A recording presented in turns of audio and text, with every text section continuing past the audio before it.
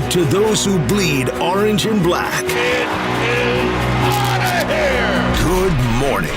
This is Murph and Marcus. Brian Murphy and Marcus the Waterboy Boucher. Streaming live at twitch.tv/The Sports Leader. Sponsored by Bigelow Tea. Grab a mug and tea proudly. Good morning indeed, unless you are a San Francisco Giants purple and orange wearing jersey guy. But a good morning if you're a Warrior fan getting ready for Game 2 tonight at 6:30. And a good morning if you're a draft head who can't wait until tomorrow because it's finally coming, the NFL draft. So big finish to the week starting today. Can't really call Wednesday a finish to the week, but lots to get to, lots to talk about. Just unfortunately, the baseball game, not that fun last night. As I said, Marcus, on Twitter, first, and to get a little blue early in the morning at 6:01, first real turd of the season. Yeah. Sorry to bring turds in at 6:01.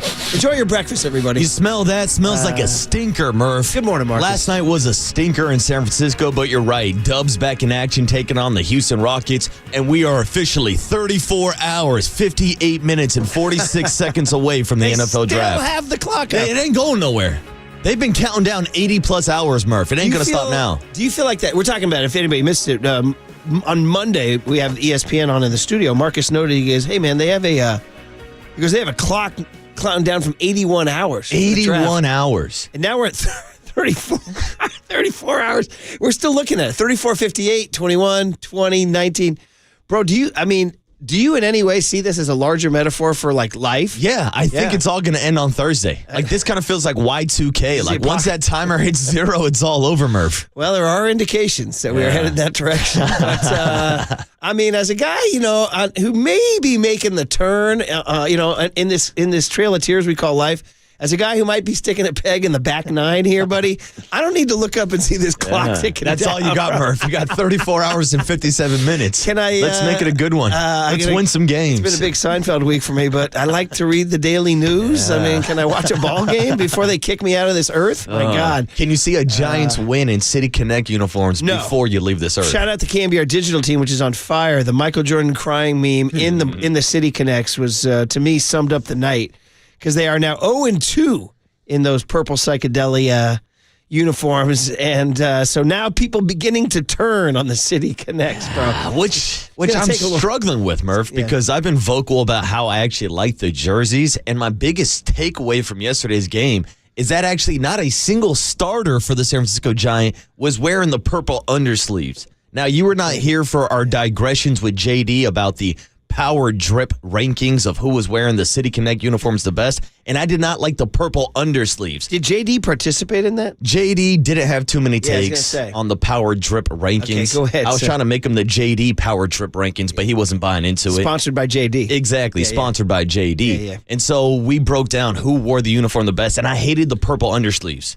Because when you're at the game, you can hardly even notice like the purple underneath the Giants logo and like the actual font. So when the purple sleeves kind of jump out, it just looks like Barney's out there playing third base or something like that. Barney or Prince. Yeah, or that too. So last night, nobody wore the purple sleeves except for Lou Trevino. And then Lou Trevino comes in the game, and I'm not blaming the purple sleeves, but it was a big, big pet peeve for me to get rid of the purple sleeves. So that was a positive message, and I thought it was going to lead to good vibes until, of course, next thing you know, David VR is over at first base having a disaster of a sixth inning. They gave that error to Adames, though, on that play where he didn't put his foot on first base, right? Where he pulled his foot off? Yeah. Yeah, to me, that's on David VR. Yeah, I was on the radio at that point in time. I had to pick up yet another, some sort of Murphy kid who was somewhere who needed to be transported somehow from turns into one giant pickup from a youth sporting event. You're a shuttle machine. That's what you have to look forward to when you become a dad. Just what are you just somewhere? You're somewhere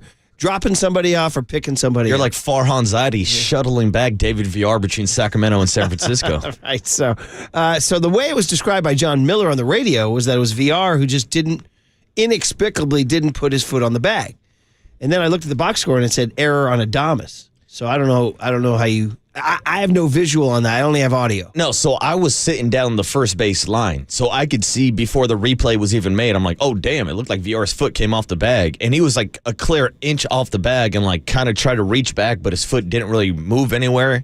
It should have been a play. I guess technically if you're going letter by the law, and you know I'm not a letter of the law kind of guy when it comes to errors, It's a play that David Villar should have made. It's a play where he should have had his foot on the bag. To me, yeah, it could have been a better throw from Willie Adames. He could have hit him right in the chest, and then we're not talking about this scenario.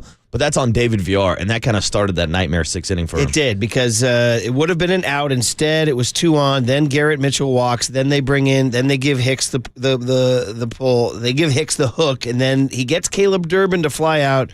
But then this guy, Bryce frickin' Pete Rose Terang. Dude, Bryce Terang. Who went 4 for 4 yesterday, is hitting .337. He rips a base hit to score 2.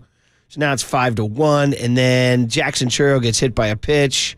And then Yelich hits the granny. And it's good night. And a couple bad sequences for David Villar, but really the entire defense. I thought it was probably one of the worst defensive games of the year. Patrick Bailey tried to have a back pick down to first base. It goes flying into right field. Again, can't put it on David Villar too much to not pick that ball, but you would like a big league first baseman to be able to pick that ball or at least knock it down and stop it from going to right field. And then even later on that inning, there was a ground ball right by him. He dives for it, not going to charge it with an error because he left his feet, tried to make a play. But again, those are plays you're looking for a big league first baseman to make. David Villar, 3 rough plays in that 6th inning. Well, that's all well observed. Another one is, remember I used to kind of joke like during January and February, is like, are the Buster Posey Giants going to throw to the right base? That was my big thing. Well, last night, Elliot Ramos threw to the wrong base. Yes, he did. And it wound up allowing Yelich to advance from first to second when he shouldn't have. And then he scored on a base hit. Yep. So yeah, just an all around. It's funny. I had mentioned yesterday, I don't know if I said on the air or off the air, but they had committed the fewest errors in Major League Baseball going into last night. And then last night was one of, if not their worst defensive game of the season. Yeah, because even if you're looking at the box score and just see the 2 errors, I thought there was more mental errors. Yeah. You mentioned it, Elliot Ramos throwing to the wrong bag. Even earlier in the game, there was a slow roller up the middle where Tyler Fitzgerald cut off Willie Adames. Yes. Tyler has got to know that's Willie's ball. It's an easier play for him making going across the diamond that way. Yeah, sloppy game. So I'm not going to, listen. It's easily, so I said on Twitter, it's their first turd of the season. And I got jumped by a couple people saying, "Oh, you forgot what? What about Sunday? What about Sunday? You forgot Sunday already, dude? Sunday wasn't a turd. It's not a turd. They were winning 4-1 in the 9th inning. Yeah, Sunday was blown save. Sunday was a blown apocalyptic save. This was a stinker from start to finish. Luis Matos had a terrible night, grounded into 2 double plays, struck out, went 0 for 4. The Giants' woes against you just mentioned all the defensive things. Mm-hmm. The Jordan Hicks situation continues to be something that might need to be addressed pretty soon. Yeah. Not right now, but pretty soon. Yeah, I think so, especially like when you throw it together outside of Logan Webb and Landon Roop. I know Justin Verlander has had good stuff, hasn't had good results, but Robbie Ray and Jordan Hicks are not pitching up to their level of expectation right now. Yeah. And we mentioned it the other day when you got guys like Carson Wisenhunt tearing up AAA, when Hayden Birdsong looks great out of the bullpen, when you also have a Kyle Harrison ready to go. That's 3 potential starters that you have in your system right now. And so these veteran guys have got to go out there and pitch better. Well, it was brought up. Brad Mansion was texting me last night, and he said, it was Farhan who signed Jordan Hicks to be a starter. Mm-hmm. Farhan's not here anymore, so he doesn't have to be. However, one of the first things the Buster Posey regime did when they took over was say Jordan Hicks is a starter. Yeah. So Buster doubled down on Farhan's bet, and we were like, oh, okay. And we heard all the stories about how he stayed in the city this winter. He put on 10 pounds. He ran. His legs got stronger. He's ready to be more durable. And we were like, okay. And then that opening performance in Houston, it sure looked that way. Now, he was juiced up because that's his hometown and all that. But since then, I think would Curly have the stat? Here it is. Check it out, dude. Since that opening game, he's been tagged for 20 runs over 21 1/3 innings. Oof. I mean, that's like, so again, it's April 23rd, so you're not jumping to gigantic conclusions, but it's on the grease board of like, to do. It's like the grocery list. It's like things to do. Mm-hmm. Keep an eye on Jordan Hicks because, as you mentioned, there are options. And he also has history of being a very effective reliever. So, I know it's his dream or whatever, or the Giants saw something in him. And I'm not ready to make the move right now, but it's just something to keep an eye on. Well, I'll take it one step further than our friend Brad Mansion. He's not only tied to Buster Posey / Farhan Zaidi as a starting pitcher, he's tied to Farhan Zaidi with that contract. Yeah. And so when Farhan gave him what was it, a 4-year deal, I think it was? $44 million. So 2 years still left on the deal. Yeah. Buster Posey in this regime is not tied to that contract. So if you're looking for options at this year's trade deadline, I've mentioned it, especially after seeing how good he was early on last season before falling apart. If you can sell high on a Jordan Hicks, if he does give you some good performances, but that's the problem, not giving you great performances right now to sell high on. Or Jordan Hicks woke up this morning, he goes, what are they saying about me on KMB? He goes, hey, he got me on the Waterboy has me on the trade block. Yeah, but at least we weren't wearing those purple sleeves. Big pet peeve. And also, real quick, maybe the most important thing, maybe the most important digression of the first segment of the show today. The big giant woman is out. The statue is on the Embarcadero. I got to put my hand up. I was wrong. I got called out by one of our listeners at a Giants game yesterday. Get out of here. They said, Waterboy, what's up, my man? You were so wrong this morning. The giant lady is still on the Embarcadero. That's awesome. I think the listener pointed out that said, listen, Marcus is a sharp guy. He has a lot of great observations, everything. I think clearly he was adjusting the pomade in his hair when he was driving by. It was, and I figured out. It was a pomade moment. I thought it was in like the center section where the skaters skate next to the Ferry Building. It's a little bit to the right, so I was looking in the wrong spot. And also, I noticed this morning. Today? I checked today, especially when I was driving up too. They used to have like a purple and blue light on the statue. For City Connects? For City Connect, for lighting the beam, but it's not lit up in the morning. So maybe that's why I also didn't see it yesterday driving in. She's got a slumber. Yeah, exactly. I wondered if she had hooked up with someone and made a walk of shame. Exactly. Yeah, who knows? But she's back home. I want to report, a broken clock is right twice a day.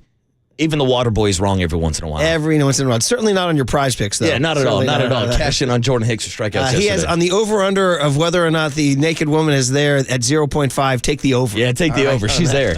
More or less. I love that somebody called you out on it. Yeah, dude, it was hilarious. Like, you were so wrong. And I'm like, damn, what did I say that was wrong today? You got to stand up. He's like, dude, the statue. You got to stand up and wave to the crowd. That's it, dude. I'm checking in at the scores table. There you go. All right. For my old Saturday Night Live heads, General Francisimo Franco's still dead. Embarcadero naked woman still there. Still there, and she'll be at the draft party tomorrow night in 34 hours, 48 minutes. Well, given that outstanding digital video that Mike Connell put together, Rusty the Mechanical Man could hook up with the naked lady. That's it. But hey, chill, Rusty, chill. The big lady is my +1, Murph. There you go. She's my +1. And she's a plus, too, yes. All right. Opening segment check done. We'll say good morning to young Tony on the other side. No calling in a win. Giants lose to the Brewers 11-3, fall to 15-9. Still one of the better records in baseball. Just this NL West is freaking relentless. The only good thing is Dodger fans tried to take over Wrigley last night. Did you see it? They marched, they did their stupid freaking little club with their freaking march. And the Cubs walked them off in extra innings. Yes. So that's the only good thing that happened last night. Draft talk, Warriors talk. It's all here on a Wednesday on KMBR 104.5 and 680, the Sports Leader.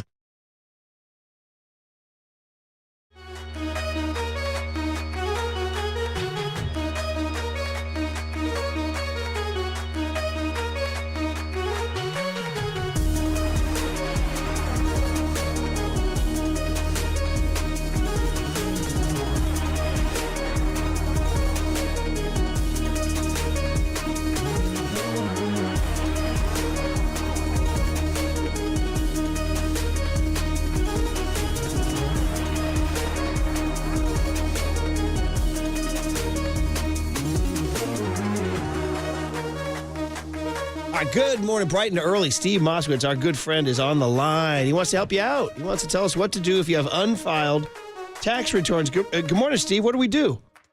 Good morning. Call us. Look, April 15th has come and gone. That was last week. But if you didn't file a return, it's not come and gone for you. And there's a lot of listeners out there. It wasn't just last week they didn't file, but the year before that and the year before that. And they don't know what to do. And they know they owe money and they can't pay it. Folks, that's okay. That's our typical case. We've been doing this for years and years and years. We know what to do and how to do it. We have a free consultation. Give us a call. Let's tell you what we would do to get you out of this mess. That's free. You find out.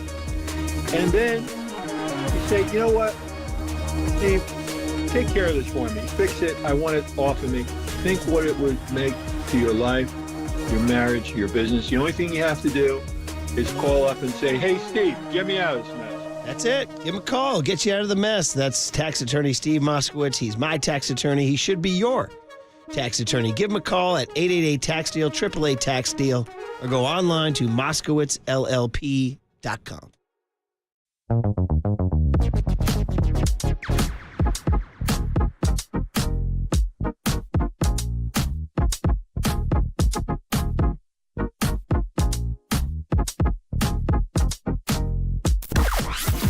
from the O'Donnell Financial Group Sports Desk. Learn more at odfigroup.com. O'Donnell Financial Group, because planning is a process, not a product. It's time for the Young Tony and John Joe question of the day. Yes, indeed. Good morning. What is the 49ers' biggest position of need in the draft this year? Is it the D-line, O-line, maybe a corner? Or what their fourth option is other? You can join the conversation in the YouTube chat now.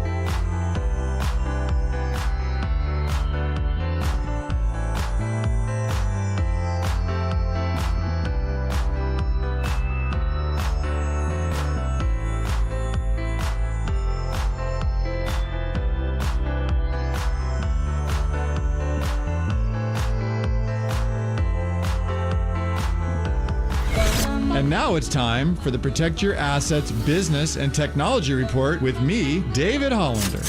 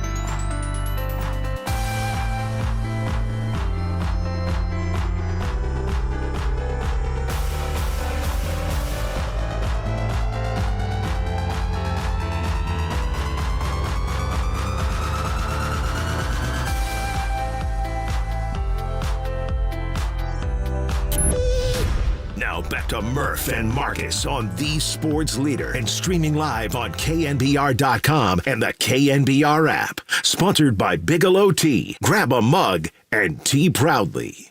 Young Cooley 0 for 3 with a walk, and he swings, and it's a high pop fly. Shallow right. Frelick, the right fielder, is in. He's under it. He's got it. And the game is over. And that's the final. The Brewers beating the Giants 11-3. And for the Giants, really their worst drubbing of the year. There it is. Yeah, John Miller. Worst first turd of the season. That's what John Miller's saying. 2 hours and 48 minutes, 28,573 out there. I got a philosophical question. Can you play LaRussell after a turd? I'm going to say no. It was not a marvelous day in a BAY. Young Tony, you want to come on and defend your rejoin here? Good morning. Young man, you're under attack at 6:22. Good morning. I mean, so any time in the show I'm under attack, let's be honest. Are you kidding me? What praise you, that Kuminga bit you did? In fact, why don't you redeem yourself right now? Give me a little. With the song, though, I feel like I'm playing it to cheer everybody up. I mean, what was I going to play? Like Truth Hurts or something? Like just. Nah, just like, what do we got? So you had a bad day. Yeah, that's it. There you go. See? Yeah, it's like one bad game, though. You know, it's just one turd. Exactly. It's just one bad day, Tony, before we get back on track. How many times we say turd today? Turd. We've dropped it, no pun intended, about 4 or 5 times today. Shout out Turd Ferguson. Ooh. Is this an early, what did young Tony learn today? Turd Ferguson? You know Turd Ferguson? I've heard the name for sure, yeah. He was the Norm Macdonald character on Jeopardy on Saturday Night Live. Chewing the gum, Turd Ferguson. It was like his Burt Reynolds thing. You give me that Kuminga to redeem you, buddy. What do you want to do with Kuminga? I mean, Kuminga can't stay here. Harry, put Kuminga in the garage. We got company coming, okay? You're back, buddy. Your comeback board op of the year. There it is, man. What did you think, young Tony, of the Giants laying an egg in those unis? Well, I was writing up for what did young Tony ask today, so I wasn't really paying too much attention, and I'm glad I wasn't. I'm also glad that I stayed up late to watch that game. Now, it's one game. I'm not overreacting. Yeah. You know, it's one turd. You know, it is what it is. You know, everybody has a bad day. I was thinking about it coming in this morning, like one bad round of golf. You know, you're going to go out tomorrow, you're going to go shoot, you know, maybe 88, 90. Philosophical. Yeah, man. By the way, we play next. People need to know, young Tony and I are playing together next Tuesday with listeners. And this is the first time you two have been on the course together, right? At Stanford Golf Course. Yeah, and I'm not even going to talk any S because I can't talk S with my golf game. I just don't. Come on. I've never conquered it. So, Tony, I'm asking for strokes. No. Come on. It's better content for the show if you boys are talking S. Well, I guess, but I've never conquered the great game of golf. Never. I enjoy the hell out of it, and I play it all the time, but I've never conquered it. It's just, I think, I don't know if I have the mentality to concentrate for 18 holes without just chatting my head off and chewing gum and yapping it up. See, that's where I disagree with you. Yeah. Because mentally, I think that's how you beat young Tony. Mental warfare. Are we competing? You've got to start swimming in his dome, Murph. You got to get him rattled. You got to go Robbie Ray pitch clock violations. I think you could definitely get inside Tony's head. Okay. Well, oh boy. What if we report? Yeah. Well, I'm sorry for instigating. This is what I do. I'm just looking for beef. I'm looking for smoke. I'm looking for content, boys. I appreciate it. I appreciate what you're doing. I don't want a friendly match. I wasn't thinking we were going to this competing, are we? Oh, no. I've been training my entire life. You hear this? For this round. Then maybe I'm going to have to beat him then. Yeah. We're playing for keeps. Here's what I'm going to have to do is start calling him on his violations. Yes, exactly. Bro, come on. Extra strokes. I'm an honest man. I play the game honestly. It's the game of life. I saw you move that ball a little bit. I never do. Some people, improve their lie. You know, what is it, Murph? The winter rules. Winter league, actually, that's the key to our winter league is that you get to bump your shot the entire day.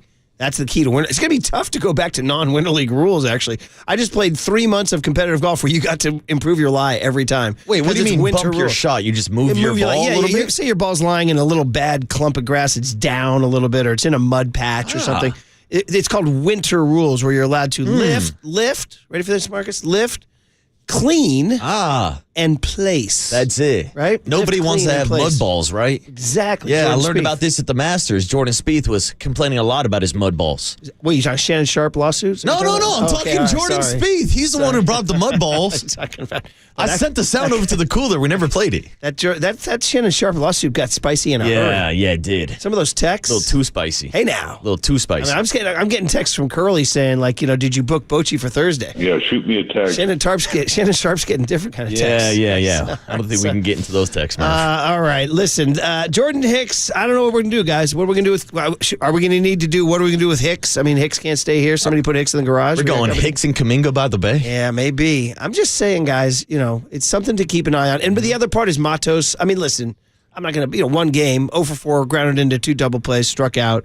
I don't know. He was kind of your baby. Yeah, I'm a little disappointed so far with Matos. I've been kind of pissed off a little bit ever since he dropped that turd and dropped that ball out in center field that I thought was an error. Also, I think he's not really getting everyday reps, which kind of throws him through a loop a little bit. Yeah. He's platooning, but when the Giants have been struggling so much against left-handed pitching this year, he needs to step up in these opportunities and take advantage of these at-bats. This lefty thing is crazy. It's insane with all the righties they have in their lineup. They literally built their lineup to beat lefties, and they're better against righties. Yeah. They're 2-7 against lefties.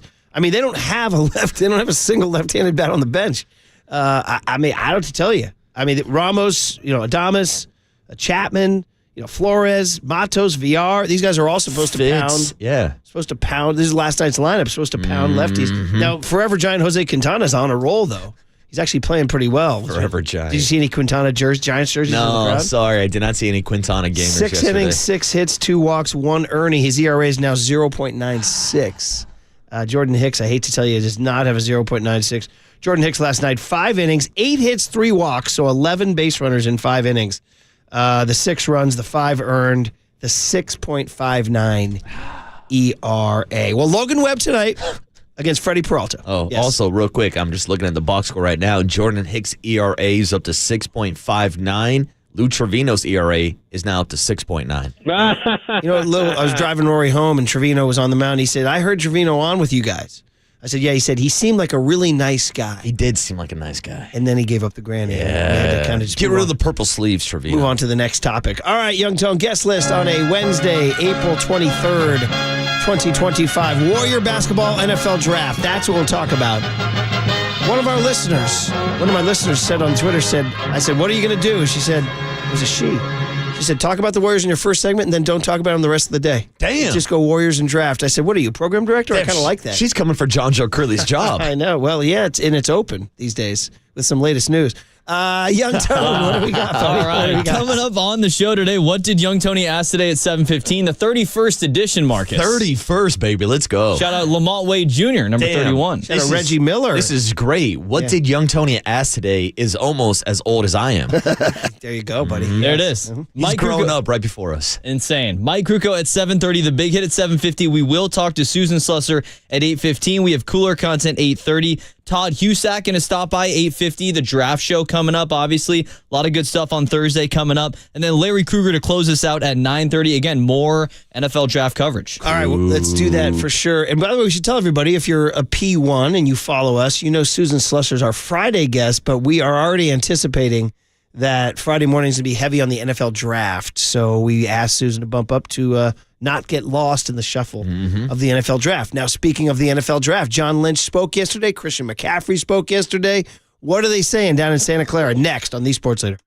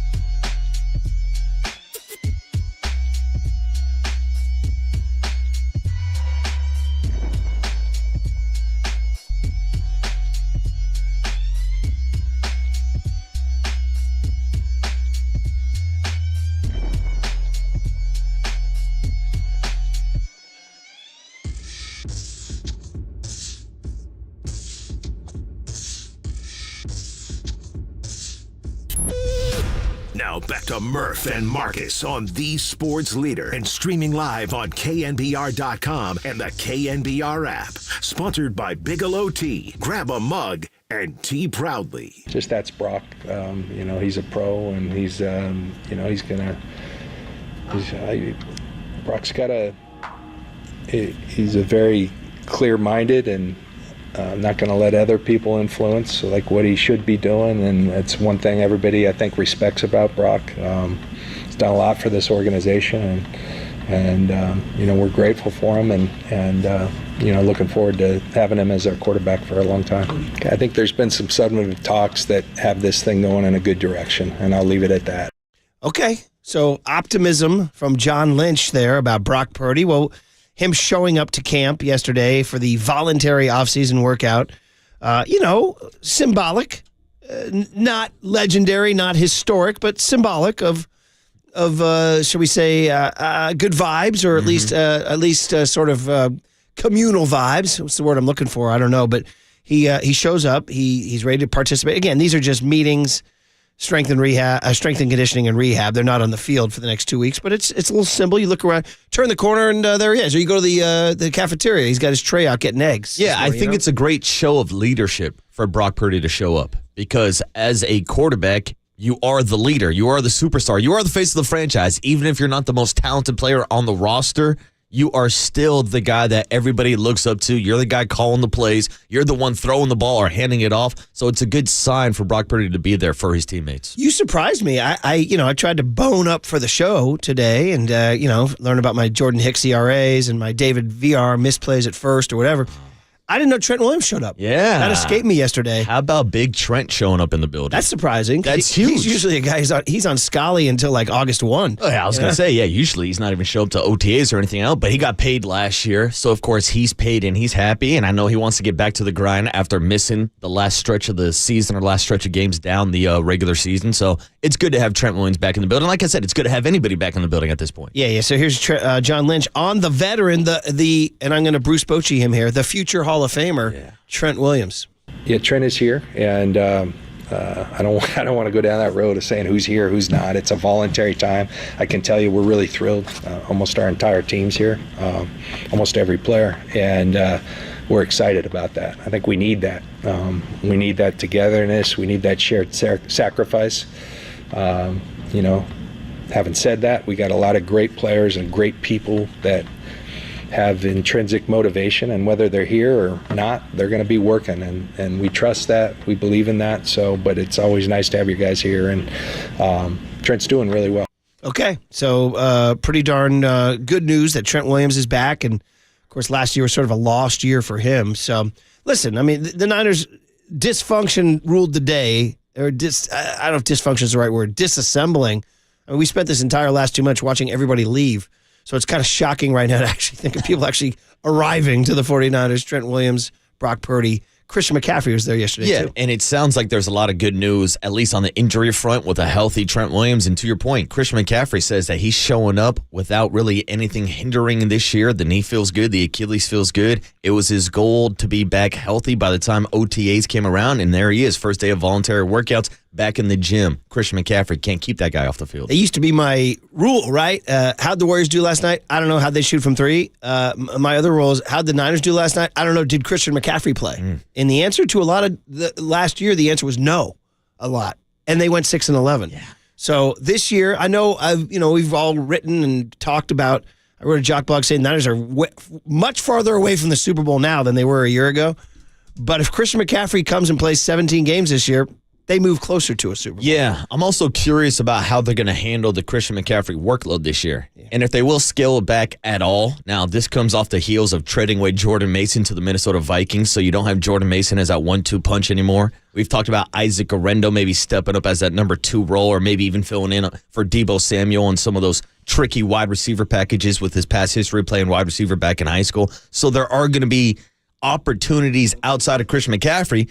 But every time we talk to John Lynch about Christian McCaffrey, he tells us that he wants to play 100% of snaps. So again, at some point, you kind of got to limit Christian McCaffrey and kind of save him from hurting himself and maybe take away some snaps that way. But again, We're in the middle of April right now talking about snap counts for Christian McCaffrey. Right, I know, exactly. So, hey, we are sponsored by Marin Health with top physicians, surgeons, and clinicians right here in the North Bay. Marin Health puts you closer to your best health, world-class care, closer than you think. And the great John Shea, by the way, going to join Papa and Silver at 10:30 this morning, SF Standard Zone, talking about the Giants stinker tonight. Logan Webb against Freddie Peralta at 6:45. But back to the Niners. Tomorrow's the draft, obviously. 49ers have one pick tomorrow night, number 11. Number 1. They won't be looking for a wide receiver. We're pretty sure on that, right? I don't think in the first round for sure. No. Which leads to one of the other things John Lynch had to address yesterday, which is the Devonte Adams story. Now, Devonte has always been special to our show because Marcus played high school football against Devonte Adams. Shout out Palo Alto's own. EPA. Then he became a Raider, one of your favorites, after his long career as a Packer with Aaron Rodgers as bestie, right? And then the thought was, well, he wanted to, quote-unquote, get back to the West Coast. Gotta love it. Who doesn't want to get back to the West Coast, right? But people are like, oh, should the Niners, Deebo Samuel's gone, right? Levi Stadium is 10 minutes away from where he grew up. Well, apparently, according to the great Mike Silver, who has a great skill for eliciting money quotes. That's his thing. I've known this from Mike for 30 years. It's how he made the jump from the Santa Rosa Press-Democrat to Sports Illustrated, which is like unheard of. He has an ability to get guys to say things. I don't know. I mean, if Mike interviewed you, Marcus, you'd be shocked at the quote he'd get from you. Oh, he's a charming SOB. I don't know the things that I would leak to Mike Silver. You could see it in young Greg, eliciting all those quotes from interviews that he does for sure. But Devonte Adams says, quote, to Mike Silver in The Athletic, I was entertaining the Niners. Gets you excited, right? But they were like, quote, we're paying wholesale. We ain't paying retail. Okay, I don't know if that's a direct quote or if that's Devonte Adams paraphrasing the Niners. Devonte goes on to say to Mike, I didn't talk to them, but that's what my agent told me. Like 5 times that quote. Okay, so it sounds like the agent's saying that's what the Niners are saying. And then this is Devonte again, quote, and I was like, okay, well, I'm not a wholesale type dude. So you're telling me Devonte Adams doesn't like shopping at Costco? Well, we all do. Everybody loves those samples, except for when it's Costco paying you. Yeah, I get that. He's not a Costco Kirkland product, I love Kirkland. The problem is he goes to the Rams, so now you got to deal with him down there, right?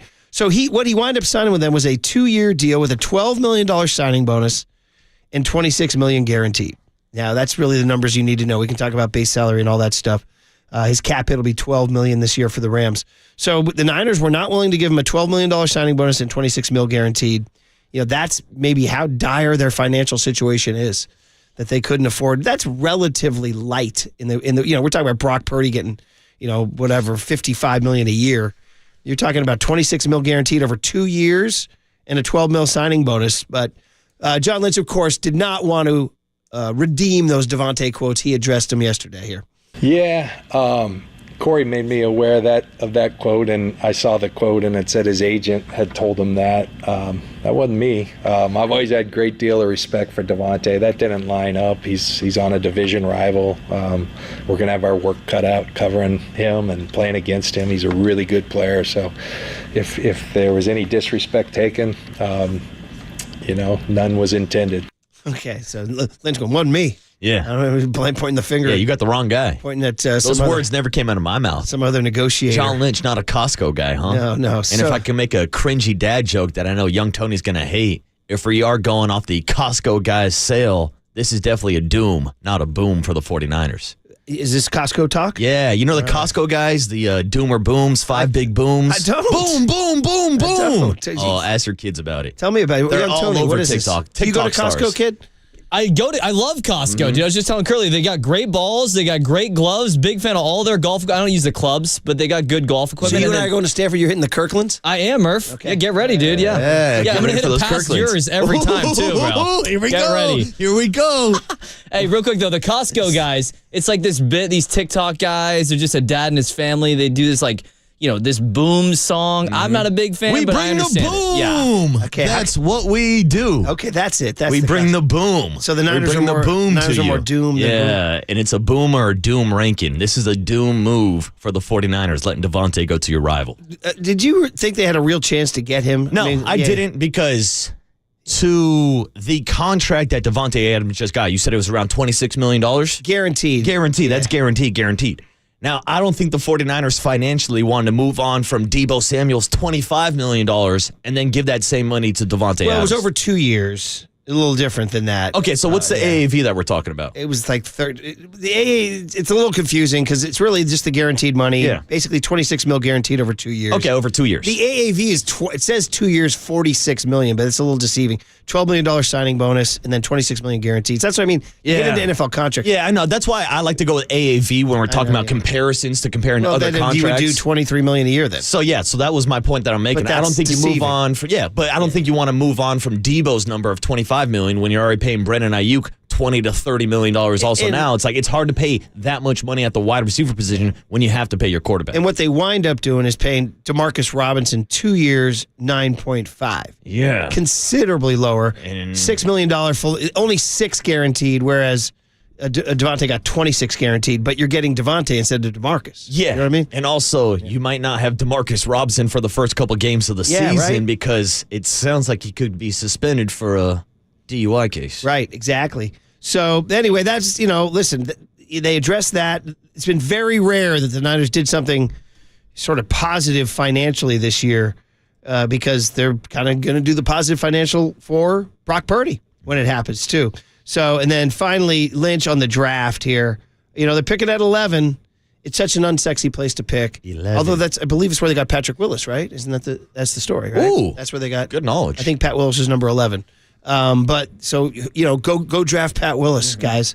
John Lynch said, would you trade back? Would you trade? A lot of teams looking to trade back because there's so much depth in this draft. So Lynch addressing the depth in the draft cut. Why, Tony? It's funny. I started doing this, and my buddy up north, John Schneider, I used to say, like, we made 661 former school visits, and John would say, I'm really excited with Pete Carroll. They'd sit up there. We made 662 school visits, and he'd always point. And I'm a little slower. It took me 2 years to see he was playing with me. But so this year we've got about 20 first-round grades compared to 23 and 15 the last couple of years. We have 200 players considered draftable. It's up from 170. So I do think that speaks to the depth of this draft.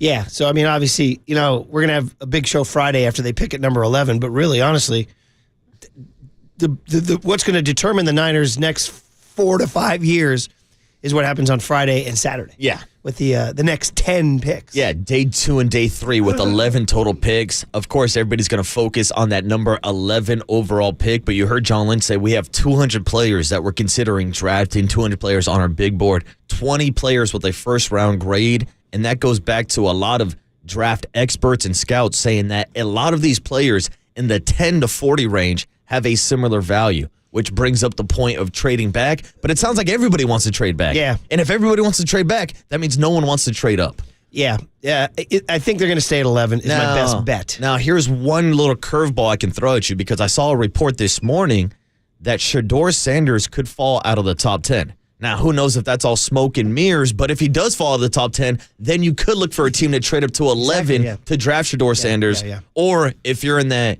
faction of 49er fan out there on social media that thinks that the 49ers should draft Shedeur Sanders and move on from Brock Purdy, they will also have that option available. We discussed that briefly yesterday. I was going to respectfully say no. Yeah. Respectfully. All right. Some people want to do it. No shade. I'm a Dion fan. I do like Dion. You got your guy. You've kind of invested your time, energy, effort, and playbook into Brock Purdy. Let's just go with Brock for now until further notice. All right? I'm with you. 310 says Purdy showed up because he's not a diva like Ayuk. Ayuk still catching strays here. 925 says the Niners must not have thought of Devonte Adams like Devonte thinks of Devonte. He's always happy, and then he isn't.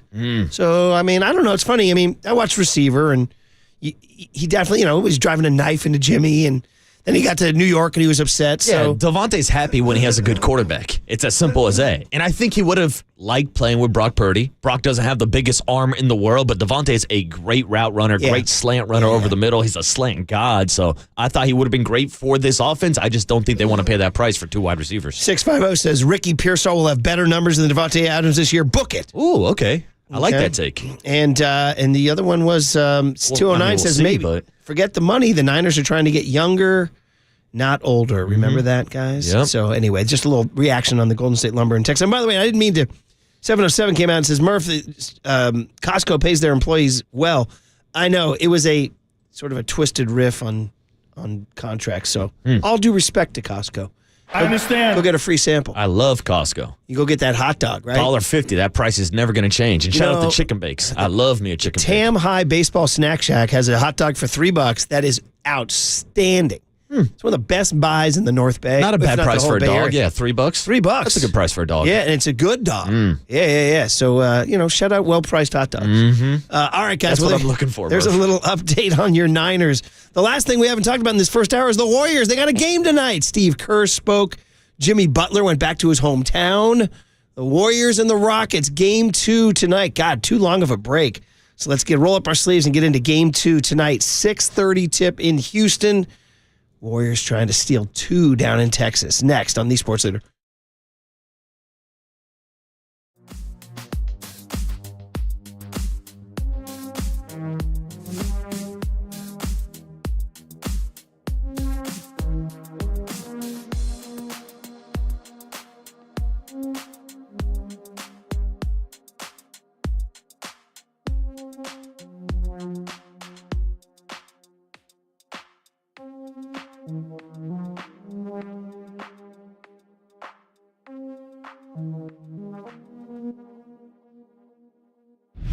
Time for traffic on the Sports Leader.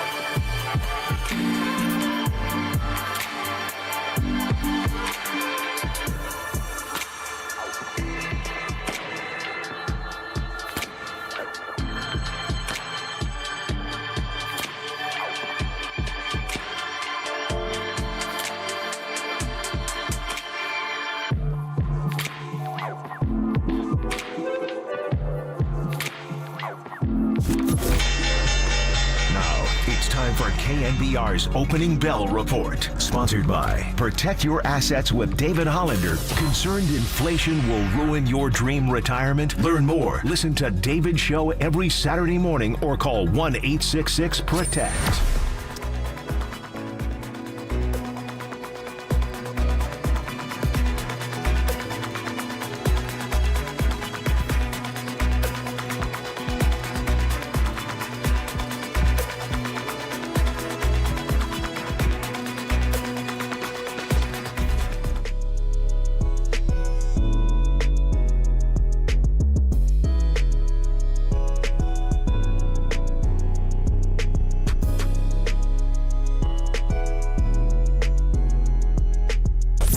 Listen to the sports leader anywhere, anytime. Download the KNBR app. Murph and Marcus continue live from the KNBR Casino Matrix Progressive Jackpot Studios. Casino Matrix. Progressive jackpots are here. Where are you? Just drop in. 1-800-GAMBLER. Murph and Marcus is sponsored by Bigelow Tea. Grab a mug and tea proudly.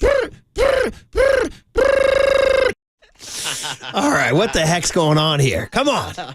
We're a radio entertainment broadcast here trying to make you chuckle on your way to work. So what happened was, too short, blow the whistle. But earlier in the show, we're talking about Tony and I are taking listeners out Tuesday to Stanford in a big KNBR giveaway. You too could win these things if you pay attention to our social media giveaways.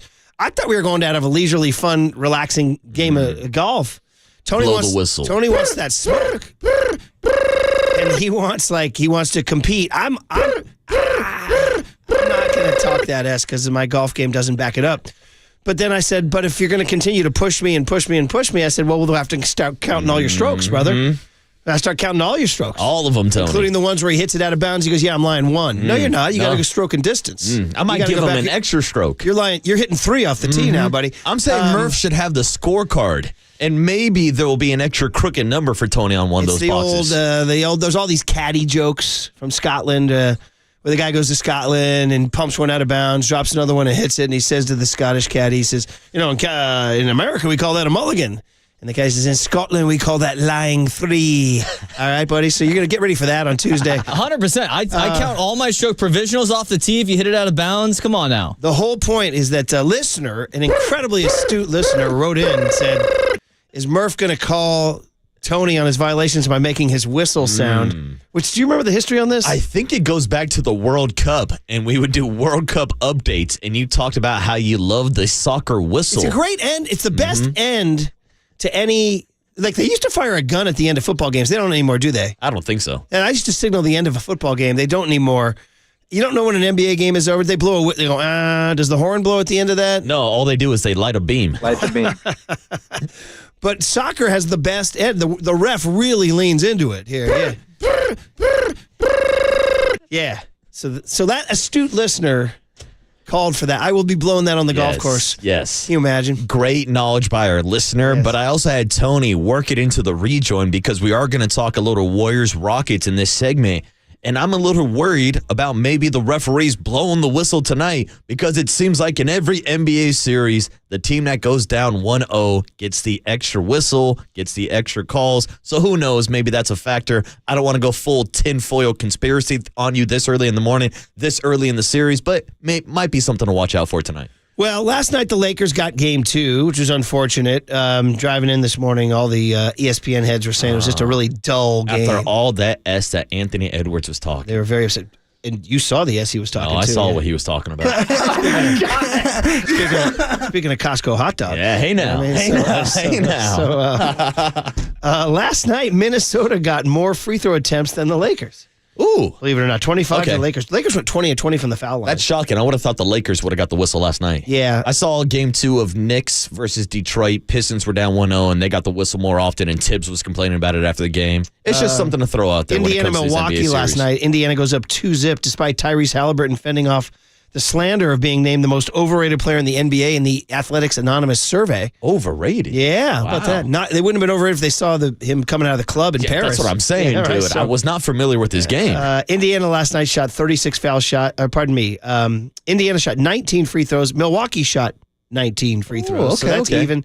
And then the last one was Grizzlies Thunder, which, by the way, who's paying attention to that one? Nobody. I mean, my God, are the Thunder ever going to get within 20 in this series is the question. Actually, they lost by 19 last night. And last night, in that one, if it matters, it was even. OKC 16, Memphis 14. Free throws did not matter in that game. So you're just crying like Tibbs is what you're doing. Yeah, I'm just kind of projecting. Like I want to get out ahead of it. And, of course, I wanted to tie it to the riff of the whistles that we were talking about earlier this morning. We're good. Well, you're listening to KNBR AM and KNBR FM San Francisco, the sports leader, a Cumulus media station. So the Warriors did some media yesterday. First of all, shout out Jimmy Butler's very artful Instagram post yesterday. And Sam Gordon from the Chronicle following him to Tomball, Texas. Tomball, Texas. Tomball. Tomball, Texas. Apparently 40-minute drive from Houston and the prideful hometown of Jimmy Butler. And so people say, you're 40 minutes from Houston, so you're from Houston. Like you grew up in Danville. Mm-hmm. Yeah, I'm from San Francisco. No. He said, no, I'm from Houston. I'm from Tomball. Yeah. Very proud of his town. He went back to his high school gym, worked out. Nice. Yeah. And he posted a great Instagram post of his high school and then meeting up with apparently his homies. Cool. In a it looked like a scene from Friday Night Lights or any Texas football or basketball show you've ever watched. They were in a backyard. There was a cooker. There was a smoker. There was like kind of patches of grass. It was not a fancy backyard at all. And he and his boys were playing dominoes. And then he and his boys were eating stuff off the grill. And he was in a tank top because it's probably hot, It's like, dude, it feels like a scene. I look like a scene from a Texas football movie or something where you go to see where the booster goes to visit, the star running back or something like that. So I wonder, like, how much your hang is natural if you bring a professional photographer with you because all the pictures are. You got to document. I was going to say, these are some good photos. Look at the ones of Jimmy playing dominoes. Dude, I love it. He went to like a domino hall also last night. He's hanging out like it's a bingo gathering. Dude, look at his post from This is like competitive dominoes. Go look at the 19 pictures he posted. Wow, there's a lot. I was just looking at story. Yeah, you're a story guy. I'm a post guy. I'm a big story guy. That's a generation gap for sure. Yeah, I don't like to leave evidence. 24 hours and it's gone. Scrubbing my IG. Once again, shout out Shannon Sharp. Yeah. Come on. So there you go. It's like 3 times today. Fascinated by that whole thing. So, go look at some of those pictures. They're pretty cool, right? Yeah, I like this. These are good vibes. Yeah, and see him playing dominoes with his crew? This is awesome. I've been in a couple backyards like this. See that backyard? Hanging out, barbecuing. Looks like a domino type of backyard. It might be a creek a couple feet away. Yeah, it's not like a manicured. There's no gardener out there tending to the shrubs. There's no new Timber Tech deck out there. Hey, shout out our guys at Timber Tech. Timber Tech are great people. Shout out Jake, and we are delighted. We're 2/3 of the way done with our Timber Tech project. Timber Tech project is classing up the joint. So anyway, so Jimmy did that on his off day. We know that. The Warriors kind of relaxed. They've had so much time. This has to play to their advantage tonight, going in, getting that rest. And its rest is something that Steve Kerr was talking about because he actually thinks the minutes, he actually said he regretted yesterday the minutes. Cut young tone about playing Jimmy Butler and Steph Curry. I didn't have a problem with it because it's like, to me, this is playoff time. This is when you play, right? This is why you, quote unquote, load manage during the season. Just to give the official, Jimmy played 42, Steph played 40.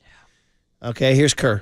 I thought where I made a mistake, honestly, we were rolling in that third quarter, and I kept Jimmy out there because we were rolling, and I thought I played him too much in the second half. So I definitely need to look at the rotations and make sure that we're getting guys the rest they need.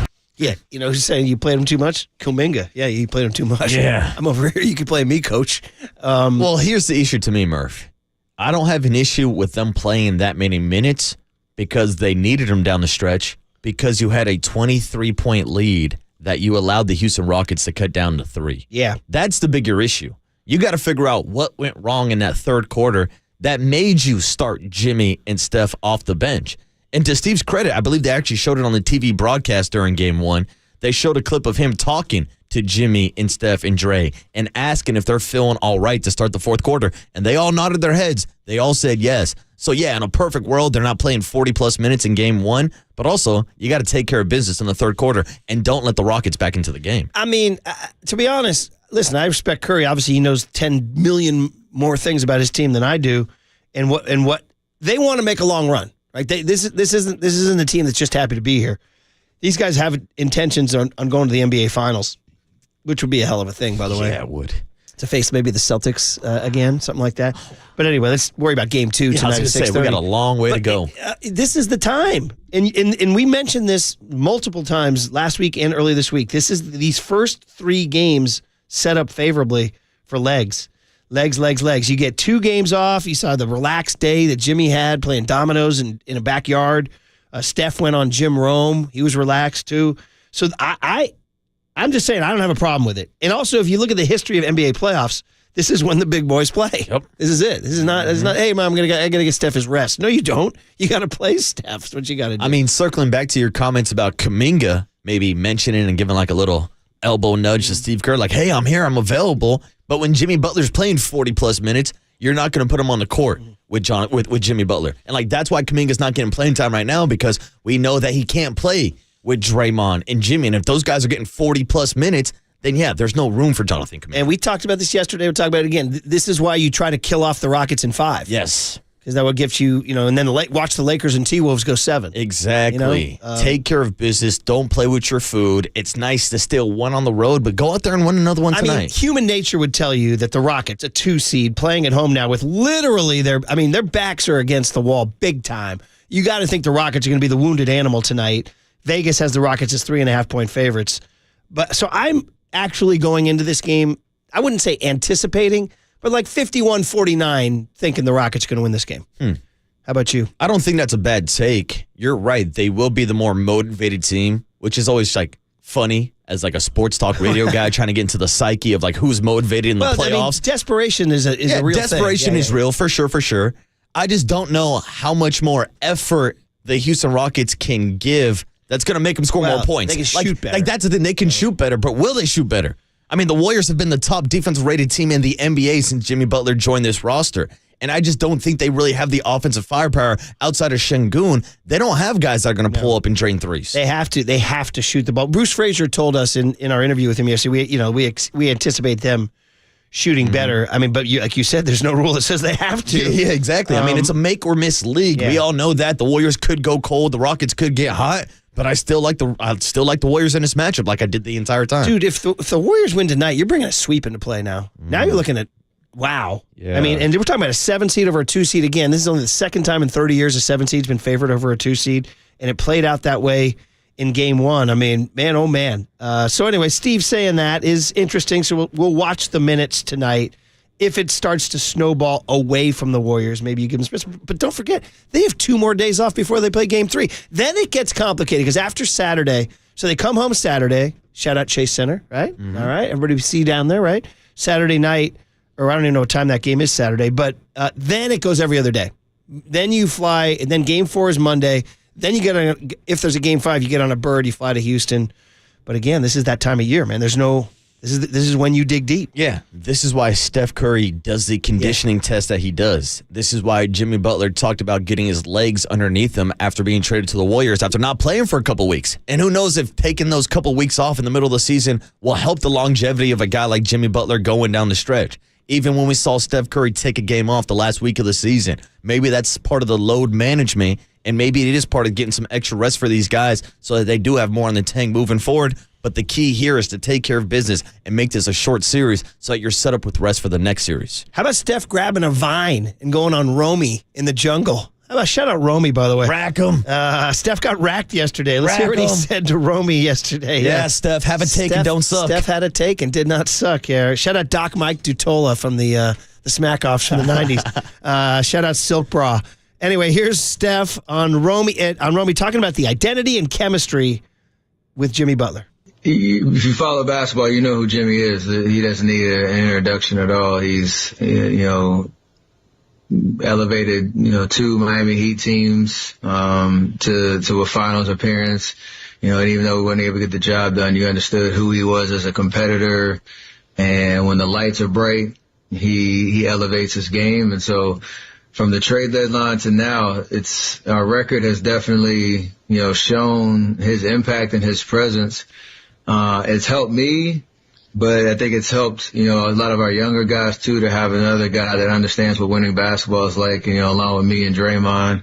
and it's just giving us confidence. And so we rode a pretty good streak post deadline to just find a way into the playoffs. And, no matter how this ends, I just love the identity that we've created, and I love the idea that we balance each other out really well and have found a pretty good chemistry really quickly. So just two winning guys. Like I said, Draymond's been a huge part of this as well. It's hard not to talk about us two without throwing Draymond in there, understanding what he brings on a nightly basis. So us three is a core trying to put this thing together. We love the opportunity in front of us. Look at that. That's a happy Steph. He digs it, man. He digs it. It's interesting that anonymous athletic poll, who's the league's most overrated player? 90 players voted. Tyrese Halliburton was number 1. Rudy Gobert, who's much loathed, is number 2. Trae Young was 3rd. Do you know who was 4th? Most overrated player according to 90? Jimmy Butler. Really? I looked at that and I scrunched my face up. I was like, I've been watching this guy play. I've watched this guy play now for 30 games as a Warrior. I don't think he's overrated. Now, I wonder, since we did hear the narratives and stories about how Jimmy would rub people the wrong way in Minnesota, in Philly, in Miami, if these are some of his former teammates who maybe don't like Jimmy. Maybe some beef. Yeah. Maybe they cast a vote saying, damn, Jimmy is overrated. He showed up with the B team and beat us in a scrimmage in practice. We don't think this guy's that good. I'm on Miami. I wish he was still here. Yeah, something like that. I don't know. So he was 4th. You know who was 6th? Day. See, now I'm giving up on this list. Like, game's got to recognize game. You're talking about two of the guys with the highest basketball IQs in the Draymond league. has his haters. Well, Draymond's got the haters of people who don't watch Draymond Green. Yeah. People who stare at the box score. My buddy's done this for years. Oh, Draymond had 3 points and 3 rebounds and 3 assists. Mr. Triple Single. Famous Dave Draymond will drop the triple single on me. I'm like, dude, watch the games. Watch Draymond play basketball. He's one of the best defenders of this generation. He's the favorite to be the defensive player of the year at age 36 years old. Yeah. Draymond Green knows how to play basketball. Yeah, so again. Don't let the box score lie to you. Well, do you want Tyrese Halliburton on your team? I do want Tyrese Halliburton. He's the most overrated player in the NBA. I think if you ask a lot of Sacramento Kings fans, they'd still want him also. Right. So anyway, it's just a fun. Most underrated, by the way, Cade Cunningham won it. Okay. And his second is a guy you might see in the NBA Finals, Derek White of the Celtics. He is underrated. Yeah. Number 3, still underrated after all these years, dude. Stormin' Norman Powell. When will he get his due? Stormin' Norman. Dude, Norman is underrated. He is. That's a good call. And Drew Holiday's 5th. 2 of the top 5, dude. We live in SC media football shadow, dude. They're slipping on the Bruins, dude. I freaking love Drew Holiday. Somebody showed me a metric the other day that Steph Curry was rated better defensively than Drew Holiday. I said, I don't know what to tell you. I said there's not an NBA personnel man alive that would take Steph Curry over Drew Holiday in a defensive half. Who's doing these metrics? Very good. Anyway, just some Warrior sound for you guys. Get ready. Jimmy looks relaxed and ready. Steph sounds good on Romy. And 6:30 tonight. Oh, by the way, Saturday's game is at 5:30. Saturday's game is at 5:30. That's a nice time. That's a nice tip time. What did young Tony ask today? That's our Wednesday staple. I can't wait. In fact, I can't wait so much. Let's get to it right now on The Sports Leader.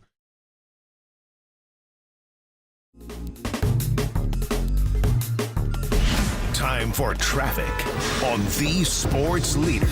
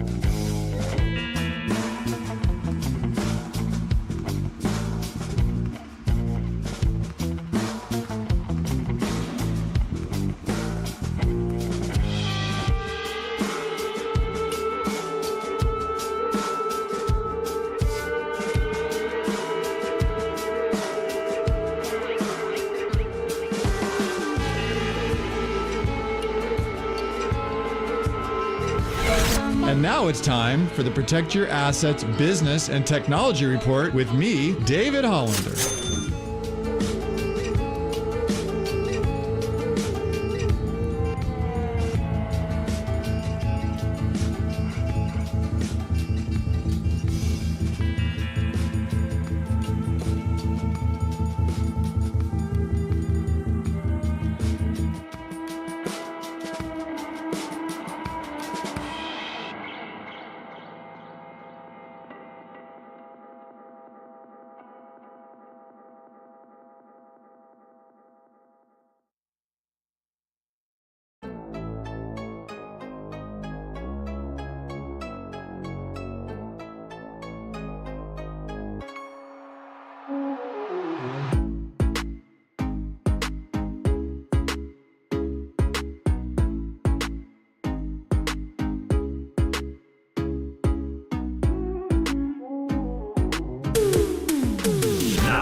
It's time for producer Tony Farias to ask Murph and Marcus 3 questions of the day. I saw Murph and young Tony right before the kickoff, and that was awesome. This is What Did Young Tony Ask Today? Whoa, it's our favorite. We got to get all Bay Area executives to drop a Young Tony. We need a Buster Posey, and we need a who am I forgetting here? Jed York? Warriors. We need Mike Dunleavy. We need a Mike Dunleavy Young Tony. Hey, the Murph and Marcus Show is sponsored by Bigelow Tea. Grab a mug and tea proudly. You guys know the deal. It's always the feeling like you've reached kind of the midpoint of your week. You can even start smelling the weekend. Dare I even say that? All I know is that it may be the best theme song segment in KNBR history. Young Tony, explain to the newcomers what's going on here, buddy. Let's do it. So I have 4 questions for you guys. We'll see if we get to all 4. After I read the question, you're each going to have 60 seconds to respond. Minuteman Marcus reporting for duty, Tony. Shout out Shannon Sharp. Yeah. All right, so there we go. All right, let's go. If your time runs out, you're going to hear this bell. That is your cue to stop talking. Text line, YouTube chat. Everybody can join the conversation. Do you want to ring that bell on me anytime I'm giving a bad take? Just ring the bell on me. I might start doing it, yeah. Let's get to it, Tony. All right, so let's go back to 2021. Friend of the program, John Lynch and the 49ers traded 3 first-round picks and a third-round pick to the Dolphins to move up to the number 3 overall pick in the NFL draft and select Trey Lance. 49ers fans, you know where I'm going with this. Here's the question. Was this the worst draft trade in NFL history? Probably. So let me throw this out to you. Was this the worst trade in 49ers franchise history? Oh, wow. Okay. Was this the worst trade on draft day history? Well, I'm going to immediately go to the Herschel Walker trade. Although it wasn't a draft day trade. Did the Niners make this trade? What? I believe it was the day before. Okay, so was it the worst trade involving draft picks of all time? No, I'm going to go Ricky Williams of the Saints. I think that's an easy answer, so let's jump. Ricky Williams being... When Mike Ditka traded the entire New Orleans Saints draft for Ricky Williams, will never be topped. So I'm going to say no to that. But is it the worst trade in 49ers history? Off the top of my head, when the heat of the gun, I'm going to say yes, it is. And that includes Joe Montana being traded to the Kansas City Chiefs, Charles Haley being traded to the Dallas Cowboys. Those are 2 devastating moves, but I'm going to go ahead and say this one has repercussions. Even though Brock Purdy has, quote-unquote, ridden in to save the day, if Trey Lance had worked out, it would be a whole different story. The Niners wouldn't have had to have gut the entire thing. So I'm going to say yes, and then tonight I'm going to think of something else, and I'm going to call you up and say I have a different answer. But right now, yes, it is. Yeah, off the top of my head, the first thing that I thought about was the Ricky Williams trade also, and Dick had traded up to get him. But at least that trade resulted in a team getting Ricky Williams. And Ricky Williams was a hell of a running back. Even the Herschel Walker trade, I know it was towards the end of his career, but you were still getting Herschel Walker. The 49ers gave up 3 first-round draft picks. And no, I'm not going to argue semantics about, oh, no, it was 2 draft picks and a swap of a first one. They had to give up 3 first-round draft picks to move up to number 3 to draft Trey Lance. And now Trey Lance, last time I checked, might be playing up in Canada this season. He's not even in the NFL. So we can sit here and criticize the trade for Ricky Williams. Again, at least they got Ricky Williams in that trade. Trey Lance didn't do a single thing, and we've seen this roster turnover now and how much better this roster would be if they had those additional 3 first-round draft picks. So yeah, off the top of my head, it might be the worst draft day trade in NFL history. I hate to do it to you, John Lynch. I hate to do it to you, but it was a bad trade. Trading up for a guy who sat out a year of football during the COVID season, came from North Dakota State, really didn't have the resume. I'm talking past the bell here. He did. It was a bad trade. That's a 5-yard. You can blow the whistle if he goes past the bell. Come on now.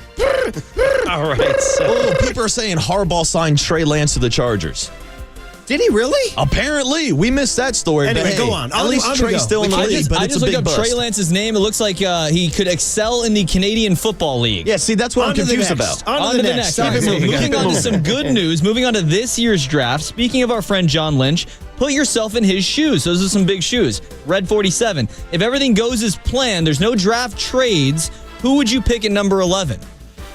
Wait, so by the way, Trey Lance apparently sort of says it's signed with the Chargers. When did I miss this? We missed that one. Anyway, go ahead. Right overhead. Repeat the darn question again. I'm sorry, buddy. Go ahead. So this year's draft, who would you pick at number 11? What do the 49ers need the most? Oh, okay. Me first. I think if we're not talking trades, if we're not talking about some like crazy dropping in status where like a guy like a Mason Graham falls down to number 11, I think Mason Graham is your guy to help the interior of your defensive line. I'm also looking at Walter Nolan on the interior of that defensive line because I think defensive tackle is one of the biggest needs on this team. But I'm also looking at the edge rushers.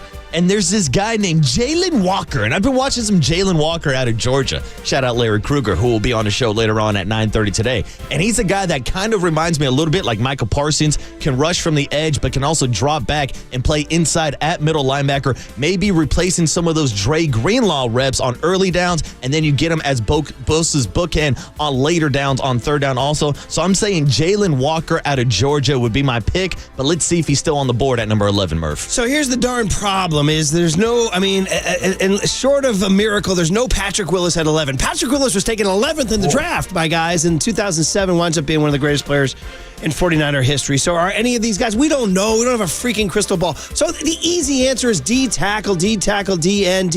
Here's my problem is the Niners have a terrible, setting aside Nick Bosa, have a terrible run of picking D tackles and D ends in the first round, as I was just saying to my friend Javon Kinlaw and Drake Jackson and all these other guys. My Dizog, Murph, I almost I'm under the gun here. I don't want to I don't want to walk the streets of San Francisco and have people yell out of their cars at me at this, but I wouldn't necessarily be averse to going away from D-line in the first round and rely on second, third, fourth, fifth round and look at two other positions. One is O-tackle. They got this kid Kelvin Banks out there that may be from Texas, or maybe.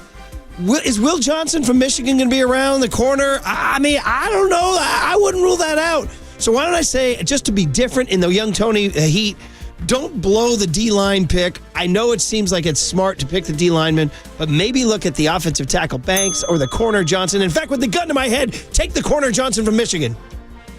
All right, nice. There it is. I love it. The pick is on the books. Had to spice it up. I like it. Right. Have it taken, don't suck, as there they it say. is. All right, third up on the list. I don't know if anybody saw this. Bryce Eldridge went deep last night in his first AB. Bob Melvin was asked about it pregame. I want to play a little sound for you guys. He's going to have to perform to get here, and that's something Buster has stated, that you perform well, then you got an opportunity to get to the big leagues, and we've done that here. So it's going to be a little of both, but if you're looking at the DH spot, we're getting pretty good production out of the DH spot right now. You saw his first at-bat today, Eldridge? What's that? You saw Bryce's first at-bat? Did he? Just like spring training? Or that was the second at-bat? Base winds up and throws. Eldridge swings and hits it in the air, deep right. Lampy's backing. All right, we'll get him here now. Get him here now. So let's throw it out to you guys. We all know Casey Schmidt's on the IL. VR had kind of a poor performance last night, to put it lightly. And then Wade Jr. hitting 103, 473 OPS. Do the Giants need to call up Bryce Eldridge right now? Dude, he had one game. They literally, after spring training, we had to not talk about, we don't talk about Bruno, we don't talk about Bryce. We had to sort of avoid the topic because it was so awkward how bad he got, how fast the pitcher started to find holes in his swing. He's 20. No, you don't call him up right now. Chill out. Let the young man chill. Let him have some minor league breakfast today. Let him play another game and another game and another game and another game and another game. And let's check back in 2 months. Okay, buddy? Everybody relax. Give the guy 2 months. And young Tony asked this in July. All right? Yeah, Tony, I'm pumping this one back a little bit. I know that there were a lot of Giants fans yesterday on social media. Shout out to our guy, JT Snow, who worked with Bryce Eldridge down in spring training this year. He was even calling for Bryce to be called up after he saw David Villar playing first base yesterday. Now, I think the biggest issue is that the Giants went into the season expecting the platoon of Lamont Wade Jr. and Wilmer Flores to be able to carry them until Bryce Eldridge this summer. Now Wilmer Flores is not even playing first base because they're trying to save his knees. So that means the DH position is not open. You're not bringing up Bryce Eldridge to be in a platoon right now at first base. And defensively, as bad as Lamont Wade Jr. has been offensively, he's a better defensive first baseman right now than Bryce Eldridge. And that's why you don't rush up Bryce Eldridge to the big leagues. That's why he's down in Double-A right now. We've had a few people text in like, what the hell? Why was he demoted down in Double-A? No. He ended the season in Triple-A Sacramento last year because the Triple-A season goes longer than the Double-A season. I was not surprised. I said it during spring training. I would be more surprised if Bryce Eldridge is on the big league roster instead of the Double-A roster. So let the kid get some season. He just came back from a wrist injury. I'm glad to see he went deep last night. He went 1 for 3. He's got to get better defensively. Don't rush it. Relax, everybody. He'll be here eventually sometime this summer. It's twice he's gone past the bell. I'm going to file a complaint. I don't play by the rules, Murph. We got to do this quick, and we have one more. I'm a rule breaker. Finally, Saturday's a big day for Giants fans. Crawford returns to Oracle Park. It's going to be a great day. The GOAT is being honored. Is this the most significant Bay Area retirement of all time? Ooh, wait, what? Brandon Crawford? No. Significant retirement. Don't make me slag Brandon Crawford. I love Brandon Crawford. I'm going to see his dad today. We're visiting a dear friend out in Lodi. I'm going out to see Mike Crawford today, but no. Just short answer, because I know we're up against it. Go Google 1995 Embarcadero, Joe Montana down at Justin Herman Plaza, and the tears that flowed like a river down the Embarcadero. Yeah, no disrespect to Brandon Crawford, but he retired as a St. Louis Cardinal. Technically, if we want to be technical here, and where Brandon Crawford was at the end of his career, it's not like Buster Posey stepping away from the game when he was arguably still in his prime. So I'll say Buster Posey retirement has been more impactful because now, look at him now, he's the president of baseball operations. Also, shout out Barry Bonds retiring, but as we know, Barry Bonds still hasn't retired. I haven't retired. Thank you. And don't make me start crying about July of 1980 when Willie McCovey left. That was a huge freaking deal, all right? So, young Tony, we're in the books. Nicely done, Tony. I enjoyed it. Tremendous work as always. Let's get it going. Mike Krukow next on the Sports Leader.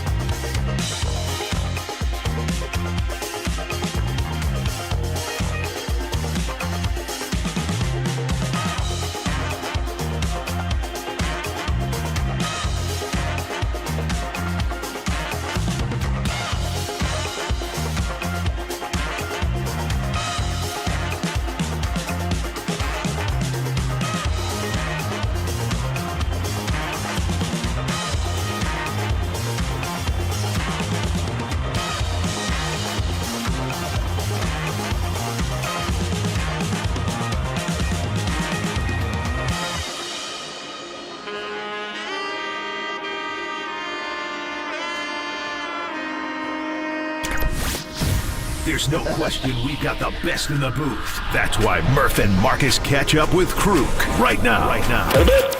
on KNBR 104.5 FM and 680 AM. All right, the Mike Krukow hit in the Murphy Marcus Show, sponsored by Bigelow Tea. Grab a mug and tea proudly. First real stinker. We were calling it turd. It's a little gross to use that language. Let's not use that. First real egg lay of the season. Giants have been competitive in every single game until last night.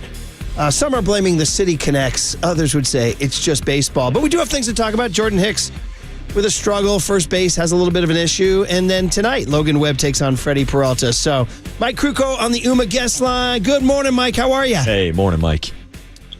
Yeah, we survived it. It was kind of a turd. Yeah, I have to say. I pretty much summed it up. We're going with turd. I know it's a little PG-13, but we're going with turd. So, it was... Yeah, go ahead. No, you go ahead. Okay, sorry. I thought being a turd. Let's go. Can't polish it either, right? Let's start with Jordan Hicks. You know, his opening performance was against Houston was fantastic. Wow, he looked like that new guy we heard about all spring training, and since then it's been rough. I think it's 21 runs in 20 innings, so it's not what he wants, it's not what Bob Melvin wants, it's not what you want. You know, what are you seeing? Is it? I don't know. What are you seeing? He's really hard to explain. You know, last year when he first came to us, we thought we were waiting for high velocity. I mean, when he was a reliever with the Cardinals, he was throwing 102, 103. And what we saw was low to mid-90 sink. And it was a big sinker, which I love big sinkers. I just do. So I thought, okay, well, all right, he certainly can get outs and ground balls, and he can have quick outs, and he did his first half of the season. I mean, he was fantastic, and then he kind of ran out of gas. So in watching him come back to camp this year, you know, he put on some weight. I mean, he realized that, you know, he wasn't strong enough to go through the whole season as a starter, which is what he wants to be. And so right out the chute, you know, we see him a bigger, stronger guy, and he's throwing 97, 99 with sink. And I'm going, where'd that come from? We didn't really see it last year. Even when he got put in the pen, we didn't see the high velocity. Well, since the season started, I mean, he's had big velocity. And that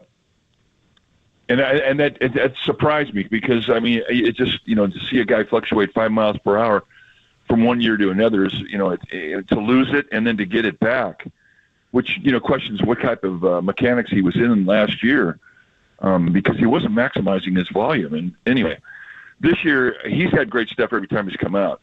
What has happened to him, you know, I think pitchers will go through it where they're throwing good and they're not winning. And when you're a young pitcher, you start to chase it. You start to chase, well, what am I doing wrong?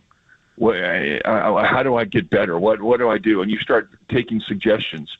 And all of a sudden you go on this circle of just futility and you're just not getting it done. And so I think what he's done is what most veterans do, write it out.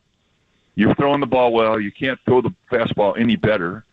For the most part, he's been down around the knees. I mean, he got beat last night by Terang, top of the lineup, you know, when he made a mistake up. Boy, they penalized him for it. And they kind of stacked up hits in one inning. And then the defense just completely let him down. I mean, I think he deserved a better fate. He had great stuff going in the sixth inning. The sixth inning was the worst inning they played in 2 years, let alone this year. So I just think that, you know, he was sort of victimized with that. I'm not worried about him because of the volume on this fastball. I think to a degree he's throwing so hard that he's throwing through the break of the slider. It isn't as good as it was last year, as big. So I think if there's any improvement that he has to make is to tighten up the slider and get a better feel of the split. I don't think those two pitches are as good as they can be. But, I mean, everything I think starts with the fastball. And when you're throwing 98-mile-an-hour sink, I mean, it's hard to point a finger at it and say you need to do better because it doesn't get any better than that. You just have to write it out. Defensively, Mike, the Giants have been one of the best team defenses in baseball. Only 9 total errors on the season, which is ranked second across the league. But last night we saw 2 errors in the box score, but also saw a couple mental errors. Tyler Fitzgerald cutting off Willie Adames on a slow roller up the middle. Elliot Ramos throwing to the wrong base. And then the defensive meltdown in the 6th inning with David Villar over at first base. Defensively, as you pointed out, this has got to be one of the worst defensive efforts of the season, right? Yeah, definitely. And I think what is more upsetting than the physical errors are the mental errors, because there were 3 mental errors right there. There was a mental error that VR got to the bag, his foot drifted away from the bag, and then there was a throw over, and he didn't maybe necessarily have time to go back and touch the bag with his foot, but he could have just taken his glove and tagged the runner in the baseline. It was right there. Willie Adames got the error. That's the worst error I've ever seen. I mean, that was an error. That was a mental error from VR's part. He didn't play a good game last night defensively. And then there was another ball that was hit to the right side that he literally dove over. And the ball went on, the glove, he just overshot the runway with his glove. I mean, that's hard to explain. And that it just tells you that, it wasn't a good night all around. And what I think happened, when they came back off the 10-day road trip to the East Coast swing, and they get back home, they played a great game on Monday. There was a lot of adrenaline, and they were pumped to be back home, and the fans really energized them. And then I think they kind of all fell flat yesterday. The big adrenaline hit on Monday. They kind of ran flat with adrenaline last night because that's the way it appeared. When you're tired as a team, you see mental mistakes, and that's kind of what did them in last night more than anything else. Mike Krukow, the voice you hear on the UMA guest line. Listen, the Giants are off to a great start, obviously 15-9. Difficult division when you're not in first place with 15-9, but still, as you mentioned, Hicks, some bad luck. You mentioned the defense and VR. The other problem is lefties, and I don't understand it. They literally kept 2 righties on the bench, Christian Koss and Casey Schmidt, when they broke camp. And if anything, the criticism, there were 2 right-handed. Whether you could go all around the diamond, whether it's Matt Chapman, Willie Adames, Wilmer Flores, on and on and on. Matos, they're built to hit lefties. So, Mike, how do we explain? You've been watching this great game of baseball all your life. How do you explain the Giants being 2-7 against lefties? Well, they've seen a lot of sinkers from lefties. They've seen a lot of changeups from lefties. And I think that's kind of how you explain how they're not hitting against lefties. Because they're built for lefties. I mean, Matos and Ramos, that's their strength. And both guys are just not getting off good swings against them right now. I mean, we're starting to see Ramos crawl out of it because he's going the other way. But Matos has completely taken a U-turn right now. But what we saw with him in spring training was discipline to the strike zone, using the whole field, driving the ball to right field, and the inactivity and not being able to get consistent at-bats has really eroded his concentration and his ability to stay in the strike zone. I thought his at-bats last night were the worst he's had all year. And that's a big-time concern because you need those guys for the lefties. VR is a left-handed guy. I mean, a guy who hits left-handers. Bringing him up when Casey Schmidt went down was I thought, a good thing. And I thought his at-bats were pretty good last night. But they can do a whole lot better. And I think as they go forward, they're going to have to find ways to figure it out. When you face a lefty that has a good sinker, that movement is running away from a right-handed hitter. Likewise, with most sinkers that lefties throw to righties, they'll throw the 2-seam grip, which gives them a little tail movement that runs away from the right-handed hitter as well. So you have to have opposite field approach. And I think to crawl out of this slump, the right-handers are going to have to really, really concentrate on the right side of the field. Now, I thought, last night they had good at-bats in that regard. I thought Jose Quintana was just too good. You go back 55 innings in the last year, his last 55 innings, he's given up 5 runs. He is really dialed in. And, we had him for a while, and we got to know the guy. When he starts off the game and he's down around the knees, he's going to be tough. And that's exactly what he did last night. So there is work to do, and there is improvement to make. But I certainly, in April, I'm not that worried about it. I think that, there's things that they can do to get out of this funk against lefties. And hopefully it happens, and hopefully it happens soon. It's one good thing, and Dave Fleming pointed this out last night. Like the next 10 games, I think they're going to face right-handers at least 9 times. Okay. So that's a good thing. When you're struggling against lefties, let's see some righties. Mike, I did want to circle back to first base because so far this season, we've mainly seen Wilmer Flores at DH, which led to a platoon between Lamont Wade Jr. and Casey Schmidt. Casey's injured. He's going to be out for at least a month. And we saw the defense last night from David VR. And we've seen the offensive struggles from Lamont Wade Jr. to start the season, which brings up a name that we talked about a lot this spring, Bryce Eldridge. And a lot of Giants fans are already calling for him to be called up. JT Snow, who does post games for us here at KNBR and who worked with Bryce Eldridge down at spring training, went on Twitter and said it's time to call up Bryce Eldridge. I know it's early on. He just had his first game back yesterday with the Richmond Flying Squirrels, but he went deep, and Bob Melvin even joked about it pregame that it's time to call him up. So when do you start entertaining the actual thought of calling up Bryce Eldridge when you're seeing the struggles at first base this season for the Giants? Well, he's going to have to. He has a ways to go. In spring training, and I don't know how healthy he was in spring training. He got off to a great start. I think his first game he hit a long home run, which was very impressive. And then he kind of went in the tank. And I don't know if his wrist was bothering him then. I don't know, but what I saw was a guy who kind of got overmatched when he started seeing better big league pitching. When guys started getting a grip on their off-speed stuff and their breaking balls, and their fastball started getting the hop, then he got a little overmatched. So I think he needs some time. I do like the endorsement from JT simply because JT does not give out accolades to guys who are ready with both the glove and the bat very often. The fact that he worked with Eldridge at first base and the fact that he believes in him as a defensive player is very significant because Eldridge didn't do anything other than pitch and DH when he was in high school. So here's a guy who really is learning how to play first base. And what we saw last year is, he had made big strides, but he has a ways to go. So I think the plan for him is to just be patient and let him get his sea legs defensively and let the bat catch up as well. And I say catch up in regards to he needs more at bats to really be able to say that I'm ready to go. It's just a matter of time. He's a very good talent. We're all excited about him. But I think that, you really have to be careful in rushing a young player because you can do some damage if you bring him up here too close. It's hard up here, and it's hard to maintain your confidence up here. And when a young player loses them, it doesn't necessarily just affect 1 year. It can affect more years. So I say err on the side of patience. Let him go down there and develop and have some fun. But it's a matter of time. We are going to see this guy sooner than later. Totally agree. The Giants are 15-9. Everything's fine. They're having a really, really good start. They're just kind of let it breathe, let it play out in the club. Other than last night, which has been playing really good ball, and we'll see if they get back at it tonight with their guy Logan Webb on the hill. Although the Brewers are going with their guy Freddie Peralta, so it should be a dynamite pitching duel tonight at 6:45.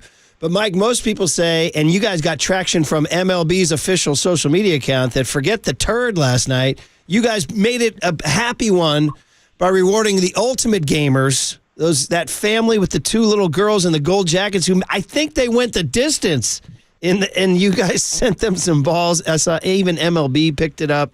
So way to go. You and Dwayne still making people's nights. Congrats. Well, to the cap to Jim Lynch, our director, and Jeff Kuiper, our producer, and all the camera people, because they find those stories.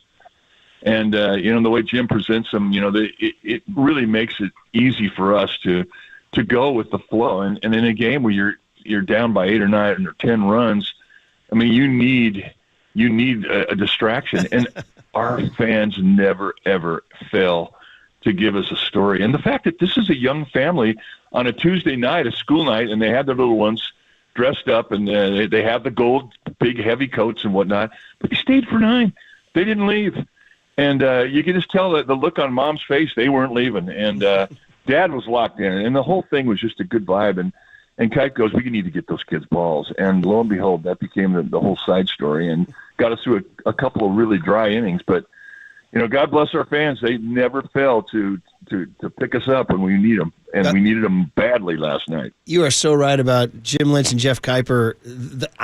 It's amazing what they can pick up with their lens, and all of a sudden, as a viewer, you get invested. And you guys just randomly found some guy dressed as Waldo last night. You're like, "Hey, Waldo's here," and then it's just kind of stuff like that. So they make it fun, and we appreciated it. So, all right, Logan Webb, Freddie Peralta should be a dandy, and then a day game. Man, the Brewers are here for a long time, and then big weekend. We'll talk to you about it on Friday. So enjoy the next 2 games. We'll talk Friday, Mike. Had a bit. Mike Krukow every Monday, Wednesday, and Friday on the UMA guest line. Good one for you, buddy. You talk about it. Unfortunately, it's up against the Warriors Rockets, but Logan Webb, Freddie Peralta is like a playoff level matchup. It is. Oh, I'll stream a Warriors game from the bleachers out of Oracle Park. Well, you're going to see a starting pitcher. You better take that up with some other radio hosts. Yeah, I'm a starting pitcher kind of guy, Murph. Nobody goes to see a starting pitcher. Except for me. All right. Well, listen, so we mentioned the Warriors, and obviously we'll get back into it, but come on, man. The 49ers are on the precipice of one of the biggest days in recent franchise history. Tomorrow, Friday, and Saturday, these 11 picks will determine a lot given their future. So let's dive into the 49ers' next 3 days. What did John Lynch say? Christian McCaffrey say? All coming up on KNBR 104.5 and 680, the Sports Leader. Now, from the O'Donnell Financial Group Sports Desk. Learn more at odfigroup.com. O'Donnell Financial Group, because planning is a process, not a product. It's time for the Young Tony and John Joe question of the day. What is the biggest position of need for the 49ers in this year's draft? And that goes beyond the first round. What would you do at pick 11, and what would you do the rest of the draft? There's a lot that they need. Maybe a D lineman, maybe an O lineman, maybe a tackle even, maybe a corner. You can join the conversation in the YouTube chat now.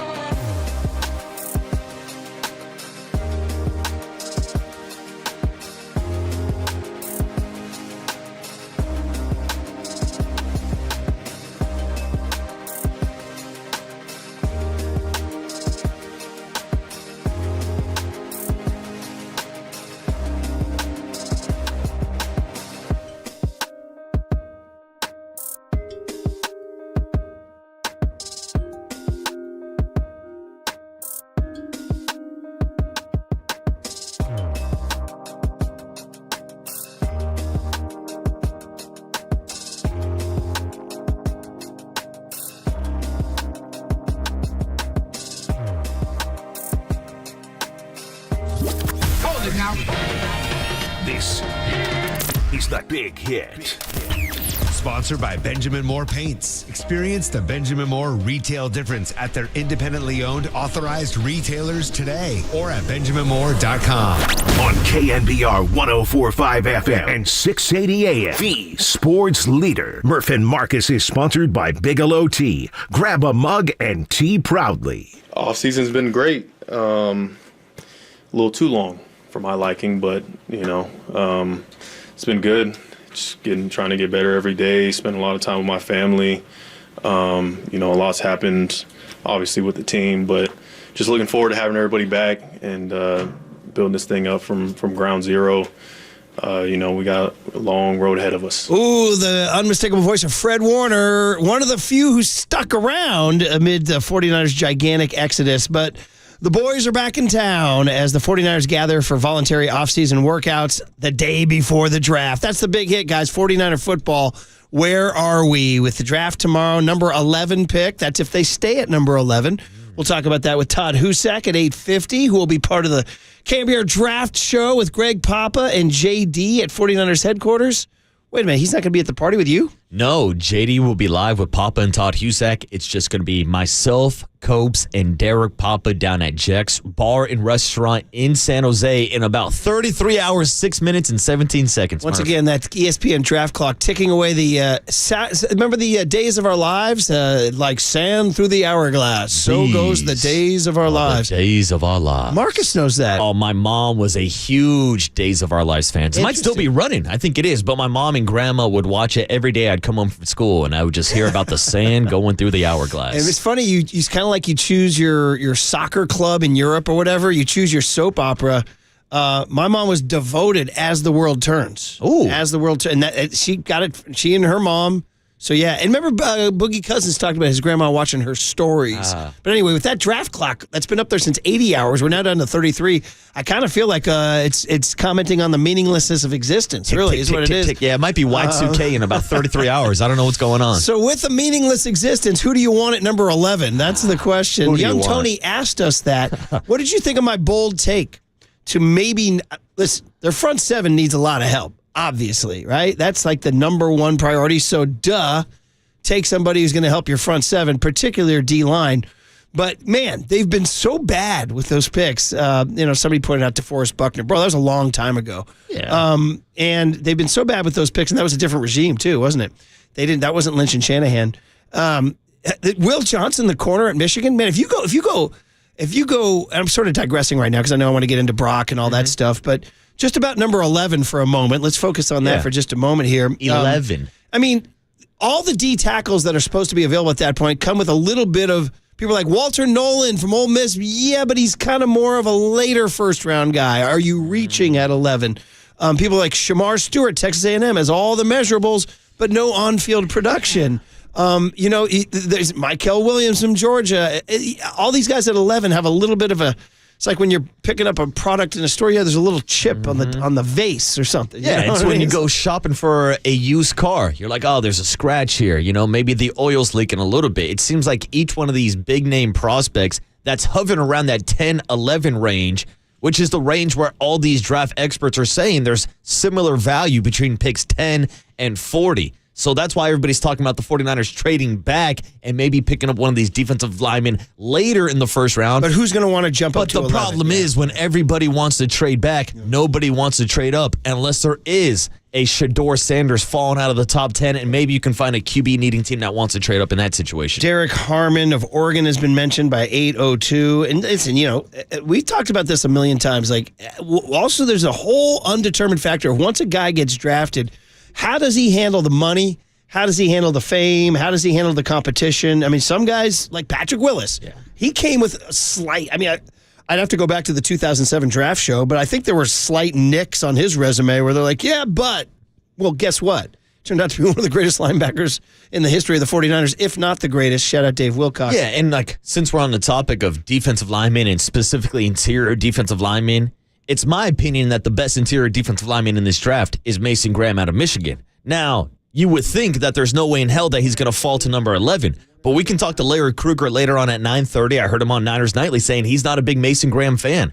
I heard Greg Papa yesterday saying he's not sold on Mason Graham because he's more of a run stopper than a pass rusher, not the biggest guy in the world with the biggest measurables. So maybe if there's that same feeling around the NFL that Mason Graham is not a top 5 pick, maybe he's the guy that drops down to number 11. That's wishful thinking. Yeah. I don't think he's going to be there, but you never know. It was a few years ago where Larry Tunsil was supposed to be a top 5 pick, and then that video came out of him hitting the gas mask right before the draft, and he dropped all the way outside the top 10. You never know. It's like my buddy, my buddy Coach Bob said this to me. Not Bob Nelson, who, by the way, my buddy Coach Bob from Berkeley came over to see Rory play on Saturday. That was so touching. But the other Bob, Coach Bob K, told me, he goes, you know what we say in life? He said, Bill Clinton used to say 3 things can happen. We don't know what they are, but 3 things can happen, right? So, I mean, that could happen today. Yeah. You never know. Yeah, exactly. Anything can happen. And actually, it was one of my favorite quotes yesterday from John Lynch. Not sure if he had the sound, but he channeled his inner John Madden when they would talk about John Madden in production meetings before the draft. And they'd have these big boards of, this guy's going to go here, this guy's going to go there, here's our mock draft, here's that. And John Madden turned to the production team and said, yeah, what happens when a draft breaks out? And that's what John Lynch was talking about. You can plan all you want. It's the Mike Tyson line. Everybody's got a plan until you get punched in the mouth. Everybody's got a game plan going into a game until a football game breaks out. Everybody's got their big board. Everybody's got a mock draft until an actual draft breaks out. And that's when you have to have the instincts. That's when you got to be able to react. And that's what John Lynch talked about maybe being his favorite part of being a GM, is playing a draft like he's playing a football game. Well, Lynch had actually, somebody asked him yesterday, what do you do if your plan goes awry here? Cut M, Tony, from yesterday. I think when you're drafting 32, there's even more. So I think each step that you're back further, there's more variables that are involved there. So I think it's just you do your work. You grade every player. You have a lot of conversations at the highest level, Kyle and myself, Jed even, as to here's what we want to come out of this draft with. Our coordinators, and then you take it to the whole group. And we rely a lot on our scouts. Tomorrow we'll get in there, and our scouts will we call it table talk. They stand on the table and they say, this is the 3 guys I'm most convicted about in this draft at any kind of for the value. And so it never stops. It will go right down to the pick. I mean, we'll have a pretty good idea. We'll have it ranked as to, okay, if this guy's here, we're going here. If this guy's not here, we're going here. It makes it really fun, and you got to think on your feet, and I really enjoy it. So it's one of the things I enjoy most about this job. I mean, it's fun, and it will be heat of the battle. Look, well, let's just go back 1 year. How did you feel about the table talk that wound up with Ricky Pearsall instead of Cooper DeJean? Yeah, instantly when I was at the 49er draft party last year, I wanted Cooper DeJean. Yeah. He was my pick 5 minutes before they made the pick, and Cooper DeJean balled out for the Philadelphia Eagles, but also they were able to draft Renardo Green in the 2nd round. They got their corner. They got their wide receiver who hopefully can replace some of the production early on of Brennan Ayuk and Deebo Samuel. And we knew that wide receiver was a position that they were looking at, again, with the future in mind. And that's really my biggest takeaway from last year's draft class, that it was about replacing guys on the roster, replacing guys who we saw in free agency this year. But yeah, I think it was a little bit of a shocker to some 49er fans to see him go for a position player, go for a playmaker instead of focusing on the trenches. Dude, 925 with a savage text on the Golden State Lumber and Showroom text line. And you are listening to KNBR AM and KNBR FM San Francisco, the sports leader, Cumulus Media Station. 925 says, 32nd. What does John Lynch know about drafting 32nd? Oh, Johnny, you got to laugh. You got to laugh. Yeah. 31st. Yeah, 31st. Not 32nd. Yeah. Anyway, Fred Warner talked about getting that young. We were talking about drafting front 7. Right, Drafton, you said you eventually on the young Tony thing settled on. Yeah, I ended up with my pick going Jalen Walker, a guy that can play on the defensive line, but can also move inside and play a little middle linebacker. Also, I'm looking for a guy that could potentially maybe replace some Dre Greenlaw snaps early on and then move to bookend with Bosa on 3rd down. I tried to get creative and said, I've been so scared off by D tackles that have little nicks on the vase or whatever you want to call it, or a scratch on the paint, that you go get the best corner, Will Johnson, out of Michigan, and really lock that down. So, I don't know. I've been getting creative is fun like that. Either way, Fred Warner said the defense needs young, hungry dudes. We do need that, right? I mean, we talk about how much we lost this offseason and guys going other places, but, we do need some youth, guys who are hungry for that for that respect, for that just trying to earn it, and just getting that edge back to us. The competitive aspect of it, all these spots opening up, guys being able to compete for different spots. It's much needed for our team in general, so I'm excited about it. Yeah, and again, as excited as we are for the draft party, and Marcus is going to be down in his old home turf in the South Bay, 408, showing these East Bay kids how to do it, Copes and D-Pop, down in the 408. Bringing the dirty work to the 408. And by the way, that's 32 hours, 57 minutes, and 28, 27, 26. Thank you. I was wondering about what the update was. Through the hourglass. This is the NFL draft.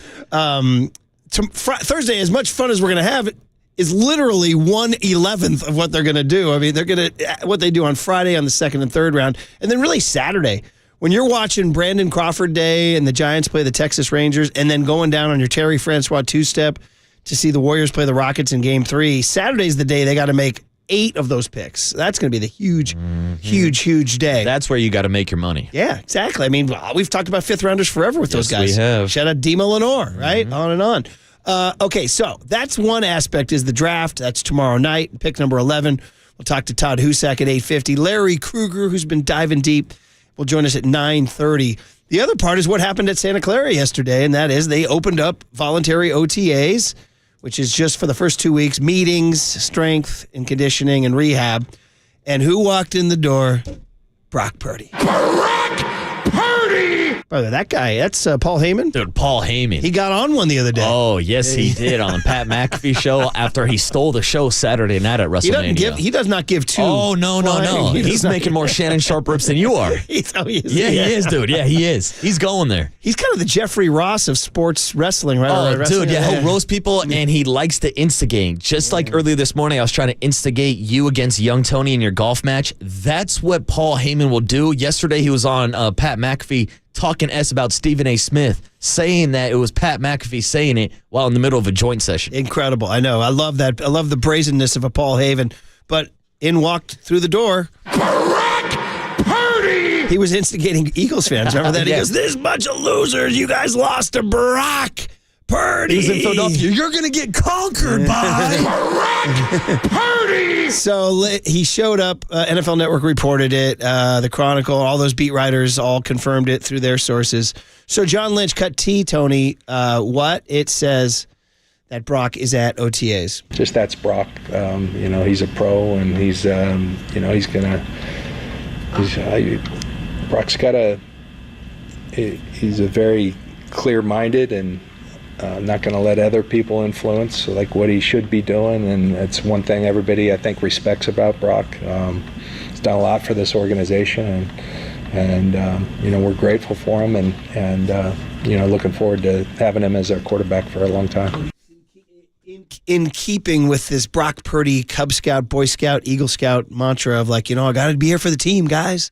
He's just such a Brandon Ayuk was not.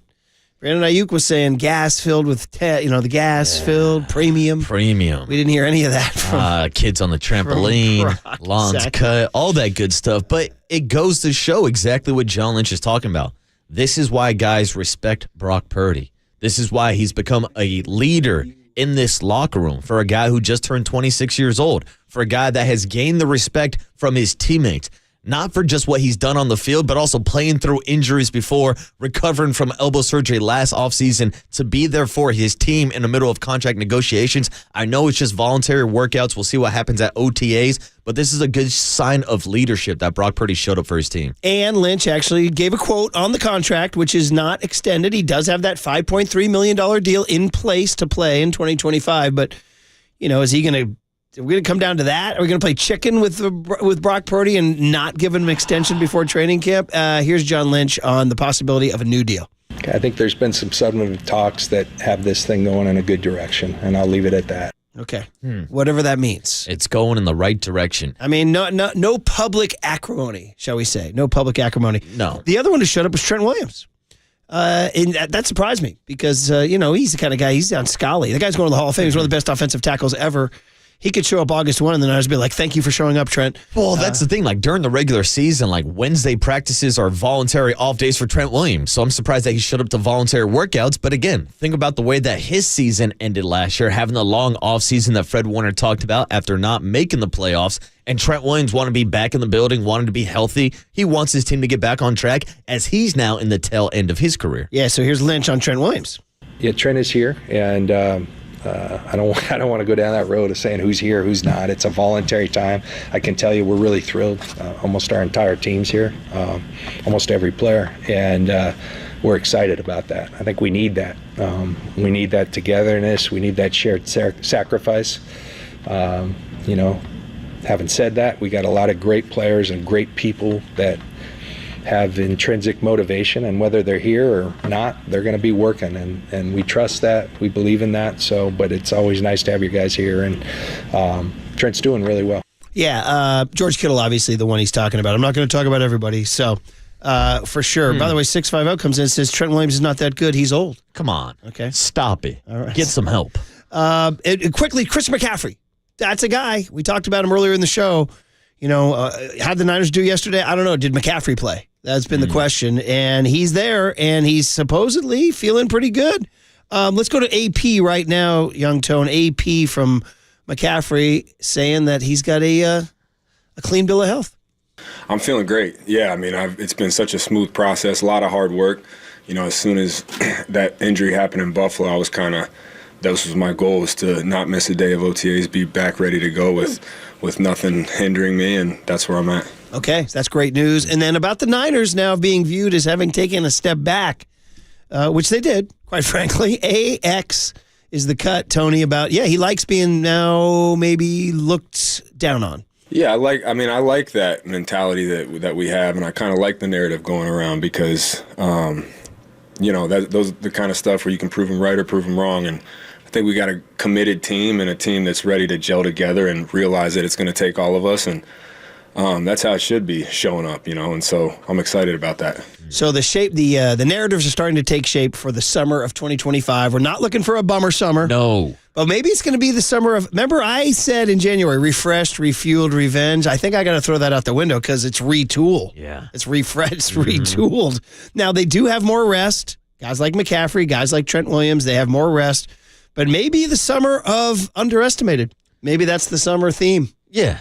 And also think about how much shorter last summer was, of course, coming off the Super Bowl loss. We're talking Super Bowl hangovers, but also just the extra mileage that these guys put on their bodies. Christian McCaffrey dealing with a calf injury going into the Super Bowl, which, of course, lingered throughout the summer. That led to the Achilles injury. Next thing you know, Christian McCaffrey's out in Germany getting checked out by doctors, and Jordan Mason's doing a great job taking over the role. I'm still a little disappointed that Jordan Mason's not on the roster. Expect the 49ers to maybe draft a running back day 2 or day 3 to maybe replace them production, and we'll see what Isaac Guerendo can do as the backup running back. Guerendo and another Bobby Turner special. They're going to go find. He's been doing that since the Mike Shanahan days, so awesome stuff. All right, good Niner hit.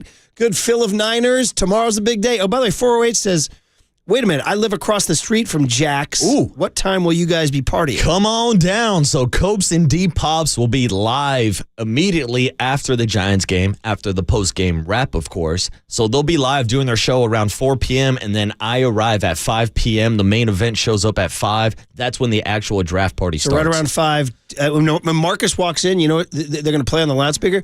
Dung, dung, dung, dung, dung, dung, dung, dung, when you walk in, buddy. KMBR has selected with the number 1 pick, Waterboy. You need to pull up on that hog that you're pictured in the Instagram. Good. I might show up on the Harley and with the Gucci boombox, bumping a little Russell. You want to borrow that? Yeah, let me get that, Murph. All right, good stuff.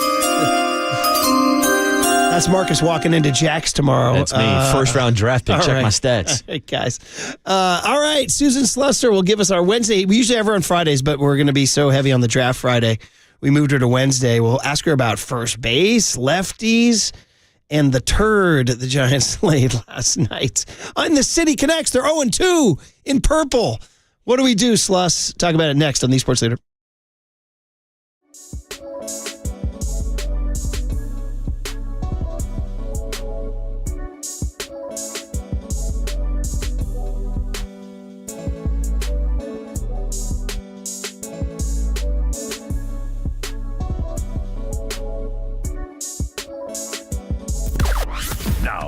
the O'Donnell Financial Group Sports Desk. Learn more at odfigroup.com. O'Donnell Financial Group, because planning is a process, not a product. You're going to be hearing that a lot coming up in the next few days, and we want to know. We want to hear from you guys. What is the 49ers' biggest position of need in this year's draft? That goes for all 11 picks. We want to hear from you. Give us your takes. Join the conversation in the YouTube chat now.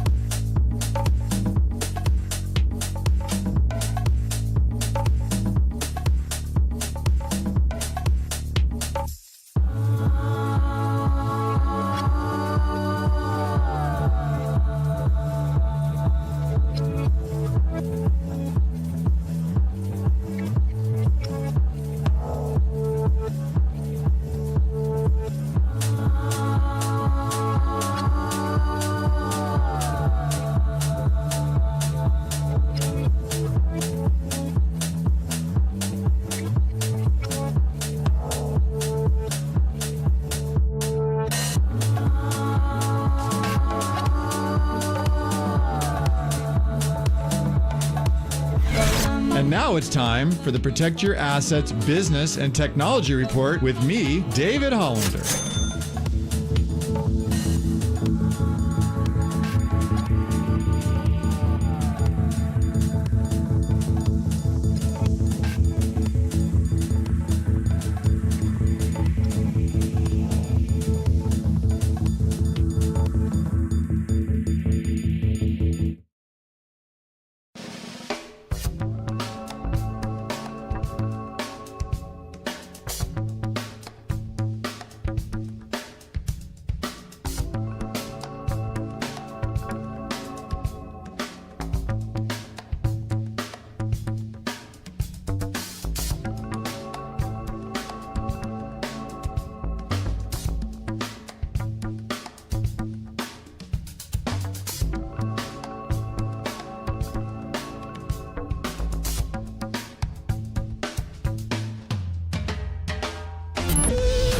Now back to Murph and Marcus on the Sports Leader and streaming live on KNBR.com and the KNBR app. Sponsored by Bigelow Tea. Grab a mug and tea proudly. Oh, yeah, that's Susan Slusser's theme music. That's right. We get off the Warriors game 2 and the Niners draft pick tomorrow to talk about Giants baseball. They're 0-2 in those City Connects. What the heck? They're 2-7 against lefties. What the heck? and yet they're 15-9. That's pretty darn good. Susan Slusser is sponsored by River Islands. Come home to River Islands in Lathrop and discover the San Joaquin River lifestyle with its lakes, parks, and schools. Start your tour today at riverislands.com. And also sponsored by Bigelow Tea. Grab a mug and tea proudly. Good morning, Sluss. Happy Wednesday. How are you? Hey, morning, Susan. Hey, guys. I'm good. How are you? Wednesday. This is weird. I know. You got moved for the mighty monolith that is the NFL draft. That's fine. I'll take it. You know, how about MLB when they're trying to MLB's trying to create a little draft buzz? They've done a decent job the last 2 summers. Oh, it's definitely gotten better over the last couple of years. You know what I mean, Susan? But it's kind of tough to beat the NFL draft. No. Yeah, I mean, baseball's never going to have the same cachet. People don't follow college baseball the way they do, college football and even high school football, in some parts of the country. So, yeah, it's not going to quite. It kind of makes me laugh some year when people are getting excited and then they go like, "Who is that?" I know, right? Exactly. But college baseball's gotten in the last 5-10 years. It's gotten a lot more traction. Like on ESPN and social media, but still, not even 1/100. And I know Susan's got to be keeping an eye on Rinataro Sasaki down at Stanford, right? I am, yeah. I mean, Stanford, that traditional ACC baseball powerhouse. It's a good baseball conference. The president of baseball ops came from there. All right, Susan, so let's start. There's a number of, listen, they're 15-9. That's great. But come on, we need sports talk negativity. Why can't they beat lefties? Well, I think a lot of the guys that they would usually rely on to hit lefties pretty regularly aren't really doing all that much, Elliot Ramos has hit lefties so well. Right now he's hitting 232 overall. Luis Matos isn't doing very much. Patrick Bailey is doing very little. It's just right now it's a lineup that has usually 3 or 4 guys at any time who just are underperforming. I think it will change.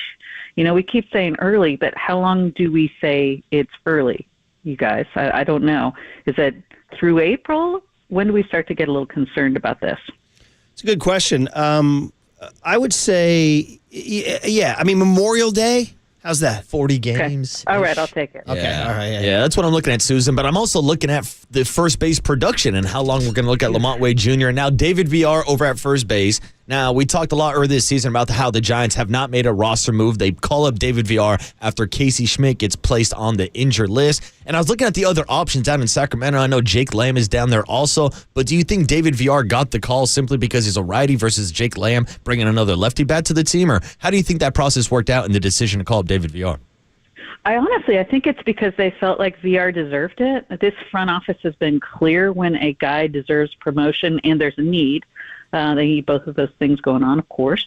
They're going to go for the guy that really deserves it. And it's amazing. David VR's story is crazy, right? Like I think most of us thought, well, nice kid, had that one really nice little stretch when he came up a couple of years ago. We're probably not going to see him in a Giants uniform again. Here he is, like less than a month later. And he's kind of blown away by it too. So a nice second chance for him. I think, given that, it's a little bit less pressure. He was one of those guys that fell into I've been handed a starting position in the big leagues. I'm going to work extra hard, and then tried to do too much, and it really didn't work for him. I think now he's got a little bit more of a, I'm just going to do what I can do and chip in where I can and play the best defense I can. And I think he's certainly deserved the call up, and it's interesting to see what he can do. And he's gotten a couple hits here and there, so good for him. He's right now he's a little bit of a positive for them in an offense that really, as I said, has some gaps. Talking to Susan Slusser, the San Francisco Chronicle, usually on Fridays, but we moved her to Wednesday. She graciously moved to make room for the steamroller that is the NFL Draft Friday show. Will obviously be all about that. So we talked about the lefties and David VR, but the next problem issue, Jordan Hicks. Since that opening performance in Houston, which was dominant, the number is, I think it's 20 runs in 21 innings. I think that's it. It's right around there. It's not good. Yeah. We talked to Mike Krukow about it. He was saying he almost throws too hard for his breaking ball for his off speed. So I don't know. I mean, when they signed him as a starter, Susan, I thought it was a little surprising, but they gave him a full endorsement going into this season, and it's not going great right now. What do you think? What do you think they're saying behind closed doors? I'm sure there's some concern. I think this is one of those ones where it probably is something either mechanical or approach. I think he can be fixed. I mean, he's just got a world of talent. And I'm always for if a guy can start and you can stretch him out and he's got the pitch mix for it, you should have him start. And I think he fits that bill. He does throw hard. He's had Maria Guardado from MLB.com yesterday asked Bob Melvin in the manager session, like, does Jordan Hicks pitch better when he's mad? And Bob kind of laughed and he was like, yeah, maybe. That 2 starts ago he's just furious at the umpire and he's throwing harder than ever before, which I don't think he necessarily needs to do, right? But there's something where he just needs to, it feels like he's just a click or 2 away. And whether it's approach mechanics or, just overall sort of mindset and what's making him tick, it's so close. I feel like the talent is undeniable. I'm not overly worried about him, but I feel like they're probably working double time behind the scenes to get this figured out. Susan Slusser is the voice you hear this morning on the UMA guest line. And Susan, Bryce Eldridge was back on a baseball field yesterday, hit a home run in his first game back with the Double-A Richmond Flying Squirrels. Now, there's some of our listeners who are confused why Bryce Eldridge is in Double-A and not in Sacramento with the Triple-A ball club. So if you can please explain that for our listeners. And also a 2-part question. Is it too early to start entertaining the thought of calling up Bryce Eldridge after seeing some of these struggles at first base for the Giants? I answer that first. Yes, it's way too early. Mm-hmm. He's just coming off a, sort of wrist soreness that kept him out for a good month. Bryce Eldridge came up to Sacramento last year because Richmond's season was over, and the choice was, do you go home for an extra couple of weeks, or do you join Sacramento for, another week or 2 and get some at-bats? That's why he was at Sacramento. He chose that, which was great. He could have said, like, hey, had a nice long season, I'm going to go play golf. He went to Sacramento. So I think the assumption always was he was probably going to go back to Richmond. The fact that he did miss time with this wrist thing really solidified that he needs to go. Every team wants their top prospects to shine at various different levels before they get moved up. He did that last year in Richmond. But I think they kind of just want to get him going there before he goes up to a next tougher level. The question for me will be if that playing surface at Sacramento gets really rough as the season goes on, as it gets hotter, shared field now with the A's. Do you want him playing at Sacramento? I guess maybe you could argue. It's like learning to drive a stick shift in San Francisco or something, right? Like everything else is easy. Like if you're playing on a really hard field that's not not the norm. But I think you'd probably rather have him playing on a nice field that approximates a big league field a little bit more. So there's a lot of potential things going on with him. First base is really, he needs to get really competent at first base. He's good. He's athletic. He's got the footwork is coming along from all reports, but that's the main concern. I don't think there's a lot of concern about the hitting, but that is one reason he's going to Richmond. Let's see. Let's get the bat going and then see. It's funny, we have all these negative questions. There's a hole at first base. Jordan Hicks is a problem. What's going on? They're 15-9. Last night was a terrible defensive game. Going into last night, they had committed the fewest errors of any team in Major League Baseball. So we're going to have Buster Posey on tomorrow. He does every 3 weeks. He comes on our Thursday executive show. Like for you, what are you guessing? They've only made one roster move. What are you guessing is on Buster's to-do list? Like they're not making moves. They're 15-9. I don't know. What do you think he and Zach Manassian are when they meet? What do you think they're talking about doing?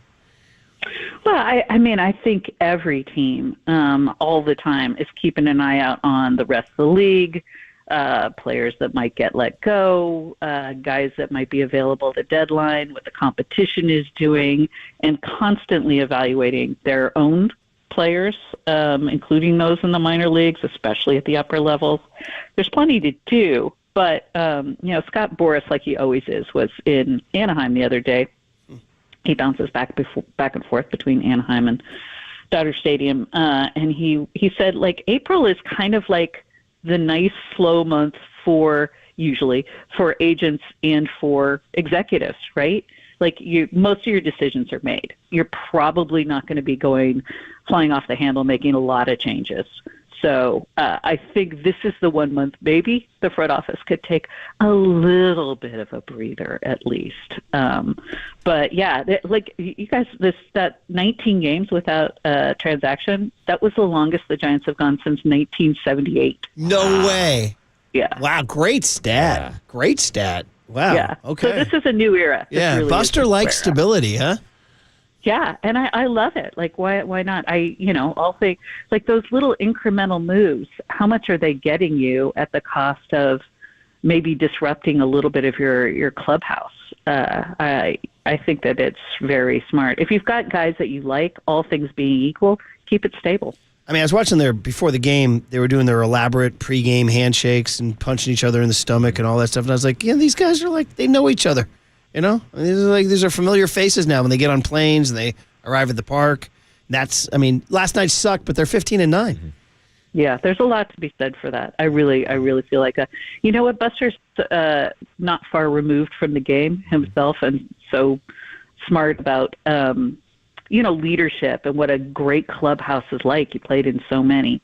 I think he's got a real feel for this, and you know what? There's no reason not to give this kind of stable, let's all have a lot of team camaraderie thing a chance.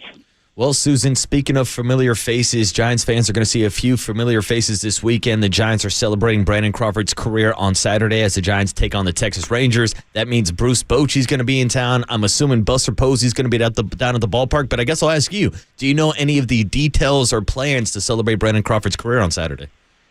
I don't, but I kind of love this because it's Brandon Crawford Day kind of part 2, because remember we had the one at the end of his final season in San Francisco. Obviously, he then went on to play a little bit longer with St. Louis, but I don't know. What do you do the second time around? Very, very well deserved, and everyone always loved seeing Brandon Crawford, a fan favorite, a media favorite, everybody in the organization favorite, a local, everyone knows the family. So whatever they do, I think we're all just going to have a fantastic time. Yeah, it should be. And plus the Warriors play that night too. So it'll be really, really fun. And what a story he has been. So they're 15-9. The only problem is the stupid division. San Diego's 17-7. The Dodgers are 16-8. Arizona's 14-9. But it is what it is, man. Sink or swim with the Sharks. So Logan Webb versus Freddie Peralta tonight should be a really, really good game. And then a day game tomorrow. And then the big weekend with Bochy in town. So, Susan, thanks for the thoughts. Thanks for moving. Have a great rest of the week. Yeah, thanks, Susan. Fantastic. Happy NFL draft, you guys. There she is, Susan Slusser with thoughts on the draft. All right, cooler content. There's some good stuff in there for sure. And then some heavy draft talk. Todd Husak, Larry Krukow to finish the show on KMBR 104.5 and 680, the Sports Leader.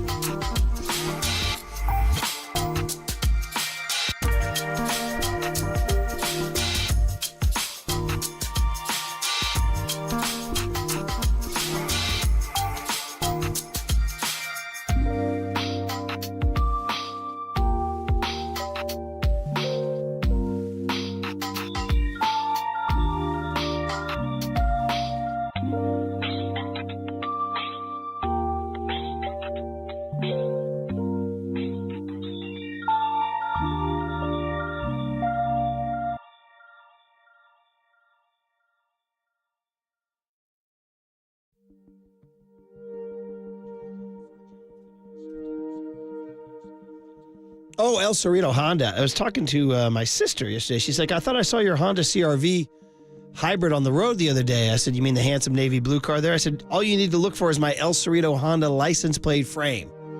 She said, I did. That's why I knew. There it is. Repping El Cerrito Honda is an easy thing to do because I loved my experience there. Okay, first of all, we know what we're talking about, right? El Cerrito, California. We know where we are. We're right off of 80 on San Pablo Avenue and walk on. You're like, I heard about it on KMBR. Murph said he got a great car. It's true. And they'll be like, what do you need? Do you need the Civic? Do you need the CRV? You need the Accord? You need hybrids? We got them all. Want to go electric with the Honda Prologue? We can do that. Make it EV easy. Sharif, who runs the shop over there, he doesn't want the credit. He's like, it's about my team. That's why he is who he is. That's why you want to go to elcerritohonda.com and start shopping for the one you're looking for. They'll have it, and they'll have the color, and they'll have the price, and then you'll be happy. Because El Cerrito Honda is, well, take it from me, I can vouch, more than just a car dealership. El Cerrito Honda, we're family.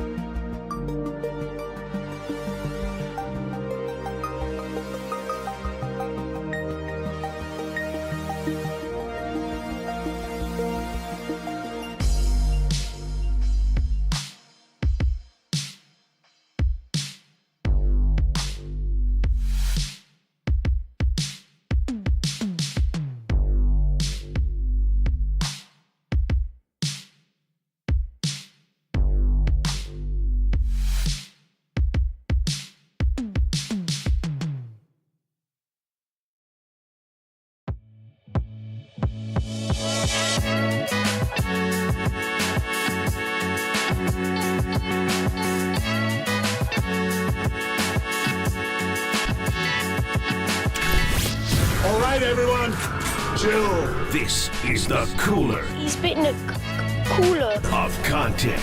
Cornucopacious of joyful news. We might be on to something. Yeah, baby! Murph and Marcus is sponsored by Bigelow Tea. Grab a mug and tea proudly. All right, cooler of content sponsored by Marin Health with top physicians, surgeons, and clinicians right here in the North Bay. Marin Health puts you closer to your best health. World-class care, closer than you think. Mark Spears joins the afternoon boys at 2:50 this afternoon. Did I say Marin Health's in the North Bay where Tam beat Redwood in baseball yesterday? Oh yeah. Let him know, Murph. Let him know. I don't even have a kid on the team. My kid plays water polo now, but I'm all about Tam baseball beating Redwood baseball. So, and more to come Friday, by the way. Ooh. Oh, all right, guys, here we go. That was from my buddy Johnny Mosley, whose son is an outstanding player, by the way. So shout out no Johnny shade Mosley. On Johnny and the family. They're great. But you're wearing the wrong uniform. Got to beat you. So here's the deal. Cooler content. We're starting with the heartwarming stuff. Did you make it to the ninth inning? Were you asleep or watching Hell Lakers? no, I did not. T-Wolves? I took off after a Little League game yesterday, Murph. 6-inning, 10-run rule. I was out of there. After that Luis Montos ground ball with the bases loaded, I packed my bags, I took my ball, and I went home. Believe it or not, we still had it on. So I saw Christian Koss pitch the ninth. Oh. There was a little bit of controversy, actually. Sam Huff singled. It was a little bloop to right, and so the reliever for the Brewers went to cover first. It didn't get out of Huff's way, and Huff kind of ran around first base and shoved the reliever. And then he stopped. He was like looking to the ump, saying, hey, he was in my way, but the ball was still live. So the right fielder threw the ball to the reliever who was standing on the back and went and tagged Huff in the middle of the base path. Huff was like, but he was in my way. And the ump's like, you're out. I was like, man, this is depressing. That's what happens in a ninth inning of an 11-2, 11-3 ball game. Right. But we talked to Mike about the cute little girls in the gold jackets. And they were there. Jim Lynch and Jeff Kuiper were on them early. They always find these cute kids in the stands. And then Mike and Dwayne, as they do, make it a storyline like, how long are these kids going to go? How long are these kids going to go? And one of them had an iPhone. Kipe's like, she's on her third movie, watching Cars for the third time or whatever. I'm dating myself. Cars is from 20 years ago. But they made it to the 9th inning, which is incredible because it's a Tuesday night. And it's kind of cold. Was it cold out? Yeah, it was probably the coldest night of the season so far. Yeah, it was cold at our house last night. A little too cold, quite frankly. And so Dwayne has the idea. He goes, let's send down some baseballs. So if you're on YouTube, Twitch, or Twitter, you can watch the cute little scene play out here. There's Blake. Blake's got a couple of balls for those little girls that are wearing what are those, gold jackets, silver jackets? Yeah, they're the Olympic gold medal jackets. Because we've decided that they have hung in there this whole game. They've survived this 11-2 ball game, and they're still happy. And here's Blake to reward them.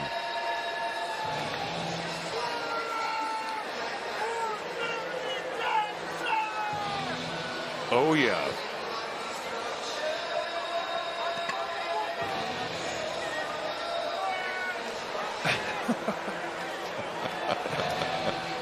I love this game. Oh, look at that. Heartwarming scene.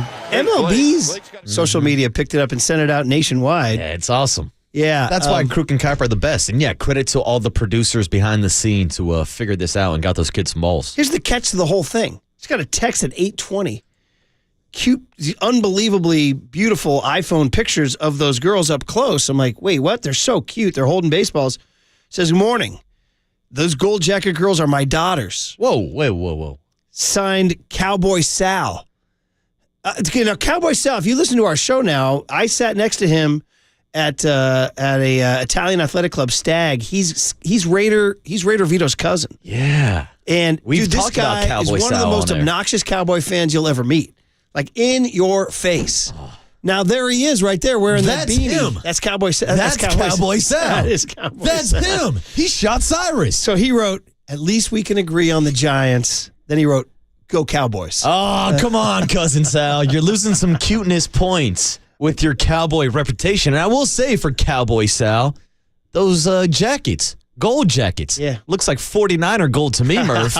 Looks a little 49er goldish. I love it. So I wrote back to him. I said, bro, for real? I said, you're out here stealing hearts. You're comeback Sal. And I wrote, Cowboys still blow, though. Yeah. And then he wrote, yeah, you can't beat a Tuesday night baseball game, dude. Now, So, just because it's Cowboy Sal, I will riff not only about the gold jackets, but I think the girls in the gold jackets were actually locked into the game more because you see Cowboy Sal on his phone. How about you put the phone down, Cowboy Sal? Probably reading What are you more- looking for, a mock draft about what the Cowboys are going to do? Probably reading more BS You're from trying Jerry to get Shador Jones. Sanders. You're trying to get Travis Hunter. You're trying to get everybody. Just more blather from Jerry Jones, dude. So, No, shout out Cowboy Sal taking his girls to the game and lasting through the 9th 2 inning. hours and 48 minutes. Yeah. By the way, pre-pitch clock, that game goes like, 3:45, bro, you're out. Bro, yeah. So, It that would was have been pretty way fun. too long. That was really good. The other thing that happened last night was not nearly as heartwarming, but it was real life. Shaquille O'Neal might have soiled himself. Oh, no. So this is, let's go with cut C here, Young Tone. This is again on YouTube, Twitch, and Twitter, the video. If you guys want to watch, if you're in your car, listen to the audio. So they're talking about Kawhi Leonard, and all of a sudden Shaq stands up and goes, and do we know this? We know this trot. This trot means that maybe there's been some action. Oh, no. Maybe there's the old, tried to, and my buddy used to call it, quote, getting more than you bargained for. He'd say, yeah, you know what happened? I guess I lifted a cheek, got more than I bargained for. Buddy of mine, this happened to him a lot. He had a problem. He's a young guy, young, healthy guy, but I think he drank too much. It can't happen a lot. He used to call it, he once driving home from Franklin Canyon Golf Course, he lifted up in the car and got more than he bargained for. No, dude, like... He had to pull over on Highway 4, and he said he had to, quote, abandon ship, what he calls leaving the drawers on the side of the road. You got to know. You got to take precaution. Leaving the if drawer. this is a multiple-time offender, dude, you can't be lifting that cheek. So here's Shaq on air. Here we go. Is, you all right, big fella? You all right, catching a crap? Okay, he's keep talking, Jeff. Yeah, we're on TV. I know what we're doing. Go ahead. Yeah, that's that olive oil you've been drinking. I know. Hey, take some back. Hey, listen, he couldn't hold it. He can't hold it. After 40, he can't hold it no more. That's the first. He can't hold it. He can't hold it no more after 40. That wasn't something planned, was it? No, hey, listen. He's in the back talking about he's going to drink alcohol and clear up his No, he's been drinking alcohol. You know what? Alcohol to clean his gut. It's cleaning his gut. I did not like his gait as he left. That was not a typical walk right there. Yeah. He's been drinking, he says, he read somewhere if you drink a shot of olive oil. I saw them doing that the other day in the makeup room. They've been doing it. They're going to do it. You have to do it for 2 weeks. Well, you're going to miss a lot of airtime then. Hey, listen. I just hope we got enough matches around here. Please turn his mic off. That's all. Please. Hey, somebody go get some lighters. Oh, my God. Absolutely incredible. That's brutal. This is why these guys are unbelievable. Yeah. Where does this happen on Sunday night, NFL Countdown or whatever, Sunday morning NFL Countdown? No chance. Fox World Series? No, man. Only here. The great back and forth. Yeah, we're on TV. Yeah, keep talking. Couple of gems in there. One, Ernie, I didn't like that gate, meaning that he thinks there might have been something going on. He might not have been going to. He might have been going to clean. Oh, you know what I mean? Oh no, he might have been going to clean. I don't want to start thinking about that. He might be abandoning ship. Oh, this is bad, dude. Yeah, I'm surprised they didn't pull out the wheelchair and a la Paul Pierce. Right? Yeah, that's the one, right? Yeah, that's the story. Aren't there other NFL guys too? There are. Remember, there's a punter. Remember, Lamar Jackson ran off the field during a Monday night game because he had to go relieve himself in the bathroom. Yeah, it happens. You got to go. There You was got to a go. punter who. In those NFL pants don't hide nothing. Oh, dude, you don't want to know what happens in the pants of an offensive lineman. 559 brings the word turtle out here, dude. Yeah. Oh, no. We prairie dogging it? Cousin Vinny's hearkening back to my circumference take. Oh, man. He comes back. Oh, with different pants on? And TNT doing an incredible job. He should change pants, unless he just went for the shorts. And they put a porta potty, a honey bucket, as they like to call them. Honey bucket. Right next to his frickin' seat on the set. Again, this is YouTube, Twitch, and Twitter. You can see it here. Oh, yeah.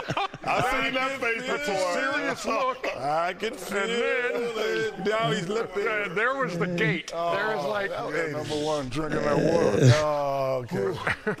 Hey, listen, man. Drinking that water. You couldn't drinking that water, huh? Chuck, stop talking so damn much. What you need? Finish your point so we can go to break. Your phone. I'm sitting here like, shut the hell up and hurry up. Anyway, sorry about that, America. Number one to me. Okay. Thanks for sharing. I don't need any more details than that. Where was the? I thought. Did somebody Photoshop that in? There was a porta potty next to him. So this clip, I believe, was 2 days ago. Last night they put the porta potty next to the set. Okay. Yeah, follow up. The Incredible. follow up, man. I feel bad for Shaq. Great. Because I can kind of understand. There's been a few cases where I've had to go number one, not number two during the show. Yeah. And I'm just like, Murph, wrap up the segment. And John Joe Curley will tell you, Murph has these great teases, but sometimes he'll tease you a little too long. Well, I'm like, Murph, I'm trying to get to the honey pot. I'm trying to get to the bathroom. We needed you to do the Shaq exit. Yeah, no, I'm going. We're on YouTube. You can go do the Finish Shaq. your point so we can go to break. Waiting on you, fool. Yeah, hurry up. We got a break. Look at the clock. 408 says, guys, Shaq took the Browns to the Super Bowl. Oh, yeah. I mean, it has been a big theme of the show today after the Giants dropped that turd last night. 209 says, when you commute daily, this can happen in the car. He says he calls it prairie dogging. Oh, yeah. Prairie dogging. Prairie dogging. Also, shout out George Brett in the story that he's told about soiling himself. That's it. Yeah. Mic drop. That's the one. Does Tony know that? He's got to know that. Do you know the George Brett story? I think so. Wait, I didn't catch that point. Spring training when he talks about getting the crab legs the night before in Vegas? Yeah. No, I don't know this one. Running down his legs. Oh, my God. You are in for a treat. I don't know if we have time, but we have it in the system. Show? It's in the system. Yeah, maybe what did young Tony learn today? It's maybe the greatest. He wasn't just the greatest hitter I ever saw. He's probably the greatest storyteller I've ever seen, too. Anyway, guys, well, there you go. There's your cooler of content. Sorry, everybody, if you're eating breakfast. We had to get a couple of chuckles out there. Todd Husak, he's going to be part of our NFL draft coverage tomorrow night on KMBR. He's, of course, former Stanford quarterback, took him to the Rose Bowl, and we could talk about all this talent the Niners are scouting next on the Sports Leader. Yeah, we're on TV. I know what we're doing. Go ahead. Yeah, that's that olive oil you've been drinking. I know. Hey, take some matches with you. Time for traffic on the Sports Leader.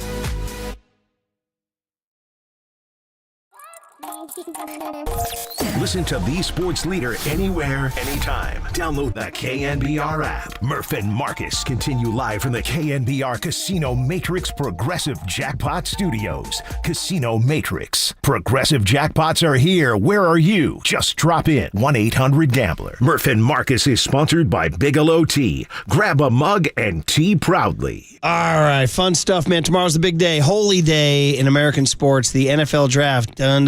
Can I get a chime here, buddy? What was you bringing Husak in? Todd Husak, good friend of the program. We've been, yeah.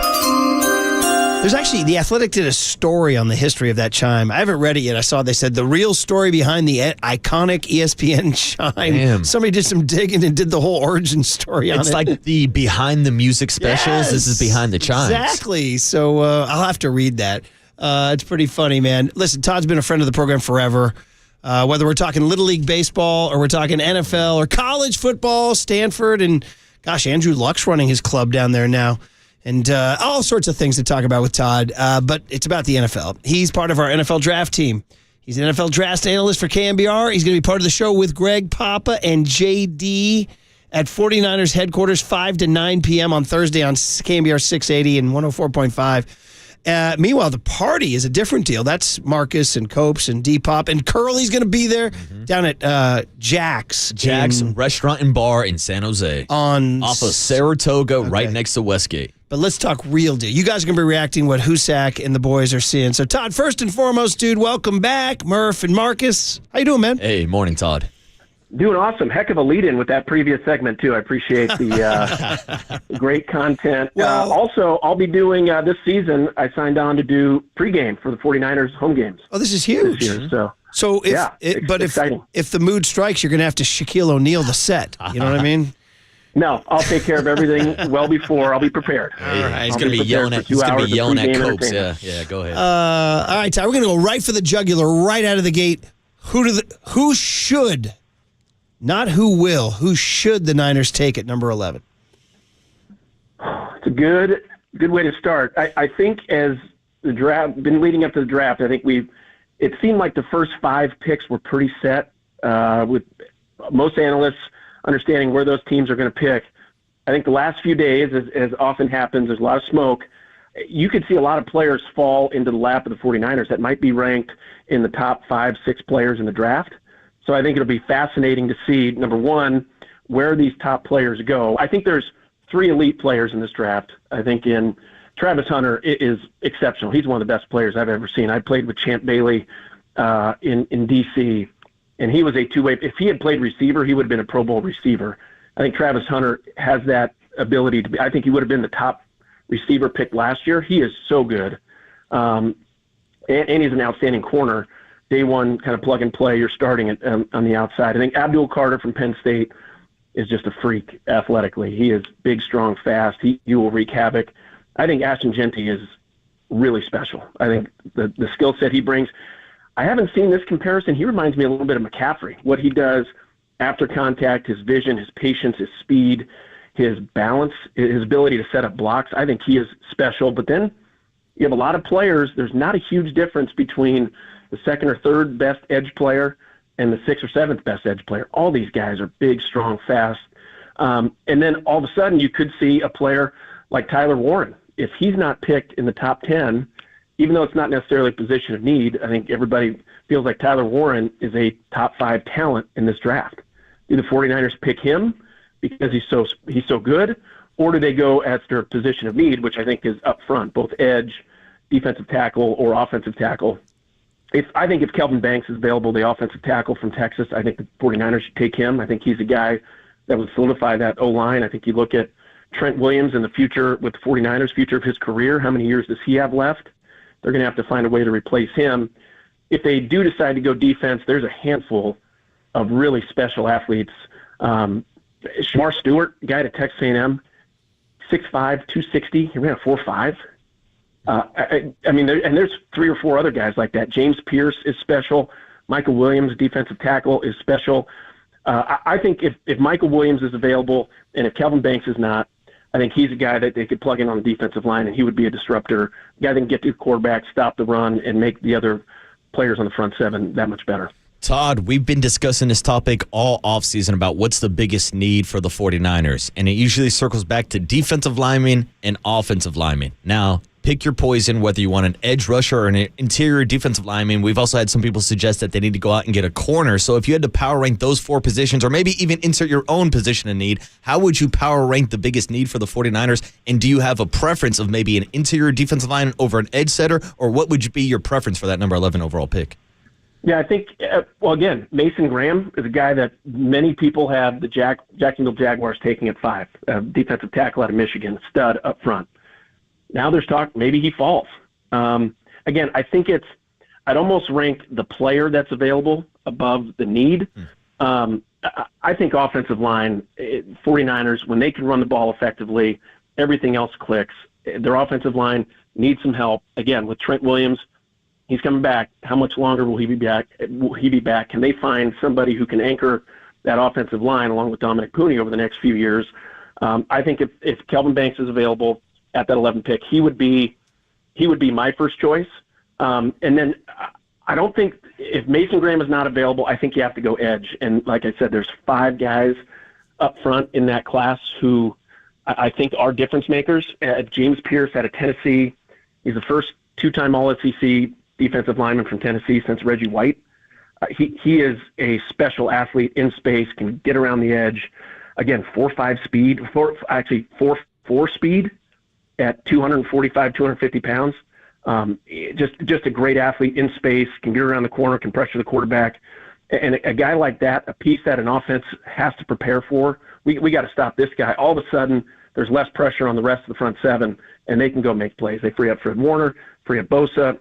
I think a piece like that, if Banks is not available on the O-line, I think a player like a Shamar Stewart or a James Pierce, those guys I think will create pressure on the quarterback, which is that's the name of the game right now. There's if you have a pass rush, it makes everybody better, as we saw with Philly this season in their postseason run.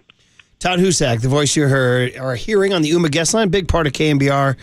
Part of the draft party tomorrow, the draft coverage, 5 to 9 p.m. with Greg Papa and John Dickinson. And then, of course, we'll be part of Niner pregame all fall. And Todd, of course, former NFL quarterback and Stanford quarterback, took him to the Rose Bowl. You are listening to KNBR AM and KNBR FM, San Francisco, the sports leader, Cumulus Media Station. Todd, off the Niners for just a second. Everybody's talking about quarterbacks, in Shedeur Sanders specifically. Your view of Cam Ward as the number 1 pick for the Titans, and then Shedeur Sanders who could go anywhere from 3 to 40? I don't know. You tell me. Yeah, I think that'll be one of the linchpins in this draft. A team. So there's a handful of teams. There's a few teams that need a quarterback. Giants and Browns, I think, are the most glaring. Saints need a quarterback with Carr. Looks like potentially out for the year. So I don't think there's any way the Browns or the Giants take a QB at 3. I don't think the talent is there where there's a guy that can come in and play right away. Cam Ward is fine. Titans need a quarterback. Without a quarterback, we've seen not just last season especially, but the last few seasons, if you don't have a quarterback, you have no chance. And so finding a guy that you can come in and have play at a high level, we saw it last year with the Commanders and Jaden Daniels. They found their guy. All of a sudden, they're a playoff team, and they're dynamic, and they're scary, and they play against the Eagles in a conference where all of a sudden they are dangerous. So I think every team is looking to have that guy that can make a difference for their offense. I think I wouldn't be surprised to see the Browns and the Giants maybe trade up at the end of that first round to get a quarterback, not just because of the need. Daboll needs the Giants staff and front office needs some support. I think making a move like that might buy them some time. Then who is it? I'm not a huge fan of Shedeur Sanders. I haven't liked his tape. He's not a great athlete. He's not a great runner. He's an okay passer. He's got a lot of good qualities. He's tough. I'm not a huge when toughness is your quarterback's number 1 trait. It's good. It speaks highly of him. Quarterbacks shouldn't be taking a lot of hits though. So I'd rather see a quick release, movement in the pocket where they're not having to be so tough all the time. I like Jackson Dart better than Sanders. I think Jackson Dart reminds me a little bit of Baker Mayfield. When he hits his back foot and loads the ball, he is accurate, allows his guys to run after the catch. He can throw a good deep ball. He's a much better runner than Sanders. He had 1,500 rushing yards at Ole Miss. I like Dart Tyler Shuck is a guy a lot of people are talking about. He's 25 years old out of Louisville. You watch his tape isn't great. He ran a 4.6, by the way. He's a big, strong kid and a good athlete. At the combine, you watch him just hit his back foot and throw. I thought he was one of the most natural passers. So he's a guy that I think going to a good team, maybe late first round, early second round, he might have a chance to come in and play and have success earlier than, say, a Shedeur Sanders or Jackson Dart, because if you're getting picked by a top 10 team, it means that team's not very good. But I'd like Dart as the second-best quarterback. I like Tyler Shuck better than Shedeur Sanders, but I could see a team moving up to get Sanders, not just because they like him as a player, but also, hey, there's going to be a lot of excitement around him. The fan base is going to be pumped. Does Cleveland move up and take Sanders so they can pair him with Travis Hunter? All those things, I think that's why the draft is so fascinating. There's so many different directions it can go and will go, and how teams play chess to get the player that they want. I just don't see how you can think Shedeur Sanders is the guy that's going to come in and turn your program around, turn your team around. Todd, you mentioned the potential top 5 projected players that could fall out of the top 5 and even the top 10, and I absolutely agree. If Mason Graham falls to 11, I think that's the pick that the 49ers need to make. But to piggyback off of the Shedeur Sanders conversation, there was a report earlier this morning that Shedeur could fall outside of the top 10. Well, if that happens, should John Lynch and the 49ers start taking calls with that number 11 pick to potentially trade down for a team that would want to trade up for Shedeur Sanders? It's not a bad idea. I think now the 49ers have 11 picks, so there's going to be opportunities to find guys. I think a successful draft is if you can find 3 starters. I think there's a lot of potential starters in those top 50 picks. Again, there's players that you're going to see the 5th best edge rusher might have the best rookie season. I mean, there's that little separation athletically. I think Abdul Carter is a step ahead, but the next 5 slots aren't much different. And then you're going to find guys in the 3rd round, 4th round who test through the roof, had productive college careers that are going to be available. So I wouldn't be shocked, because the 49ers do have some holes. That's one of the problems with having so much success. Guys are going to get big contracts elsewhere, and that's what happened this offseason. So the 49ers have some holes to fill. But I do think if they have the guy that they've targeted at 11 and he's available, I think you go pick that guy up, have a day one starter and a difference maker either on offense or defense. God, everybody, I mean, mock drafts are so insane. And to your point that you said at the start of this, Todd, is that so many things can happen. Peter Schrager, who's one of the NFL Good Morning Football guys who moved over to ESPN, just dropped his mock draft. And, he says he talks to everybody, he makes all the calls, and that's his job. He has Walter Nolan going to the Niners at 11, the D tackle from Ole Miss, and says he's a fast riser, ahead of Mason Graham. He has Graham falling to 13. I'm just wondering if, from what you hear and what you think, if both of those guys were available. Geez, I was under the belief Graham would be long gone. But, I mean, this is Schrager. It's just one guy. If both Graham and Nolan were available, do you have an idea who the Niners would prefer? I think Graham has a higher floor, meaning what you're going to get with him. He was a very productive 3-year player at Michigan. He came in as a freshman, played right away on a very, very good defense, and then was the anchor for that very, very good defense for the last 2 years. He's got good hands. He's a sure tackler. He plays his rear end off. He's going to be one of the hardest working guys. He's going to be a guy that is going to produce at a high level. Is his upside as high as Nolan? Maybe not. I mean, Nolan's a longer arms. That's one of the knocks against Mason Graham. His arms aren't as long, so he might have problems getting into the offensive linemen at the next level, who are all freak athletes. Nolan has maybe a little more upside, maybe a quicker first step, but I don't think he's as sure of a thing as Mason Graham, which when you're picking 11, when you have a top 10-ish pick, top 11 pick, you need a guy that's going to come in and contribute right away. I think Graham's the safer pick. Nolan might be a little riskier, but if he develops, could have a better NFL career. Todd, we can't let you go without asking a question about the 49ers quarterback situation. Brock Purdy showed up to voluntary workouts yesterday. What are your thoughts on the offseason back-and-forth contract negotiation spot that the 49ers are in with Brock Purdy, and what it means to the team and the organization that Brock Purdy did show up yesterday? It's risky. I mean, I'm in favor of players getting paid what they deserve. Brock Purdy has been one of the top 10, 12 quarterbacks in the NFL the last few seasons. He's won a lot of games for them. He's a guy, if you're pinning your hopes to an offensive player, I think Brock Purdy is a very safe pick. He's going to do everything the right way. His teammates love him. His coaches love him. I am concerned about last year, and I think he had a drop-off with his accuracy, with his timing, with his footwork. Now, part of that is he was missing a lot of pieces, but he just looked like he was hurt maybe a little bit, like that shoulder or elbow. He just wasn't driving the ball. He wasn't as accurate, sub 15 yards. If they feel like he's healthy and back to his form from 2 seasons ago and even 3 seasons ago, you pay him what you need to get him in, keep him happy, and build around him for the next 5-6 years, because he is a player that will take you places. I think he needs some pieces around him, as do all other quarterbacks. He's not going to win games on his own, but, man, is he solid, and there's not a better person in the NFL that I think you'd feel good about pinning your hopes to over the next 4 or 5 years. Do you draft a quarterback at any point in the next 3 days if you're the Niners?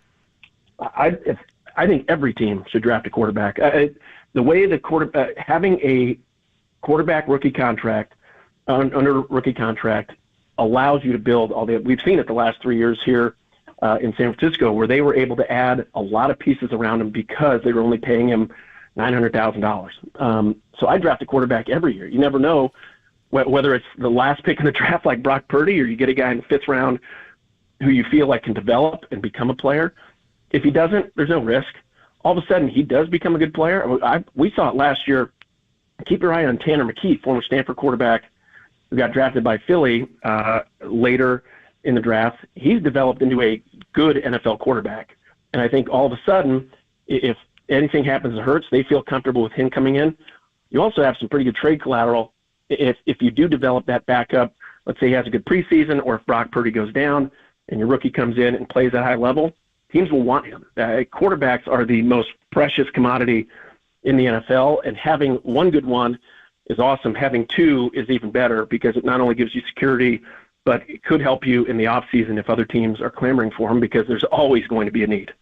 Todd, last question for me is on the wide receiver room, whether or not the 49ers will invest one of these 11 draft picks in potentially a wide receiver. I know there's some good local talent with Io Manor out of Stanford. You got Nick Nash down at San Jose State. Also, do you expect the 49ers to spend one of these selections on a wide receiver? I think so, and not just because it is a position of need. I think, whether or not Ayuk comes back healthy and semi-productive like he was a couple seasons ago, I think there's a lot of really good receivers that are going to be available in the 3rd, 4th, 5th rounds, guys who were productive, guys who were fast. It's amazing. Every year these guys get bigger, stronger, faster. All the receivers now are running 4.4s. Io Manor is a big body at 210 pounds. He ran a 4.44. He's projected to go in the 2nd round, maybe late 2nd, early 3rd at worst, but there's going to be a handful of other guys available like that who can come in and have success, whether it's your 3rd receiver, a slot guy, or maybe he develops into being a playmaker for you. There's a handful of those that are going to be available that can come in and run fast, maybe take the top off the defense, grow in this offense, and hopefully complement some of the other pieces, because the 49ers still are pretty loaded on offense if everybody's healthy. Adding another piece would help Brock Purdy, would help Kyle Shanahan, and I think we saw it last year with injuries. It just gives you another level of security in case anybody does go down. Lots to do in the next few days. You doing all 3 days, Todd, or? Not just first 2. Just first 2. All right. Then your contract does not do 6th round, 7th round. I got you. I'm not Larry Kruger. I didn't dive deep like Larry Kruger does into the draft. That's a perfect. I got the top 120 guys pretty well scouted. Perfect lead in for Kruger at 9:30. But so we'll listen to you Thursday and Friday for sure. Todd, great stuff, and we'll look forward to this fall too, and always fun catching up, man. We shall see, and we'll be listening tomorrow, man. Be good. Yeah, thanks, Todd. My pleasure, guys. Anytime. Yeah, Todd Husak saying, boys, yes, Peter Schrager has Mason Graham falling. Look, I've been telling you, there's been a lot of whispers, including from Larry Kruger and Greg Papa, about Mason Graham potentially dropping in the draft. I think if he's on the board at 11, you have to take him just to help you in the run game. They say he's a solid, dependable former guy. high school wrestler. Yeah, he's dirty in the trenches. He's good. I mean, you watch the tape, but also like, I don't know how the hell he would get past the Raiders at 6 when you got Spytek and Brady, a couple Michigan boys, sitting there with that pick on the clock. Schrager also had you guys taking Membu, the tackle. Ooh, Membu. All right. I like Ashton Genty. Okay. I like him a lot. He's gone. Schrager has the Jags taken him at 5. Yeah, he's gone at 5. And I just got this gut feeling that somehow, some way, Shedeur Sanders is going to end up on the Raiders. Second round? First round. I think they might spend the 6th pick on him. No. Yeah, I think, dude, it's the Raiders. That's like late stage Al Davis type of move. It's the Raiders, Murph. Oh my God. Funny, I was talking to my kid about the Raiders. He was asking me about, he was asking me about, he told me that, he goes, man, I love Ant. He goes, Anthony, we were watching the T-Wolves. He goes, I love Ant. He goes, if the Warriors didn't exist, the T-Wolves would be my team. Damn. He goes, Minnesota. And then he shows like a little respect to his old man. He goes, like you liked the Vikings, Dad. And I did. I was like, look at you, kind of warming my heart. Like you liked the Vikings. And I said, that's a really good knowledge of your old man. I had a huge Vikings thing when I was a kid because they were the non-Ram, non-Cowboy NFC team. Niners were terrible. So I wanted them to beat the Rams and the Cowboys.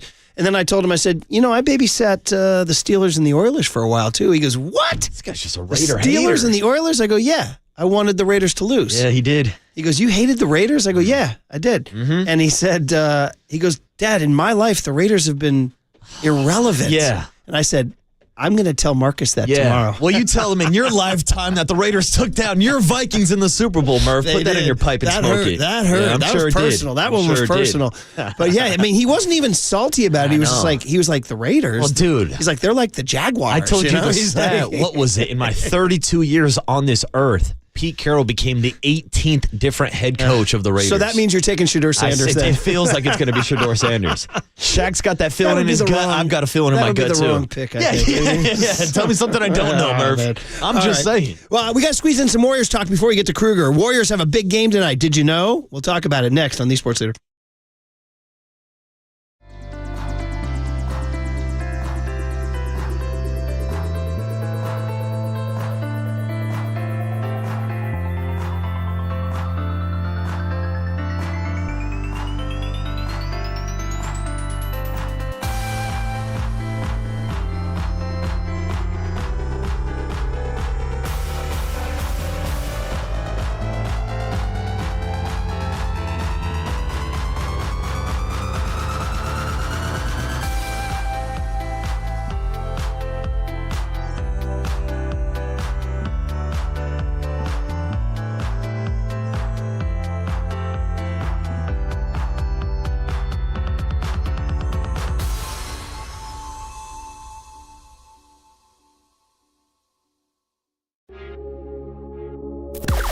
Now, from the O'Donnell Financial Group Sports Desk. Learn more at ODFIGroup.com. O'Donnell Financial Group, because planning is a process, not a product.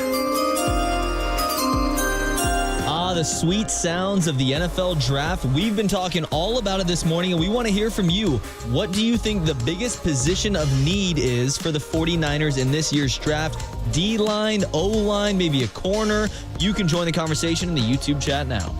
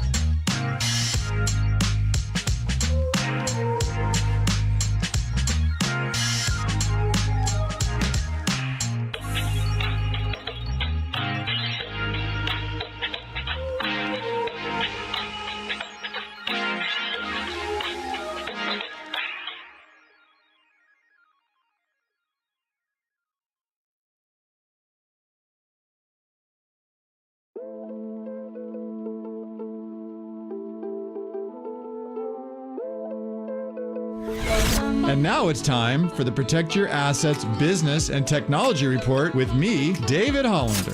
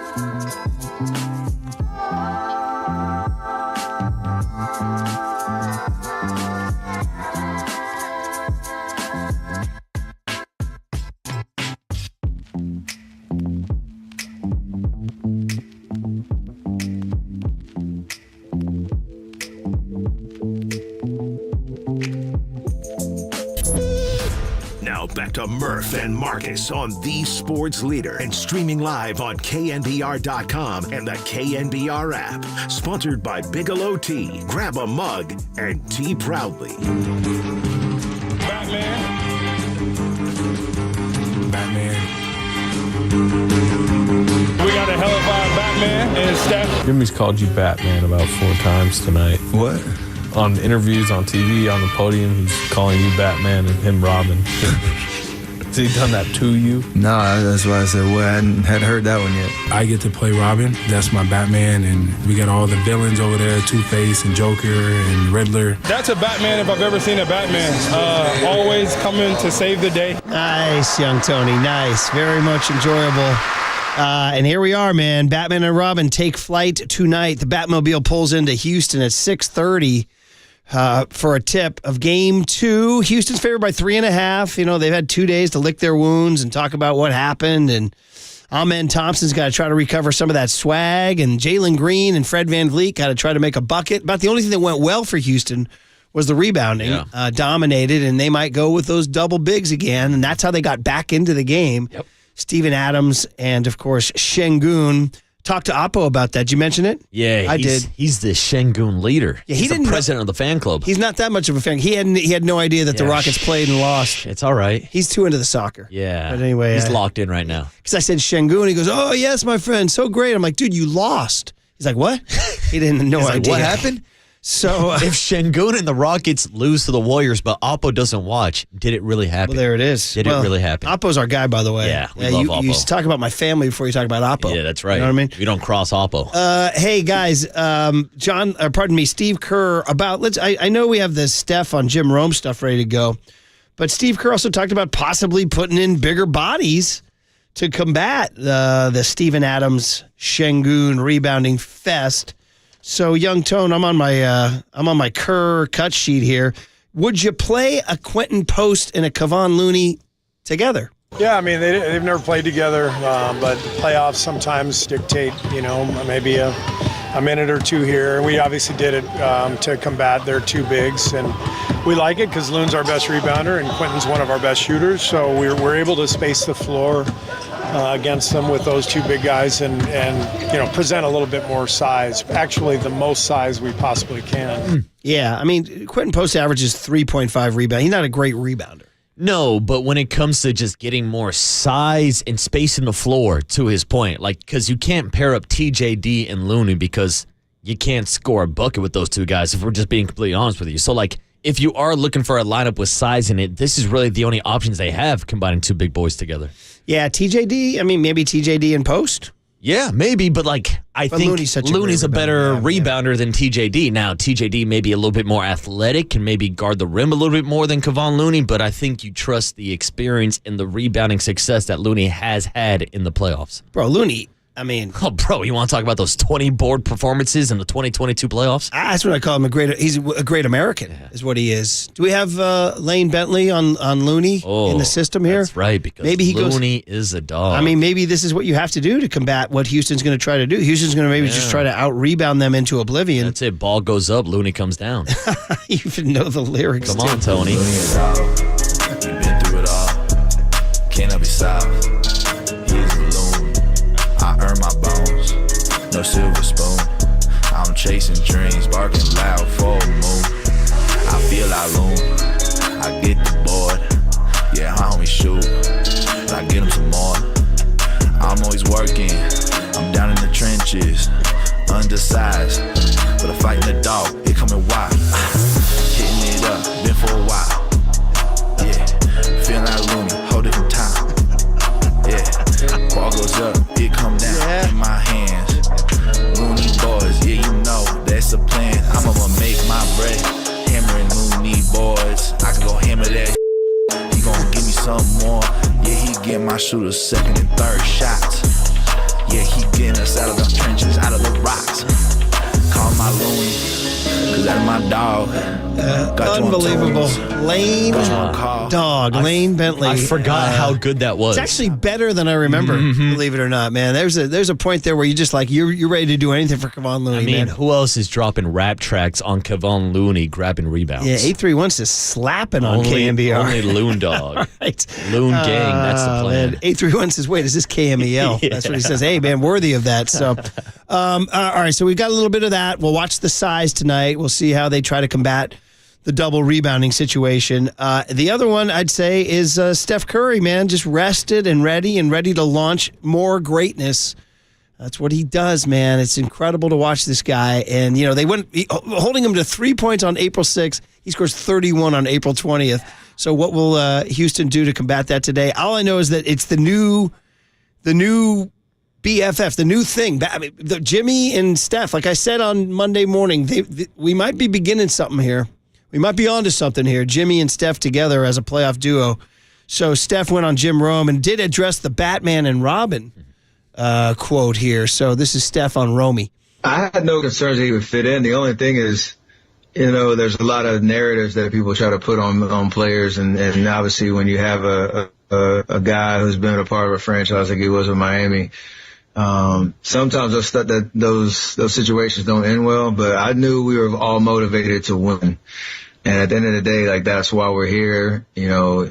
And as hungry as me and Draymond are to win another championship, you know, Jimmy's, you know, chomping at the bit to get back into that fight to get over the hump. And so all the nicknames and the analysis on the night to night, he didn't tell me anything about the Batman Robin thing before he said it. But I just love the way he sees the game. He sees his place and what we're doing. And however you want to describe it, we just want to win. Yeah, so based on, so Romy asked him about it. He said, yeah, he never told me that. And also when Slater brought it up to him, he's like, what? Yeah, what? So, yeah. What are you talking about, Jimmy? Walking around calling him Batman. Well, that's it. You can call him Batman and Robin. You can call him Steffortless. You can call him Playoff Jimmy. You can call him winners, because that's all they care about, Murph, is winning. And it kind of feels like with Jimmy Butler coming to town without a ring, he's kind of like re-energized or rejuvenated even the hunger within Steph and Draymond, because you would think Jimmy would be the one who's stressing at this point of his career about not having a ring. He's 35 years old. He sees that he's playing with a 36-year-old Draymond and a 37-year-old Steph Curry. These guys are not going to be around forever. But Jimmy Butler's still out here giving quotes about how badly he wants to win Steph and Draymond a fifth ring. Meanwhile, these boys want to repay the favor and get Jimmy Butler his first. I can't. I'm excited, man. Listen, I took the Warriors in 6. I might have been too generous to Houston. Then again, we'll overreact to tonight, but it'll take shape. We saw what happened in the rest of the league. Indiana took a 2-zip lead on Milwaukee. That's, by the way, the series I have the least interest in of the entire NBA playoffs. Pacers, Bucks. Yeah, not a lot of interest there. Like Knicks, Pistons, high interest. Real quick, shout out. Maybe Boston, Orlando, Cleveland. Who's Cleveland? Miami. Yeah. Maybe that. I mean, really Eastern Conference in general. But Knicks. Yeah, Knicks Pistons awesome. is entertaining, and I do want to give a shout out to the Bay Zone Damian Lillard for getting back on the court, being back in action. That's a good story for him. That is good for him. But in terms of Lakers T-Wolves last night, I wanted the T-Wolves, of course. It was kind of an ugly game. Ant did not play well. Oh, he had a hell of a poster dunk, though. He slammed one down in the middle of the game. We didn't include his very graphic heckle. I think there are some FCC violations if we play that heckle. You guys hear he got fined $50,000 for telling a fan that if they went to a shower, one guy would outsize the other guy. Yeah, he turned around and said, "I'm Tommy Lee, and you're not." That's exactly right. Do they call it big ant energy? Is that what they call it? yeah. It's not ant size. That's what they're saying. All right, dude. All right, Larry Kruger. Speaking of big draft energy, BDE, big draft energy with Larry Kruger next on The Sports Leader. It's like 5 weeks from now when I haven't had any Giants. I want a little Hayden Bird song.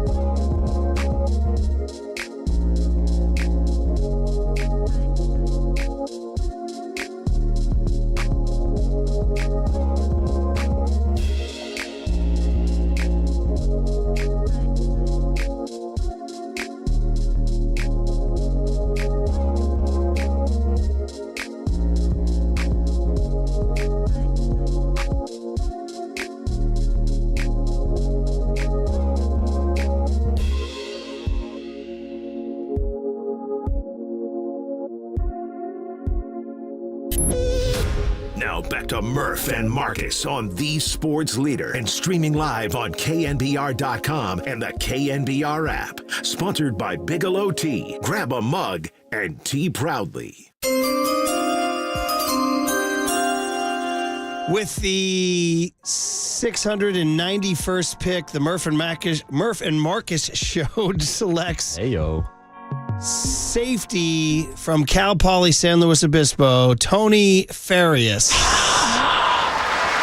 Got me out there's a safety. Okay, I got you. Well, you're kind of our safety. You're our last line of defense in case something bad goes out. I don't hate that. I like over that. The air. Yeah. And I got you as like a little white, hard hitting safety, like Chuck Cecil. Yeah, I don't know. The text line is already saying this is a bit of a reach. Young Tony was not projected to go until the second round. Should have took the interior lineman John Joe Curley with remember the first the tackle who got drafted who looked like Curley? Was it John Alt from the Chargers? That guy looked exactly like John Joe Curley. Sorry, Joe Alt. Yeah. That's it. We view John Joe Curley as an offensive weapon. We should have took him in the first round. We would draft you as a linebacker? You're talking to a first-team all-league outside linebacker, baby. With the 11th pick, the Murph and Marcus show selects Marcus Boucher, linebacker, Homestead High. You are talking to the man who had 2 sacks in the same game against Devonte Adams and Jock Peterson on homecoming night. For me, and the thing I never brag about to you guys, which I'm going to right now because we can't get Kruger, by the way, is because we draft with the first selection, quarterback, UCLA, Brian Murphy. Wow, quarterback. Because I quarterbacked the Daily Bruin to a gigantic 12-6 win over the Daily Trojan in the Blood Bowl in 1988. Of course you did, dude. Well, he played a big role that day. I know he did, right? He did. What was Superfan lining up as? He was a valuable guy. He was a trenches guy. He would clean guys' clocks. He was a stout, thick guy. You didn't want to fight him. I was going to say, people hear us do the Superfan voice and like they think like he's this tiny little nerd, but Superfan was kind of jacked, right? He was a high school football player who played like guard, kind of tackle. He wasn't tall, but stout and wide, and also wanted a piece of you. Yeah, a little dancing bear in the trenches. He's a thick lower half. He protected me. I scrambled for one and threw a kind of a prayer because I was under heavy duress. Just threw a prayer down the right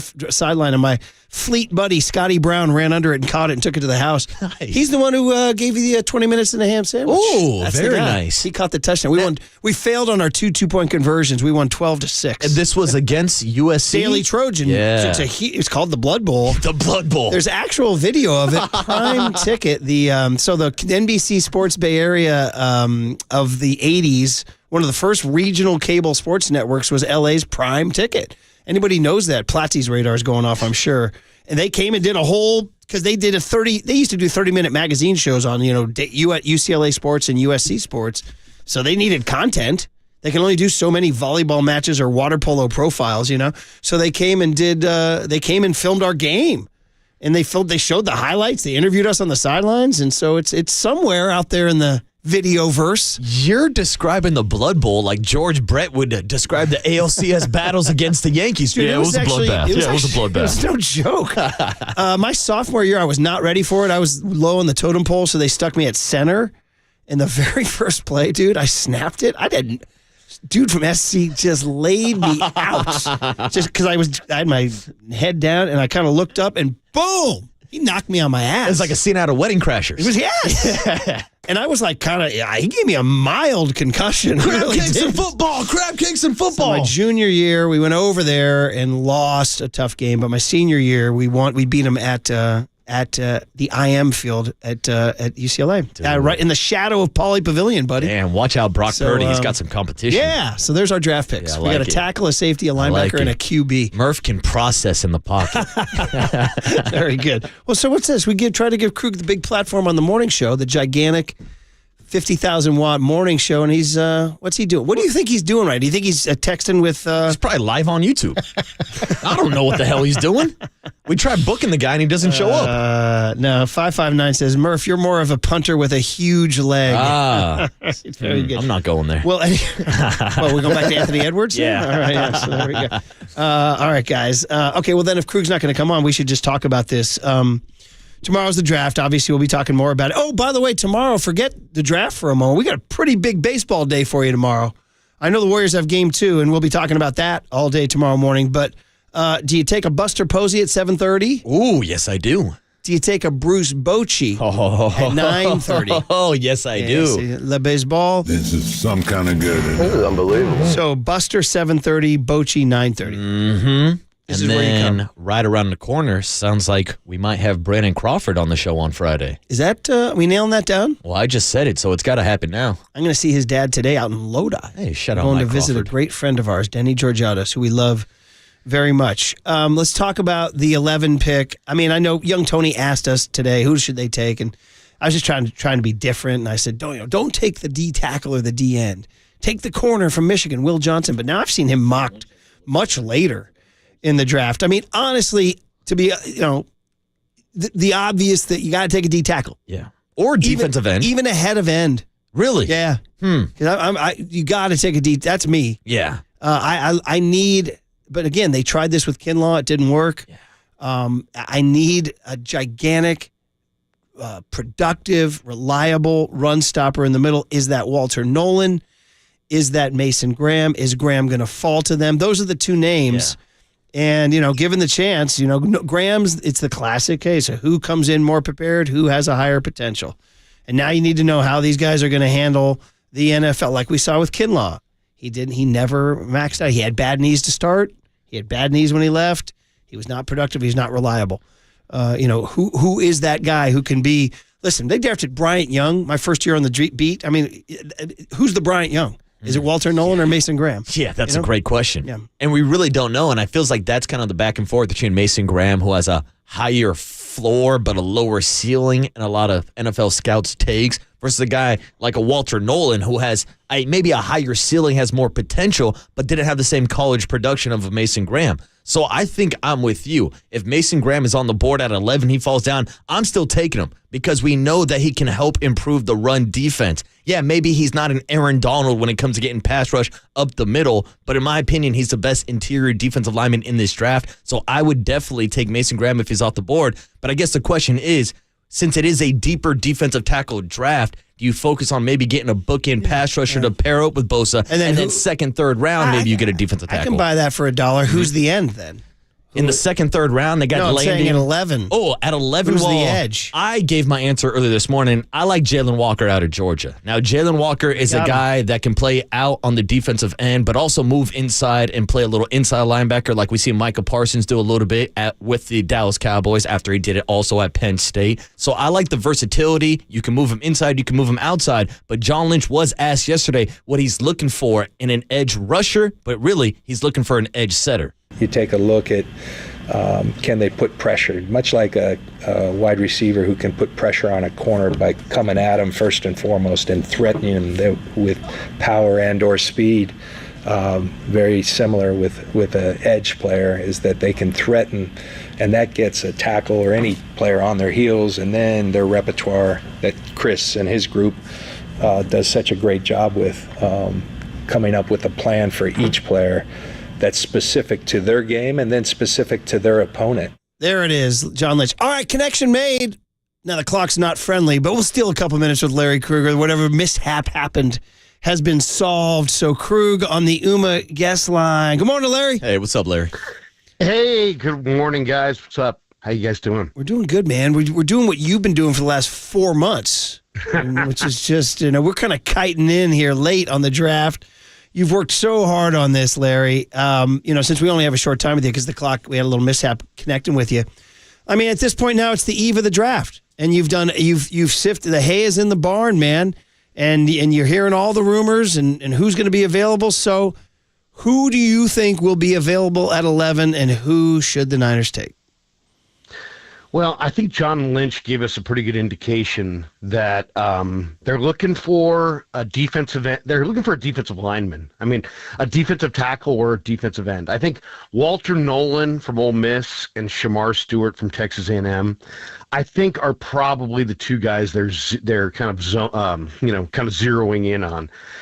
They want a guy who can, set the edge in the run game, and that generally means a bigger guy. So I know there's a lot of these smaller defensive ends.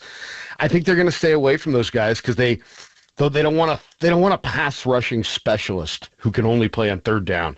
They want somebody who can play defensive end opposite Bosa on first and second down.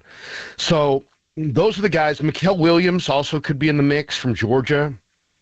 And then I asked Lynch also about about Brock Purdy, because Brock Purdy came out the other day and had this incredible, overwhelming, positive thing to say about Jalen Noel, the receiver from Iowa State, saying that that's the kind of receiver that you need, so on and so forth. So I could see them going with Jalen Noel possibly on day 2, but I think it's going to be a defensive lineman on day 1. I think they would like to trade back, but John said everybody wants to trade back, so it's going to be difficult to do that.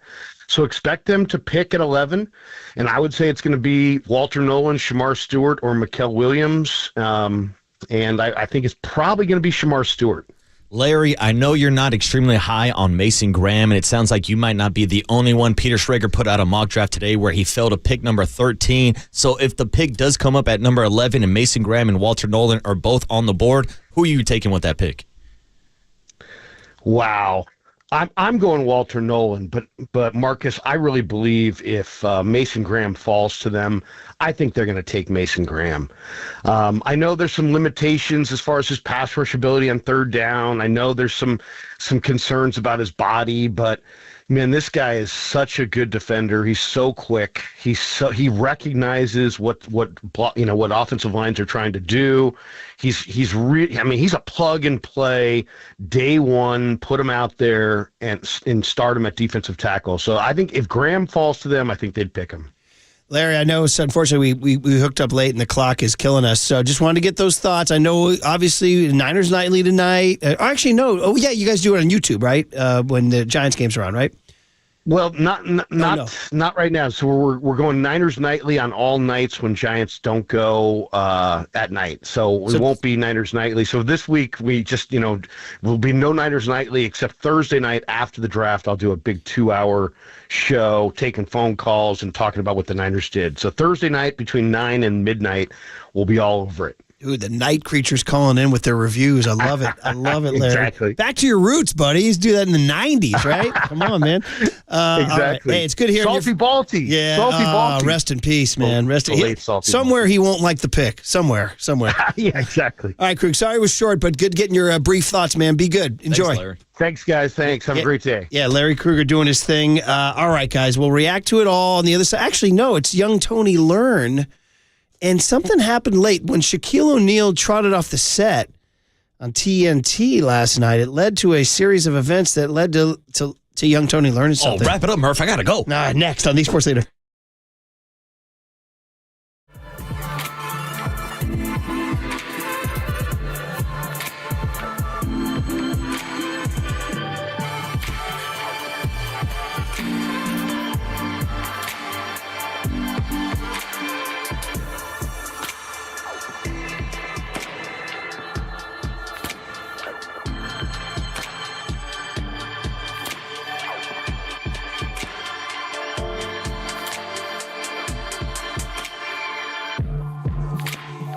Bigelow T, maybe to calm Giants or calm Warrior, what am I saying? Calm Niner nerves before the draft. We have so much going on. Why don't they take a sip of Bigelow Tea?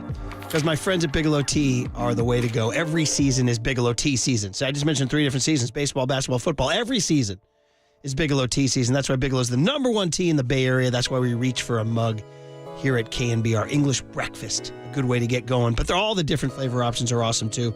It's perfect for those of us who make our living behind a microphone. It's right here at KNBR, keeping us going, keeping you going. Look no further than our Bigelow Tea right here in the studio. So grab a mug full of your favorite Bigelow tea and tea proudly. I'm just sipping on chamomile. Time for traffic on the Sports Leader.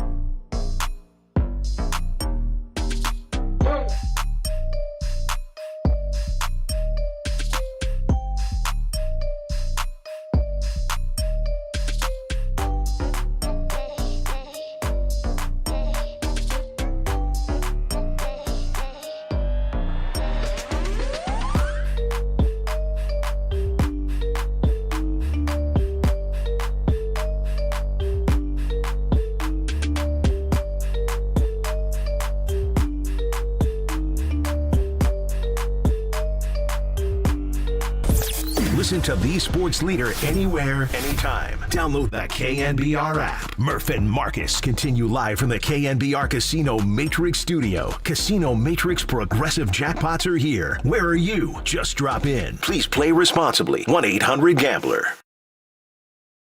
All right. Been an eventful day with 3 sort of storylines. One, the City Connects have never won, and the Giants can't beat a lefty. People get very upset over the first turd of the year, but Giants go back at it tonight, 6:30, Logan Webb. 6:45, Logan Webb, Freddie Peralta. Track number 2, Warrior basketball. We heard some Steph Curry. We heard a little Steve Kerr. We watched Jimmy Butler go back to his hometown of Tomball, Texas on his Instagram, and the Warriors take on the Rockets tonight, 3.5-point underdogs after a lot of rest. And then, of course, the big one, the 49ers. What are they going to do at number 11? It's tomorrow night, 5 o'clock. We're going to have draft party at Jack's on Saratoga. In 31 hours, 7 minutes, and 11 seconds, Murph. We'll be there. In San Jose. Yes, sir. Technically, you'll be down there, too, doing your thing. West Side, San Jose. But the hardcore coverage will come from Greg Papa, John Dickinson, and Todd Husak, who will be they'll be in Santa Clara doing their thing. Live from Levi's. It's always awkward when I've done a number of those. I used to do a number of those, and you get to attack the same spread as the coaches. So you go out there, you grab your plate, and they're like, dude, my future relies on the next pick, and you're just here loading frickin', hot dogs onto your plate. Yeah, you're going back for a second helping of scallops. We're going back with Jim Healy. The freeloaders there, buddy. Yeah, it's always the freeloaders. All right, so today, finally, we get to Young Tony. Why don't you hit the sound there, buddy? Here we go. Murph and Marcus want to know, what did young Tony learn today? Well, so the joke is he's very, very young and innocent. Hey, I know that now, okay? Okay, so it's sponsored by Bigelow Tea. Grab a mug and tea proudly. We know that. But here's the deal. So Shaquille O'Neal made national news by trotting off of the set of Inside the NBA on TNT with the unmistakable gait, as Ernie Johnson said, I see that gait, of a man who may have made a mistake. Yeah, the look on Shaq's face. The old, as my buddy said, getting more than you bargained for when he kind of lifted up a little bit. And now he's got to go, and perhaps, as my buddy would also say, perhaps abandon ship and maybe leave the drawers somewhere. I don't know. But it led us to kind of a riffing on, wow, what a no moment for Shaq. And, has that ever happened to you? And blah, blah, blah. And then we said, well, we know who it happened to. It happened to George Brett. Yes, it did. And young Tony said, wait, what? You had not known about this, young kid? No, friend of the program, George Brett. I had not heard about this story. I've heard it now 2 or 3 times editing this clip. It is absolutely hilarious. This is like Spinal Tap. It gets better and better every time you watch it. It's in a spring training game. I don't know, 20, 25 years ago. Brett is retired. He's there as sort of a special instructor. The Royals are stretching down in... it's either Florida or Arizona. I'm not sure if they've moved to Arizona yet. And he's just riffing, but he's mic'd up because he's going to do some, talking to the broadcasters. But he's just chatting about what happened in his life with a fellow coach. Pardon. To the left side. My pants last night. I did. Went out and had a great meal, just a great meal. I had to go to the bathroom so bad in the car. I'm going, Trow, hurry up, man. I got in my pants. I'm good twice a year for that. When was the last time you your pants? Me? Yeah. Been a while? It's been a long time. I was in Vegas a couple years ago. Just an honest to God true story. Staying at the Bellagio. I went over to the Mirage for dinner, met some friends of mine over there. Went to Kokomo's, a great little steakhouse. The guy brings out some fresh crab legs. These just came in, I got to give them to you guys. I'm eating them. Then we go play gamble a little bit. Then I had a tea time early in the morning. So I said, look, I got to get going. I'm walking back to the hotel. I get 3/4 of the way out of the lobby, and all of a sudden I go, oh, and I'm standing here like this. I got my butt pinched so I can't move. All of a sudden, felt all right. I went just like this. Water. No way. I had some food poisoning from the crabs. Take off my leather jacket. Hey, other side. Tied it around my waist, and I'm just standing there, and it's just running down my leg. I got jeans on, black bucks, no socks, and I just start walking. Every time I'm walking, something's coming out. It's water. Straight water. And then I'm standing outside my car on my cell phone, and I call the guy. I said, Larry, you won't believe this. I'm standing outside the fucking Bellagio. I can't move. I got Okay. We got the gist of it, Tony. Okay. Unbelievable. We had a little slip up. There's so much going on here. He's one of the great storytellers of all time. There's so much going on. A, just throw me the Bellagio. B, Kokomo's. C, how about the guy that just came in? I got to give him to you. Now, in the background, you hear the guy leading the stretch, and on the side. Dude, incredible. The best part. The guy he's talking to drops a little, no way. Well, it's like hilarious. George is like, yeah, I'm good for about 2 a year. When's the last time it happened to you? Been a while? Yeah, been a while. Huh? Okay, we've cleaned it up for part 2. Here we go. Yeah. I can't move. I got everywhere. I all over myself. And Larry's about a 48 waist. So he brings me over a pair of pants and some towels. And so he comes over and he meets me where I tell him where I'm standing. Okay. He finds the closest bathroom. When you go up the escalator to go into I can't get in the elevator. But you are not.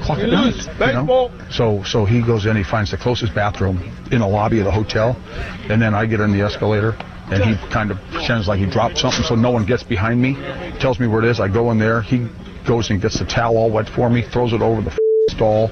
I take off all my clothes, just wipe off, leave my shoes, my pants, everything right there, the towels right there in the stall, and I'm walking barefoot with my shirt and his pants that are 48 waist through the lobby like this at midnight. Got up in the morning, took the most perfect double taper I've ever had in my life. True story. Who's the pitchers in this game? Oh, ladies and gentlemen, you have been present in greatness. You have been present in greatness. I mean, that guy's not just guy hit 390 one year and can tell a story like that? Bro, he's telling stories with details about the jeans, the no socks, the sloshing of the water in the shoes. He's calling this story like he's John Miller calling an inning. Yeah, he's like a freaking artist with the English language. He's out here painting the picture. The comic timing, dude. A picture the I details. do not need to see. I mean, young Tony, now that you've learned this, you feel like your life has changed? Yeah, so who's pitching today, huh? Yeah, who's pitching who today? Are the pitchers today? Dude, don't forget. I mean, literally, it's like Spinal Tap in that if you go watch Spinal Tap, every single line, every single gesture is epic. And it's the same way with this. Dude, how about this? True story. He drops that, too, at the end, like he's making a true story. Yeah, we know this is true, bro. Who are the pitchers today? True story. Yeah, come on, George. Yeah. Who's the pitchers in this game? We're good for about twice a year.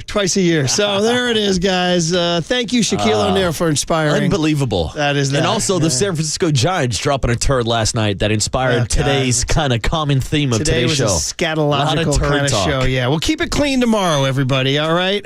When it's time for a change, think Speedy Oil Change and Auto Service, engine light on. We can fix that. Hand it over to Papa and Silver. We'll go clean up. All right, everybody. See you tomorrow. John, Joe, Tony, Marcus, you are listening to KNBR AM and KNBR FM San Francisco, the sports leader, a Cumulus media station. Go ahead. Keep talking, Jeff. Yeah, we're on TV. I know what we're doing. Go ahead. Yeah, that's that olive oil you've been drinking. I know. Hey, take some matches with you. I did not like his gait as he left. That's the end of the game. 4 hours. 3 faces. 2 Gregs and 1 place to be. Excellent. Greg Papa. Touchdown! San Francisco! And Greg Selber. Let me tell you something. There is no such thing as being calm. I am fired up to be here. This is Papa and Silver. Great plate coverage. Now a ground ball, base hit into left field. Churio scores. Yelich around third. He'll score. And it's 3-0 Brewers. That's a big hit. Now here's another splitter in the dirt, and it bounces away from Bailey. And the runner goes to third. Bailey then makes a wild throw to first, and that will get that runner over to second. 4-1 Milwaukee. The Giants just gave away a run. The pitch. There's a drive into deep center. Way back there. Still going.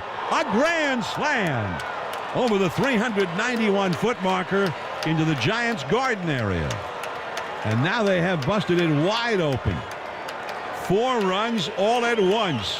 The 5th career grand slam for Christian Yelich.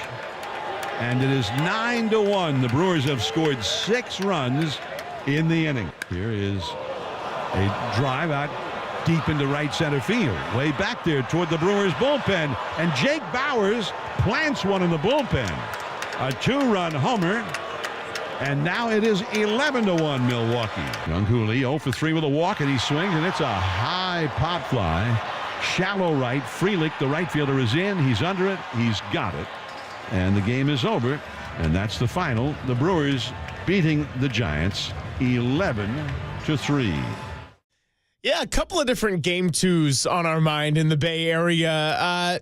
Maybe whatever bad energy was in store for the Bay Area with game twos got entirely used up last night against the Milwaukee Brewers. 11-3. Let's talk about the difference between an opinion and a fact. An opinion could be that the City Connect uniforms are ugly. A fact is that the sixth inning in the City Connect uniforms was very, very ugly for the San Francisco Giants. We're talking errors, Christian Yelich, fifth career grand slam, game broken open, 8 runs allowed, ultimately leads to an 11-3 loss, and that is where we pick things up today. Very busy day, starting it off with the Giants. We will get heavy into John Lynch and some of that sound we played yesterday, and of course, get you ready for Game 2 at 6:30 p.m. Pacific tonight in Houston. Warriors looking to take both from the Rockets and get a 2-0 series lead. Meanwhile, the Rockets looking to make their mark and do what the Lakers did last night, protect their home court at least somewhat and even it up at 1 apiece. What's going on? Greg Silver, Greg Papa,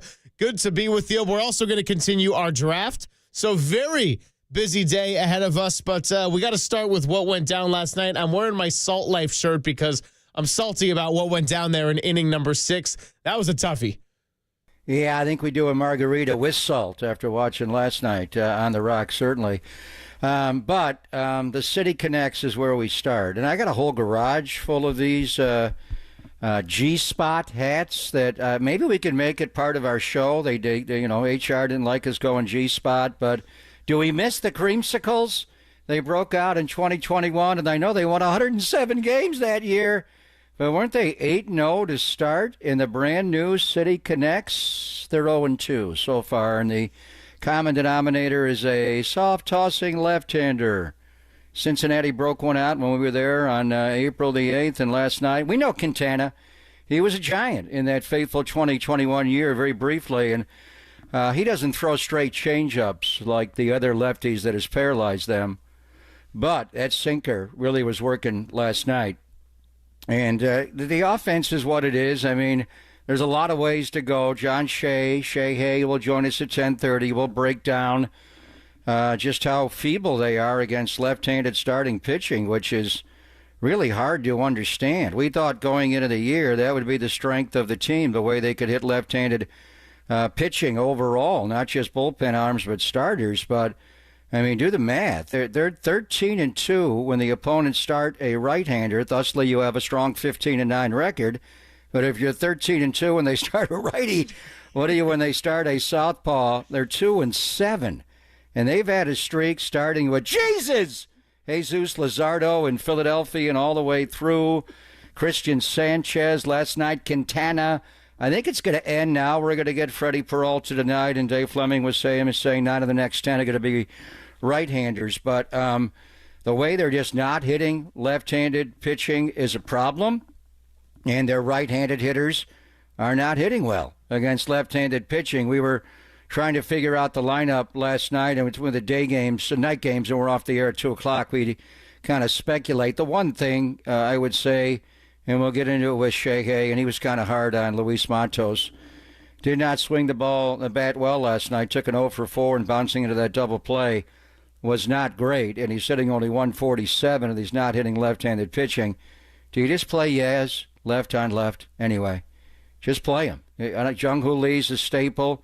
Just play your best players right now. I know it's left-hander, but enough of that. Figure it out. I know Matos is on the roster to play somewhere, some days, but I just, when you don't have Yastrzemski in the lineup, I think you do miss him right now, even against a lefty. But the real problem, and it's creating a trickle-down in a couple of spots here, Greg, is the injury to Encarnacion, Gerard Encarnacion. I saw Jack Black at a Laker game the other night. Man, how much weight has he gained? And the big beard. Didn't look like Jack Black from Nacho Libre, who brought us Encarnacion, and then he just disappears. That injury has started a domino effect. Encarnacion can hit, and he can hit right on right. He can hit right on left. So you're missing your major power bat. You got other guys that can hit with power. Ramos should do it. Chapman should do it. Up at Willie Adames, and we're going to talk to Brian Anderson. He's going to do Game 2 of the Warriors and Rockets in Houston, but he's the TV voice of the Brewers. He'll talk us down on what's going on with Willie. Just too many plays in the middle of the diamond not being made. He collided with Tyler Fitzgerald last night, but the real issue was over at first base. But by Encarnacion starting the year, and it's a bad injury, that dive in the outfield, he's going to be out. They just transferred him to the 60-day IL. So you're looking at, June, maybe, depending how Elitrash. I think he always does all the surgeries. I think it was Elitrash. Anyway, without him, is Wilmer only a DH? Is that the deal? He's only going to he can't play first base anymore? He's done there? I mean, I understand trying to protect him from his knees. What do they know about those knees? And I mean, he's a better first. And I love David Villar. And I've loved him when he came up. We had him on when remember the 4th of July a couple of years ago. He hit the bomb against Madison Bumgarner in Arizona. His agent, Mark O'Brien's a friend. We had him on right away. I always pull for him.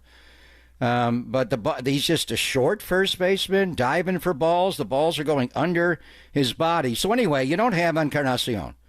And then Wilmer just doesn't play first, hardly at all. Most of his starts have been at DH. We'll get into Shea Hay about what's going on with Lamont.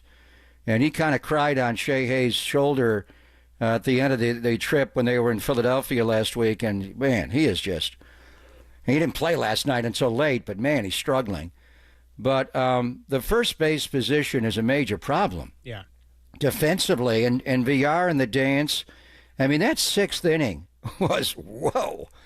Where do you start? Ramos has got to throw the ball to second base. I don't care if he has a play on Yelich at all. If you charge that ball and make a position, a presentation you're throwing to the middle of the diamond, he's not running. Stop him. Keep the double play in order.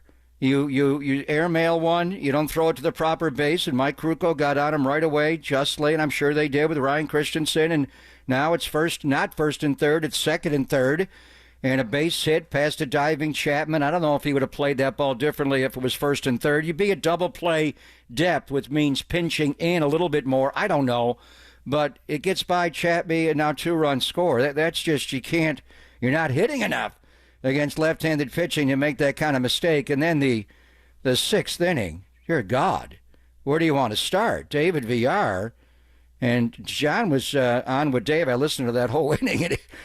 Did he know his foot came off the bag? How do you not feel? That's the thing. It was the mental errors just as much as the physical errors in that inning. And again, he's a shorter first baseman, but he gives you a hell of a stretch. He gives you every inch he's got. He's not McCovey, but he lays out like McCovey.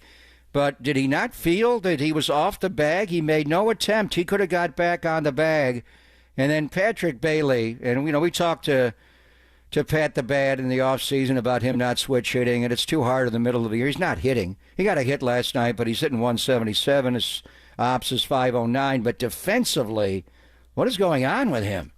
And just dropping, boxing balls behind the plate. I mean, the guy can catch a 98-mile-an-hour fastball barehanded with his left hand. He's got the softest hands ever. You watch him catch a baseball, it's like he's got a pillow back there. And the one that he missed last night, he didn't just drop it, because I think it did hit the dirt a little bit. It was a dirt ball before it got there, but he went to the backhand. Normally he suffocates that ball, but he didn't get it cleanly. Then he reached forward and kicked it, and there's a pass ball, and then he picks it up and he airmails it to first base, and David Villar. So a lot going on with first base, both the lack of production there, Encarnacion's injury, and he could play some first as well. He's been an outfielder, but he's a big-bodied guy. But just by not having him DH almost every day, is Wilmer Flores just not healthy enough to play first base? They want to save his legs. I know the talk was when Casey was here, Wilmer's a veteran guy. He can get used to DHing more than a veteran guy. Well, David Villar, he's not a great defender. And Casey had to learn first base. I mean, just playing Wilmer occasionally at first base against a left-hander allows you to get another DH in the lineup. And Wilmer does have good hands. He does not have great range. Does he make that play at first base? I think he probably does. I don't know. I mean, Villar just I don't know why he didn't feel that his foot was off the base. He just had no. It's a tough position to play. We'll get into Bryce Eldridge and what JT said, and I was texting JT this morning. Slow your roll on that. It won't at bat. He hits a bomb. Give him to at least Memorial Day. Can we do remember that spring before? training? He went a yard in the second at bat Yeah, for I know. 450. And then he got all screwed up. And maybe the wrist injury came in the spring. In any event, it was ugly last night. And I think your opinion could be the New City Connects look cool with the purple. But the bottom line is they're 0-2. That's the fact. And that's sixth inning last night. Wow, they have been so good defensively. How did Willie Adames get that air? I was not shocking. David VR. Shocking, yeah. I was with you. I was like, it's got to be an official score. I'll text David Feldman. Do we care enough to get into it? What does it matter? It's more like a team error. But, I mean, first base position right now, and we'll ask Shea Hay what they do long term. Vladimir Guerrero obviously is not coming here anymore. Rhys Hoskins looks like the guy maybe you would want to go get in the short term.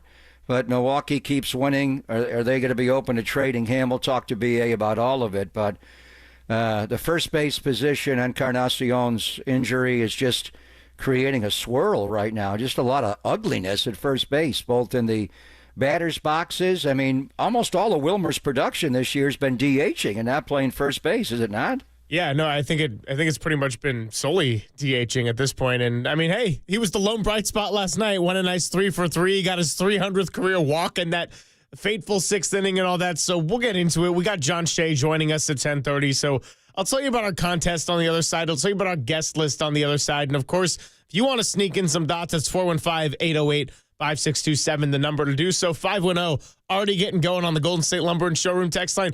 Creamsicles suck. You know what? I respect it. Standing on business. The bottom line is they won in the Creamsicles. They're not winning right now in this 0-2. Well, how else would you eat a creamsicle? You would suck it, right? Lick it. They lick. They suck. They played well in the Creamsicles. They did play well in the Creamsicles. And yeah, it's 0-2, but it is a resounding 0-2 right now in these new psychedelic City Connects. So we'll continue to unpack that ugly one. 11-3. The Brewers take it. The Giants got Logan Webb on the mound tonight and a chance to respond. It is Papa and Silver with more Giants on the other side on KMBR 104.5 and 680, the sports leader.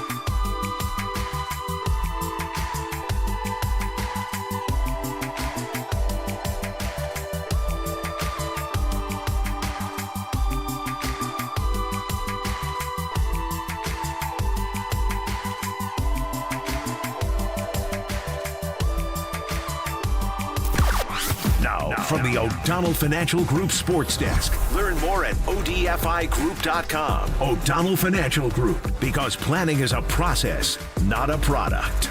City Connects, more like Connects. Yeah, you can forget about last night. 11-3.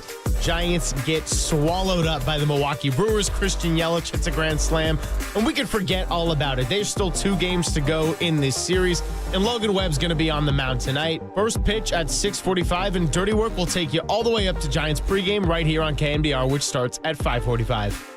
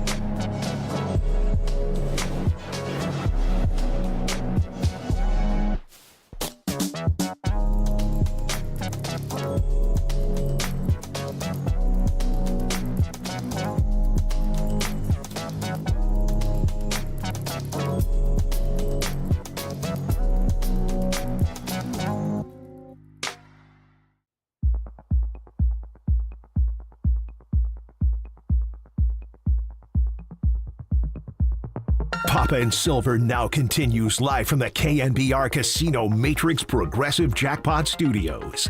Casino Matrix. Progressive jackpots are here. Where are you? Just drop in. Please play responsibly. 1-800-GAMBLER.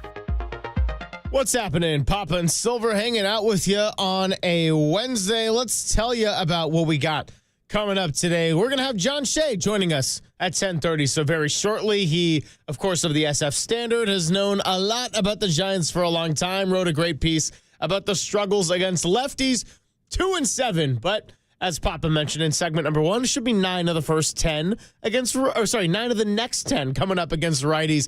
We're going to have Anish Shroff, voice of the Carolina Panthers, continue our mock draft with us for pick number 8. He's going to come by at 11:15. Craig Ackerman, the television voice for the Houston Rockets, is going to join us at 11:50. And also on the call for Game 2 is Brian Anderson, who was there for Nuggets Clippers Game 2. He was there for the Milwaukee Brewers as their TV voice. So we can get into everything with BA. That's going to be at 12:50. And then Mike Haas is actually going to do 12:15 with us for the New Orleans Saints. That's pick number 9.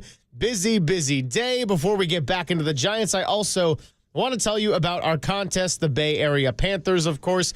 Are you ready to bring your outdoor voice indoors? Well, the Bay Area Panthers of the Indoor Football League has got you covered. Head on over to BayAreaPanthers.com for special offers on single, season, group tickets, and more.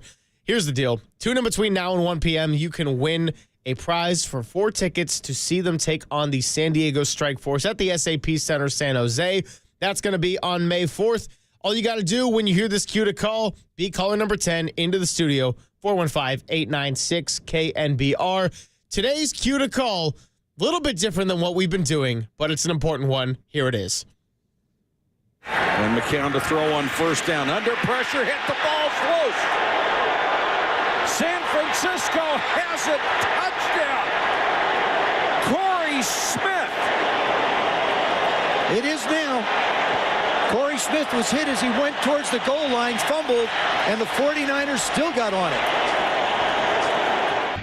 So that sound right there has nothing to do with the Carolina Panthers, but it is the voice of Mike Patrick, who passed away at the age of 80 and longtime NFL and college broadcaster. So wanted to pay a little tribute to Mike as we got our Bay Area Panthers contest in today. Yeah, we found out minutes after we were off the air that we lost the great Mike, and what a nice gentleman he was at age 80. He was the very first Sunday Night Football voice, that booth on Sunday night.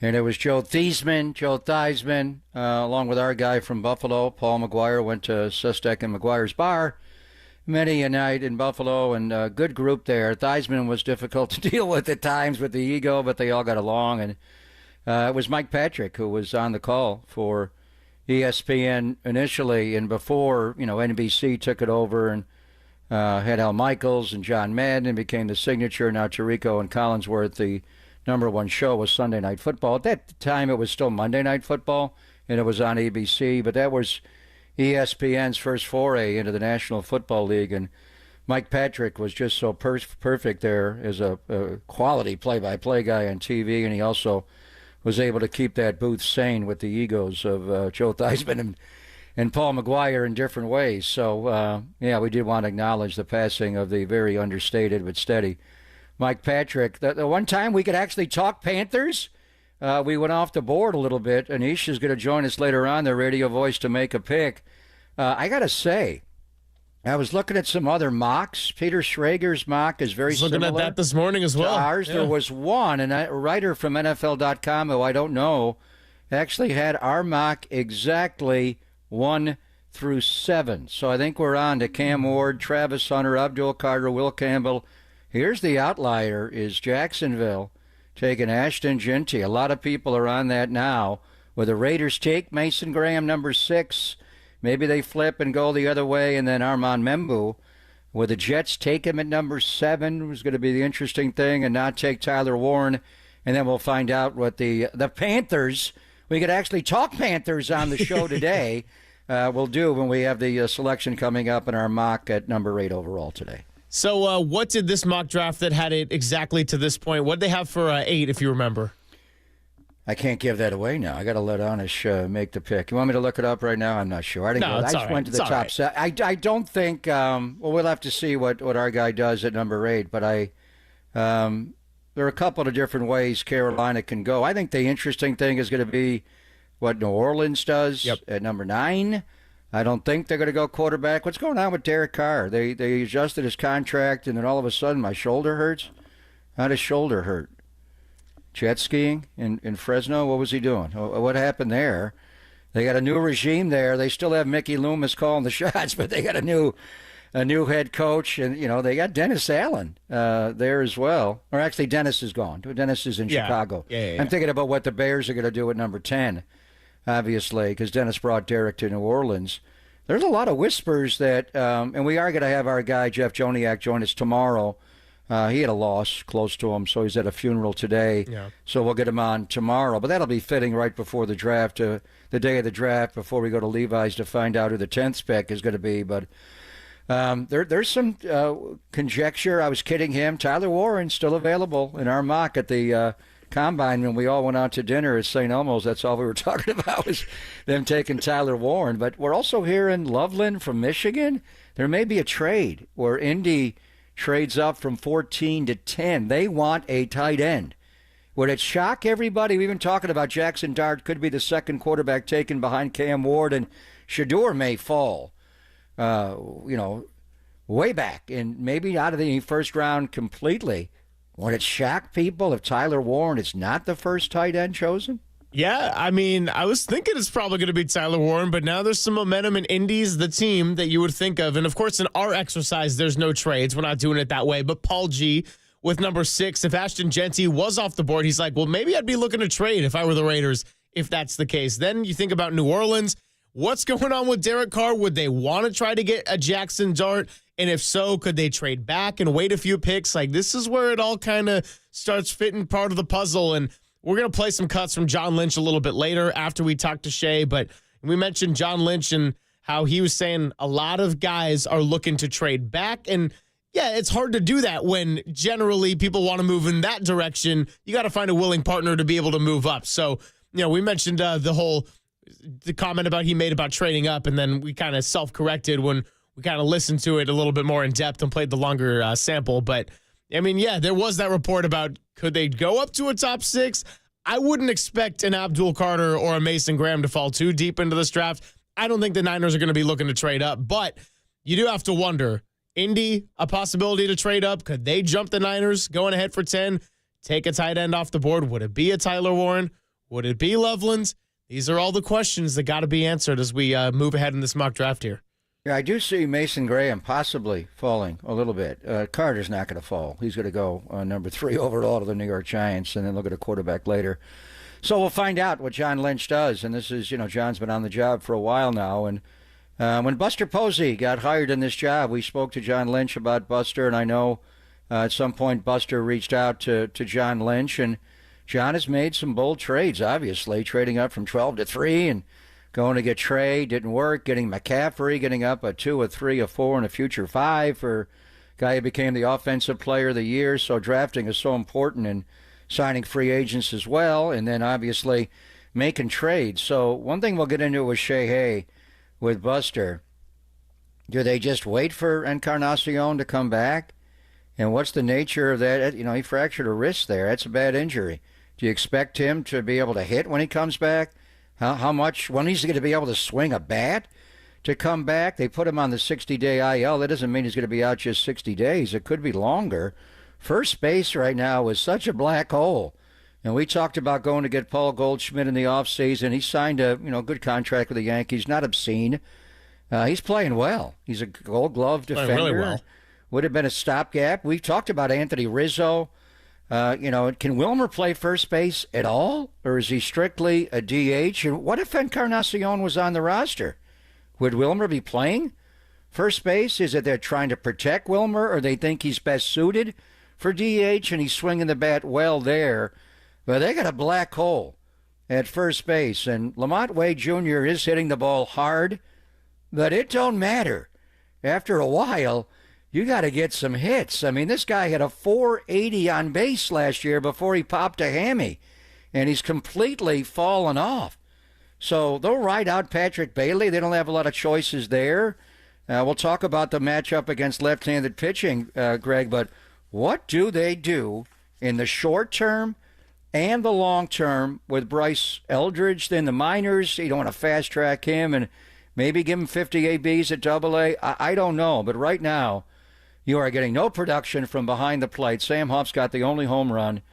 And Bailey's making a lot of sloppy mistakes defensively, which is like, what's going on with that? But really, the biggest problem is the number one bag, both defensively around it, and more importantly, anybody they stick there just has no stick. Yeah, there were a lot of problems last night. I know that fans were starting to get a little antsy with Jordan Hicks. He had that great first start, and he really hasn't been doing as well or as efficient since then, but so much was wrong with last night that you can't even put Jordan Hicks at the top of the list when he went out there for a sixth inning and was getting no defensive help anyway. So we'll get into it with John Shea, ask him all about it, the struggle against the lefties, and yeah, the big red mark. What do you do with first base here in the short term? John Shea joins us next from the SF Standard. It's Pop and Silver on KMBR 104.5 and 680, the sports leader. KMBR, the sports leader.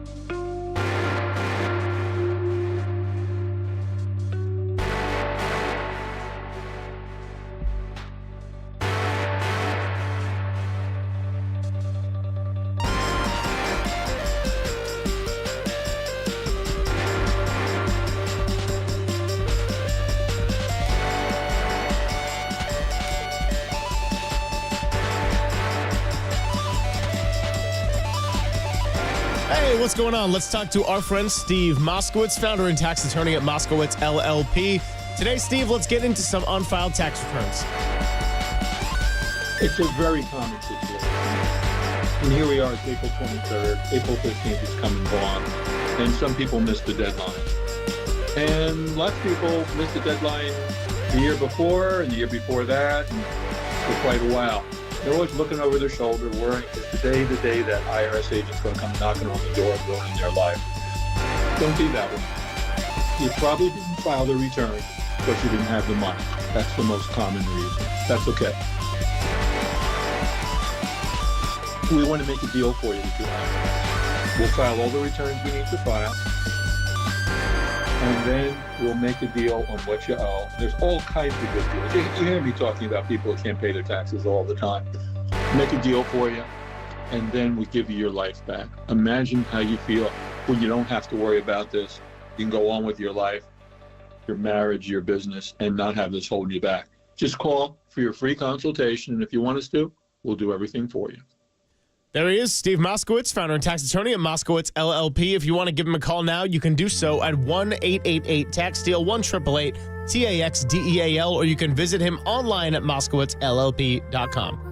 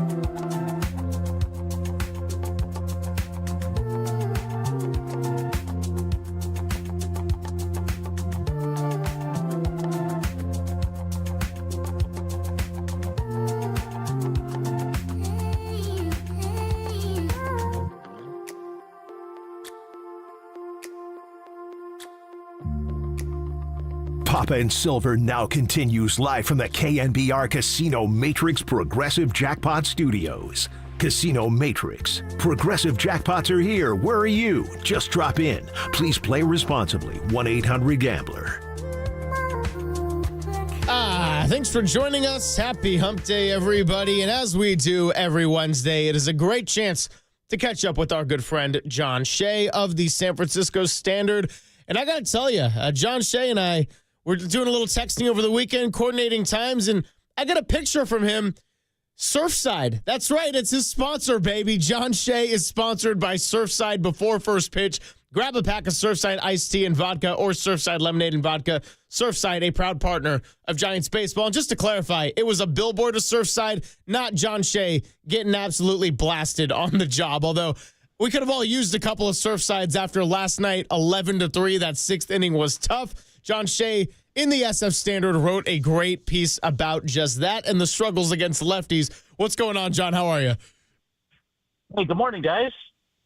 Hey, good to be with you. And, let's start it right there with the lefty issue. This is something that we were kind of bringing up on the show maybe a week to a week and a half ago is, just kind of keeping an eye on it because Jung-Hoo Lee, the one that you would have the excuse for being a lefty, and Mike Yastrzemski, not to mention as well, they were hitting the ball just fine. The team as a whole, which you would think going into the season, should be able to shred lefty pitching and struggle more against righties. It's been very much the opposite. So, sure, you could say it's early in the season and all, but after last night and how ugly that was, it's officially on the radar as a problem. And you wrote about just that. Willie Adames, 3 for 33 off lefties. Wilmer Flores, 5 for 29. Patrick Bailey, 2 for 18. I could go on and on. Bottom line is, what is going on with these lefties? Is it just that they're facing some really high-quality left-handed pitchers like a Christopher Sanchez and that changeup? What is the overarching issue here as we look at a Giants team that still had a good start to the season in the larger picture, but this is certainly an issue we can point to right now, John?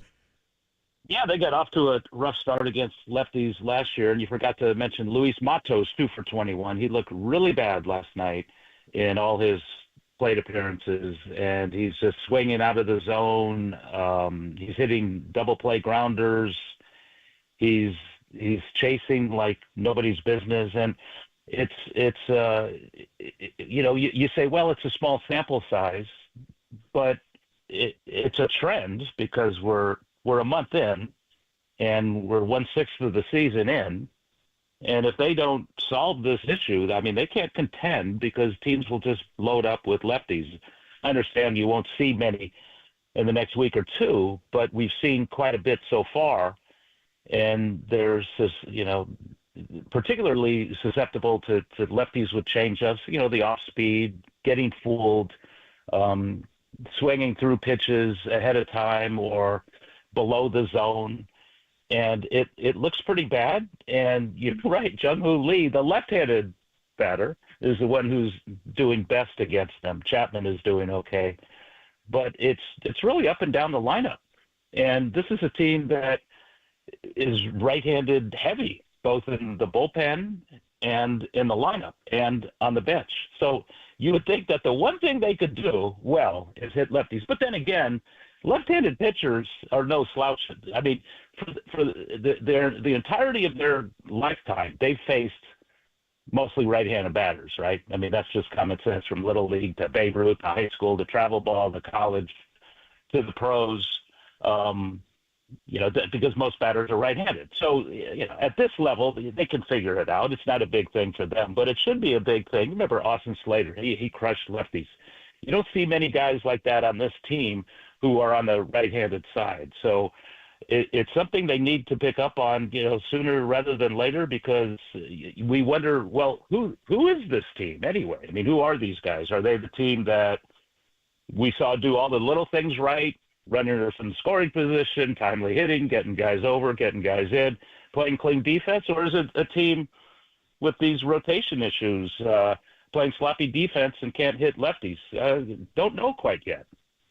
Yeah, the Matos problem, and I think he's just not playing enough. They did face a stretch for a week plus, starting with Jesus Luzardo in Philly, where they saw, I think it was 5 lefties, John, and last night Quintana. But so it's hard for him But that was a bad at-bat. It was pulling that pitch that was away and hitting into a double play, and he's lost right now. So the easy inclination is say, well, let's not play him even against lefties, but that's why he's on the roster, and play Mike Yastrzemski more. But Yaz is only hitting 125 this year against left-handed pitching. He's 2 for 16. He's killing right. He's 340. I think if he played more against lefties, the way he's altered his swing and flattened out the top part, he may be better. But what do they do here? Do they leave Matos? And they're going to face right-handed pitching now, John. 9 of the next 10 starts are going to be against righties. So Matos doesn't figure to play very much, if at all. Do they send him back down to AAA? What do they do with the configuration of their lineup right now, their roster? Well, it's not just lefties for Matos. He just has to hit, period. And, he'll get his time, day game after night game. It's not like he's facing only lefties. That's kind of ridiculous to throw him into that stereotype.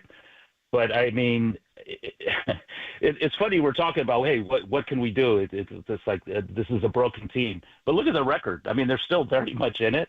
And they weren't last year at all, pretty much most of summer. And in a tough division.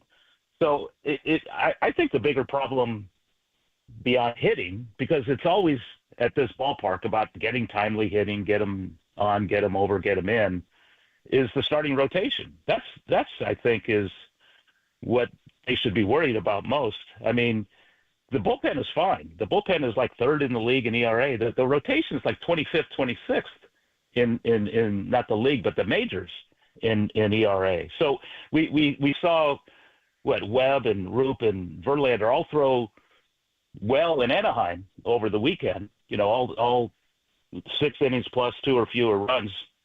But beyond that, with Hicks and Robbie Ray, it's been a struggle. Verlander had his best start in Anaheim, but is that the Verlander we're going to see? So, I mean, what do they do? What do they do with Hicks?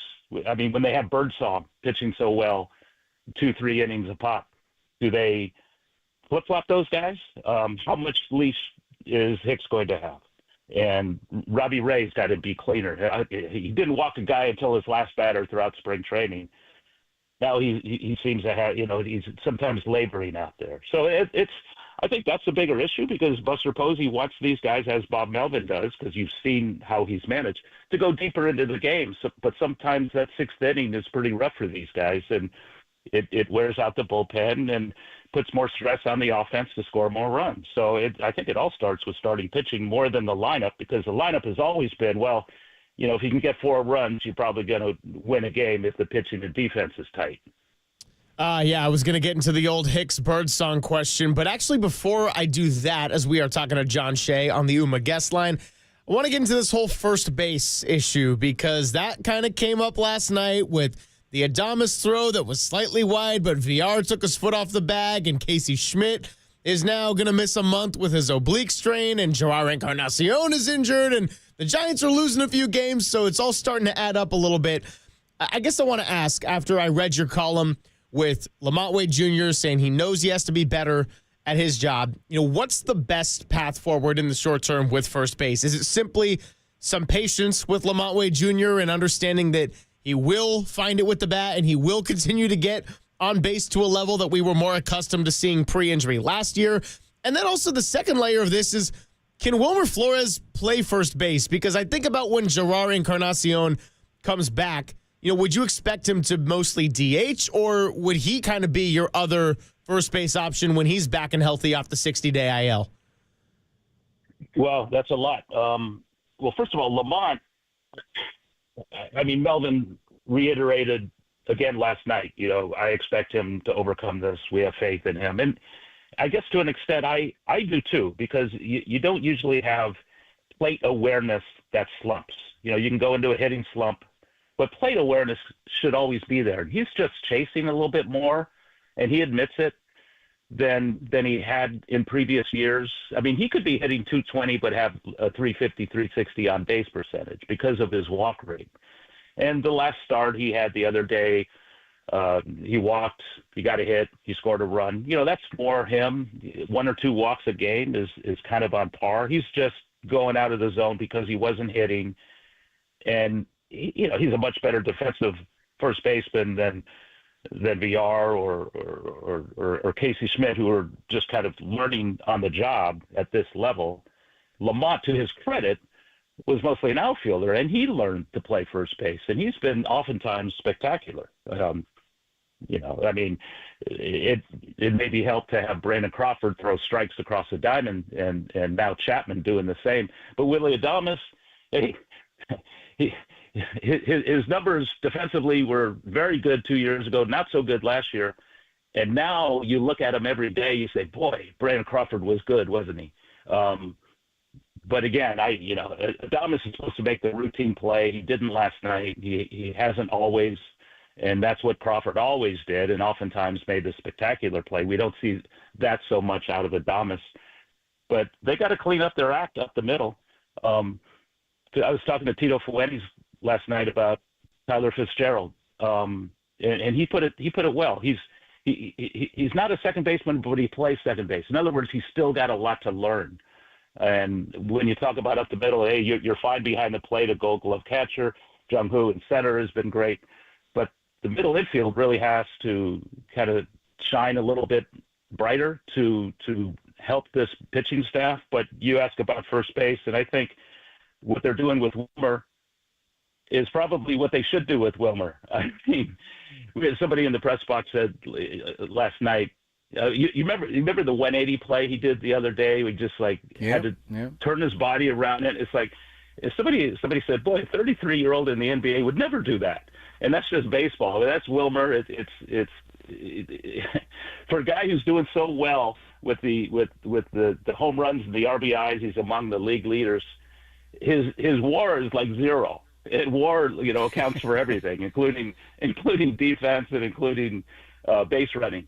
So it's amazing, take what you want from WAR, but it's a stat that, is supposed to look at everything and compile some kind of number associated with every player, and Wilmer's down at the bottom. But yeah, I mean, I think, the plan now is to wait for Lamont to figure it out, because he's going to get a whole lot of action. I don't think Jake Lamb is the answer down in AAA. But guess who hit a home run in the first time back in Richmond? We don't have to guess. It's all over social media. But they're not going to call up Bryce Eldridge tomorrow. I mean, he's still, you talk to JT and Will Clark and all these guys. He needs work at first base. You should interview his high school coach and ask him, why the heck didn't you play this guy at first base? Please tell me that. Because he was pitching. He was a pitcher. DH, when he didn't pitch, and he doesn't pitch every game, they made him the DH. A guy like that who's 6'7", he was apparently 6'7" in high school, put him at first base and have him learn some footwork. But he's learning that now, all these years. I mean, he's 20, he's still got time. But I was always curious, why didn't that high school coach play him at first base so he could learn the position? Because maybe you have his high school coach's contact. Send that to us. We'll have him on the air, and you can ask. You can grill him. You can go, John Shea, SF Standard. What the hell's wrong with you, Coach? Right. But I mean, and obviously he's got to learn first base. But they threw Casey Schmidt out there. He didn't play first base, and it was awkward for a couple of games. Then he figured it out. And then David VR, and I like David, and he's swinging the bat well. But that play at first base, John, did he have no sense that his foot came off the bag? It was one, and he stretches for a little guy. He gets out there and stretches. But the thing that was hard to understand, did he not know his foot came off the bag? He made no effort to go back and retag the bag. Well, I think he did know, because he stayed in that position for quite a while instead of trying to apply a tag on the runner coming to first base, or to get back on the bag. And it was odd, but it just displayed inexperience. I mean, that's what it is. And that's unfortunate, because Lamont makes that play. He has nice footwork.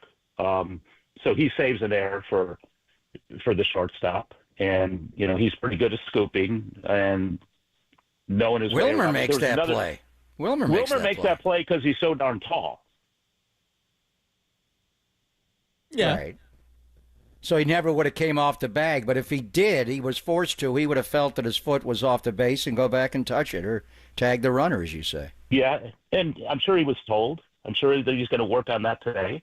And there was another ball to his right. As a right-hander, he didn't have any chance for it, but Lamont, I'm sure, would have scooped that. And, not that they would have won with Lamont at first base. There were so many other issues. Hey, John, appreciate you coming by with us as you do every Wednesday. And, of course, to everybody, you got to follow him at John Shea Hay. Part of the SF Standard. Great to go and read his columns. And I'm glad we got to unpack a lot of this. And when we do get Bryce Eldridge's high school coach on, we're going to have you grill him because we actually had Jalen Green's high school coach on earlier in the week. And he's a Houston Rockets. So certainly we can get a San Francisco Giants high school coach on. We'll do that.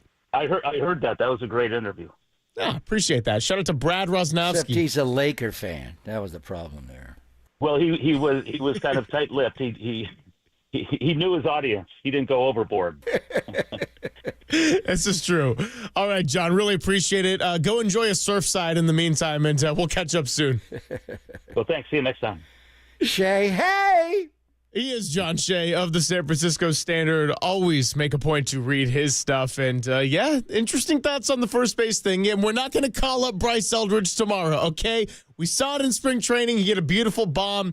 Then he was struggling at the plate against better pitching and maybe had the wrist injury. And you get it in the meantime. But still not fun when you allow 8 runs an inning. That was the most runs allowed in a single inning by the San Francisco Giants since August 16th of 2020 against the no longer existent Oakland Athletics. So there you have it.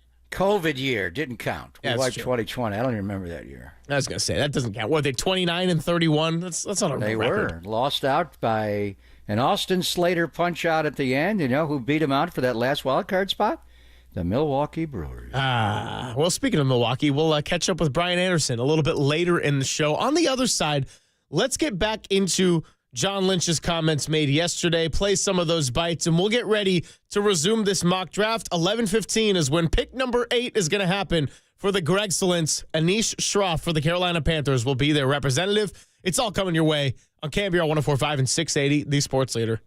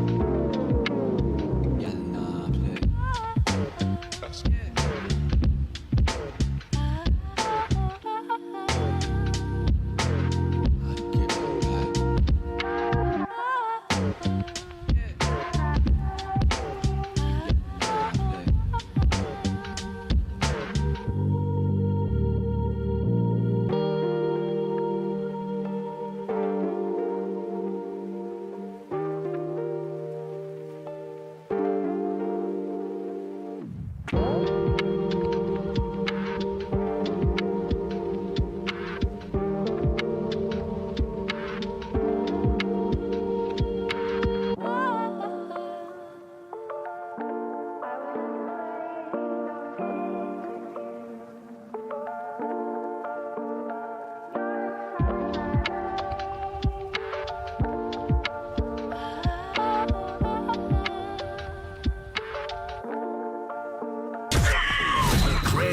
and Greg, Papa and Silver. This is KNBR, the sports leader.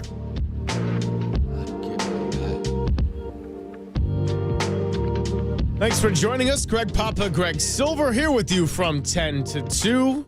NFL mock draft going to continue in about 15 minutes. Anish Shroff from the Carolina Panthers is going to join us. Yesterday on the show, we played you some of John Lynch speaking to the media. Big week across the NFL landscape. Big week across the NFL draft. I'll tell you all that you're listening to KNBR and KNBR FM San Francisco, the sports leader, a Cumulus media station, as we get ready to move on into hour number 2. And it's time to do a little pivot over to the football side of things. Now, before we play some sound bites from John Lynch, here's an interesting note. The Saints are not picking up Trevor Penning's fifth-year option. So now I'm kind of wondering, could offensive tackle be in play at 9 for the Saints if they do not decide to trade? Then there's the whole Derek Carr injury.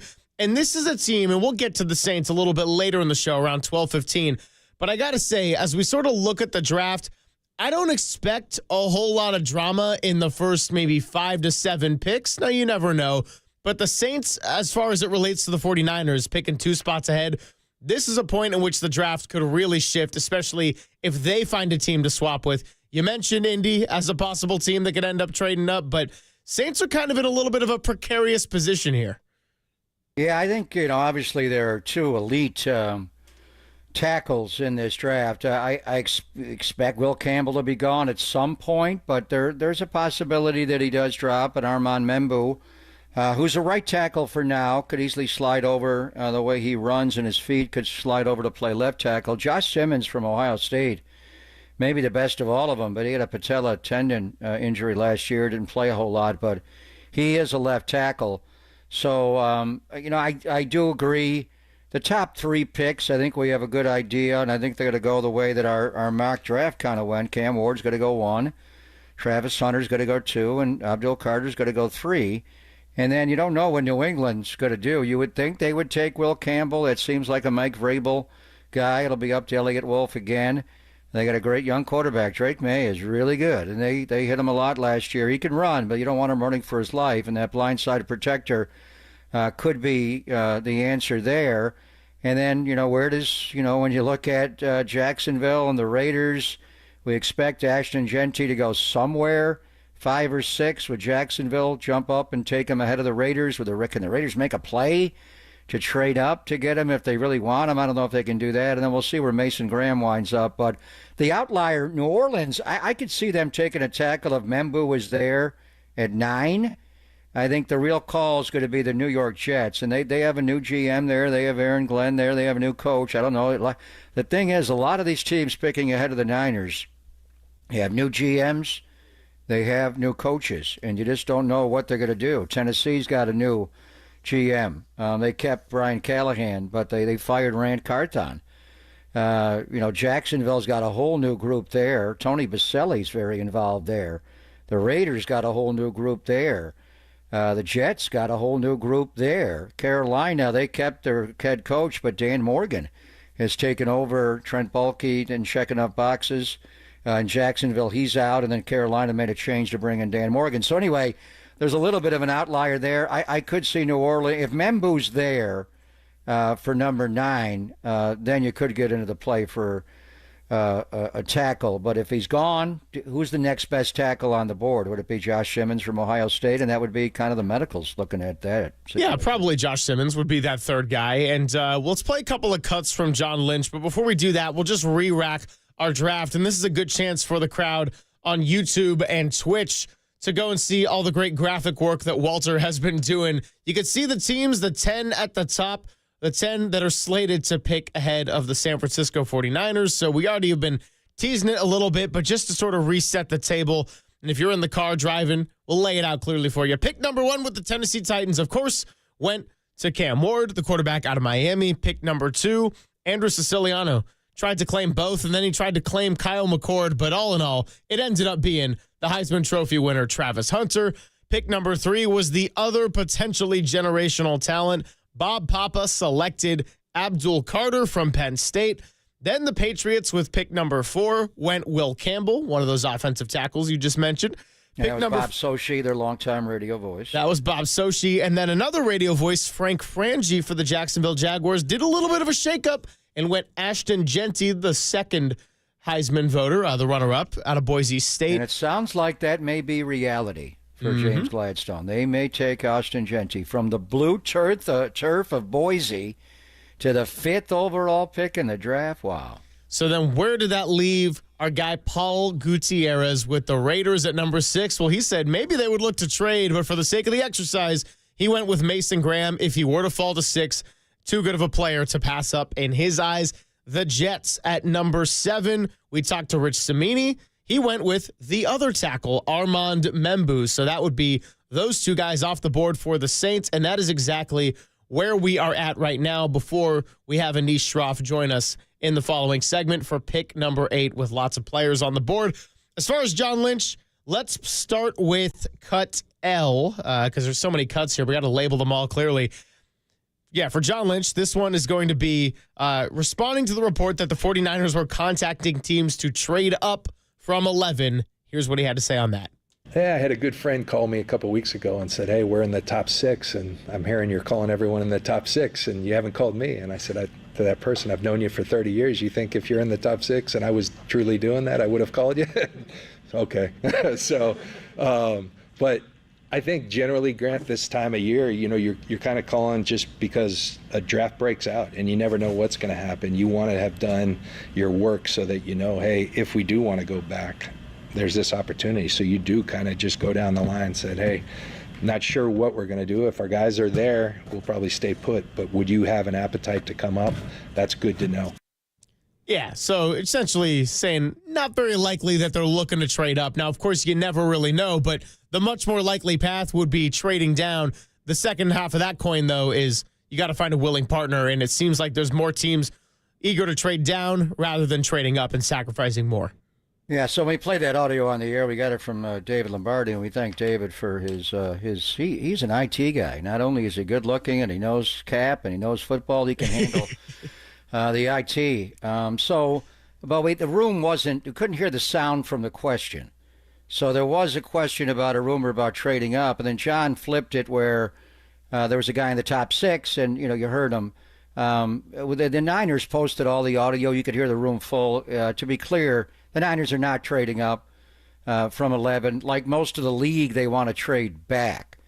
But if everybody wants to trade back, it's hard. But for teams that want to trade up, if you have a specific spot where you value a guy, let's say Tyler Warren, for whatever reason, starts to slide a little bit on Thursday night. Maybe the Colts don't want to do business with the Chicago Bears in polls. Maybe they want to do business with John Lynch. And because there is a history there with Ballard, and you don't have to trade all the way up to 10. Let's just go from 14 to 11. So it would seem unlikely to trade back. But as John said, we got all of our mocks, and we're trying, at some point, a draft is going to break out. And there's going to be guys that start to slide. The quarterbacks, Jackson Dart, Shedeur Sanders, where do they slide? Does New Orleans take one at 9? Do the Bears take Tyler Warren? Do they not take Tyler Warren? Do they bluff and make it seem like they want to take Tyler Warren, and then they don't take him? And then if the Colts want to jump up, if somebody wants Tyler Warren, would you jump up? So if you're in the right spot for a trade up, even though everybody's looking to trade back, if you're in the right spot for someone to come up, you want to go up but not too high, maybe the Niners are right in that spot in 11 where somebody would trade up to take someone like Tyler Warren or whomever, and the Niners could simply drop back. Remember when they drafted Javon Kinlaw? Yep. They did a deal with Jason Light in Tampa Bay. They wanted Tristan Wirfs. And they wound up just flipping picks. The Niners had the 13th overall pick in the DeForest Buckner trade. They traded back to 14 to get Javon Kinlaw, and they let Light come up, and Wirfs is a great player. He made a great trade. But the Niners just flip-flopped one. Go back to the Solomon Thomas draft. They dropped back from 2 to 3. Mitchell Trubisky went up. So even a slight change where you drop back a spot or 2 or 3, how far back are you comfortable going back to get your guy? Then you wind up with extra draft picks, and that's where this draft is strong. Exactly. So if you think about Indy at 14 and flipping back 3 spots, that might not be a bad route for the 49ers to take at all if they don't have a guy that they are absolutely narrowed in on as you get to 10, 11. But then if you think about 21, and we mentioned the Steelers, could they trade up, try to get a Shedeur Sanders? That's where it's like, 10 picks, what's the return package for that, and would it be worth it? Let's hear one more from John Lynch on the note of trades, saying he doesn't think there's going to be a lot of trades early in the draft because the quality is its depth and everybody trying to do the same thing. What I believe, I feel like there's a lot of people trying to go that way, probably because what I talked about, the quality of starters that run deep into this draft. And generally when everyone wants to do the same thing, there's not as much opportunity. So I think early in the draft, that's what I feel. A lot of people are going to end up staying put because everyone's trying to do the same thing. I think every time we say that, somebody throws a wrench in it, and then it's kind of a free-for-all. So John Madden, at Fox, one of the things they used to say, you do all this pre-produced stuff, and Madden used to, what happens when a game breaks out? And I think it's the same thing with the draft. You can have all the plans in the world, but a draft is going to break out. A bunch of different things are going to happen, and we'll see what happens. But my inclination is, at least in the first round, I think a lot of people are probably going to try, but when everyone's trying to do the same thing, there's not much opportunity to do so. Yeah, so sort of echoing a lot of what we were just unpacking there and responding to what we heard yesterday from John Lynch when he said it live. And, doing a lot of the sprinkling of the draft research in here, I did the Peter Schrager draft that you alluded to earlier. I was listening to a podcast yesterday with Daniel Jeremiah and sort of his general reaction to the draft. And his take on it was that he didn't think that there was an abundance of generational talent. And we've heard a lot that teams that would even trade up to try to get into the top 10, everybody's fawning over Travis Hunter, and he might go as early as 2, as was the case with our draft. And that might not be the case for, you might not want to trade up into the top 10 for other players not named a Travis Hunter. And so it makes sense in the sense of there's a Travis Hunter, there's an Abdul Carter, and outside of that, there's a lot of pretty solid players that you could be happy with maybe getting at 26 or maybe getting at 13, and it might not be that much of a difference on a lot of these scouts and general managers' big boards here. Well, you look at DJ's list, and it's different than how the draft is going to go, obviously. Right. Cam Ward's going to go number 1. But in his list of the top 10 prospects and how you evaluate them, Travis Hunter, and most of the time building up to tomorrow night, it was Abdul Carter ahead of Hunter. Now Hunter has passed him by. Maybe the two-way and him insisting on playing both sides of the ball, I'm not sure if that helps or hurts. But in any event, he's got Hunter number 1, Abdul Carter 2, Ashton Genty 3. And he looks like a pure running back, but my concern with him, he fumbles, he doesn't block, and he doesn't catch the ball out of the backfield. Is a 3 and 4 down player, but it sounds like Jacksonville may take him at 5. And then if they do, Mason Graham would drop, and DJ's got Mason Graham number 4 behind Hunter, Carter, and Genty. Is Mason Graham that good? Wow. He doesn't rush the quarterback. He's a run player. He gets off the ball, and he's a try-hard sucker. He's a wrestler. Is he that good? And then Jalen Walker, and he's still available in our mock draft to go, possibly to Carolina. He's got him next. Tyler Warren. Is Tyler Warren run? I think it's after 40 time on Tyler Ward. He just bullies guys. But how fast is he really? He's not as fast as Loveland. And by the way, the tight ends are the 6th and 7th rated players, according to Daniel Jeremiah's top 10. He's got Warren, then he's got Loveland. When's the last time 2 tight ends were that high?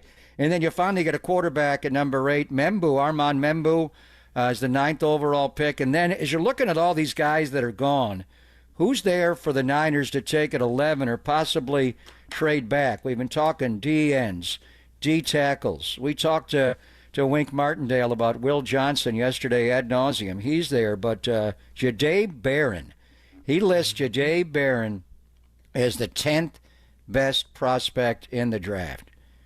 He almost assuredly will be there at 11. Won't he? That guy is Brian Branch of the Detroit Lions. He flipped that defense along with Aiden Hutchinson and obviously a few other guys. But Brian Branch can play safety, can play nickel, he can move them all over the field.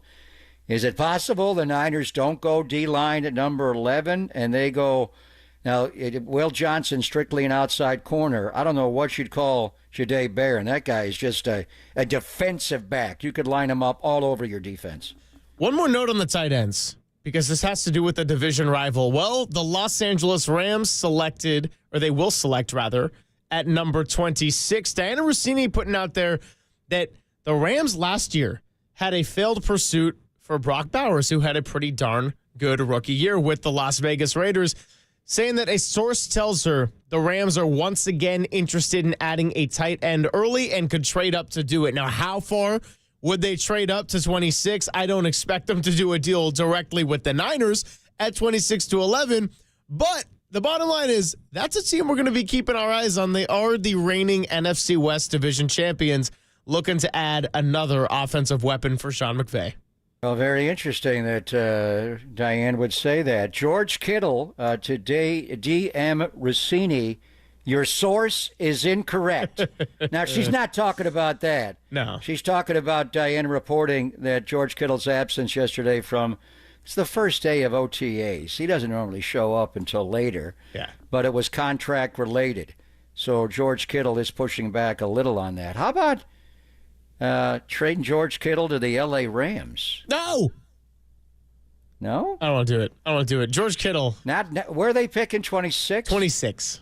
Too far back to get a tight end. Too far back. Wouldn't do. I'm just kidding, George. Yeah. We love you, George. I was going to say. We're not trading you. Come on. After everything that happened in this last 49ers season, George Kittle, that beautiful bright spot, and the way he carried himself, too, throughout that season, I want to see that guy retire in red and gold, plain and simple. But what is Becta asking for? How much do you have to pay him? Do you have to pay him $20 million a year? And, obviously everything he does in line, and he is getting older. It's just a thought out there. But George Kittle is citing to Rossini, your source is incorrect. You don't hear a lot of George pushing back from the insiders. Yeah, there you have it a little bit today. Always great to get into the social media splashes. On the other side, let's pick this up because we've got Anish Shroff and the Carolina Panthers on the clock.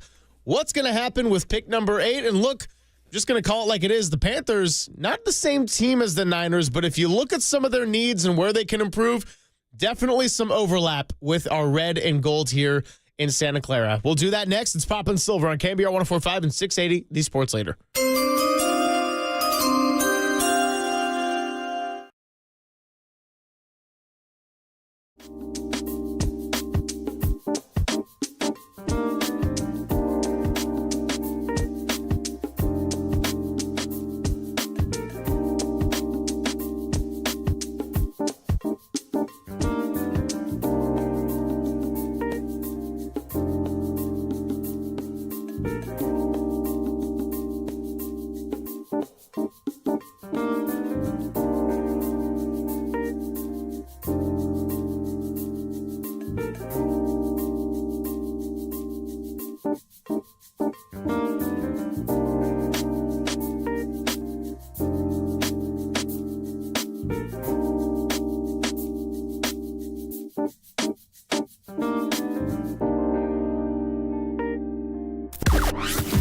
From the O'Donnell Financial Group Sports Desk. Learn more at odfigroup.com. O'Donnell Financial Group, because planning is a process, not a product.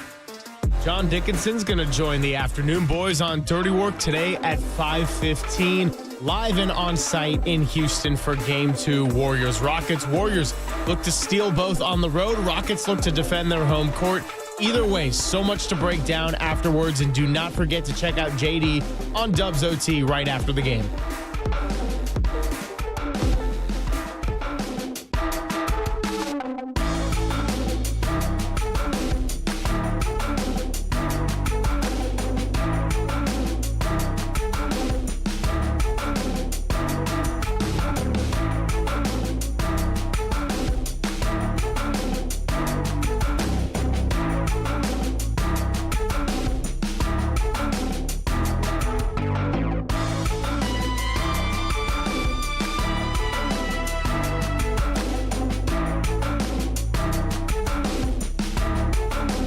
Greg Papa here. I tell you to do this every day, but today you need to call O'Donnell Financial Group because having the proper investment strategy in place may allow you the freedom to do what you want, and when you don't want to do whatever you want to do, and potentially for the rest of your life and go into retirement, you've worked hard.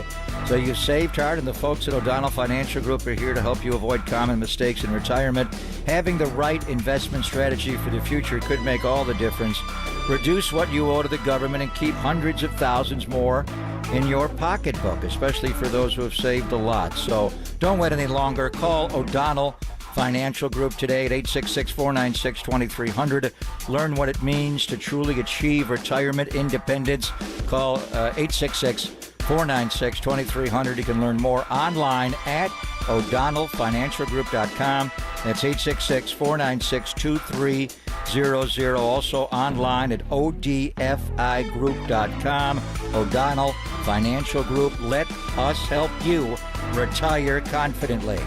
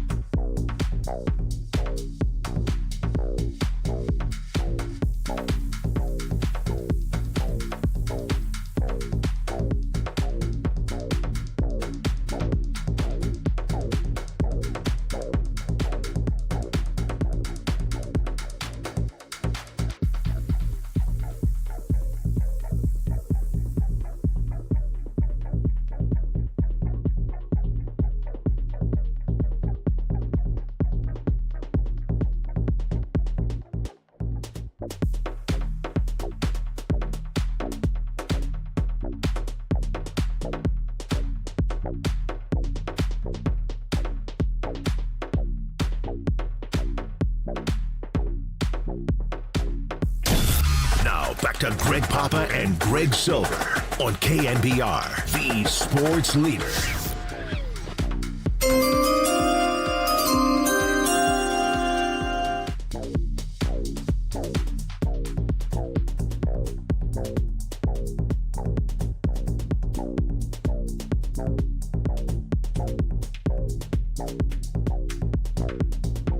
Welcome back, Papa and Silver. We've done 7 picks. We now are at number 8. The Carolina Panthers are on the clock, and here to represent them is their play-by-play voice, Anish Shroff. Thanks so much for spending some time with us, Anish. How are you? Oh, I'm doing good. I'm as excited as you guys are. Draft day can't get here soon enough. So much noise, so little signal. I want to know what's actually going to happen. Yeah, well, we've had 7 picks on the board, and obviously lots can change, but it's great to be doing this exercise as really every team here in the top 15 or so, and anyone with the first-round pick has a lot to think about. Now, for the Panthers, They did end 5-12, but it was a season that seemed ultra disastrous at the start. And then Dave Canales is in his first year. Some things get figured out. All of a sudden, Bryce Young looks like a pretty solid player at the end, and you don't even get last place in your own division. So pick number 8 was actually a lot lower than was expected Carolina might have in the first part of the season. I mean, just before we get into what's on the board, how do you kind of evaluate the tale of two halves that Carolina had this last year? Yeah, wild. Just violent pendulum swings from week 1 to week 18. They get blown out the first 2 weeks, and there were people openly wondering, could this be worse than the previous season when the Panthers went 2-15? Bryce Young gets benched. Somehow they go to Vegas. Andy Dalton beats the Raiders. You get in the win column. And then a few weeks later, Dalton injures his thumb in a car accident. It opens the door for Bryce to get that second act. And in the second act, he gradually got better and better. And I think the 2 games that will stick out to me, both losses, but to Philly and Kansas City, the Panthers go toe-to-toe with the 2 teams that ended up playing in the Super Bowl. Against the Chiefs, tie game, late fourth quarter. It takes an all-time quarterback run by Patrick Mahomes, an all-time player, to get the Chiefs into field goal range where they would kick the game winner. And then against the Eagles, the Panthers were a drop pass away from very likely beating what ended up being the Super Bowl champions. And then week 18, Bryce Young accounts for 5 touchdowns against Atlanta. And when he walked off the field in that game, there was a very real conviction that, yes, that is the guy that we took number 1 overall a couple of years ago, and that's the franchise quarterback. And Dan Morgan was certainly in the front office then, and she was the assistant general manager. Now he's the guy. He's the president of the football operations and / general manager, and he's been in your organization for a few years with Sean McDermott, obviously, in Buffalo before. Before we get into who the pick is going to be, just philosophically, and he was a really good linebacker, how do you see Dan Morgan's overall draft, and are we thinking defense because Morgan's in charge now? Well, listen, the defense last year wasn't just bad, it was historically bad.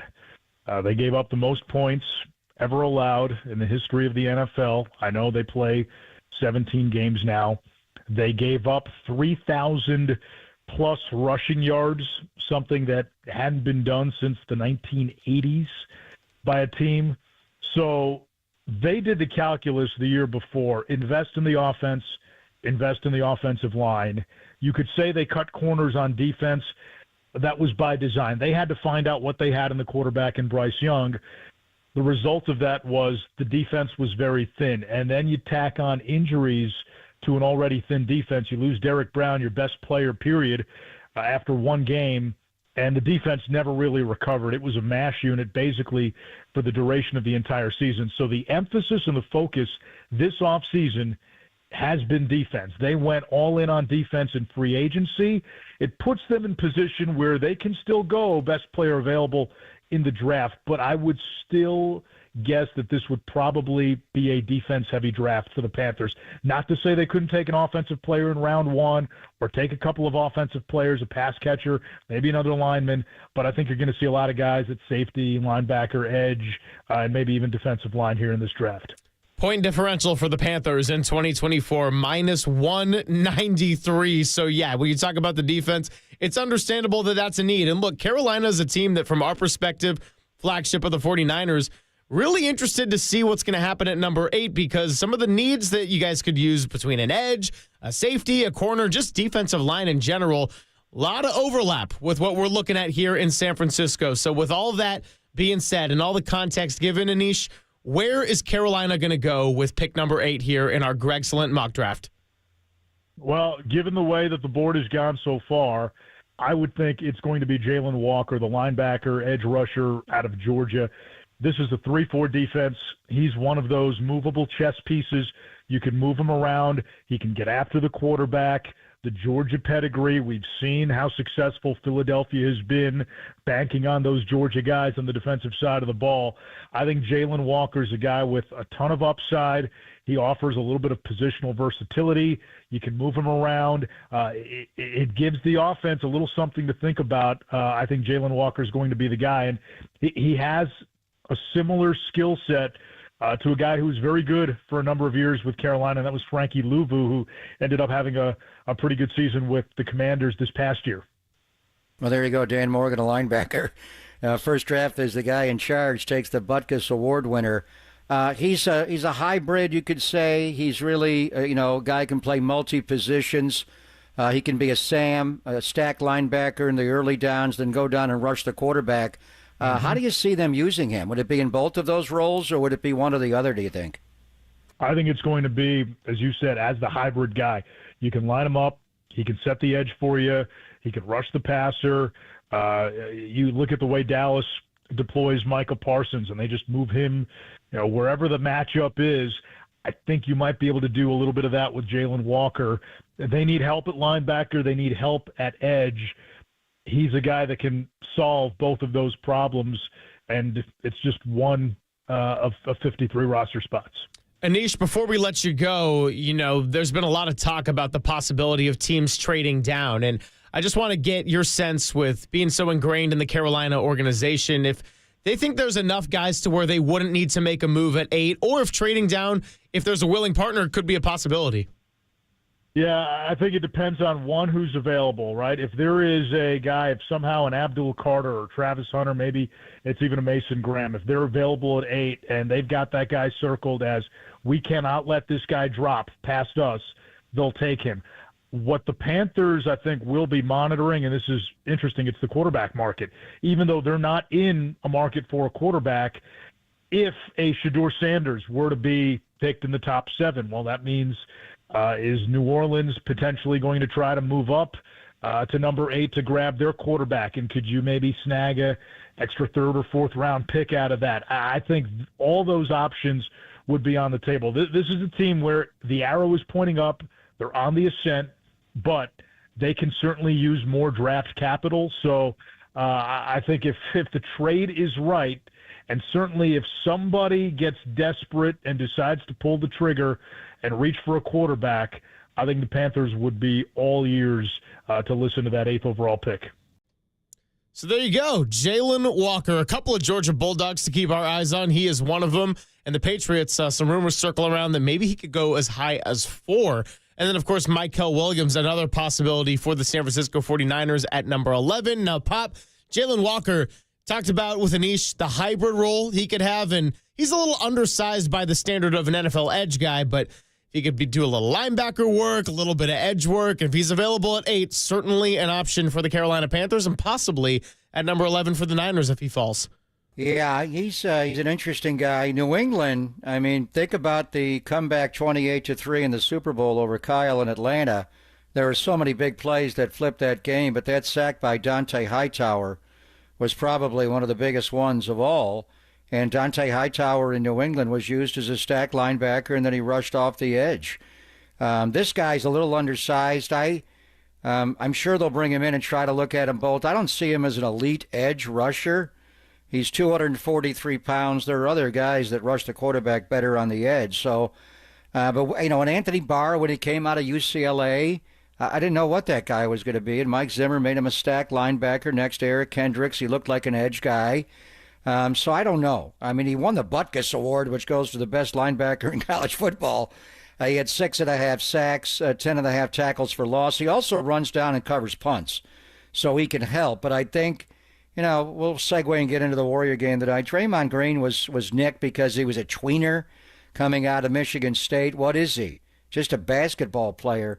I mean, with Jalen Walker, you could use that term tweener. He likes to call himself a hybrid linebacker, and I've heard interviews. He is a smart guy.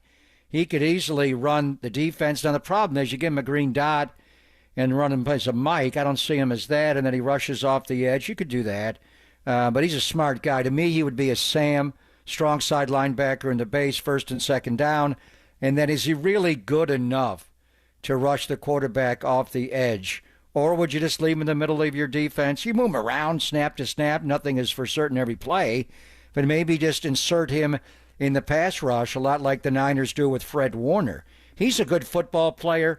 He's going to go high. Is he going to go as high as Ford in New England? Right around that 8 spot where he was just taken in our mock draft is probably where he would go. As from the Niner perspective, I'm cool with that. Yeah. I think, I'm not going to take a stack linebacker that early in the draft. And I think there are other guys, if you wanted to go edge, that are pure pass rushers that are better. And then you got a bunch of D tackles that are just war daddies in this draft. Yeah, no doubt about it. So we're going to have Mike Haas do pick number 11 for us live. He'll be joining us at 12:15. And then tomorrow we'll catch up with our friend Jeff Joniak for the 10th and final pick before we have number 11 49ers to get ready for. On the other side, we're going to have Craig Ackerman joining us at 11:50. So let's start unpacking Game 2, Warriors, Rockets. Warriors make a statement in Game 1. Houston making it look a resounding bounce-back statement in Game 2. And then we'll talk to Craig and break it all down. It's all coming your way. It's Papa and Silver on KMBR 104.5 and 680, the Sports Leader.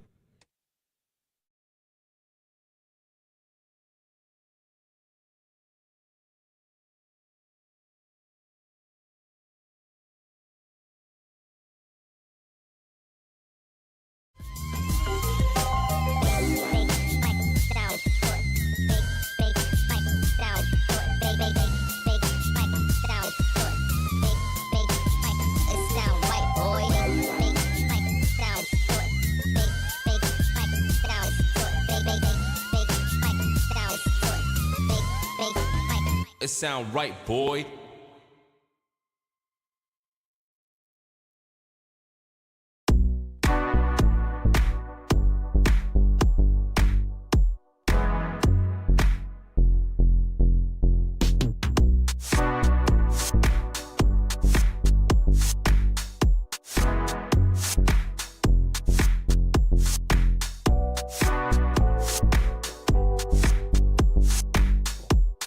Hey, it's Greg Papa here. I got a question for you. Do you struggle with glasses and contacts? And if you have, you probably thought about modern vision correction procedures such as LASIK or EVO ICL. But if you now need readers or bifocals, the Laser Eye Center of Silicon Valley is a permanent solution to ditch them all. It's called CLR, Custom Lens Replacement. I had CLR from Laser Eye Center a couple of summers ago, and I see perfectly without any glasses, including those annoying readers. It has been a life changer for me. It's truly amazing. If you'd like to learn more about CLR, join Laser Eye Center's free webinar Friday, May the 9th. They're incredible doctors, so polite, so skilled. We'll explain how CLR differs from other procedures, how it eliminates the need for readers, glasses, and contacts. Plus, extra bonus, you will never develop a cataract. So find out if CLR could be right for you. Register now at lasereyeclr.com for the webinar. That's Friday, May the 9th. CLR means no readers, no glasses, no contacts, no cataracts. Sounds right for you. Laser Eye Centers in Pleasanton and San Jose. lasereyeclr.com.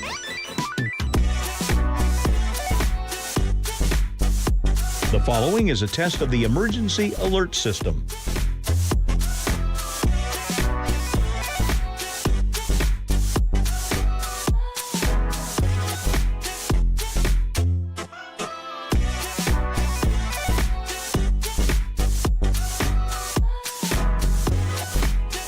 This has been a test of the emergency alert system. We now return to our regular programming.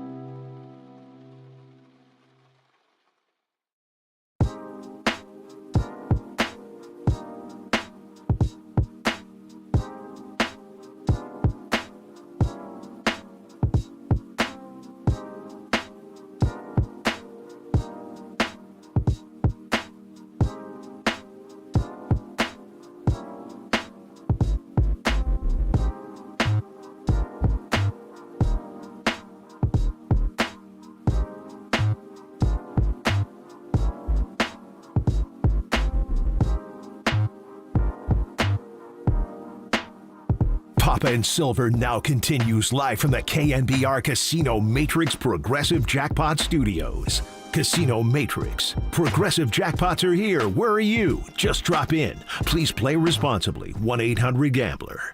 He will drive. Şengün will defend. Curry's got it. He and Butler, as I said, 18 apiece. He'll dance. He'll throw up a shot. Oh, goodness. Are you kidding me? Geometrically, that should not have happened. Wow, what a shot. This is crazy. First it was Butler, now Stephen Curry. The degree of difficulty on that three. Yeah, it kind of reminds me of myself back in the day playing basketball. Not Steph Curry with the crazy fall-away shot over Jalen Green, who played some damn good defense on that possession. That was the high mark of the Warriors' Game 1 win.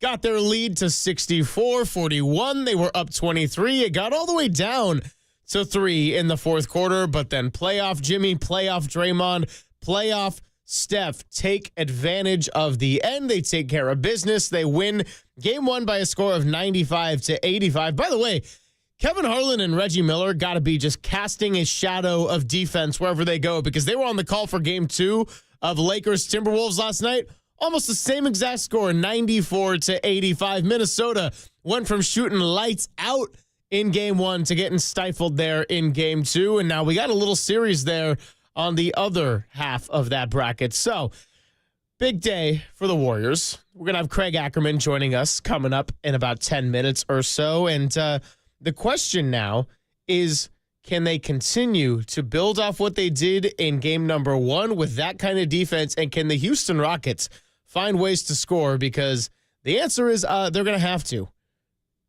Yeah, there's no doubt. They need to score more than 85, and Minnesota got only 85 last night. I watched that whole game, and the Lakers won the game in the first quarter. Minnesota was tight. They didn't get the ball to Anthony Edwards early in the game, and they were outscored 34-15. After that, Minnesota, I thought there was a point where they were to come back and take the game, but they just could not finish inside. Rudy Gobert had so many chances to get putbacks and lobs over the top inside. He just couldn't score.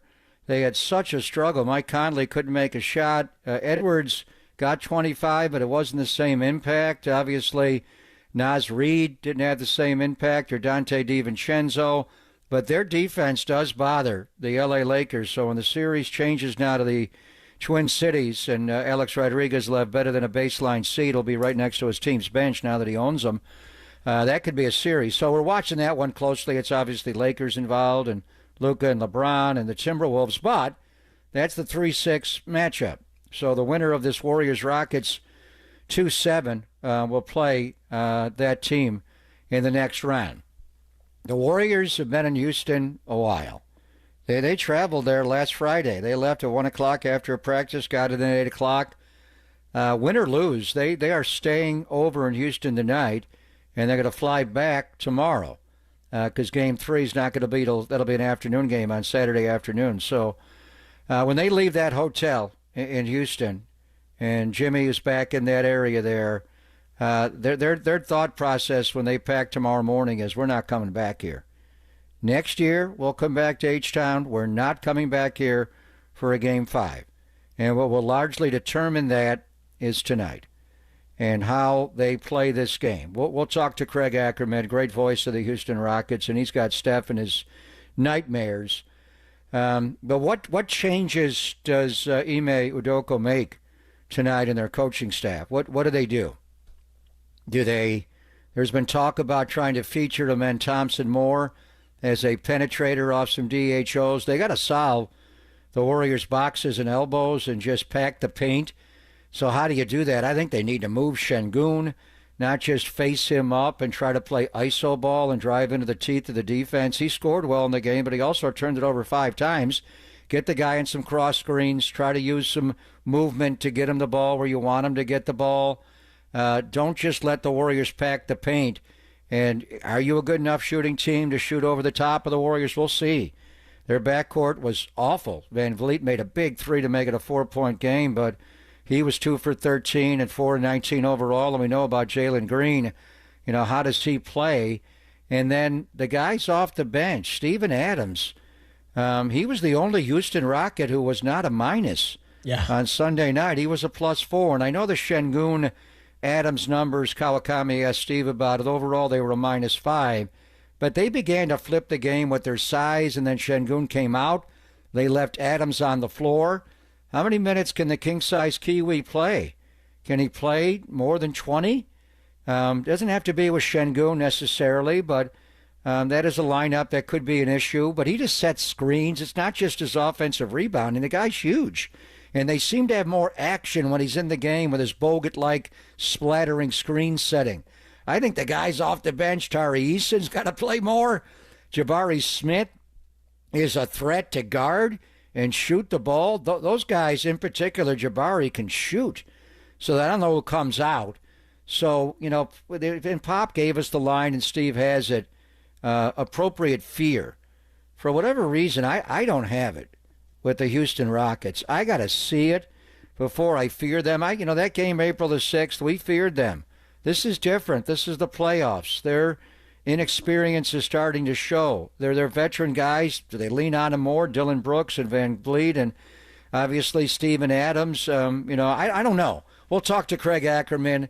He's around the coaching staff closely. What do the Houston Rockets do to flip this series? Offensively, they got to get more movement, obviously. They got to shoot the ball. They got to make free throws, simple things like that. But what's a number for them? They can hold the Warriors to 95 again. I think they feel like they can do that. And then can they score 96? Can they score 100, 105? Outside of just shooting well, and I'm not sure they're capable. They remind me of St. John's in those red unis. They can defend and lock you up. They can't make an open jump shot. And let's face it, the pressure is on them tonight. They're going to come at the Warriors with force, as Steve talks about. Will it be enough? The Warriors know this. If the Warriors push back on them and stay in that early flurry and frenzy that's coming their way, their thought is, we've been in Houston long enough. We've been here almost a damn week. I think we all moved into Jimmy's house where he grew up. We're done. We're not going back to H-Town. You go back to H-Town and have to make this a 5-game series. Then you lose Game 5. Then you got to come back and it's a 6. If you want to beat the Timberwolves or Lakers in the next round, it would obviously behoove them to make this a short series. Win the game tonight and close Toyota Center for the season. Big difference between not having to travel and getting 2 days of rest in between games and what it would be in games 4 through 7 of the series, which is travel, and that rest day is also a travel day. So big deal for the Warriors to try to take advantage of this. And Houston, obviously, trying to protect their home court and do what the Lakers did to the Timberwolves last night. Let's catch up on the other side with Craig Ackerman, get a Houston Rockets perspective on all of this. And he'll join us on the other side, Poppin' Silver, KNBR 104.5 and 680, the sports leader. KNBR, the sports leader.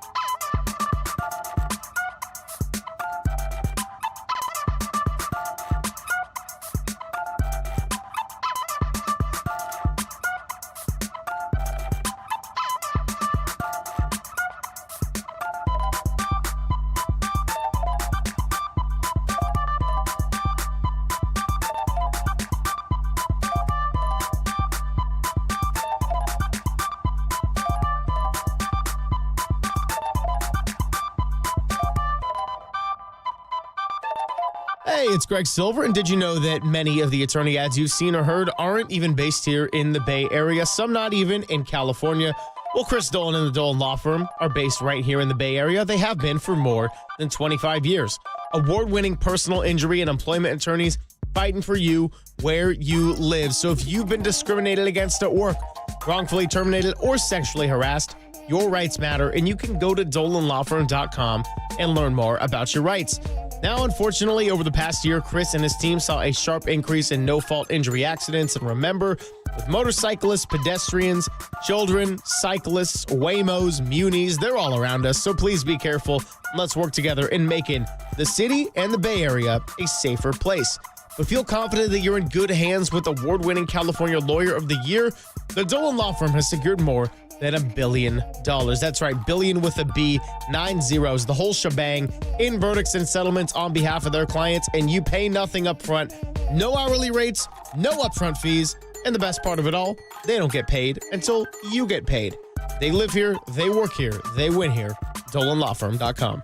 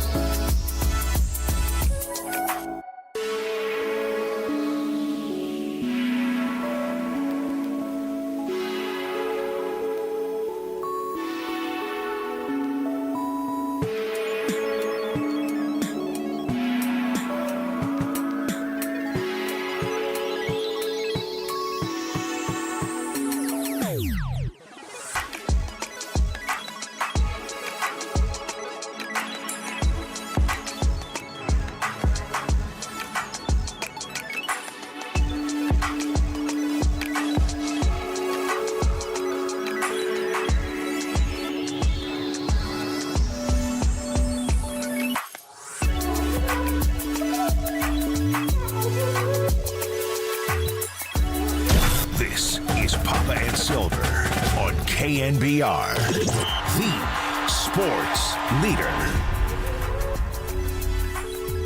Curry on the bounce, launches deep one. Oh my goodness. And he hits it from the Y at Toyota Center. His activity.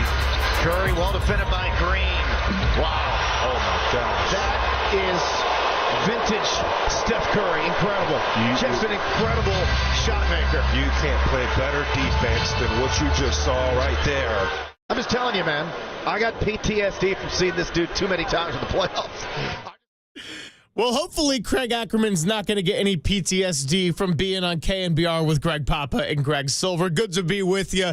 Almost halfway through the show here on a Wednesday. Obviously, big game tonight for both the Warriors and the Houston Rockets as the Warriors look to go home with a 2-0 series lead. Houston looks to make this a series that's even and looks like it could be one that could be longer and drawn out and where their youth takes advantage and all the back and forth travel. But we're going to have a lot of answers by tomorrow morning right now is the time for a whole lot of questions. And Craig Ackerman, your play-by-play voice for the Houston Rockets, joins us courtesy of the UMA guest line. Craig, thanks so much for your time. Really appreciate it. How's it going with you today? It's going well. Good afternoon. It's been a while. I think I used to be a regular on this show about 6 years ago for about 4 or 5 years in a row. And the Rockets and Warriors kept meeting in the playoffs, so it's good to be back. Yeah, and a lot's changed, obviously. No Daryl Morey. It has, yeah. And no Mike D'Antoni, and we'll get into Raphael Stone and Ime and the changes. But just coming in, and your line was so hilarious. The Rockets don't have a single player left from those days. They've incorporated a couple of Warrior villains from other teams, but just Steve Kerr, Draymond Green, Kevon Looney, obviously, and then your guy, the boogeyman. And Greg and I were talking, as far as recent tormentors, the Houston Rockets may be the team that Steph has plagued the most. I mean, the last playoff game you guys played in that building, the Toyota Center, was the 0-33 game. After Durant got hurt, remember he had 0 in the first half and 33 in the second? I mean, I think the majority of that came in that fourth quarter, too. Yeah, it was unbelievable. I mean, we have Patrick Mahomes here in the Bay Area depriving the Niners Super Bowls. Is Steph Curry H-Town's boogeyman? From a basketball standpoint, absolutely. They met, 4 times in a 5-year stretch, as you mentioned, under a lot of very different circumstances when Mike D'Antoni was the head coach and James Harden was the star player here. And they won all 4 of those series, and now the Rockets, they made that decision coming out of the bubble where Mike left, and then ultimately James left, and so on and so forth, and they decided to hit a full rebuild, and they went through 3 straight years where they had combined over those 3 years had the worst record in the league and have come out of it. Last year, they had a 19-game win improvement, which was the best in the league at 500. Obviously took another big step forward this year, and now they're trying to go at it again with primarily a bunch of new young faces, and then here they are getting to face Steph Curry. He's still doing it at 37 years of age in another playoff series, and he was spectacular per usual in Game 1. Craig, Ime Udoka has done a tremendous job turning this rebuild around really quick and getting Houston not only back into the playoffs, but from 11 last year, which seemed a little bit ahead of schedule, to 2 this year. And this is a team that's obviously young, but we see the athleticism, we see the tough defense, and we see the coaching. So it'd be foolish to think that Houston can't find a way to make some great adjustments with everything that happened. And so I guess I just want to ask you this, because I'm not going to pretend that Houston's a team that is going to catch fire offensively, because that's not who they've been this year. I also won't pretend that they just happen to randomly walk into the number 2 spot in the West for no reason. They know what they are. They're great defensively, and the Warriors with live ball turnovers can really feed into Houston's hands with their athleticism and their length. So, where do they find their offense? Because the half court has admittedly been a bit of a struggle for most of the year, but then we've also seen it, and we saw it this month, where generating turnovers for fast breaks or easy second chance points on the glass has been a way for Houston to really explode offensively and go on runs without lighting it up beyond the arc in the way that Steph Curry and the Warriors do it. So I guess with all of that in mind, who are you looking at as your key players for Houston to be part of a potential bounce back tonight? Those 3 guys off the bench all contributed in very different ways. Steven Adams, Jabari Smith, Tari Eason, but maybe it's someone in the starting lineup that just has a much better performance than they did in Game 1. Well, I think you kind of have the general sort of scouting report on the Rockets correct. They are your classic. This team won 52 games and finished second in the West because they dominated the hustle stats, offensive rebounding, second chance points, and they had a big night in that regard in Game 1 of the series. This has been the best offensive rebounding team in the league all year, and one of the best offensive rebounding teams the league has seen in years. And sometimes some of their best offense is just throwing shots up at the rim and going and get them for second chance points. And then, points off of turnovers, fast break points. But those were things that they were, if they lose, say, 2 of those 3 categories, or I actually rephrase.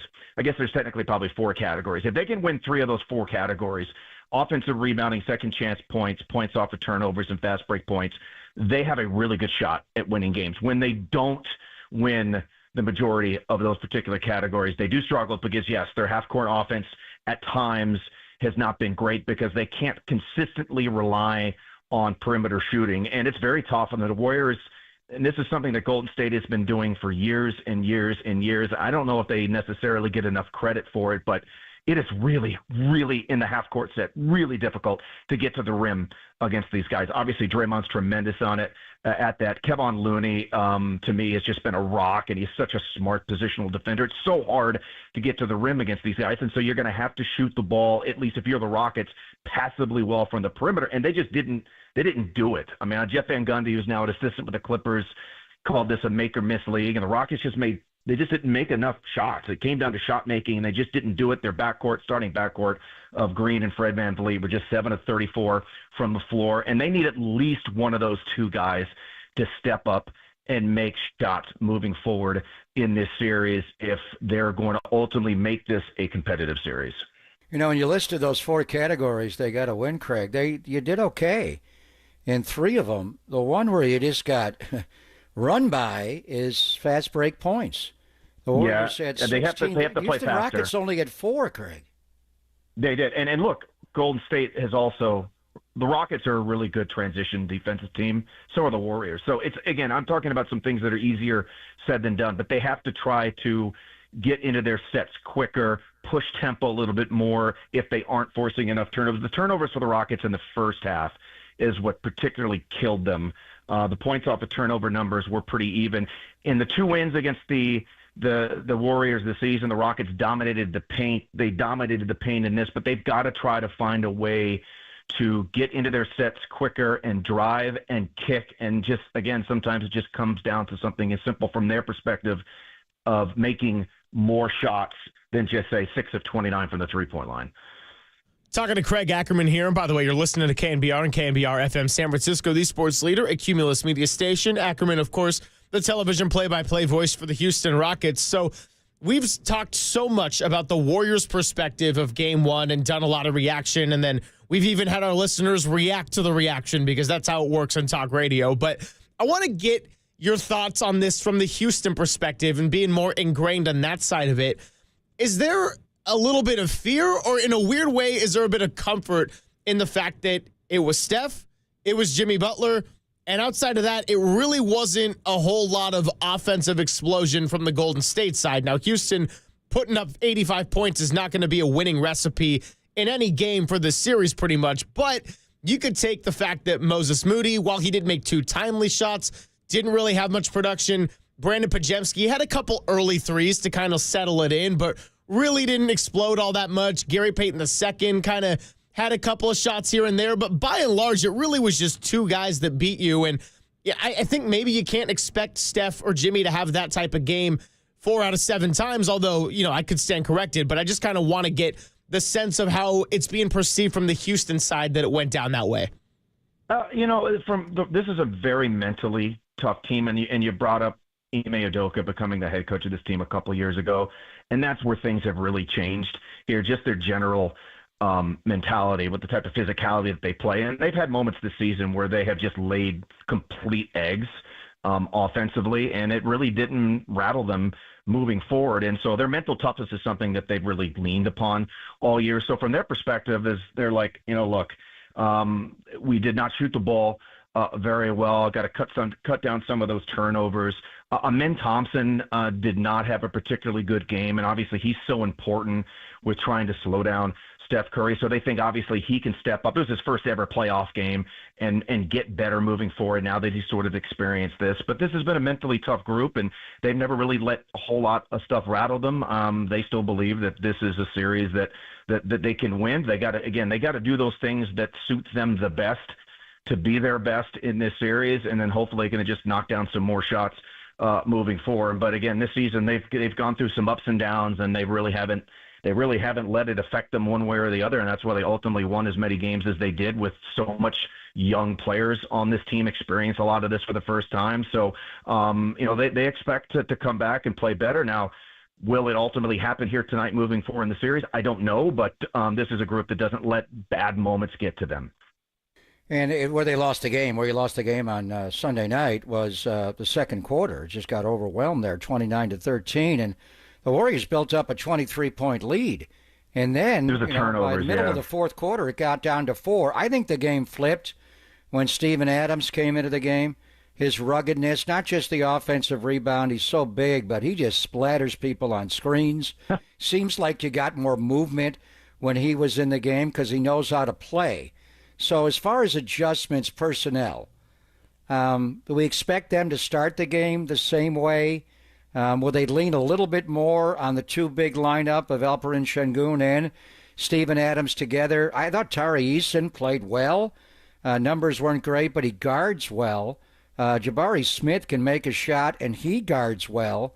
So do you expect two bigs a little more? What can he do outside of the starting five? Could he use those three bench players a little more tonight? Well, I don't expect any sort of changes to their starting lineup at any point in this series, regardless of what does or does not happen. That double big lineup that they started using halfway through the season with Şengün and Adams ultimately it was like the best two-man combo in the entire league in terms of their overall net rating on the floor. When those guys have played together this season, they've run opposing teams off the court. Could we see more of it? Perhaps. They didn't use that double big lineup in that last game that the Rockets won in San Francisco a couple of weeks ago when Curry was on the floor. They used it when he was off, but we did see it with Curry on the floor. Could we see that a little bit more than, say, maybe Steven Adams plays 25 minutes as opposed to 20? Perhaps that is a change. Could we maybe see Aaron Holiday play a little bit more as another perimeter threat if Jalen and or Fred continue to struggle to shoot the ball from the perimeter? Perhaps. But that double big lineup will continue. They will continue to roll that out and utilize it because even though conventional wisdom in this era of pace and space says a lineup like that, old school, isn't successful, it's been enormously successful this season for the Rockets because, as you mentioned, Steven Adams is a winning player. He sets screens. He moves the ball. He's in the right place at the right time, and he helps the Rockets dominate the offensive glass. All right, I'm going to ask you the classic radio or game preparation question, Craig, but you got to do it with someone who knows the team as well as you do. And got to do this all the time because my co-host is so ingrained in 49ers football. I find the exact kind of questions that are the great ones to ask. So X factor for tonight / X factor for remaining in the series. I mean, I think the one that would obviously come to mind if you consider the last two games that these two teams had would be Amen Thompson. He was all over Steph Curry in the regular season game when the Warriors came off of that long week, and Steph had 3 points on 1 of 10 shooting. He was named the Steph stopper. Then Steph Curry in the last one obviously goes for 31, and it's a very Steph-dependent team as well as they can play, however you want to slice it. They depend very, very much on their leader and number 30. But, you could say Amen Thompson possibly. I don't want to, have just stated your answer if that was the one, but just kind of, you got the floor here to say some X factors for this series. You can pick a Rocket, you can pick a Warrior, but the floor is yours.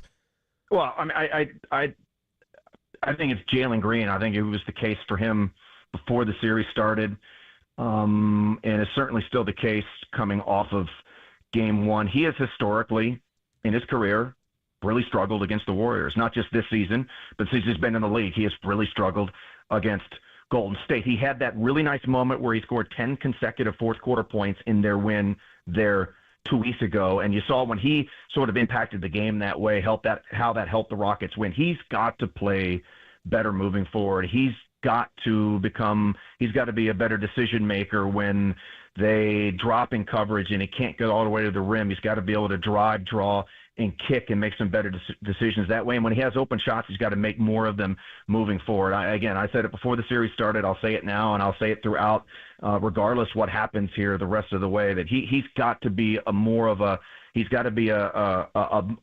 decisive, purposeful offensive player for the Rockets. He, to me, is the guy.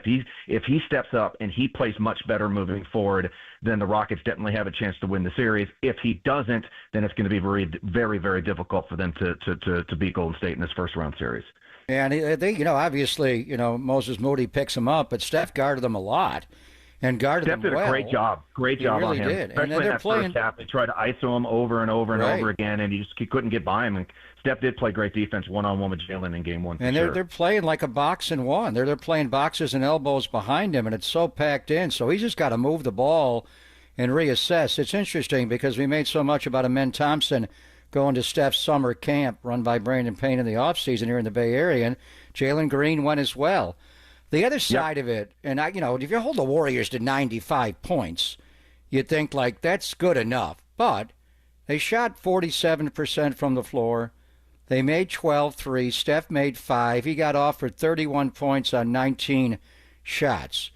The way they're guarding him, and I thought Amen Thompson would be on him and fight through screens.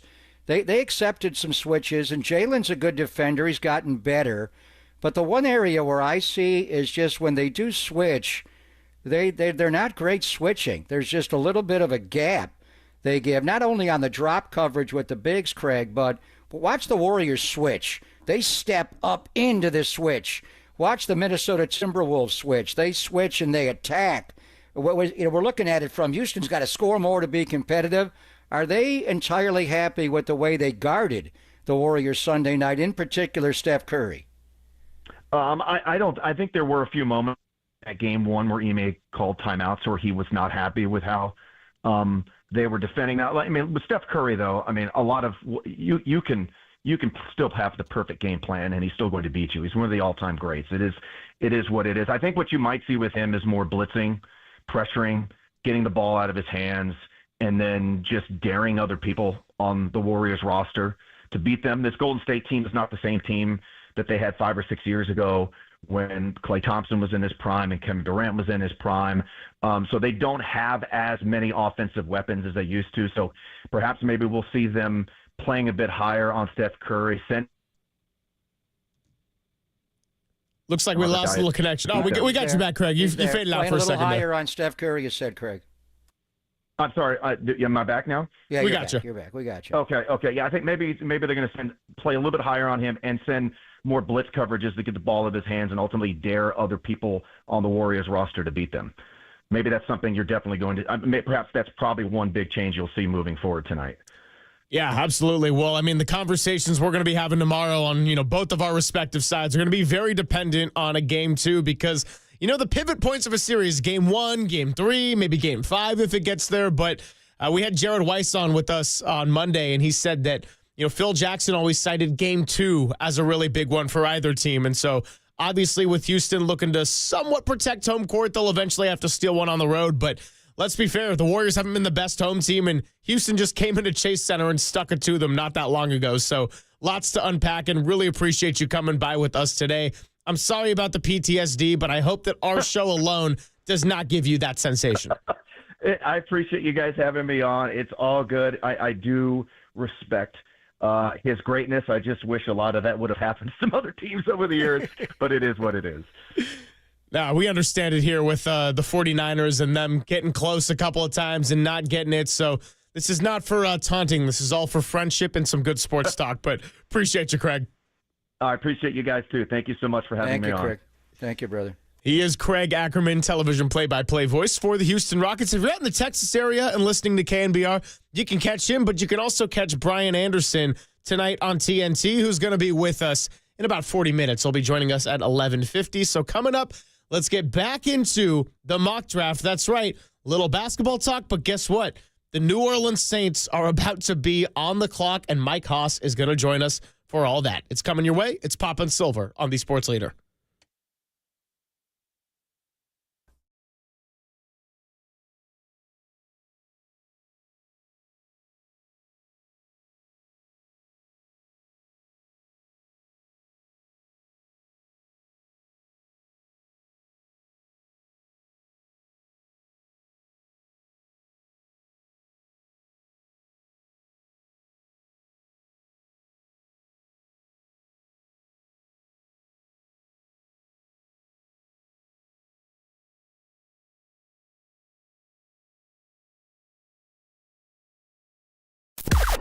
Now, from the O'Donnell Financial Group Sports Desk. Learn more at odfigroup.com. O'Donnell Financial Group, because planning is a process, not a product. Brock Purdy and Fred Warner were in the building yesterday for day 1 of the 49ers offseason program. John Lynch spoke at length. We played some of that yesterday on Pop and Silver, but we'll continue to gather some of those sound bites and react to all of it. So for all your 49ers coverage ahead of the draft, keep it right here on KNBR 104.5 and 680, the Sports Leader.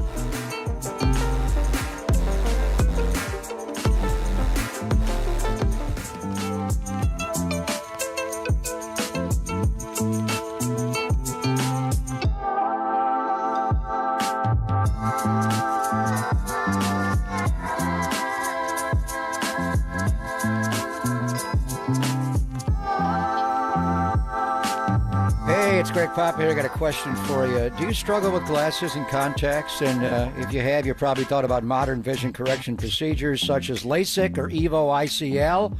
But if you now need readers or bifocals, the Laser Eye Center of Silicon Valley is a permanent solution to ditch them all. It's called CLR, Custom Lens Replacement. I had CLR from Laser Eye Center a couple of summers ago, and I see perfectly without any glasses, including those annoying readers.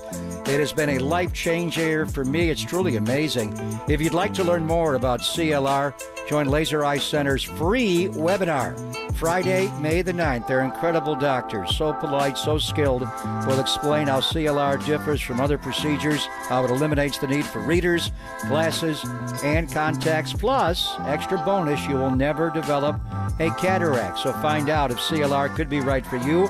Register now at lasereyeclr.com for the webinar. That's Friday, May the 9th. CLR means no readers, no glasses, no contacts, no cataracts.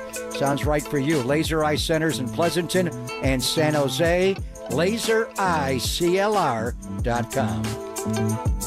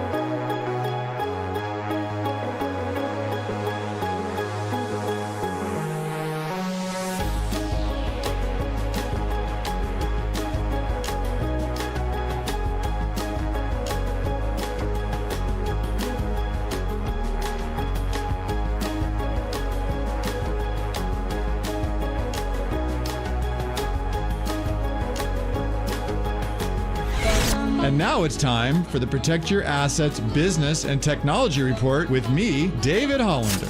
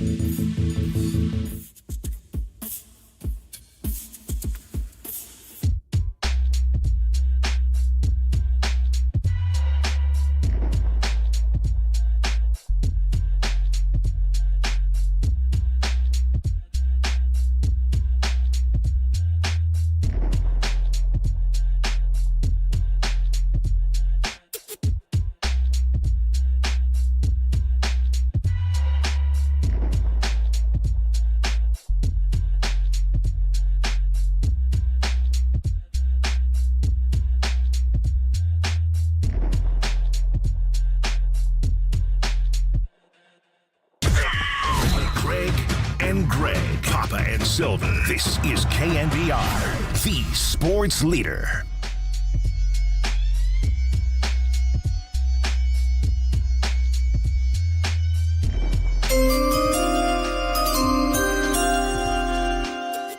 This or that. This or that. Yeah, Walter, he's got the music going. He's got the graphics up. He's been working hard this week.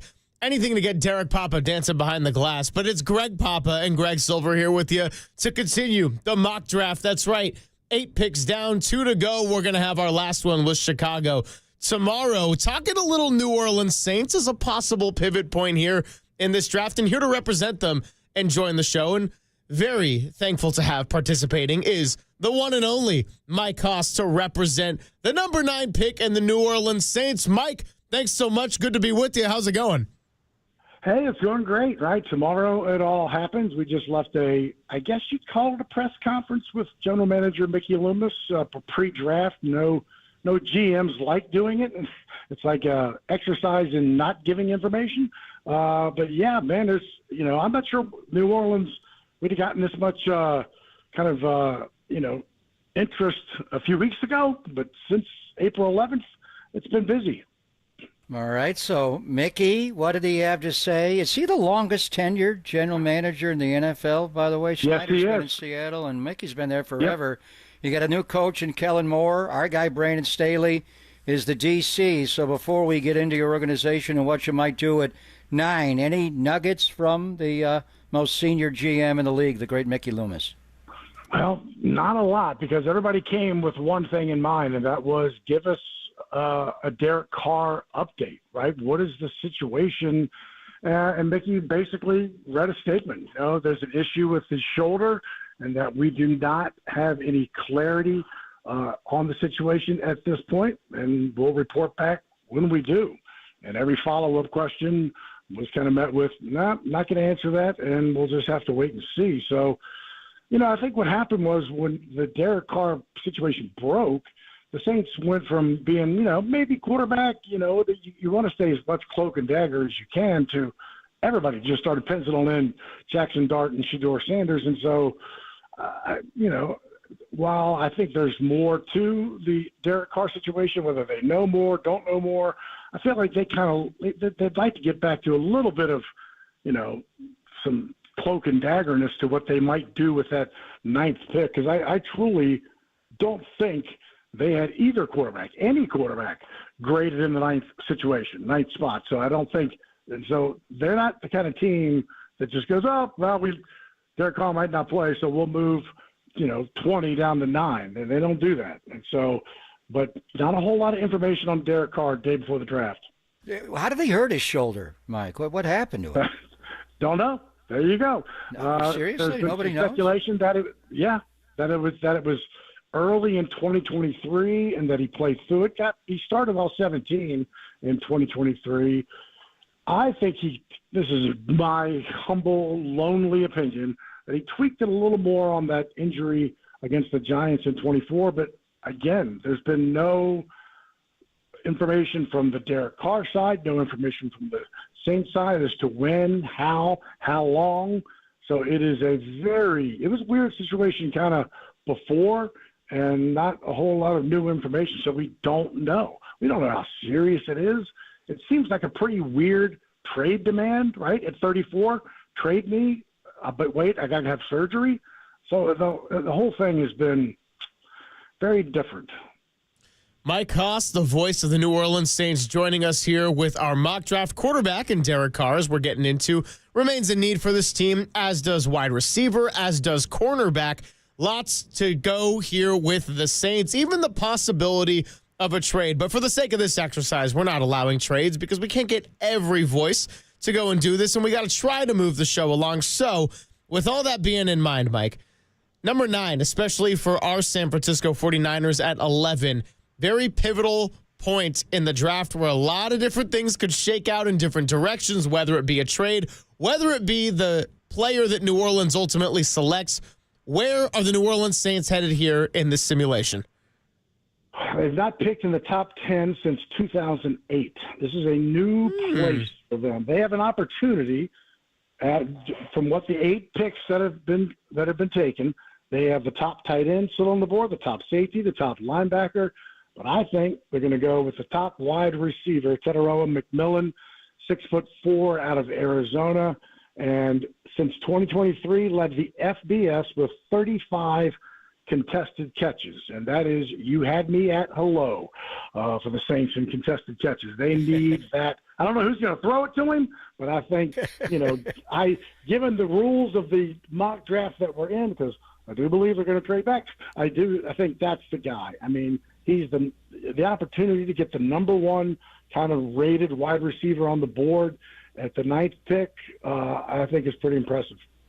Yeah, he's a big receiver. We know him well from Arizona, 6'4", and he's got a big radius and build-up speed. You got Chris Olave, so the two of them together, the route tree would be just superb. You mentioned tight end, and Taysom Hill suffered a really bad injury last year. I don't know what his situation is for his future, but Tyler Warren is there, and he's got some Taysom Hill, Mike, but more. He could play quarterback for you and throw it left-handed.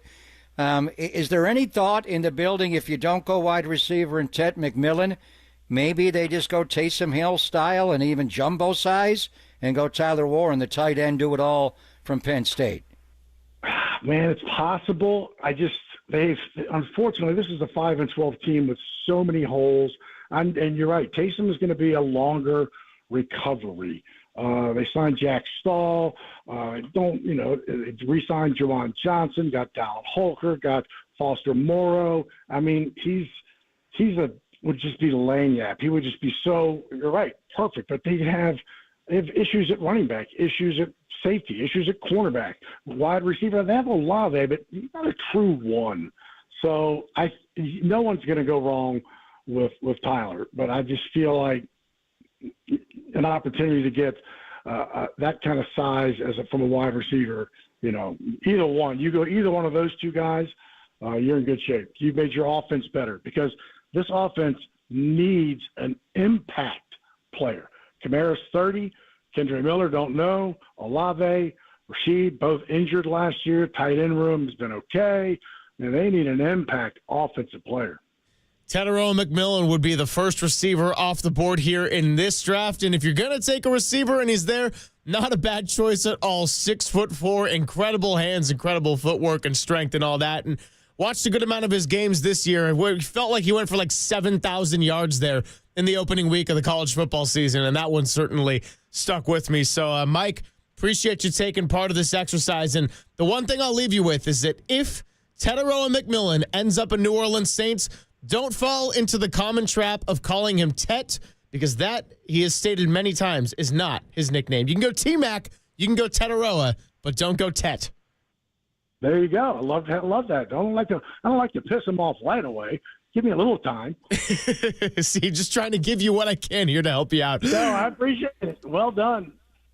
Thanks for coming by, Mike. We appreciate you. Thank you, fellas. All right, so there you have it. Pick number 9. He said he thinks they would trade back, but in the sake of keeping it, trade back. Exactly. Maybe they can't.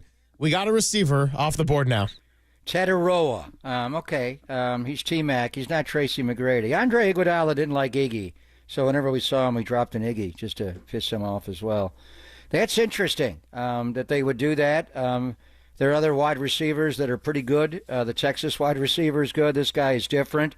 I thought his 2023 season was better. He had big numbers. The guy had over 3,400 yards in Arizona, all-time school record, breaking the wide receiver coach Bobby Wade's record. But the numbers were slightly better in 2023. But I wonder how that would go over in Dallas. We're hearing that they want Tetaroa McMillan at number 12. So, and then we got a report that everybody wants to trade back. Everybody wants to trade back. Yep. The Chicago Bears and Ryan Poles. Who was this guy that sent this out there? I don't know, Pat Leonard. That the Bears are the one team that wants to move up. Where would they go, and who are they moving up for? That's something that we're going to have to grill Jeff Joniak on tomorrow when he comes on for the 10th and final pick of this exercise. I already sent him the text. I sent him the tweet, the X, but he's at a funeral today, so he won't respond. But when we were at the Combine with Jeff and we visited with him there, then we went out to dinner at St. Elmo's with him. He's great company and a great guy. Tyler Warren was a guy we talked a lot about. He's there for the Bears. He is Ditka.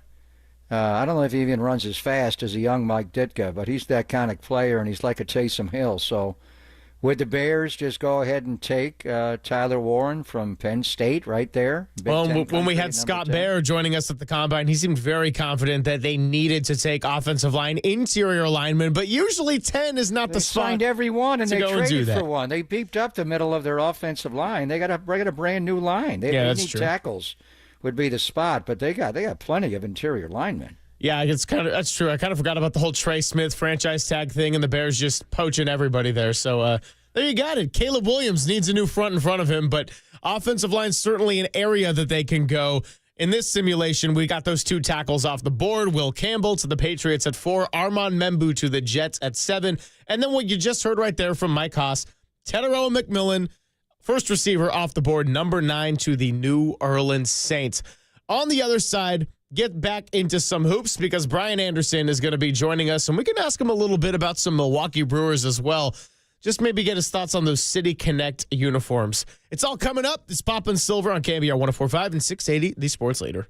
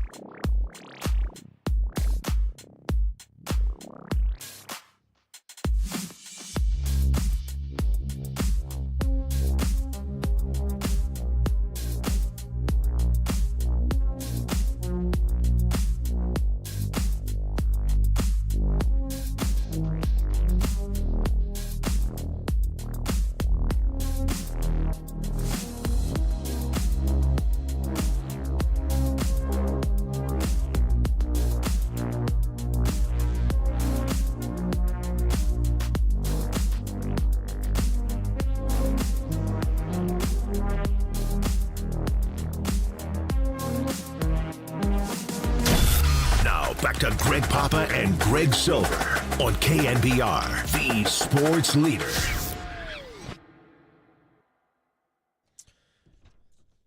Thanks for joining us. We got Brian Anderson coming up here on Papa and Silver in about 15 minutes, talking a lot of Game 2 on the second half of this show. Earlier, we got into the Giants in that disgusting 11-3 last night with the City Connect unis on.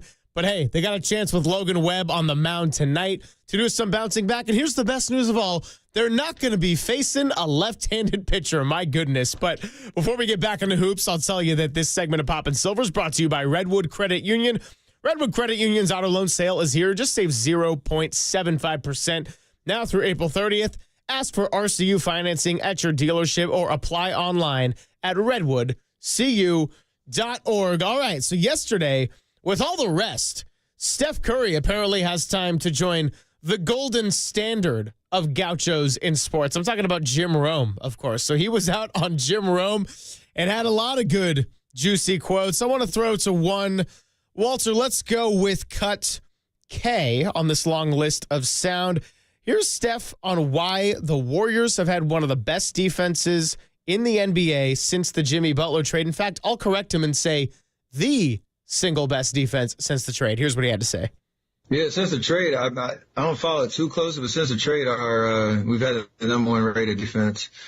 And it's because we're pretty versatile. We're small, we're undersized, but we fly around. We've committed to giving multiple efforts on every possession.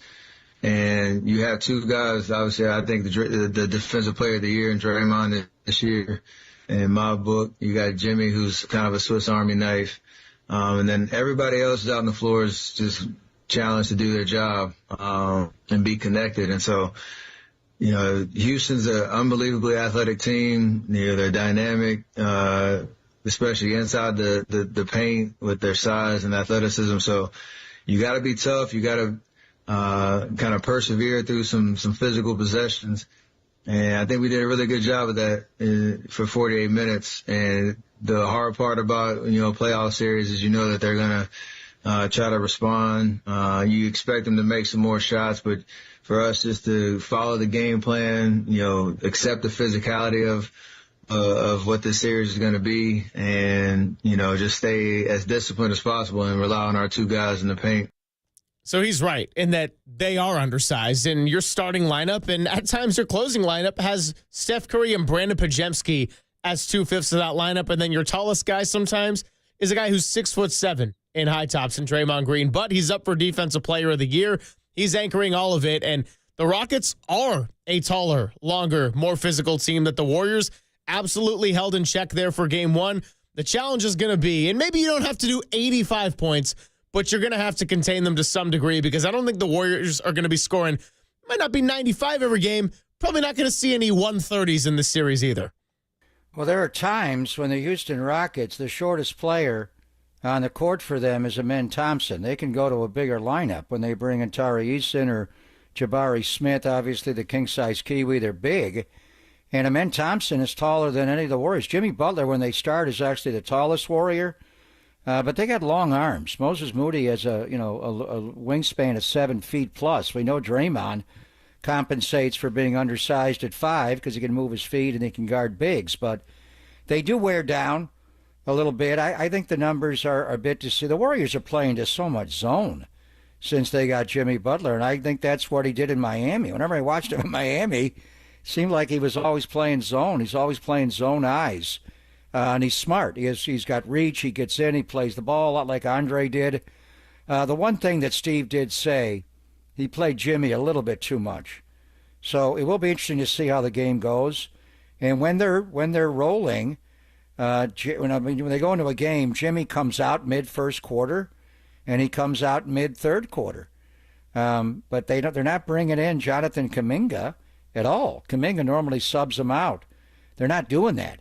So Jimmy in the third quarter wound up playing the whole third quarter, and you wound up bringing Steph Curry back. That's why I think Steve said if I had to do it over again, I would give Jimmy more rest. Jimmy played 42 minutes and 13 seconds in the game, and then Steph almost played 40, 39, 38. They want to get Jimmy down to probably 40, maybe 38, and Steph down to 34 But if you could knock a whole game off this series and win the game tonight and never go back to Houston, would you extend them a little bit more tonight to close this building? If you lose the game tonight, you're going back to Houston for a Game 5. You win the game tonight, they can sleep in, fly home tomorrow. They have, Thursday and Friday off before the matinee on Saturday. You can put them away and never have to go back there, and that would be invaluable. So I think we expect the Rockets to make a ferocious push early in the game. They have to. This is desperation. They can't lose this game. They can't go down 2-0. The way the Lakers on their home floor came at Minnesota in the first quarter last night, that's the way they got to handle it. But if the Warriors stabilize the game there in third quarter, they can, because Steph happens third quarter. Do you just ride that lineup out a little bit longer and play Jimmy heavy minutes and Steph heavy minutes to just win this game and never have to go back to Houston?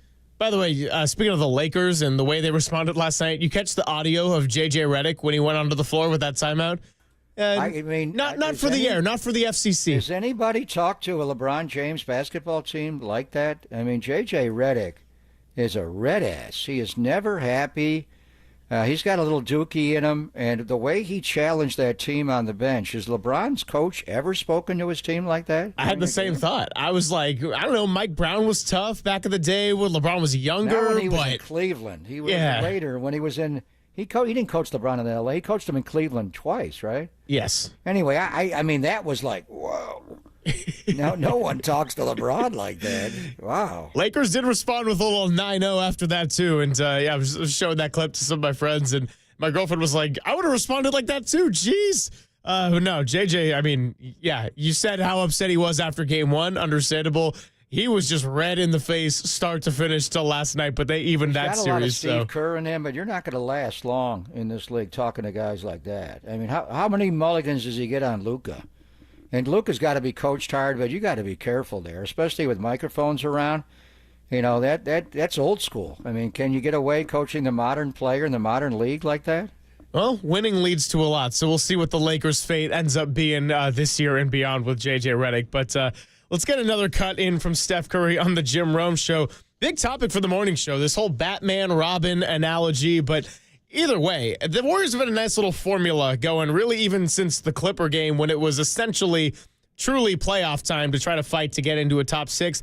Jimmy Butler starts hot and aggressive and does the bulk of the scoring, and then Steph Curry kind of brings it home later. Now, that wasn't entirely the case in game one. Steph started 0 for 3, but then was 7 for 10 with 16 at the half. So it's not to say that he wasn't contributing early on, but really been those two, this whole Batman-Robin duo, the help he's gotten and the support against L.A., against Memphis, now the first game in Houston. Here's what he was saying with Jim Rome about this whole Batman versus Robin, Jimmy Butler talk.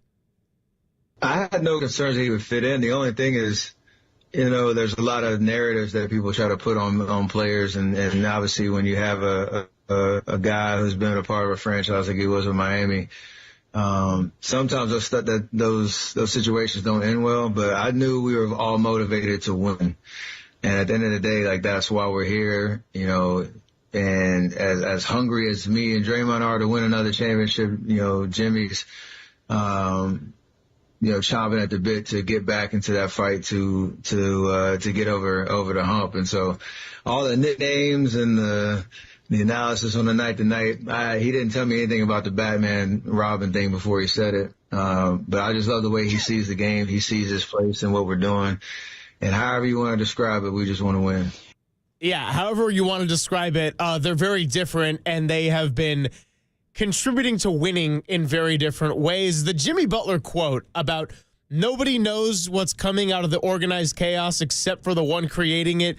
Just an awesome quote to describe Steph Curry and the magic he's creating. Meanwhile, Jimmy Butler is that steady force where he just holds the ball and kind of waits for a little bit of an ISO for half the court for him to be open.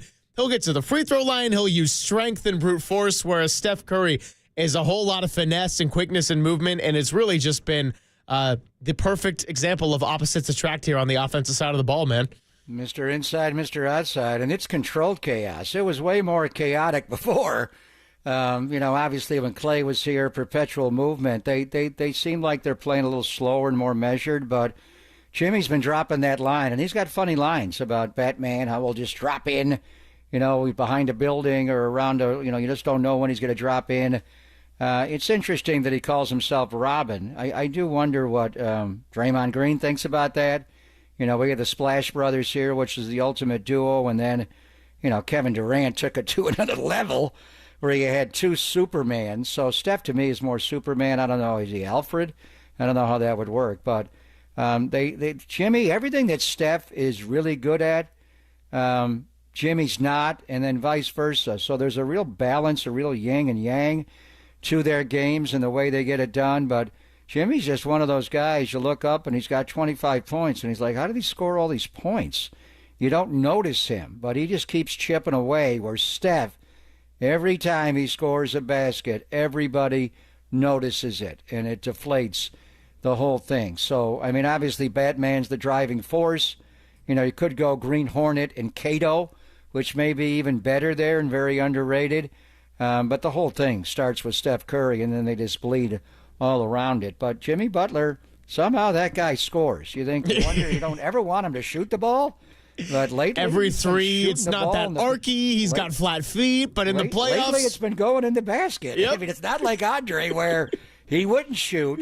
Jimmy, when the light has gone on, obviously that last game against the Clippers, the Memphis game, and then Sunday night on 420, he shoots and scores a lot more where you're thinking, don't shoot! And then it goes in the basket. Well, the Warriors are going to have to find a way to get some threes beyond Steph, and whether that's Jimmy Butler getting a couple or Quentin Post in his spot minutes or even Gary Payton II or Draymond when they're left wide open, it's got to come from somewhere, and Jimmy has absolutely been that guy as of late. So let's catch up with BA on the other side. A little bit of Brewers, a little bit of NBA playoffs, and of course, he's on the call for TNT Game 2 tonight. First tip at 6:30. Tip off, not first tip. I'm thinking first pitch. It's all blending together in my head, and it's all coming your way. Pop and Silver, our KMBR 104.5 and 680, the sports leader.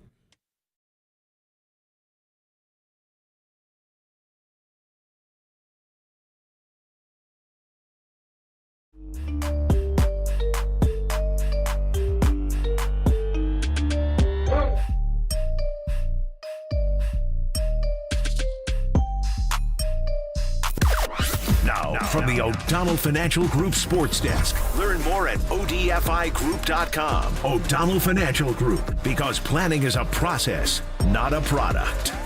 John Dickinson's going to join the afternoon boys on Dirty Work today at 5:15, live and on site in Houston for Game 2, Warriors-Rockets. Warriors look to steal both on the road. Rockets look to defend their home court. Either way, so much to break down afterwards, and do not forget to check out JD on Dubs OT right after the game.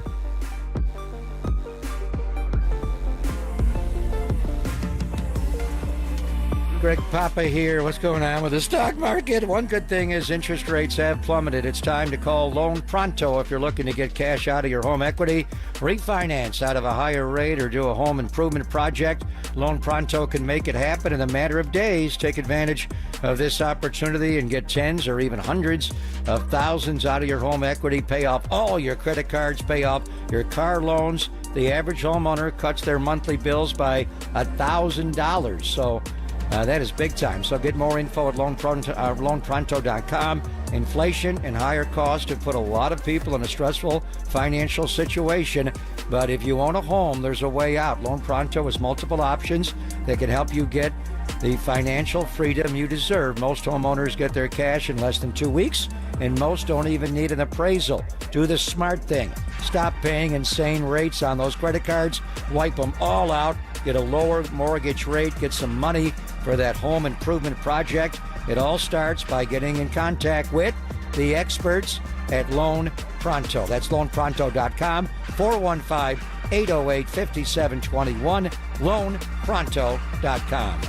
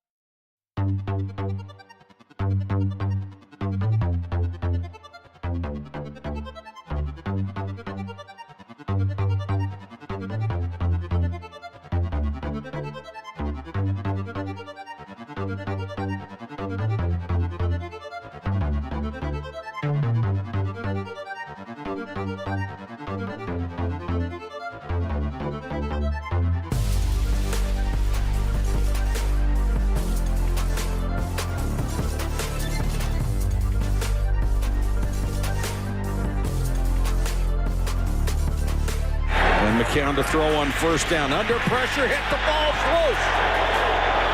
San Francisco has it. Touchdown. Corey Smith. It is now. Corey Smith was hit as he went towards the goal line, fumbled, and the 49ers still got on it.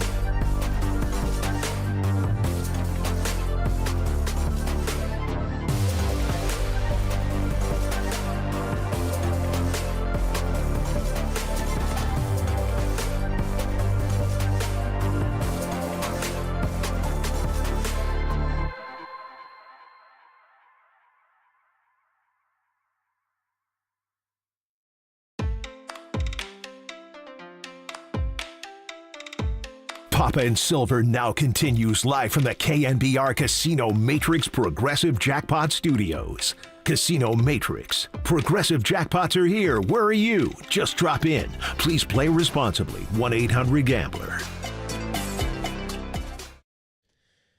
Welcome back. Papa and Silver hanging out with you for another hour or so. Then we'll hand it off to Dirty Work, and then they're going to get ready for the third game of Giants-Brewers. Speaking of the Milwaukee Brewers, it is time to welcome in our good friend. We've had him on a few times. He is a dear friend of the program, and he's going to be on the call tonight for Warriors-Rockets Game 2. So we'll get into all of it with Brian Anderson, who joins us on the UMA guest line. B.A., thanks for coming back. As always, Greg and Greg, good to have you. And how's it going during this chaotic, busy time for you?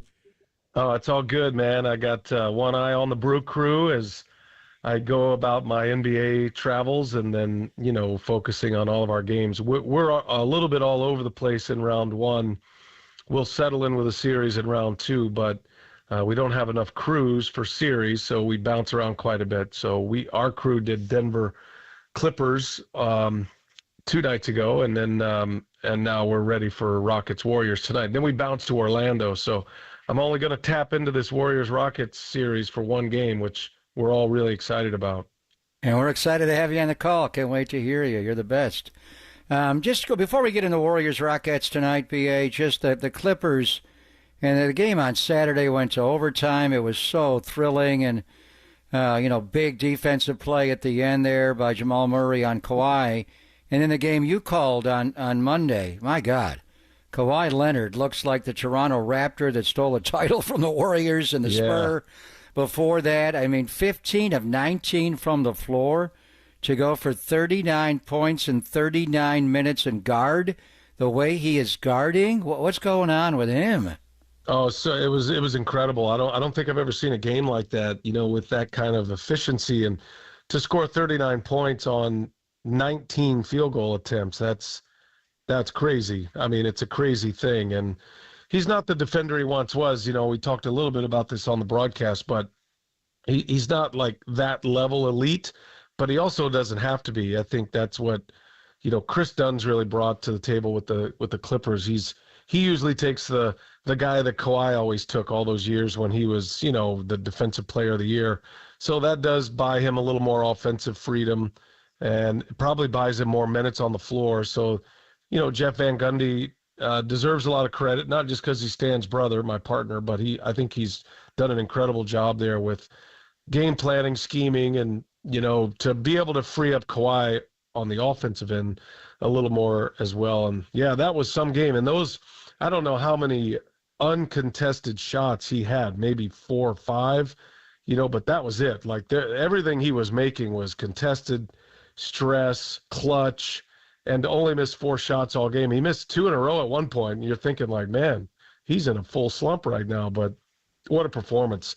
That was one of the best games I've ever seen from a player. And Jokic went for a triple-double, and we hardly even talked about it because it was just how great Kawhi was. It's also like Jokic does that just every single game now. So it's like, well, they lost and they don't have a coach, and sometimes Jamal Murray plays, and Jokic just went for his 41, 15, and 11, and they might win. But no, that's an incredible series right there. I mean, that team one just seems like built to go for 7, and the way Kawhi has played to start it. And, Jeff Van Gundy, our note on him was, you don't have to just say you give him credit because Stan's your partner. I mean, we were talking on Monday, and we're like, he got James Harden playing real defense. What is this? Yeah, for sure. It's amazing. No, he's and I do like the Clippers a lot. I think that is a great series. I think both of those teams have championship medal. I mean, that's how quality that is. That series and this series. Now, I'm going to change my mind on this series if the Warriors win tonight, because if they go up 2-0 going back home with 2 days off before Game 3, you're negating all of the advantages that a team with youth has. Number one, you expect the team with all that youth. They have 5 players in the rotation that are playing in their first playoff series. And so where do you feel that the most? Game 1 and after multiple days off. Like, you don't get that advantage. And so now the Warriors, to start the series, get the double advantage here. They get to, have that Game 1 with all that inexperience to take advantage of, which they did. And now they get 2 days off after this one. So this is a really is a huge game. Like, I mean, Game 2s are always important, but this really, I hate the must-win thing, but this feels like a must-win for Houston if they've got any chance, because I'm not sure they come back if they go down 0-2 on the road and 2 days off and Game 3 and 4 in San Francisco. Like, I just don't see it happening at that point. But, we'll see tonight. This should be really fun tonight. Now, the Warriors' mindset, and they've been in Houston since Friday, and they're staying after the game and flying home tomorrow. So they're not going back to Houston. They're not going there for a Game 5. They win tonight and close them out in 4, but easier said than done. So I don't know if you've met with the respective coaching staffs yet in your pregame production meetings, but adjustments. We always talk about adjustments. What do you think the Houston Rockets change tonight, if anything, from Game 1? Yeah, we haven't met with the coaches yet, but we have some intel. It's hard to say where they're going to go with it. I think the real interesting combo to watch, and we'll point this out tonight as well, but when the Rockets go with their big lineup, when they go Adams and Şengün together, it's not just those two, it's everybody else in their starting 5. Like, everybody on their starting 5 is a head taller than everybody Golden State can put out there. So, and they dominate the rebounding, obviously, and they did that, but they did have the 17 turnovers. So I think that's going to be the real trick for Ime Udoka, because while that looks good and it feels good, and they had a plus on that, the Warriors actually, I think they may have outscored them, but they felt like they were getting more in their offense and getting the rebounds, and I think they felt like they were at their best. Houston did, although statistically maybe it didn't bear that out. But I do think that's a major thing to watch. How many minutes on the floor that big lineup will be able to give Houston, and if it's a successful window of time.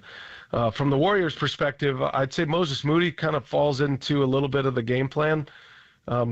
He kind of fits in that pick and roll spot when Draymond's not on the floor, or when they go to that certain action that is away from Draymond.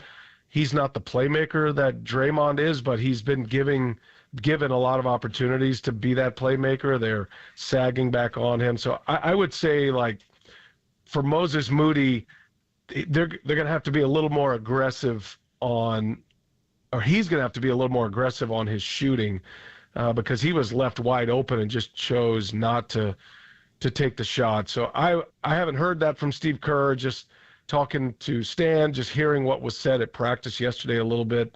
That feels like an area of focus for me, but we'll see.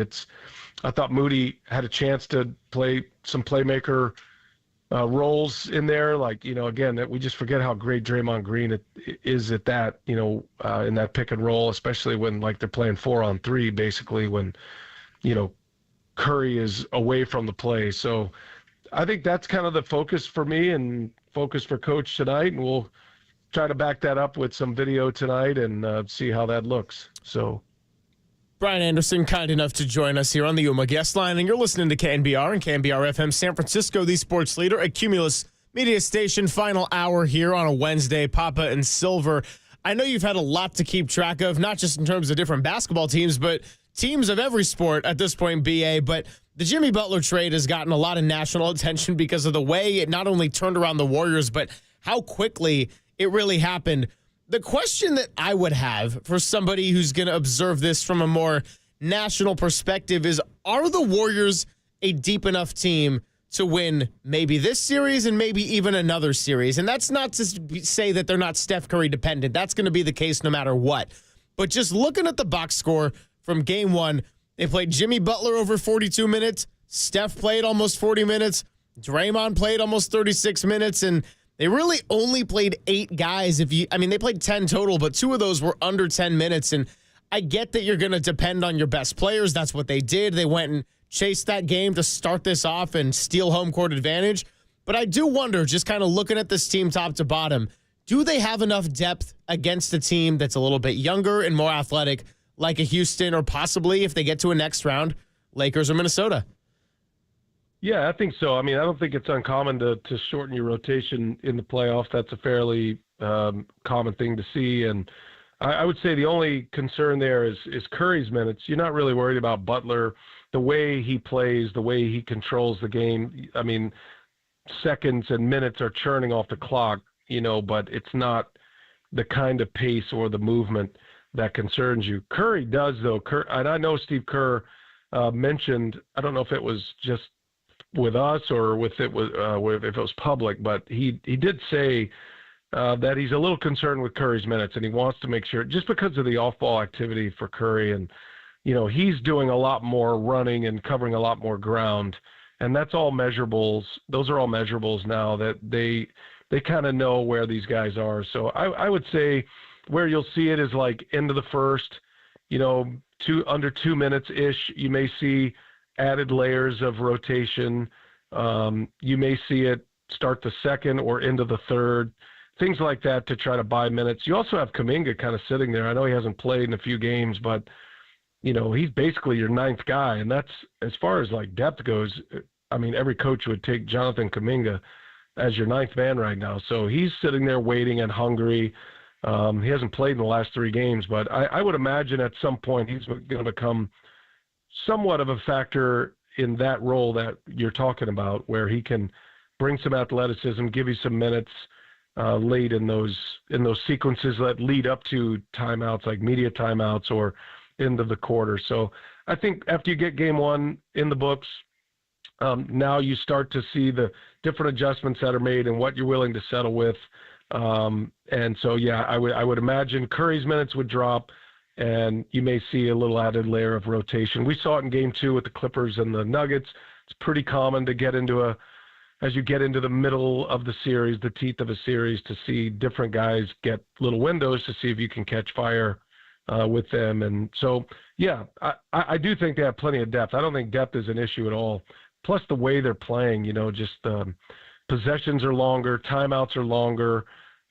It's a more defensive struggle, more physical, obviously. So I don't think you're so concerned about playing 40 minutes. And you're getting multiple days off between. So travel's easy, matchups are easy. Think about the practice scenarios too. Like, you're not starting from scratch with a new team. It's a series, you're evolving. So there's not a lot of that stress on you in shoot-arounds and practice and travel. And, for a Warriors team that's older, as I mentioned, to get 2 days off, to be able to camp down in Houston, play 2 games, then get 2 days off before Game 3. I mean, they're fine. They've got plenty of depth. Yeah, Steve did say yesterday at practice when he met with the media that he would have liked to have given Jimmy a little more time off. He played 42 minutes and 13 seconds. Normally, when they're both healthy in the regular season, they do bring in Kuminga for Jimmy mid-first quarter, mid-third quarter, but they were rolling third quarter and Kuminga's not playing. Butler played the whole quarter, which forced Steph to start the fourth quarter, so he almost played 40 minutes. So we'll see how they adjust tonight. Just following up on what you said about Moses Moody, he only made 2 shots in the game, B.A., on Sunday night, but they were big. That lefty, fading to his left in the bottom of the circle was a huge shot after Van Vliet made it a 4-point game, and then he made, the baseline 3. But you were talking about using him more. I think one thing Houston is doing in this series, at least in Game 1, what they did in that last game, April the 6th, Alperen Şengün is guarding Moses Moody to start. And that they're thinking Moody's not involved in the action with the screen setting. It's more Draymond and Butler. Do you see the Warriors activating Moody more to be a screen setter for Steph to try to get Şengün matched up onto him? And then since you watched practice yesterday, they want Moody to be a little more aggressive offensively in Game 2? Yeah, I would say Moody, at least my opinion of that is Moody needs to activate himself more. So I think he's going to be in the actions, and you're right with Şengün. That's the whole point, that they're kind of giving him the 3-point line. What's going to happen is Moody is going to be the guy that feels open all the time. And in Game 1, to me, and I don't know how you saw it or feel about it, but he looked like you've got Curry and Butler, and he's not going to be the guy to take the shots, at least in Game 1. But I would say those are probably the proper shots for him to take. And like every coach, if you're Ime Udoka, you're trying to plumb the 3rd, 4th, 5th option into more offense and trying to get them to be more involved. That's what you want. You got to pick poison. So, yeah, those 2 shots he hit, especially the 3, were huge. And he's got that in him, like especially down in the corner, and that's where you'd ideally like him. But if he's going to be given all that space, even at the top or on the wings, he's probably going to have to just shoot more. The problem is if he doesn't make it, that's the pressure, like the human part of this. The analytics are one thing, and where he's successful in the regular season and all that. But there's always that little extra tension. It's like trying to throw a strike, when it's 3-2 with the bases loaded. It's a little different than trying to throw a strike 3-2 with nobody on. So there's a little extra tension that is there, and they all know, the Warriors know they're at a major rebounding disadvantage. So immediately your mind goes to, wow, if I miss, it's probably one and done. You know what I mean? And then you've got Curry and Butler. But I think, to me, it's going to be Moody. If he makes a couple early, that'll kind of change the way they play, because he's going to be confident. But I think they almost have to have him shoot a little bit. Otherwise, if he's a non-factor at the top or at the wings, then that's going to clog up the paint, and they're already in the drop anyway on him. So I feel like that's a major piece to this, even though it's not like one of the major names. It's just because it unlocks everything else. So, I mean, you're right to recognize Şengün's defense on him and how they're matching up. And that goes for like when, Fred VanVleet guarding Draymond, guarding centers to try to get the switch. And like, it's all these little things. Ime Udoka likes to put multiple people in those actions. Like there's usually 3 people instead of 2.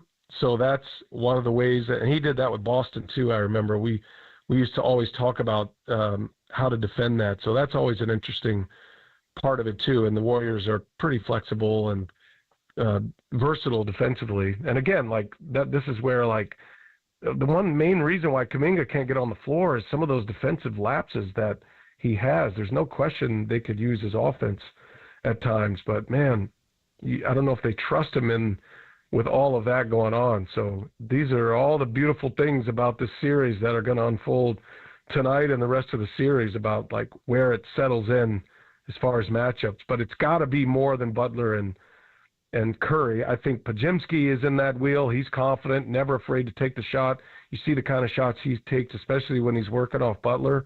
He's not afraid, and even when he misses, he shoots the right shots. And I'm not sure Moody is quite there yet, with his confidence, but he's probably going to have to be, in my opinion. Nah, great insight as always from Brian Anderson. And before we let you go, I want to sneak in a baseball question because we saw the world's longest sixth inning last night for the San Francisco Giants when the Brewers put up a whopping 8 runs and Christian Yelich and the Grand Slam and all of that. But a lot of our talking points here in the first 45 minutes of the show were, what are the Giants going to do about this whole first base issue that they got going on right now? And they got a couple injuries as well, but Rhys Hoskins, a name that has come up, and there were trade rumors or the possibility that was getting floated out there with his $18 million salary here in 2024. I know it's a little bit too early to be analyzing other teams' trade deadline approaches. It's such a small sample size into the season, but you think there's a chance that Milwaukee would end up moving him at the trade deadline? I mean, again, I know 13-11, very early, but just kind of wanted to get your early pulse on this whole situation. I mean, you should be talking about all the players the Brewers may want to be acquiring from the Giants. Why are you picking on the small market teams like that? You can have Willie Adames back, BA. We'll trade you Willie back in a 7-year contract. You want him back? You already got Willie Adames. I mean, we're going to trade him back to you. We'll trade him back. Are we pulling the plug on Willie already? No. 130 games left. No, you said he was going to be streaky. He's a slow starter, brother. Slow starter. He's always been. No, Hoskins obviously grew up a Giants fan. I mean, there would be no greater place that he would love to play than San Francisco.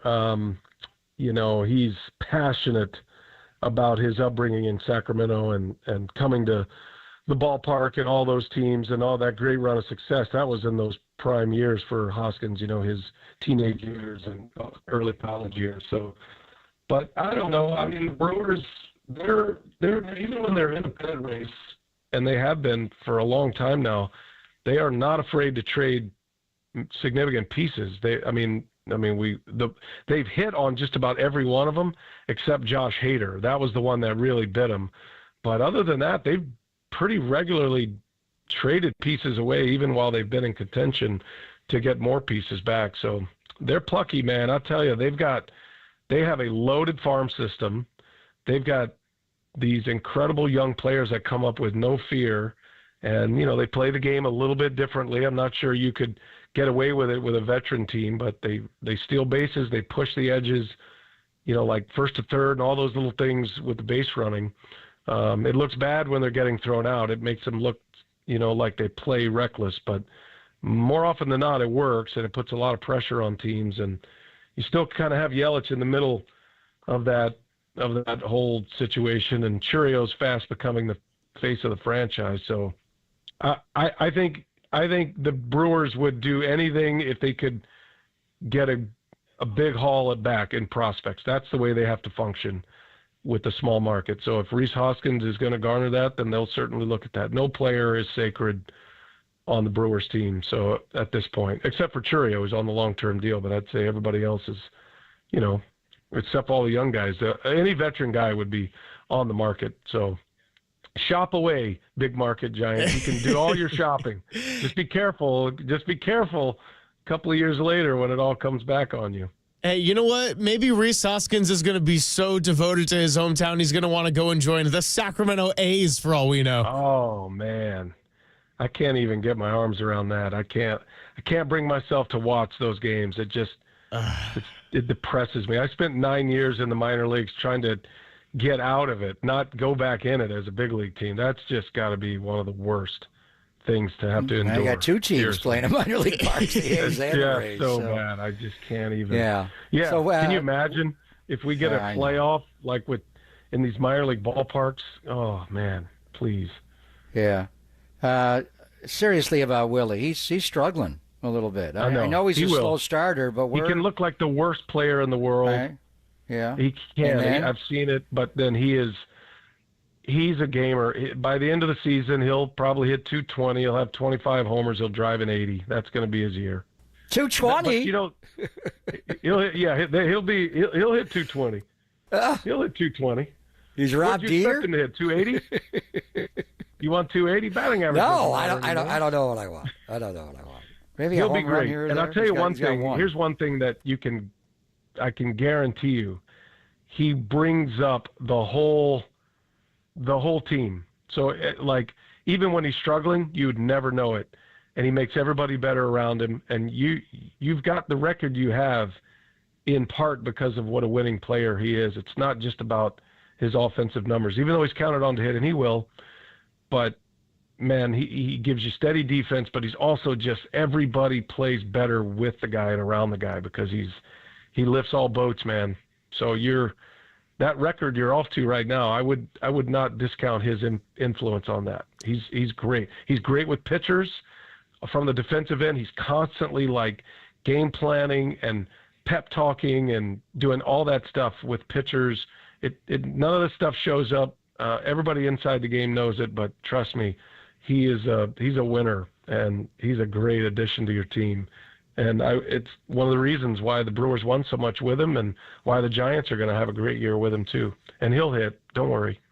Damn, he's making me feel bad for being selfish now and asking about Hoskins. No, I'm just kidding. That's just how we are, BA. I can't help myself. But seriously, have a fantastic call tonight. Going to be watching very closely on TNT, and really appreciate you coming by as always. I know it's a really chaotic time, but now you get to go watch the chaos of Steph Curry, the organized chaos. So go enjoy, and we appreciate you. All right. Great to be with you guys. We'll talk soon. Take care, BA. Have a great call tonight, brother. See you, Papa.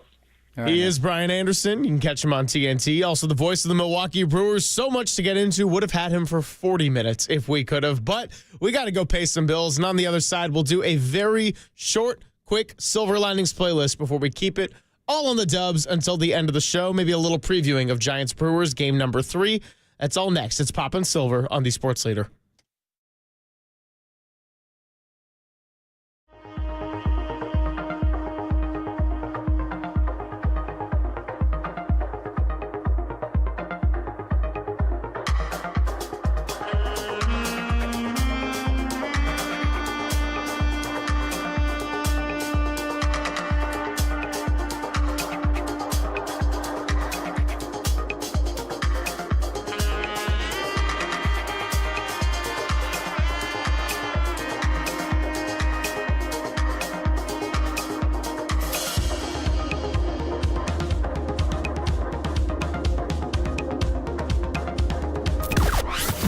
From the O'Donnell Financial Group Sports Desk. Learn more at ODFIGroup.com. O'Donnell Financial Group, because planning is a process, not a product.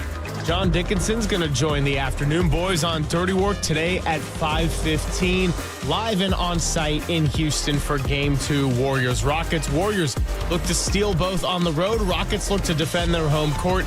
Either way, so much to break down afterwards, and do not forget to check out JD on Dubs OT right after the game.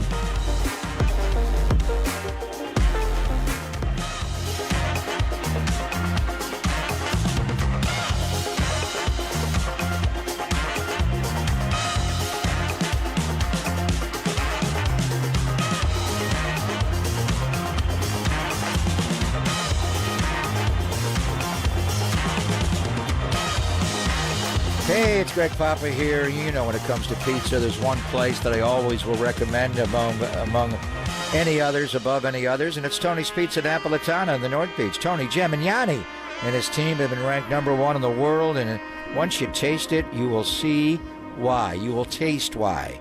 From Neapolitan to New York, Detroit, Sicilian, and Grandma-style pizzas, every slice is crafted with the finest ingredients and baked to perfection. But Tony's is more than just pizza. Their fresh pastas are out of this world, and I encourage you to try their spicy bucatini, one of my all-time favorites. And while you're in the North Beach, don't miss Capo's for deep dish pizza lovers and Toscano Brothers Bakery for their luscious breads. Plus, Tony has Slice House locations throughout the Bay Area, including at Chase Center and at Levi Stadium.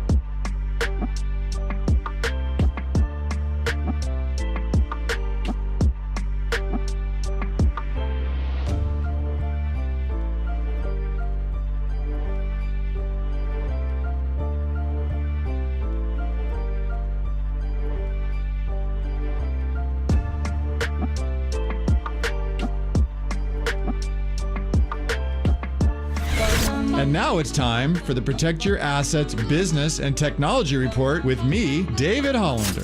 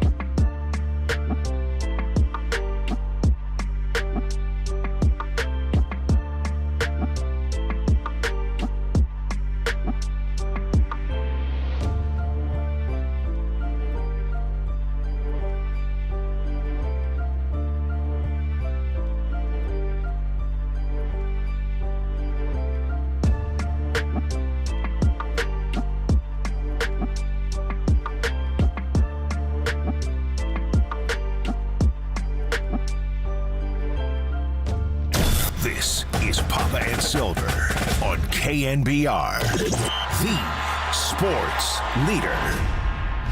Silver Linings Playlist, the tunes and lyrics that define the stories of the day.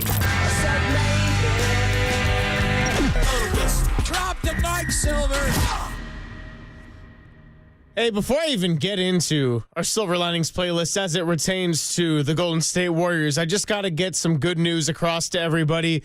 The San Diego Padres lost and got shut out by the Detroit Tigers. So, hey, there's that. In the wild NL West, the Giants have a chance to win on a day that the Padres lost. They don't lose very often. They lose a lot of players. Luis Arraez did go on the 7-day concussion list. They put their young guy, Jackson Merrill, on the injured list. They were shut out today by a score of 6-0. How about the New York Mets? They keep on rolling. 2 day games were distracting me today. Bottom of the 10th, they beat the Phillies by a score of 4-3. That game is over, right? Yes. Mets won that game 4-3. Yes, that one is. How about the Dodger game last night? How wild was that? 11-10 in 10. Ian Happ with the walk-off against the LA Dodgers. So some of these games are frankly hard to pick on where you want it to go. San Diego 17-8, Dodgers are 16-8, Giants are 15-9, Arizona's 14-9, but the Mets have won 6 in a row now, is it, or 7? Actually, it's not technically over, at least on my MLB.com. I have them leading 4-3 in the bottom of the 10th. Why is the game not over? That's a good point. No, maybe it is. I don't know. I just keep seeing things move, and I'm multitasking, and I got to think about it. Just happened. I think the Mets must have won. It's 4-3. Yeah. Little Starling Marte walk-off single. Marte Parte scoring Cale Anderson and Pete Alonso. I think they won that game. There you go. So that would be their 7th straight win. So the Mets actually are 18-7, and by beating Philadelphia, would that give them a 5-game lead in the National League East? They have opened up a sizable lead, and then you're watching the Cubs and Dodgers. And they're going to play again tonight at 4 o'clock our time at Wrigley. Who do you root for? I mean, the Cubs, they're probably going to win the National League Central, so just give them the Central unless Milwaukee or the Reds can get into play. But everything we talked about with our round table before the year started at the Presidio, the teams we thought were going to be good are good, the exception the Atlanta Braves. But the Atlanta Braves are inching closer to 500. They are 10-14. On the year after, what were they, 0-7 or 0-8 to start the year? 0-7, I think. 0-7, yeah. They got off to a brutal start and then Jerkson Profar getting suspended, and that was the whole thing.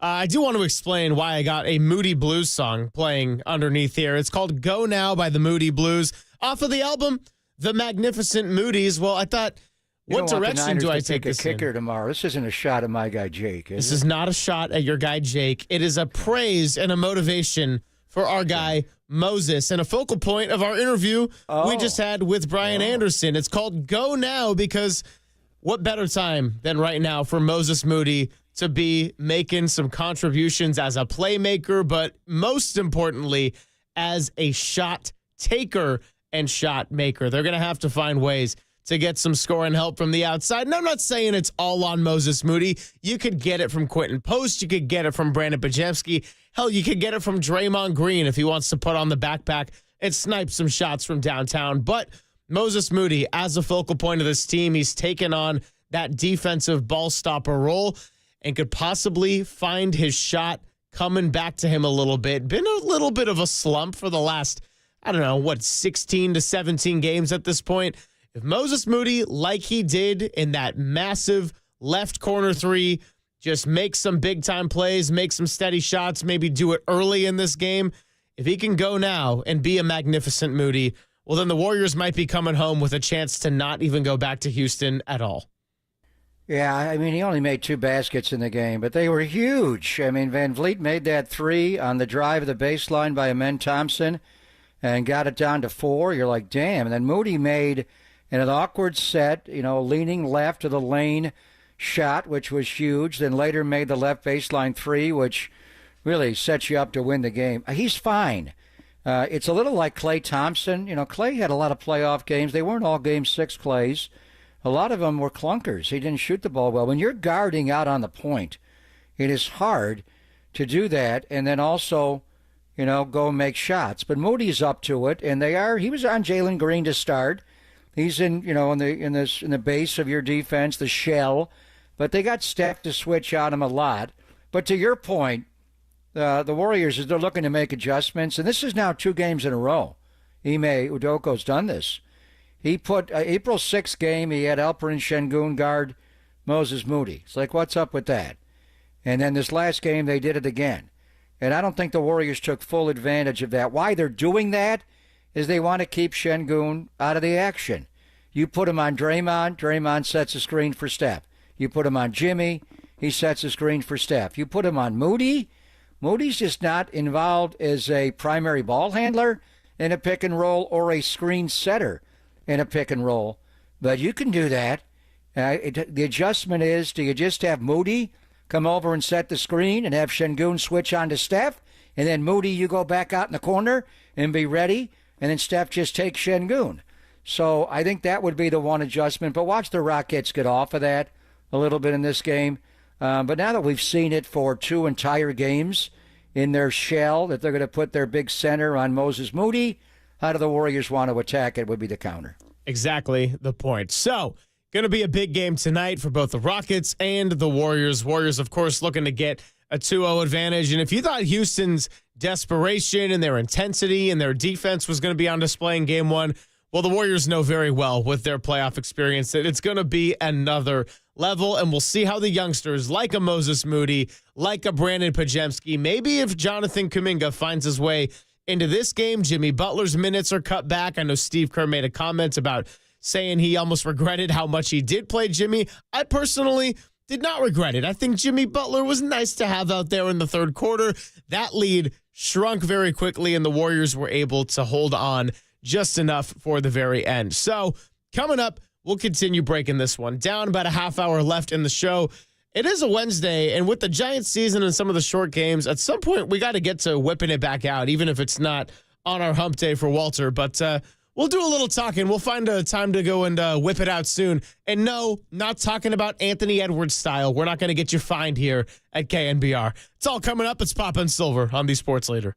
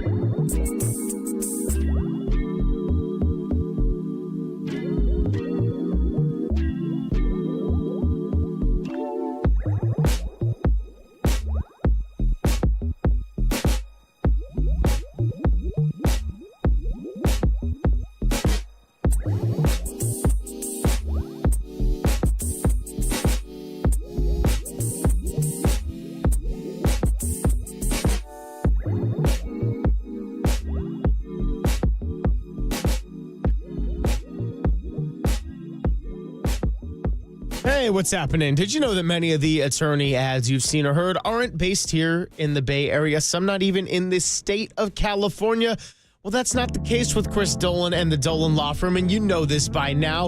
They've been based right here in the Bay Area for more than a quarter of a century, and yes, this is award-winning personal injury and employment attorneys fighting for you where you live. So if you've been discriminated against at work, wrongfully terminated, or sexually harassed, your rights matter. And you can go to DolanLawFirm.com to learn more about your rights. Because over the past year, well, unfortunately, Chris and his team saw a sharp increase in all sorts of no-fault injury accidents. And Bay Area is a crowded place with motorcyclists, cars, Teslas, Waymos, pedestrians, buses, munis, you name it. They're all around us. So let's work together collectively and make the Bay Area a safer place. But feel confident that you're in good hands with award-winning California Lawyer of the Year. The Dolan Law Firm has secured more than $1 billion in verdicts and settlements on behalf of their clients. And the best part of it all, you pay nothing up front. You got no hourly rates, and they don't get paid until you get paid. They live here, they work here, they win here. DolanLawFirm.com.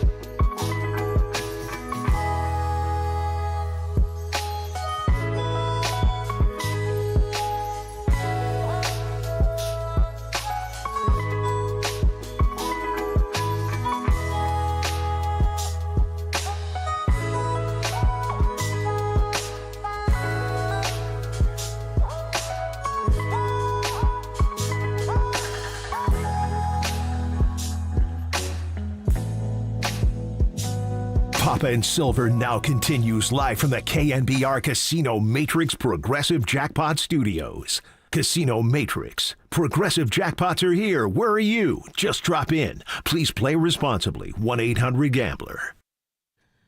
Pop and Silver hanging out with you, getting ready for Game 2, Warriors Rockets. Also getting you ready for Game 3, Giants Brewers, and the NFL Draft, of course. Tomorrow, Jeff Joniak is going to join us for pick number 10. Short show tomorrow. We're going to pack a lot of action into everything before the Giants pregame. It's going to be 12:45 first pitch, which means pregame starts right here on the Sports Leader at 11:45. And hey, that's good for us because we got to worry about the NFL Draft. It is not a short work day by any means. We're just going from one thing to the next. By the way, I'm finally seeing it posted now. The Marte Parte in Queens at Citi Field. The single. They got the split camera on Pete Alonso rounding the bases. The way he's just hauling and trudging it and ends up kind of stumbling in for the head first slide. Just fantastic camera work all around by that one. I mean, if you think Wilmer Flores does not run the bases with speed, just watch this clip from Pete Alonso. It's just beautiful. The polar bear is trucking, and he is carrying that offense. Juan Soto started slowly, so they did walk him off in the bottom of the 10th, and they win 4-3. So the New York Mets have opened up a nice lead over the Philadelphia Phillies in the National League East, and that was Zach Wheeler started the game for the Phillies today. I was watching that game and also keeping an eye on the Padre game, and that was a heck of a good baseball game. That was Zach Wheeler today. Maybe it was yesterday. The days are all bleeding together. Maybe it was yesterday I was watching that game. Yeah, anyway, I think Zach was yesterday. Yeah, that was a good pitching matchup. Anyway, the Mets are rolling. They got a winning streak going, and they've won. And They came on last year. They're kind of up and down in the wild card, but they're a team that looks like a playoff team in Philadelphia as well. So obviously the Giants, and I know right-handers going. Freddie Peralta's Milwaukee's best pitcher. So we'll see. But just a word on the Warriors. We talk so much about it, and Houston's going to come at them hard right from the opening tip tonight. The one thing is, Houstonian sports fans, Atlanta gets a bad rap, which I think is deserved. They're not great sports fans there. How many empty seats were there in the lower bowl? You could see 2 or 3 at a time that were empty right down low, and they stayed empty the entire game. I know they announced a sellout of 18,055 inside Toyota Center, but wow, that when they haven't played a playoff game in that building. They had one when they were in the bubble in Orlando, but they haven't had a playoff game in that building since Steph went from 0 to 33 on them and closed them out in Game 6. So I was surprised. So I think their team, with their young energy, this is it. They lose this game, they may never open that building again. So they're going to be forceful tonight. I wonder about the crowd and the veteran Warriors and their poise pushing back on them. So, obviously a couple of things to clean up from Game 1. The rebounding is a situation, but they're big, they're strong, they're long. It's their strength. They're the number 1 rebounding team in the NBA, and they're the number 1 offensive rebounding team in the NBA. They had 52-36 edge in rebounds. Both teams had 30 defensive rebounds in the game. Where they had their edge, they had 22 offensive rebounds. The Warriors only had 6. Yeah. Now, when I looked at rebounding, it's percentage of rebounds, not the total number of rebounds. They missed, they were 34 of 87 from the floor, Greg. So what is that? 53 shots they missed in the game. 53. So if they got 22 of those back, then, but what you don't like is you got 30 defensive rebounds, they got 22. So you have to clean that up a little bit, but I don't know how you can. Otherwise, first of all, they're bad shooters. So their long misses are long rebounds. Typically, those are offensive rebounds. They don't just miss soft off the rim and it rolls off when Kevin Durant or Kobe missed. They miss and it goes all the way to midcourt. So those are typically offensive rebounds. I didn't see them getting an offensive rebound and putting the ball right back into the basket. I saw them getting an offensive rebound and missing again, getting another offensive rebound and missing again. What are the odds on that? Typically, look at the field goal percentage on the first shot versus the second shot in the NBA. Goes way up, and most teams don't even go back up with a putback. They clear an offensive rebound, and they kick it back out. So they're gonna get rebounds. They're going to get offensive rebounds. Let's see if they can put them back in the basket. The whole story to the game to me is turnovers. If you turn the ball over against this team, they don't have to play in the half court. Mm-hmm. They will run by you. They get numbers 2-on-1. This is an old school team. They go 2-on-1, 3-on-2. They're not going to the corners and above the break and bombing threes. They're ripping the rim down. These are young, athletic guys who want to get to the rim. And so if you turn the ball over and live ball turnovers, that will keep them in the game. The Warriors had 14 turnovers in total. Houston scored 23, but when you look at it, they had 11 individual turnovers. 3 were shot clock violations where you can set up your defense. So we could live with them rebounding. You don't want it to get obscene, obviously, but you're talking about, maybe, and I know they played a little of Kavan and Quentin Post together. I would stay away from that. Maybe in a minute or two. You don't want to live on that. It's like when they downsized in Cleveland, the first championship run 10 years ago now. They went to Andre and bench Bogut, and initially I was screaming, is Timofey Mozgov going to get every damn rebound? Can you put some size in the game? You know what? Let him get every rebound. Warriors won that game. They won the next 3. They won the championship. So I know Pat Riley had the line, no rebounds, no rings. The NBA's changed a lot. This team is going to get rebounds. You can live with that. Just keep it, a little closer and just make sure they don't put them back in. The issue is do not turn the ball over. And I think they're going to death trap Steph. They may pick him up in the backcourt with a double hit. They're going to come at you with their length and their strength. They're going to sick a man on you. They're going to get Tari Eason, Jabari. They're going to go out and be like St. John's. It's going to be 94 feet of hell. They're going to go at and pick you up. I think as long as you keep the turnover number, what do you want it to be? I would even take, 15, 16.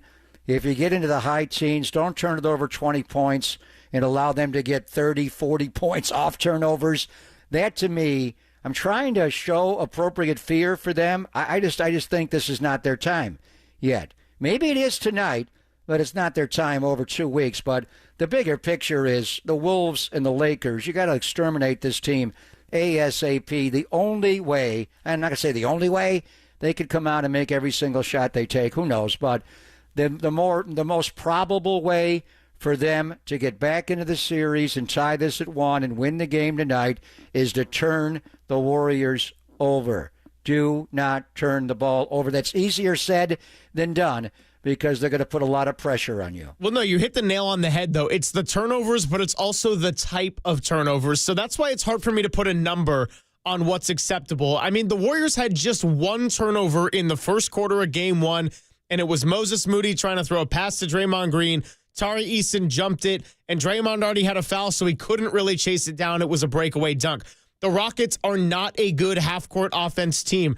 The Warriors have been a really good half-court defense team, and yeah, the glass is an element of that for sure, and the Rockets are going to go get your rebounds, but guess what? If you're getting careless with the type of turnovers, and it's the live ball turnovers, then Houston doesn't have to get into a half-court offense. They're getting easy points. They're getting breakaway dunks. That's when they use their youth, their athleticism. They fly up and down, and then it doesn't matter if they're missing a bunch of shots from the outside if you're just playing right into their hand and feeding them those turnovers. So, yeah, if you get 15 turnovers, okay. If a couple of those are offensive fouls or shot clock violations or just dead ball turnovers, that's an entirely different story than if you're just throwing errant passes in the play where it gets deflected and all of a sudden it's a fast break. And it all goes back to the 4 categories that Craig Ackerman just got us.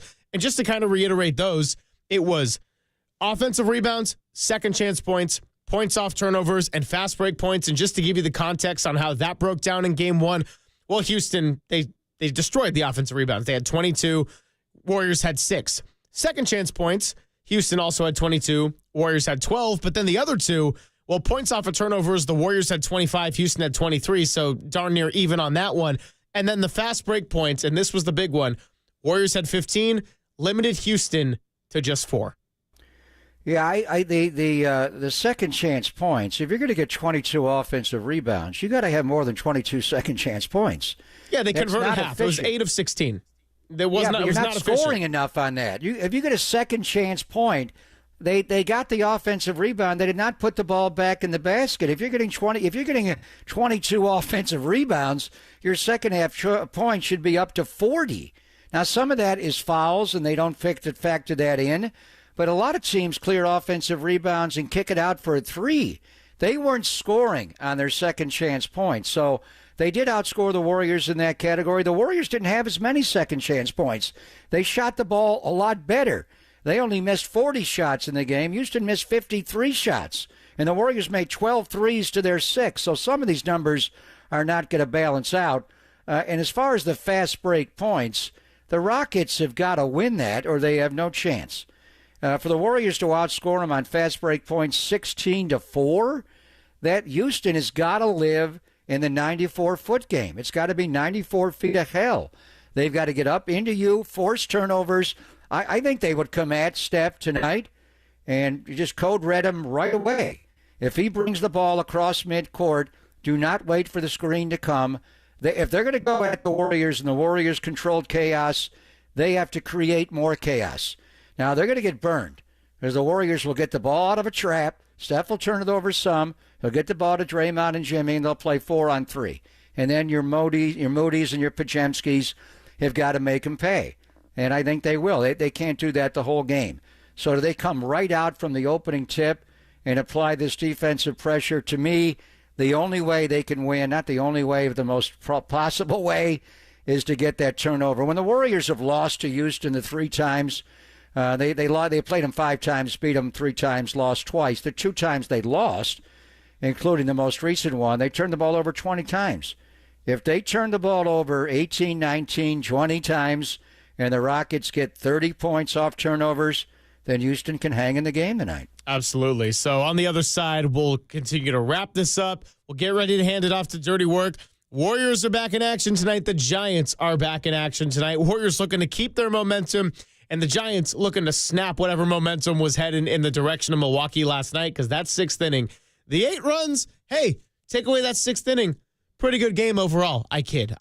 It's all going to get wrapped up on the other side. Papa and Silver on KMBR 104.5 and 680, the Sports Leader.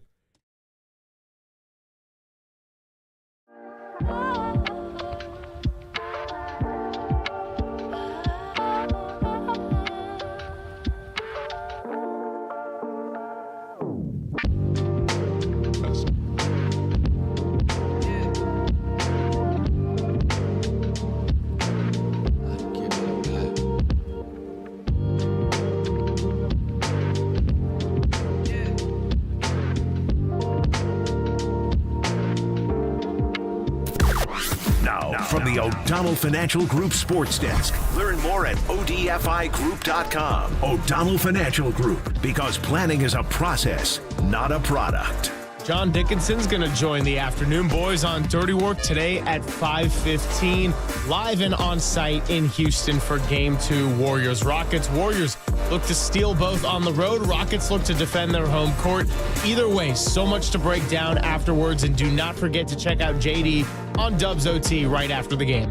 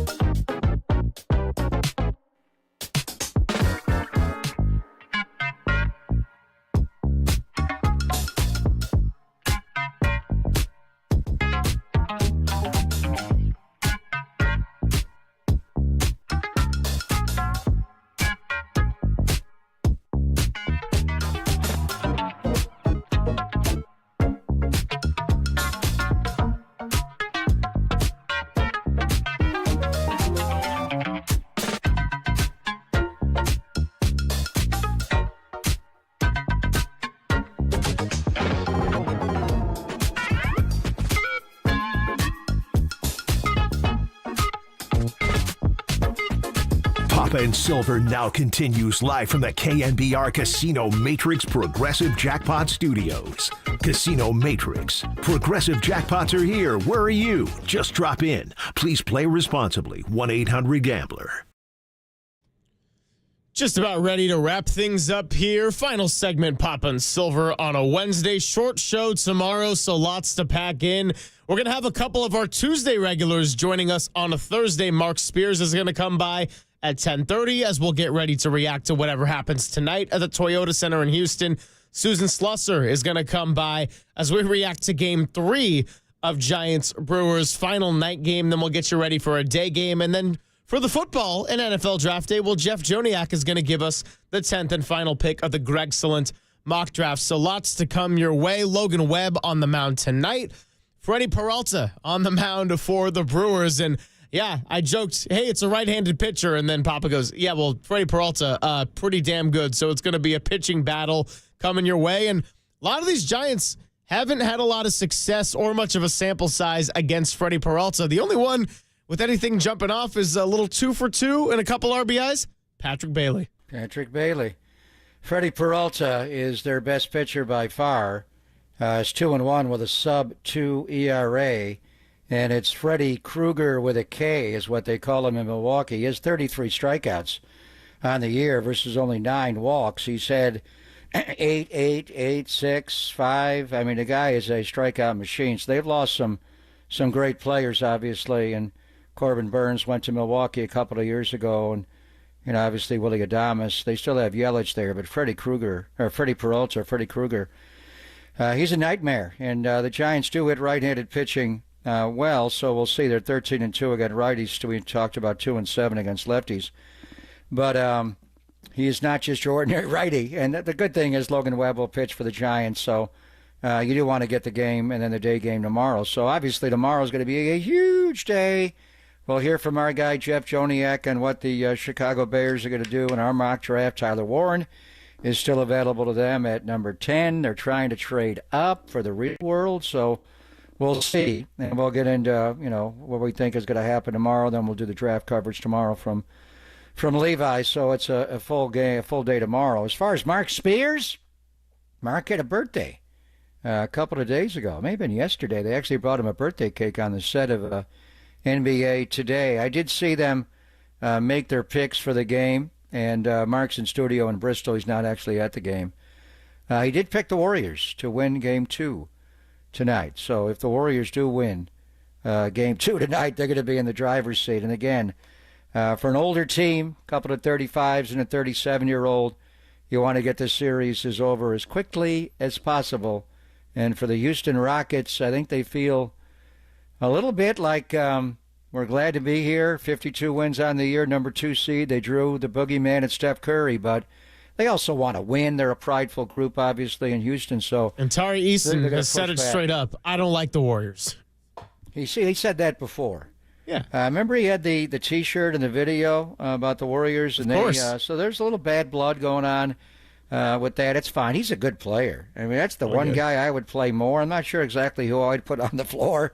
But Jabari Smith and Tari Eason can guard. And they'll roll out that double big lineup a little bit tonight. Typically, when they do that, they do play zone behind it. But it's hard. If you do it against Steph Curry, you're not going to sit in the zone. He'll pick on one of those bigs to get a switch. And, are they going to be able to run with the Warriors tonight by going to that lineup tonight? So, obviously, we'll watch both of the teams. And the Freddie Peralta-Logan Webb matchup will be compelling at Oracle Park. But this is a playoff game. And this is a huge game. You don't want to give this team life. Come back 1-1. You never know how things are going to turn. The Warriors have beaten this team 4 to 5 years, and we were talking to Craig Ackerman about it. And they beat them in, obviously, huge scenarios. Western Conference Finals to go to the first NBA Finals in the championship, and obviously the 0 for 27 game on Memorial Day. But the other 2 years they lost. The Warriors won. But they had injuries. Steph Curry, Patrick Beverley, the ankle injury in Game 1 of the 73-9 team. Warriors did win that series in 5, but then Steph slipped on the wet spot. His knee was never right. He couldn't beat Cleveland. Steph got switched out onto Kevin Love or Tristan Thompson. He couldn't score on them. He begged out of the Olympics early that year. He just wasn't right. And then obviously Durant's year, when he blew out the Achilles, it all started with that baseline jumper against them in Game 5. So the point is, we think they're going to win the series, but they have designs on winning more. So just eliminate this team ASAP. Don't play more games. Have your older players get hurt, which would derail what the ultimate goal is. So I say win the game tonight, fly home tomorrow, and say so long to H-Town for the rest of the year. Sweep this team. And if it ends up being 1-1, well, we'll know they'll have to go back to Houston for at least a Game 5, and that will certainly be part of the discussion. So very busy day tomorrow, very busy end to the week. Pop, appreciate you as always. Big thank you to Walter for continuing on with the graphics and our draft and just kind of putting up with when I have to text him because I know he deep down doesn't want to respond, but he's a good sport about it. And thank you to our guests, John Shea, Brian Anderson, Craig Ackerman, Anish Shroff, and Mike Haas. We'll be back to it tomorrow. Time for Dirty Work, Depop, Tim Webb, and fresh off of the injury report, Adam Copeland. You're listening to KNBR and KNBR FM San Francisco, the sports leader, a Cumulus media station. Okay, the fun's over. They've done the dirty work of the radio business. Anybody messes this thing up for me tonight is through. Engineering, board operating, and producing. Not only are you fired, your life is over. And now they have the microphone. What could go wrong? Nobody messes up. You understand me? Don't mess up.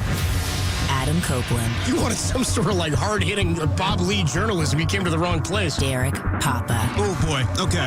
It's getting hot. Is it getting hot there? That's even worse. How are we feeling? It's getting hot. Oh, boy. And Tim Webb. Mankini, yes or no? 59.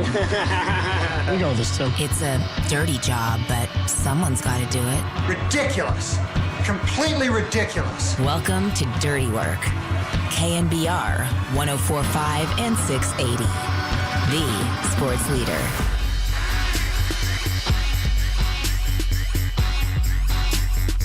It's Dirty Work on a Wednesday afternoon. Adam Copeland, Depop, Tim Webb with you as soon as Walt gets his ass out of the chair. Don't fly birds at me, Walt. I don't need that. That's uncalled for. That's not cool, man. So how was the birthday? Fine. Yeah?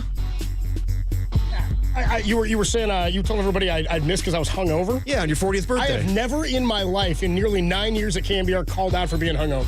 Never once. And well, we would understand. Tim, like you would know. Like you were ever in charge of me. Like you had anything. You ever wrote my schedule, Tim. No, never once. I was at the morning show for... as I like to point out, I almost got hit by a car at midnight and showed up to do my show at 3 o'clock in the morning. Well, that's very noble of you. I'm not calling out for being hungover. That ain't happening at 2 o'clock. At 36 years old, at 2 o'clock in the afternoon, I'm not calling out. No, that's unacceptable. For being hungover. That would be overly unacceptable. That's unacceptable in any work, I would say. You start at 2 o'clock, you get no excuse to not be there if you're hungover. Yeah, well, you show up anywhere, though. Eat a burrito and get going. I don't mind if you go out drinking the night before, but you damn well better show up to work the next day. Yeah. Sorry, I'm trying to get the camera straight. No, you're all good. No, went to the Giants game for a while on Monday night. No, I'm dealing with an injury, is what happened. Well, tell us about it, Gordon Ramsay. Chill, dude. Relax. I was cooking pasta. You're telling me to relax? I showed up on Monday, didn't I? I know. I already did a whole show. And you were in pain. I already did a whole show in pain. So I went to, I was making pasta on Saturday night this past weekend and just boiling water, like fine, normal. Wasn't drunk, wasn't drinking at the time, wasn't like nothing was going on. I was just hungry for some pasta. Just making pasta. I already cooked up all my... Making some noodles. Already cooked up all the meat on the side with the sauce. It was like sitting in the pot. What kind of meat we talking? I did ground beef and I did a ground pork sausage as well. Okay, all right. I just like mixed it. I made you were hungry. Like a little bolognese sauce, cut up some onions, put it in. But I had a vodka sauce with it, which was nice. Oh, nice. It's good. So, I don't even know if it was nice. I never ate it. Well, that's true. Yeah, so I made that, and then I was like, no, I just got to boil the pasta, whatever. So I boiled the pasta. I actually went out to watch some of the Giants game, I think is what I did. Made the meat sauce before, came home and was like, cool, it's like 10. I'm going to make some pasta. That's a late dinner, but okay. Yeah, whatever. I hadn't eaten. I stayed out and watched the Giants game, then came back in. So I boil the pasta, go from left to right, just like over a foot from my stove to my sink, or foot and a half. And I have like a kitchen mat like in front of my sink. Like just sort of stubbed a little bit on the kitchen mat, and it's like flipped up a little bit, and it just made me stagger my step. Pasta flew forward, water flew back out of the pot on me. scalded my stomach. Yeah, I've got some pretty deep, gnarly burns. Let's see it. No, I'm not going to show them on the stream. I'm not going to show you on the stream. Come on, for the OnlyFans. It's gross. It's great. Yeah, I'll put it on my OnlyCopes. Check it out. You got to check out my OnlyCopes, and then you'll get the scald for all scars. your wounds and scars. So I went to the problem is right now it's on my stomach, and it's like probably 6 or 7 inches long.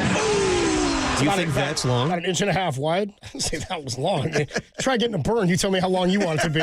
We'll tell you in the burn community, shorter's better. You know what I mean? You speak for the burn community. I'm going to tell you, as a burn victim now myself. Stop it. We don't need those letters. Stop it. What letters? I got the scalds and the scars to prove it. You know what I mean? I did it to myself. But anyway, the point is, shorter's better. You don't want it to be a deep scar, and you don't want it to be a long scar. Anyway, it's or a long burn. Don't act like you're not impressed. Dude, so I did the show, and then I saw my birthday went to the game on Monday night for a while, stayed until Wilmer hit the home run. Nice. So I think I'm still credited for the win because it happened late enough in the game, and I saw sixth inning. Yeah, happened in the 6th. Yeah. Saw him take the lead. 6th ended, and I was like, I gotta get out of here. I can't sit anymore because it's You're like a radio host of record. It's right. Yeah, exactly. It's right over like where my crease would be in my stomach. Like when you sit crease, down. Yeah. You know what I mean? You bend over. I got you. It's pretty hard to not be horizontal or like, for lack of a better term, Tim, erect. You know what I mean? I need to be kind of straight up right now. It's appropriate term about that. You know what I'm saying, dude? That's what I'm talking about. So anyway, that's where I was yesterday. Taking care of that burn. Need to go to the old hospital, the old ER. Well, it was a couple of days, and I think when you went to urgent care yesterday or the hospital, they were like... First went to urgent care. Why'd you wait? Yeah, the urgent care first, then the hospital, and then it was... I was told you should probably chill for a minute. So I was like, yeah, cool. So just chilled yesterday. No, it was all good. Yeah, it was all good. Me, JD, and Krug had a great time, and Tim. Yeah, dude, Krug, how hype was Krug to talk birdsong with Sluss? Oh, dude, Krug was excited. Like he's not on this whole week because the Giants all have night games, so he has no Niners nightly. So he was for some birdsong. He was clamoring to talk some Shamar Stewart, some Walter Nolan, and then he got some birdsong in with Susan Slusser. Yeah, got some birdsong in with Sluss. Yes. Which he loves. Yeah. Actually, I don't think he asked one question about birdsong. See, dude. But either way.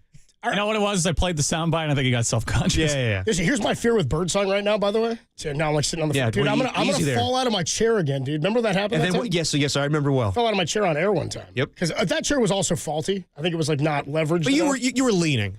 You were on the edge of your seat. Well, I sit generally on the front of the chair anyway. You see me sitting here. Like I sit on the front of the chair, but it wasn't. But you got so much cushion for your ass. You can move back. Well, no, I can't because then it'll bend. It'll bend up on my. You're right. On the crease. Bend up on my burn. Yeah. You know what I mean? You don't want that crease. Can we request not only short people and best friend today? I'd like as many burn songs as you got, Tim. You should let it burn. Got plenty there. Wait, what happened? So you both were going. Sorry, yeah. No, Tim, what'd you say? I was singing. Go ahead, Tim. What'd you say, bro? Yeah, just open up the burn folder, see what we got. Tim's got all kinds of crap back there. Anyway, so I can't fall out of my chair again. So what was more painful, that whole experience or the Giants game last night? That Giants game wasn't painful at all. By the way, I was on painkillers, right? Dozed off, and it was 3-1. I was Giants at VR had just doubled off the wall. They scored a run. I was like, all right, nice. Yeah. I woke up and 7 of the 8 had already scored in that. What was it, the 6th inning? Were you groggy and looking like Christian Cuss is pitching right now? The hell's going on? Well, he wasn't yet. It made it easier for me to just knock out. Yeah. Well, I looked at it and I was like, at first I was like, you got to be kidding me. And then I was like, whatever. I'm going back to sleep. Yeah. So I didn't see the entirety of it. Kind of caught up on it this morning. I turned it off after that inning, and I think we could say the City Connects are just a disaster at this point. 0-2, and the performances in each game where they wear these jerseys. Just awful. How about 209 checks in on the Golden State Lumber showroom text line? Here comes the medical advice. Cobes, put some stretch mark cream on and get to work. Stretch mark cream? What cream is that? Oh, man. I took a day. That's what happened. Yeah, it's all good. It was good. Trying to power through, and I was like, I'll be fine. Well, the first night it happened, dude, I didn't even have anything for it. I hit my buddy up and ended up having to put like Neosporin on it to make sure it was all good. Didn't even have like gauze or anything to wrap it up. I had to go paper towel and athletic tape is what got me through the first night. Ooh. Yeah, brutal. Anyway, that was it. 4 and 5 says, did the hospital admit you quickly, or did you make them wait? Or did they make me wait? No, they got me in pretty fast. I spent it's an ER, dude. I spent 3 hours there yesterday. Yeah. You know what I mean? Just going in the morning. But no, I was in and out pretty Probably quicker than DMV these days.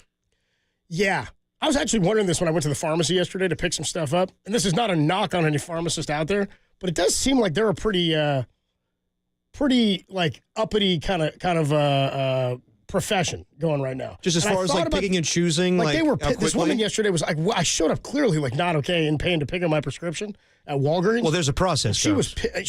They called it in. I just rolled Yeah, out. I know. She was pissed that I was like there, and I feel like I've had this experience at pharmacies before. She was pissed. Like she was like mad that I was not mad that I was there, but she was not a friendly person. And I was like, she seemed miserable in her spot. And it's funny you mentioned DMV because I started thinking about that. Yeah. I was like, but DMV, I sort of cut them a break because it's nobody. They don't even. It's a wanna miserable do that. place. It's hell on earth. And it's even more miserable these days when people have to get a real ID by May 7th. Make an appointment. 408 says Freddy Krueger was a burn victim. He was. And he hates children. I'm Dave Fleming, and I hate kids. I'm Freddy Krueger, and I hate kids. Hi, I'm Dave Fleming, and I hate kids. 510 says any grafting? Tolbert would have been on for a month with this thing. Dude, Tolbert just needed it to be a breezy day on the bridge, and he would take he'd be like, I don't know if I'm going to make it all the way. No, he just wouldn't come in. He would do the show, but he wouldn't just come in. 209 said we're getting some suggestions for some burn songs there too. Just put some butter on that thing, man. You'll be better. Yeah. Anyway, people not talking the blistering. Yeah, not going to be a fun 4 to 6 is what they were telling me. Yeah. They're like it's going to be about 4 to 6. Fairly severe. Anyway, we got a decent show for you. It's not all burn stuff. I think so. Yeah, I think we have some good guests today, too, by the way, with our Cambiar draft show tomorrow. Bring me all your burn ointments and your creams and your stretch mark stuff. Yeah, I'll take it all. Bring that to Jack's. Bring all of your burn ointments that you can get me to Jack's restaurant tomorrow. The Cambiar draft party goes down immediately after the Giants game. We'll be on for about an hour whenever we get it after the game. And then we'll have the draft show. They'll be live. Greg Papa, Todd Husak, John Dickinson from 4949 down at Levi Stadium, getting ready for the draft show. And then we'll be doing our draft party with you guys, hanging out, getting your thoughts about what goes on at number 11. 209 says Hayden Burns song. Nice. Beautiful. Mark Spears at 250. Brian Peacock, Locked On 49er podcast at 350. Comedian Sam Morril is going to join us at 4:30. Known Draymond hater. Known Draymond hater. We'll talk to him about Draymond. Do you think he's seen Dirty Work? I was wondering this. I'm sure he has. If you're a comedian and you're a fan of Norm Macdonald, his style of humor is kind of similar to Norm's. I would assume he's seen the movie. I would assume he's seen it too. We'll talk to Sam Morril at 4:30. He's doing a show. The Errors Tour is going to be out at the Masonic in San Francisco on May the 4th. It's a play on words on Taylor Swift. Oh, is it? Yeah. Yeah, I got it. Okay.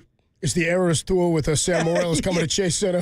I prefer that much better. He's actually New Yorker, and I know his work. Just check it out. Sam Morril is coming to Chase Center. He's actually going to the Masonic on May 4th for the Errors Tour. John Dickinson, how'd we get him at 5:15? He'll join us from Houston? Yeah, from Houston. Nice. JD we had to ruin his Houston plans yesterday. Damn. Tough deal. But he still went to the Astros and Blue Jays. Oh, game. I'm so sorry that my burn ruined your plans, JD. Jesus, dude. Trying to pick a guy up one time. You know what I mean? He'll be fine. Just help me out, dude. You know what I'm saying? He went to the Astros Jays he went to yesterday? Yes, nice. he did. Nice, good deal. It was a media get-together. Real quick, I know some people have the tradition.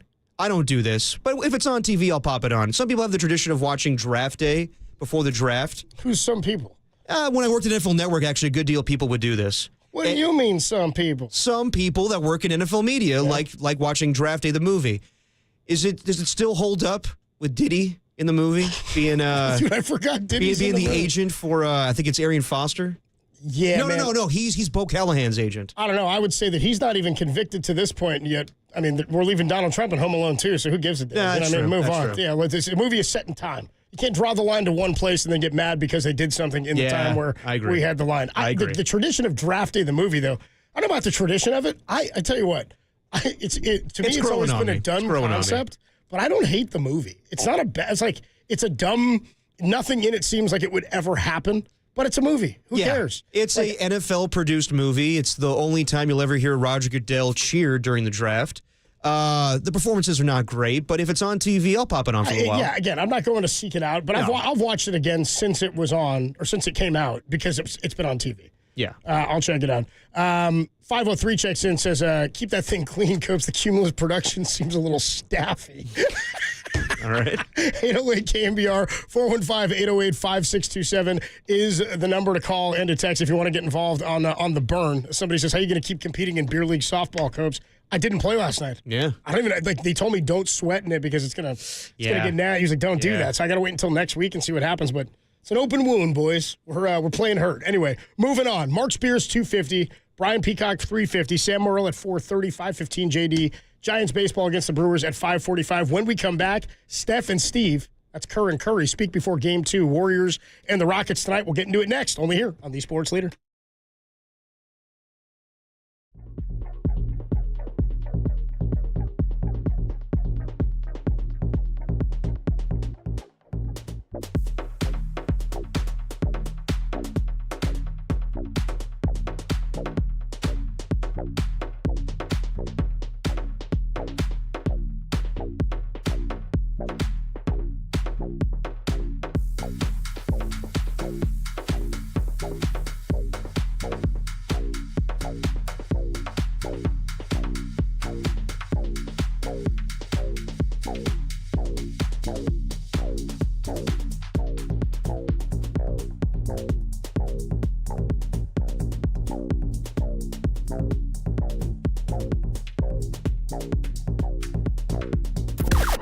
Now, from the O'Donnell Financial Group Sports Desk. Learn more at odfigroup.com. O'Donnell Financial Group, because planning is a process, not a product. The Giants got crushed 11-3 last night behind Christian Yelich's 5th career grand salami. An ugly game all around. The G-men committed 2 errors, grounded into 2 double plays, and left 9 men on base. San Francisco turns to Logan Webb. Pre-game 5:45 right here on KNBR, the Let's Flush This and Move On leader.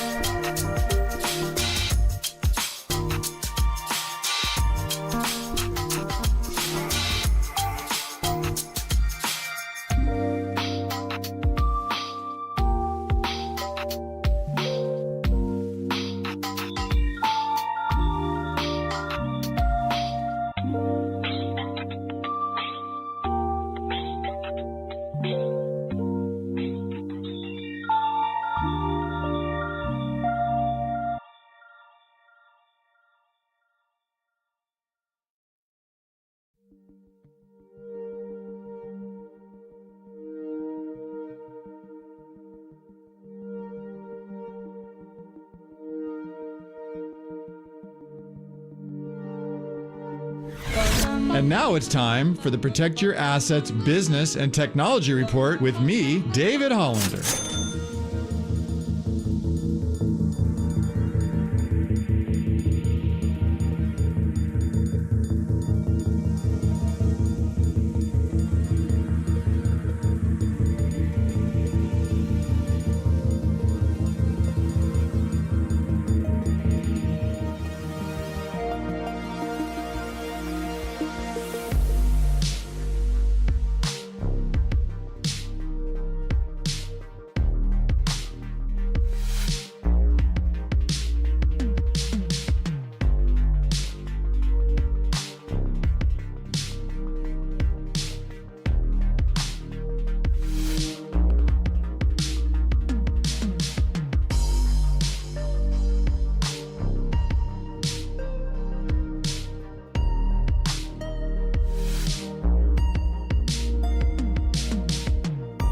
Now, back to Dirty Work.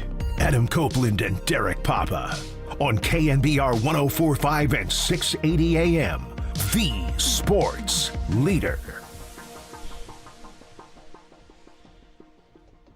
Was there any doubt this was the first one Tim was going with? There could have been other ones. No, I thought once you did Usher, he wasn't going there. Plus, Tim's first thought is an Usher. That's true. No, I had this loaded before the show even. Oh, this did one you? was coming in. Or a hunka burnin' love. All right, keep them coming. Put the stream on, Tim, and then hit the mistake of the day. Adam Copeland, Depop, Tim Webb with you. Dirty Work rolls on. He just got this song for us. I know. Just had to bust his chops. He had a whole day off of it. By the way, somebody did check in, Tim, when you get a chance. We'll do it later at the end of the segment, but 209 checked in and said, hey, can we request that soundbite of Cope's falling out of his chair? That has Man, when the hell was that? That was maybe a year and a half ago, year ago? I have no idea. I actually think it could have been further. It was soon after we moved into this studio. 2023? Yeah, maybe. Yeah. We can do it at the end of the segment, though. We'll do it later because we got stuff to get into as the Warriors are taking on the Houston Rockets tonight, game 2 of first round of the NBA playoffs. So yesterday, Steph Curry was on Rome. I haven't heard this. I'd love to hear Steph. What up, Curry? Hey, Wardell. What is up? Welcome to the program. Are you a clone? Wardell. So, you, Batman, Jimmy, Robin, what do you think? What do you think? Anyway, here's Steph Curry. He's on Jim Rome. I love Rome, dude. Still got his fastball. I told you, if you can catch arugula. You catch like 10 minutes of Rome, it's still pretty funny. It makes me laugh still.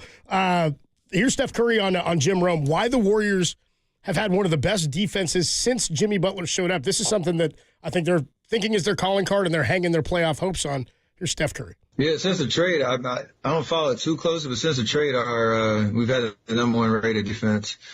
And it's because we're pretty versatile. We're small, we're undersized, but we fly around. We've committed to giving multiple efforts on every possession. And you have 2 guys. Obviously, I think the defensive player of the year in Draymond this year.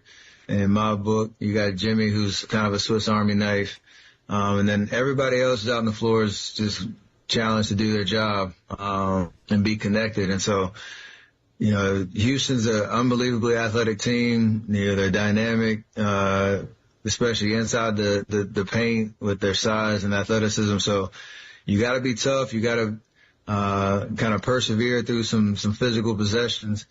And I think we did a really good job of that for 48 minutes. And the hard part about, playoff series is that they're going to try to respond. You expect them to make some more shots, but for us just to follow the game plan, accept the physicality of what this series is going to be, and just stay as disciplined as possible and rely on our 2 guys in the paint. Yeah, I mean, I think that's the way it was in game 1 with the physicality and the defense. And I've been thinking about this. I saw last night's game between the Timberwolves and Lakers, and that game was 85-94 with the Lakers win. Boy, how about the officiating in that game? Yeah, I think that maybe. I mean, I overreacted a little bit on Monday, just seeing how the Warriors were offensively. But I think this is just the playoffs.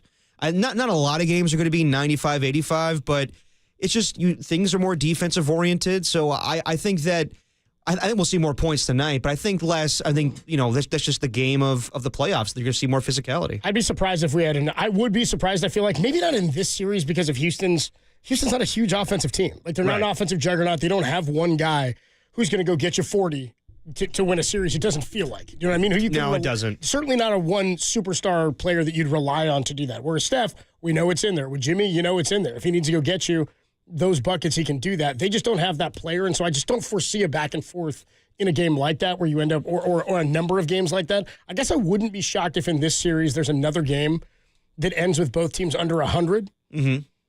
But I don't think that there'd be that many more. I can't imagine there'd be that many more because of the Warriors' ability to score. I think tonight you'll see both teams score in the hundreds. That's what I mean. If there's another series in the Western Conference that could end with both teams again scoring fewer than 100, it feels to me like this would be that series. Well, yeah. I mean, like, even though Steph Curry and Jimmy Butler are amazing and have scored in the 30s for the last couple of games, we're talking about two very good defensive teams. Yes. And another team that doesn't score a ton anyway in terms of three-point shooting and whatnot. Yeah, I think to what Steph is saying there, I think primarily since acquiring Jimmy Butler, I would say they're more of a defensive-oriented team. I think that they have the capability of shooting threes and have, things opening up because Jimmy Butler was facilitating. But if we're going to see what happened on Sunday night and the Rockets are going to play good defense, I think it's going to be more Jimmy Butler playing inside and Steph Curry shooting threes. You need a third guy to step up. But I think we might see more of these type of games. I think tonight's going to be different because so much has been made of the Rockets' inability to score, and they want to prove Steve Kerr, not that he was having a dig or anything, but it's kind of patronizing a little bit to be like, you're a team from 1997. So I think they have something to prove tonight. I don't think that's what he was saying. I don't think he said you're a team from 1997. He just said they're a team that takes after their coach. That's how Ime used to play. He was get down and dirty. It was a game. He's like, I don't think it was a dig, though. I'm not saying, Steve, it was a dig. I just think that maybe the Rockets are like, okay, all right, so that's what you think of us. Not to say like Steve was being mean to them in any regard. I think what they're like, that's kind of an insult. You think that we're from 1997? And then Steve Kerr is giving them credit for the way they play defense. Not many teams play defense in the NBA like that. But I do believe that they're like, we have the capability of shooting threes, so I think they're going to come out and prove that tonight. 808 KMBR is the number to call or to text if you want to get involved. People still checking in. 4 and 5 West says Pasta Water 1, Cope 0. Yeah.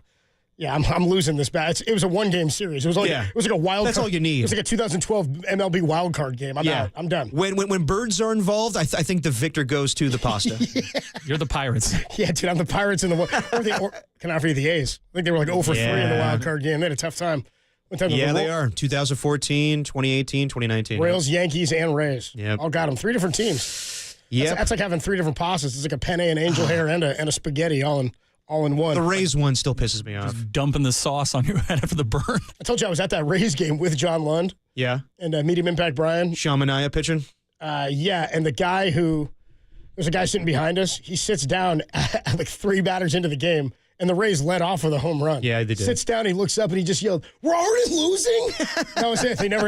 Me and that was it. John and I joked about it for the rest of the game. We're like, this guy showed up late and never saw his team have a shot because he wasn't even here for the leadoff. I think it was like 9-1 was the final. Yandy Diaz hit the home run to start. He hit another one too in that game. God, yeah. Anyway, here's another one from Steve Kerr. Steve Kerr at practice on the defense and rebound. Too bad Kerr wasn't on Jim Rome. What up, Kerr? Final Four, world champ. That would have been funny. A future Hall of Famer. Here's Steve Kerr. He was at practice, though, not on Rome, talking about defense and rebounding. Yeah, we did okay. I mean, I thought the theme of the game was that our defense was really good. They missed some shots that they'll probably make tomorrow. Some of those made shots, ironically, will offset the offensive boards. I mean, there were so many missed shots. And long shots, long rebounds. And so, we know they're going to rebound. They're going to get some offensive boards. We've got to do a better job in that area. But all in all, it's about being poised, executing, and keeping them from the easy stuff, free throws, transition layups, all that stuff. Yeah, I mean, that makes sense. And I think that with the Rockets... that's how you check their offense, really. Yes. It's keeping them getting boards and pushing it in transition against you because they're not such a high-octane team. That's where you got to stay away from. No, definitely. But I think that Kerr's right. With the amount of threes that they missed, it's easy to get offensive rebounds. And they were the number 1 rebounding team. He also talked about how, I don't remember it very much in the last game, but he talked about how there was a sequence, and they will do it tonight, where Kevon Looney and Quinton Post are going to play together to match the size of the Rockets. They're not going to do it for very long, not 10 minutes. But just to equal the size of the Rockets, the rebounding, that's what they'll do. And JD brought this up yesterday with possibly Şengün and Steven Adams on the court together to kind of capitalize on the strength of the Rockets and their rebounding. So that's something the Warriors need to do. Is I know Kevon Looney's capable of it. They need to match not their size, but their ability to be physical and get rebounds, and they definitely need to do that if they're going to win this series. Because I know that the Warriors are a better offensive team, but if the Rockets are going to establish themselves as the more physical team, then they will not win the series. Have we seen a spread for tonight's game? I think it's 3.5 for the Warriors. Yeah. Well, you know what? Actually, Rockets. I think Rockets are favored tonight. Oh, now they're favored because they're down? Yes. They were not favored in game one. I think it was a 3-point spread in game one. Here, I'll get it for you right now. Warriors 6:30 tonight, by the way, on TNT. And on True TV and on Max, wherever you get your sports, I guess now. Spread is a Houston by 3.5. Yeah. People are expecting the bounce back game. Interesting. 808 KMBR's number to call and to text. Are you confident? Like, I do wonder about that bit of a letdown too after a game one win, because I'm with you. We talked about wanting to get the 2-0 lead, stay pedal to the metal on it. You want this series to end as quickly as possible to get as much rest as possible. It's either a very tough Minnesota team if you get through this, or a Lakers team, which you'd like to be as rested as possible. You don't know how long that series is going to go now that it's tied 1-1, right? After last night's game. So 808 KMBR, how confident are you in the Dubs tonight? 3.5-point spread towards Houston. Warriors were the favorites in game one. Quick check of the Golden State Lumber and Showroom text line. 707 just says, Mom spaghetti. Okay, I assume that's about the... He's nervous. 801 says, pasta belly nays. All right, not bad. Not bad. You haven't come up with any good riffs yet. Well, I'm not the text line. We're supposed to have riff like puns like that? You're the host. You're supposed to have good riffs. I got riffs, but I don't like bolognese. I'm making you defend. I got riffs. It's pretty funny. Yeah, seriously. I got riffs. Oh yeah, give me some right now. Okay, Tim. Don't be that guy. I'm shooting that one down. Bernara. Oh, stop it. Pasta. See, that's worse. Yeah, that's even worse. Yeah, he donned himself. That's like having Sam Morril come on at 4:30 and be like, all right, funny guy, make us laugh. For 5-3, yeah, exactly. Tell us some jokes. 530 says, put some Tiger Balm on it. No. He says, Copes, you got to call Jackie Childs. Sue the company. The company that made the mat. Who told you to put the bomb on? I just put the bomb on. That's exactly it, dude. Do you know what a bomb does? Bombs are unpredictable. Bombs are unpredictable. Dude, that's such a good line. 510 says, is it a blister popper? Oh, there's going to blister. Yeah. It's going to be. It's not yet, but it's going to be. Pus and everything? Ugh. Stop, dude. Oh, come on. You're going to go that route. Well, you're describing it. Ooze? 916 says, I think we should, do we need to ask for an on-air apology by the Derek suggestion that there's a broad tradition amongst people to fire up draft day before the NFL draft? Without a doubt, not a thing. It is a thing. It's no way. Who's doing it? People I worked with at NFL Network and people that are in NFL media sometimes. Employees of the NFL? Yes. Any relatives? Damn right. I don't think Greg watches draft day before the draft. I was getting fired up by Bo Callahan. I need to see what Bo Callahan does for his birthday. Who's going to his birthday? Copes, this is the reason you make instant pasta. Microwave, bro. Just stop wearing flip-flops when you're cooking. It's maybe a good take. I wasn't wearing flip-flops at the time. Okay. I was barefoot at the time. Oh, that's worse. Yeah, Joke's on you. It was Crocs. No, it's not. It could happen to anybody. I just bumped into the thing, just like that happens. Back. It happened. I mean, guess. Tacky says Derek would have saved the pasta for later. Definitely right. Somebody said that Cope's villain story of him getting burned by pasta water said something more like it would happen to you. Me? Yeah. I don't know. It happened to me. It was my fault. Definitely the pasta being preserved for later would definitely be a thing for me. 209. I'm not throwing out good pasta just because I burned myself. 209 says, Copes, no more belly shots? When you come down on the belly shot? Every now and then. Now, you've done a few? Yes. Off of you or off of somebody else? Off of somebody else. Oh, okay. Anybody ever belly shot off of you? Not that I can recall. Would you let anybody take a belly shot off of you? Let me work on my abs and we'll talk. This is easily the most disgusting half-hour shows we've done so far. Yeah. Burns and belly shots. I'll tell you what, nobody wants to do it off mine anymore. Adam Copeland, Depop, Tim Webb with you. Copes, is this like Michael Scott style when he burns his foot stepping on the foreman? Now that one's ridiculous. Dude, his whole thing was he loves the smell of bacon in the morning. Well, when he wakes up, so he goes to bed, sets his alarm, wakes up, puts bacon on the foreman grill next to his bed, then goes back to sleep and sets his alarm again so that when he wakes up, there's a smell of fresh bacon. He forgot. And then he bubble wraps his foot. Forgot he cooked his foot. Yes. That's what happened. And All then right. Jim plays with the bubbles. When we come on back, expectations for the Warriors and Rockets in Game 2. I'm guessing Derek wants to see more. I want to see more. All right, we'll do it next. Dirty Work. More. Greatest show in America. Only here on The Sports Leader.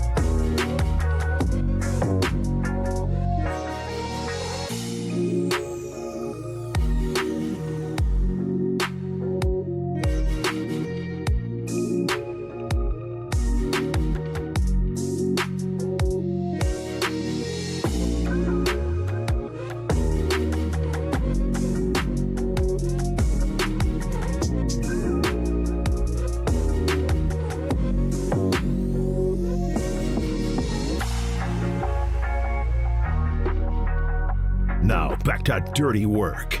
Adam Copeland and Derek Papa in the KNBR Casino Matrix Progressive Jackpot Studios. Casino Matrix Progressive Jackpots are here. Where are you? Just drop in. Please play responsibly. Call 1-800-GAMBLER.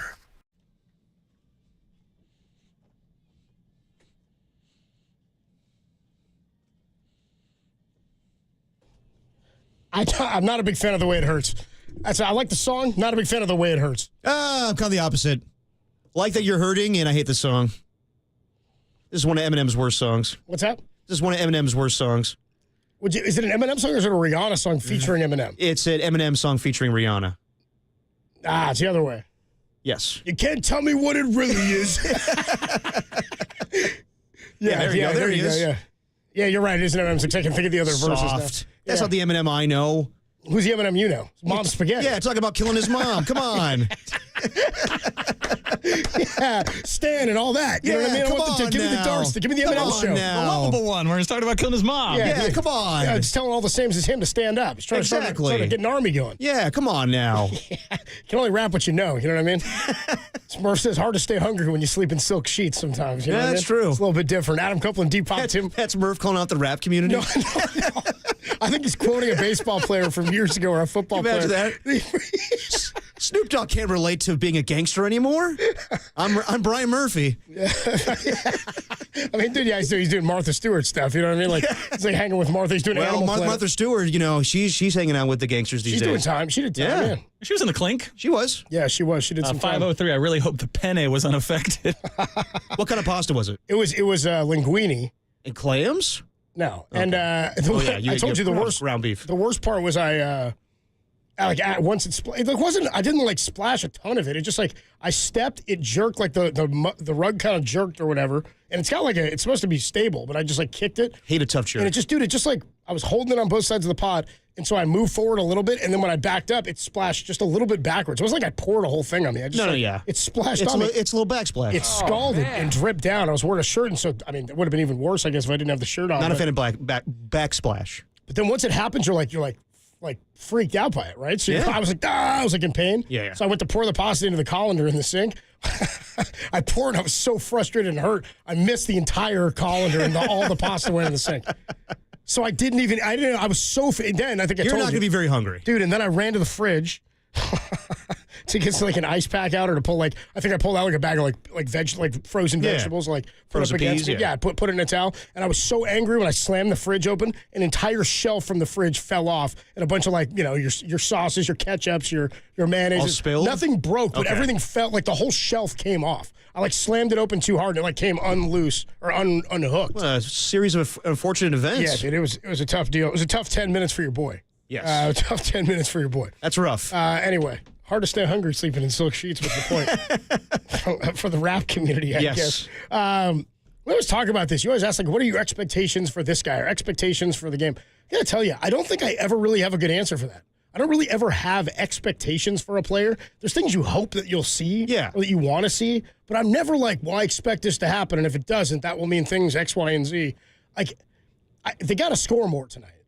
Also, I don't know if you've seen these video clips that are going on with from how they defended Steph. You could probably do this for every game of the season, but with the way Houston is defending him, they're going not quite Jordan rules, but they're holding him hard. They're grabbing him. They're throwing him. They're pushing him. So the fact that he went off in the capacity that he did, and Steph's not like a flopper. Like you see LeBron last night? Yes. Catching that hand to the face. Mm-hmm. I mean, he got hit in the face. No, he did. You're 6'9". You're like one of the strongest guys we've ever seen. And he falls to the ground and acts like he did. In tears. And then continues to do the thing where he walks away, presses on his face, and keeps looking no, bro. No. There's 100 trainers. That's the part of LeBron. He's a great player, but God, he's annoying. Yes. Yeah, it's insufferable. So, the way they're defending Steph, the level of you want this series to go quickly because of the level of exhaustion you're going to exert in trying to beat a defensive team like this, and it's only going to get more difficult, of course, as you go deeper. It's why, of course, it sounds foolish. Of course, you'd rather win this series in 5 or in 4 than in 6 or in 7. You just don't want to have to go that long no matter what because of the level of exhaustion they're going to have. So for me tonight, it's about, and we talked about this, it's about what other help can they get from the rest of the roster? What other efficiency can they get that will, if at some point you got to hope, Dave DeFore said this to us on Monday from The Athletic, that they can get to a point in a game where you don't need Steph and Jimmy for 40-plus minutes. Now, is this that game? I don't know. I kind of lean Houston this game. For them winning tonight? A little bit, yeah. I would say, yeah, I mean, conventional wisdom would tell you that when a home team gets embarrassed in game one, they come back and everything that people were clowning them for, they do better. That's why, like, my expectations are, I do expect the Rockets to shoot better than 6 of 29 from three. And I know, like, obviously, but this team is not a three-point shooting team. So I think that they're definitely going to, like, we saw it last night with the Lakers. They got embarrassed against the Timberwolves, and they came out strong and were up by 20 in that game. And you even saw J.J. Redick at one point, like when they were giving up the lead, called timeout, went on the court. Like, I never seen this before from a coach, and a basketball coach. Walked on the court, did like a once around the court just to chew his team up. And if you heard him mic'd up, he was like, what the F are we doing out here? What are we doing? What are we doing? And then all of them looking at him like, Coach, you can't be on the court right now. You're not a player. Right, yeah. But that's what, like, I expect Ime Udoka to light a fire under these guys because you do not want to be down 0-2 at home. So, yes, I think that obviously, no S, the Rockets are going to be the more desperate team. They're going to come out with some intensity. But at the same time, like, yeah, I expect Jalen Green and Amen Thompson to score in the double digits. Like, they're not going to be held to, I forget what Jalen Green shot on Sunday, but it was terrible. I think just 7 points. And the Rockets know they have the edge on the Warriors. They need to, you know, they're going to come with more size, and they're going to have Alfred Şengün and Steven Adams out there maybe at the same time, as JD was saying yesterday. But I do think the Warriors need to establish their physicality. They definitely did with Jimmy Butler, but I think we need to see more from the bigs. I think we need to see Kevon Looney get in there and bang a little bit, Quinn and Post at the same time. Maybe in some Trace Jackson Davis. We need to match their size. And as far as the time that Jimmy Butler plays, Steve Kerr addressed this yesterday at shoot-around. He said that he made a mistake with the amount of minutes that he played Jimmy Butler and Steph Curry, but what he really was talking about was when he played them. At what times like in the third quarter. Points in the game. Yes, exactly. So with the amount of space between games, I would expect Jimmy Butler to play 40 minutes tonight and Steph Curry to play 40 minutes. Just because we're not going to play until Saturday, you're flying home. If you get more production from the bench, then maybe you feel better about it. But then again, like, who's stepping up tonight? And that's my biggest question is, I want to see somebody score in the 20s, not named Steph Curry, not named Jimmy Butler. Well, if that happens and Steph and Jimmy both have games, they win. Exactly. But I think that it's not going to always be that. I think that the Warriors have benefited from Jimmy Butler being awesome and Steph Curry being his usual self.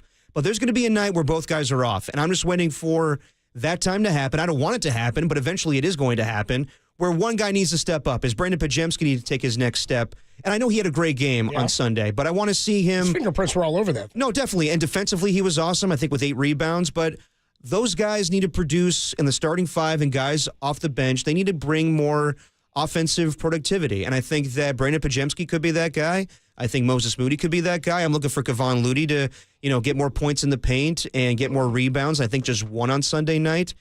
I'm not hoping for Kuminga to play tonight. I'm past that point. So I just want to see more offensive production from everybody around Steph Curry and Jimmy Butler, because we have seen them in the regular season. We saw, I keep bringing up the Sacramento game where Steph, got to, 3,000 or 4,000 threes.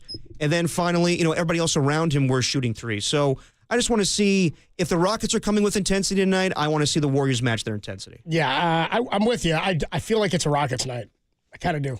And you know what? It's funny because I have the they're same playing with house money tonight. I have the same feeling about it the way I did about the Giants last road trip, right? Where I said, hey, 5-5, I'll accept, especially if they're playing the same brand of ball and you got some other guys going. Tyler Fitzgerald got going a little bit. Chapman's bat started going. Jung-Hoo Lee stayed hot. You know what I mean? You saw something from the bullpen stayed pretty damn good. But then you have a chance for a winning road trip at 5-4 in the final game. You're up 4-1, and I'm like, damn, they fell apart in a way they hadn't fallen apart yet this year in the ninth inning. And I got greedy because I wanted the 6-4, 5-5 you accept. I said I wanted 1-1 out of the road trip, but it's hard after you win game one to really, really not want game two. Yeah. But I also think that the Warriors, it's very different than the 2018 Western Conference Finals. That team was explosive offensively. Agreed.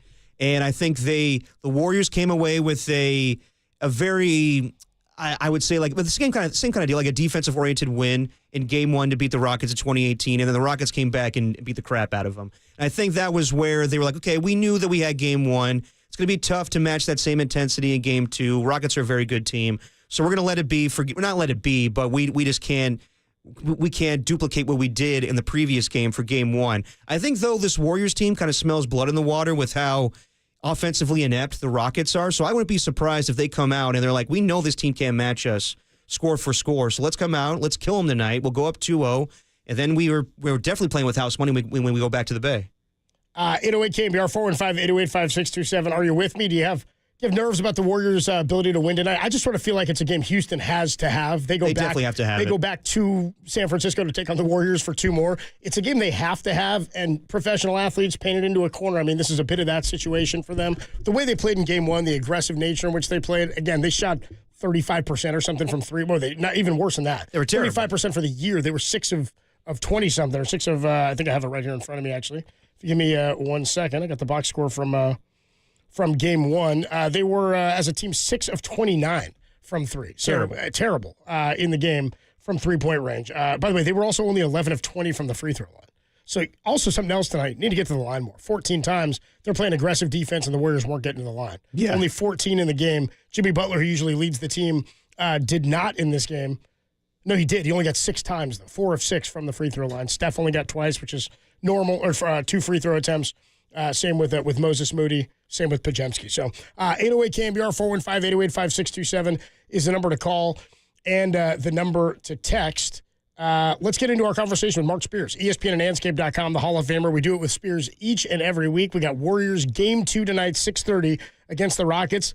Feels like a game to me the Rockets have to have, which puts a little desperation out there. I feel like it could be one that falls their way tonight. We'll talk to Spears next, only here on the Sports Leader.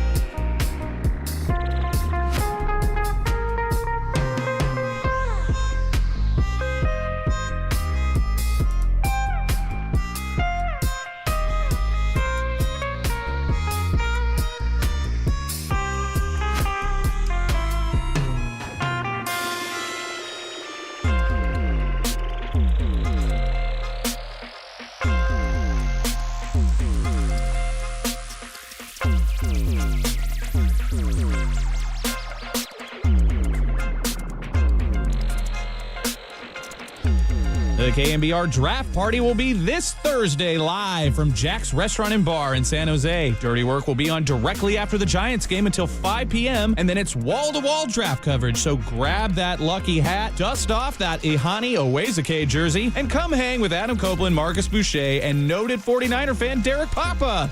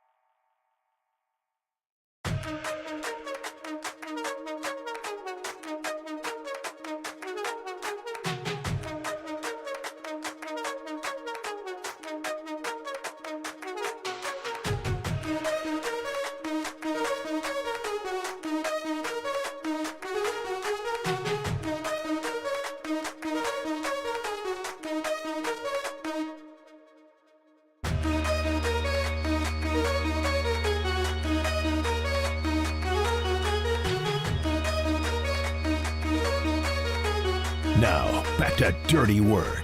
Adam Copeland and Derek Papa on KNBR 104.5 and 680 AM, the sports leader. Dirty Work rolls on a Wednesday. Adam Copeland, D-Pop, Tim Webb with you. We do it every week with our guy Mark Spears, the Hall of Famer, ESPN and Anscape.com. Joins us on the UMA guest line. Mark, we got a game 2 tonight, 6:30 Warriors and the Rockets. What's going on, man? How you doing? What's up, Mark? Oh, man, I'm enjoying this playoff basketball. Just a different level. And that Warriors first game was very interesting. It was a unique chess match to me, which I think Steve Kerr and the Warriors were losing at first, but when they figured it out, man, it was definitely a checkmate in that first game, and I think they learned a lot from it. No, definitely. So would you say that game 1 was more about the Warriors' defense, or would you say it was more about the Rockets' inability to score? I think it was a combination of both. Warriors caused a lot of turnovers, like stunning turnovers. Like the Rockets were throwing the ball around like the Washington Generals, which I'm sure they'll get better at today. Yeah. It seemed like one of those fights, where the older boxer versus a younger boxer, and the younger boxer comes in all eager and kind of throws a lot of great punches early and gets everybody excited, and then the vet's like, all right, slow down now. Let me give you some of these George Foreman punches. And, that's what they ended up doing. They ended up outsmarting the Rockets. And, one thing I actually talked about on NBA Today was, Draymond is, severely outweighed by, Sagoon and golly, what's my man? Steven Adams. Steven Adams. And I do have concern about how that could wear on him through the course of the entire playoff series. Yeah. Do they use post? Do they use Looney? Do they dust off Jackson Davis and give him a chance? And I don't think that's a bad thing. But maybe it's a trap, right? Maybe it's a trap where Kerr says those two guys combined for 22 field goal attempts and two 3-pointers, right? And they didn't make a 3-pointer. So it's like if they're going to keep going to Sengun for twos and maybe that's the better play, although I think it's a play that could be painful if they're leaning on Draymond to guard him the entire time. I got a Mark Spears on the UMA guest line. 95 points. It went 95-85 game 1. It's the first time in 3 seasons the Warriors have won a game scoring 95 points or fewer. It's just the nature of the NBA, but it's kind of a wild note. When you look at this series and you look at the defense of Houston and how the Warriors have to play, would it surprise you if there was another game where both teams score fewer than 100? I kind of feel like the Warriors are going to play better offensively. I think it seemed like in the second half they had figured them out. Mm-hmm. Figured out how to play against him. And then the one guy is Jalen Green, man.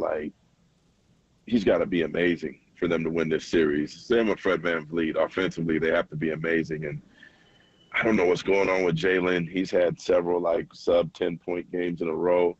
One little interesting note that I haven't heard being talked about is, Jalen, when he was playing for Prolific Prep in Napa, he used to get up really early on a lot of mornings and go work out with Steph in Walnut Creek. Yep. And, Steph is so eagerly guarding him, and he guarded him well. I just wonder if, Steph, during all those workouts when he was in high school, I wonder if Steph got, the cheat code on how to defend him. Yeah. And, and maybe alternately, from a mental standpoint, you're getting guarded by one of your mentors that you respect so much. I mean, I'm probably putting too much on it. I don't think Jalen's sitting there like, oh, Steph Curry, I need his autograph or anything like that. But he's I talked to him earlier this season about his goal of being one of the superstars in the league, one of the all-stars in the league. And, that was his first playoff game. So, he's got that out of the way, but he has to be incredible, and he wants to be incredible. So, now is his time to shine. So I expect him to be very aggressive, but at the same time, when he's overly aggressive, sometimes it takes away from, kind of like Anthony Edwards, who had 0 assists last night. It takes away from the rest of the team if he's not passing the ball. So he's the guy I got my eye on the most tonight. So, Mark, I asked you this numerous times during the regular season. We obviously know that OKC is the best team in the West, but as far as the second best team in the West, with all of the other series tied up 1-1, who stood out to you the most as far as the Clippers, Nuggets, Lakers, Timberwolves, Warriors, Rockets so far? I'm really intrigued by the Clippers, man. Yep. If Kawhi Leonard can stay healthy the way he's been playing, I mean, he looks like the guy that was MVP in 2019. He's making easy shots, rebounding well. His field goal percentage is high. He's defending with them big old paws, moving people around, and I think he gets away with a lot of things defensively as well. So I think he's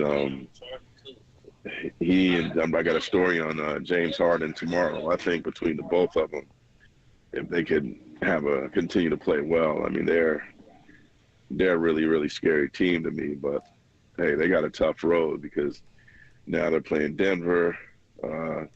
OKC is next. So if they could figure out a way to get through those two rounds, they certainly deserve to figure out a way to get in the finals.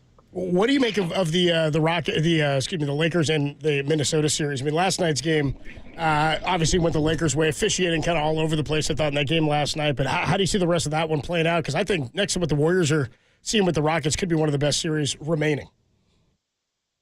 You know, it's weird when you see a series that has a blowout one way in the first game and one way in the second game. Sure. And both Chris Finch and J.J. Redick, they both said after the game that they expect it to be a really, really long series. I expect it too. I wouldn't be surprised if it ended up being a Game 7.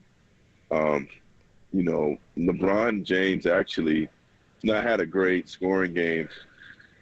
No, he's had good scoring games, but an elite scoring game in over a month. The last time he had over 30, I believe, was against the Warriors in a loss on April 3rd.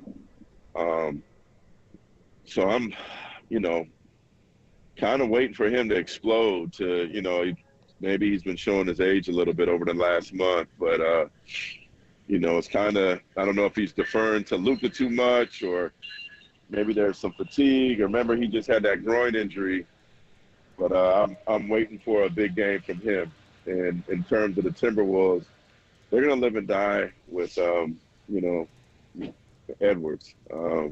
Julius Randle was playing well, but I think the Lakers are giving him everything he wants and everything he could take. And, you know, rather let Julius Randle try to beat him than Anthony Edwards. But Ant-Man is just like, he's so – one day you think he's the next Michael Jordan, and the next day you're, like, shaking your head like, dang, man, he ain't trying to make nobody better. So he's a really hard player to figure out.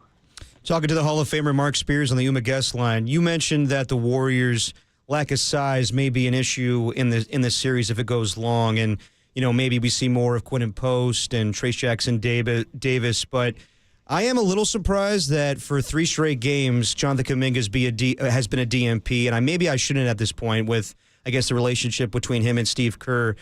I mean, here in the Bay Area, we're not surprised by it, but do you get a sense around the league how people are viewing Jonathan Kuminga's kind of, I guess, decrease in playing time and just how things may be handled this offseason? There's rumors about maybe the Brooklyn Nets being interested. Just how is, nationally, the NBA viewing Jonathan Kuminga's role on the Warriors?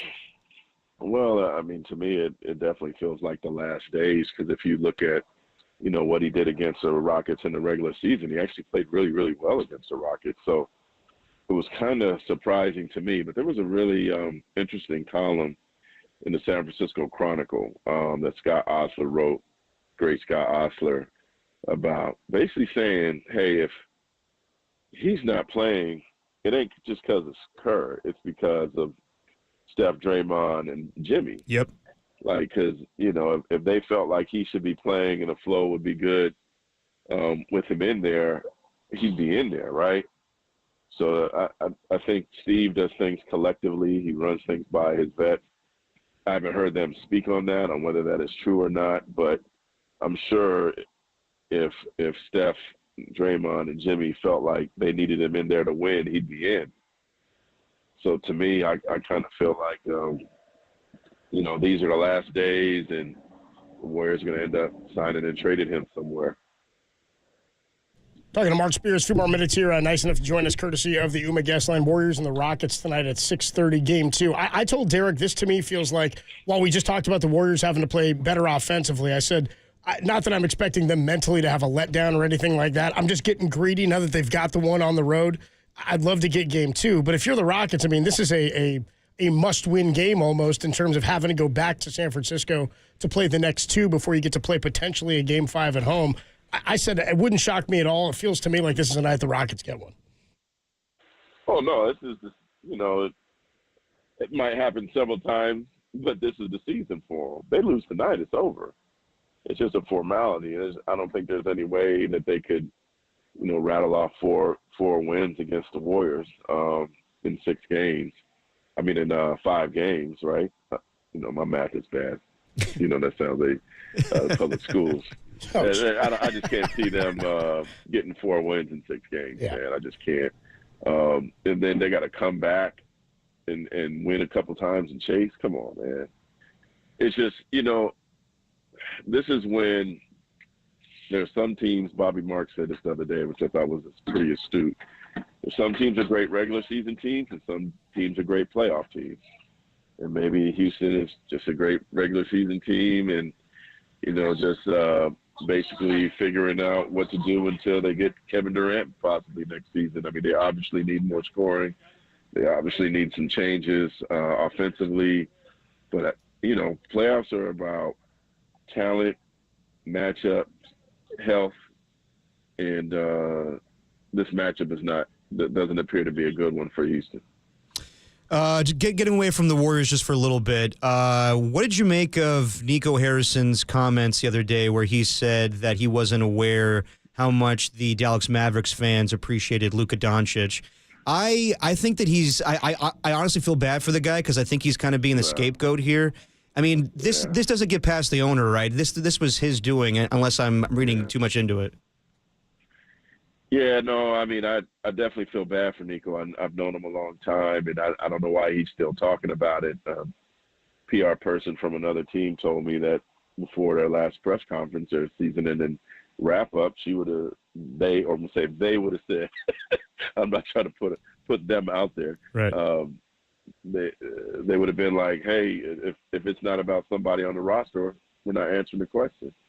And so I don't understand why the Mavericks continue to let Nico or anybody talk about it. It's not helping. It's just feeding more fuel to the fire, causing an opportunity to trip up and say something. I just don't know what Nico is gaining by talking about something that was done, basically the first day of February, right? What other GM still talked about a trade in? Pat Riley ain't talking about Jimmy. Yep. So my advice to Nico is not talk about it anymore. Let it go.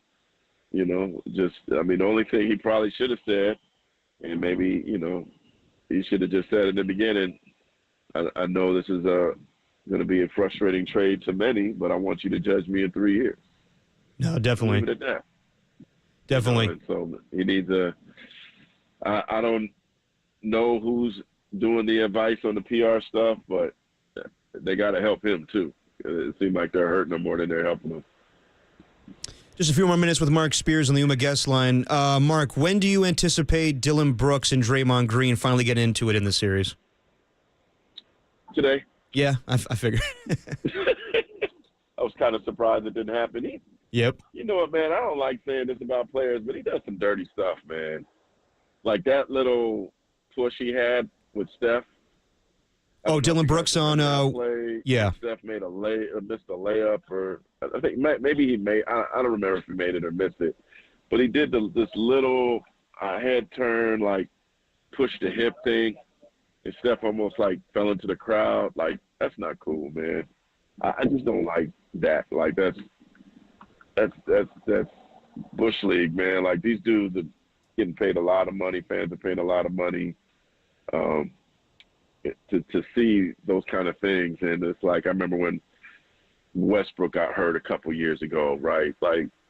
It just, there's no place in it in this league.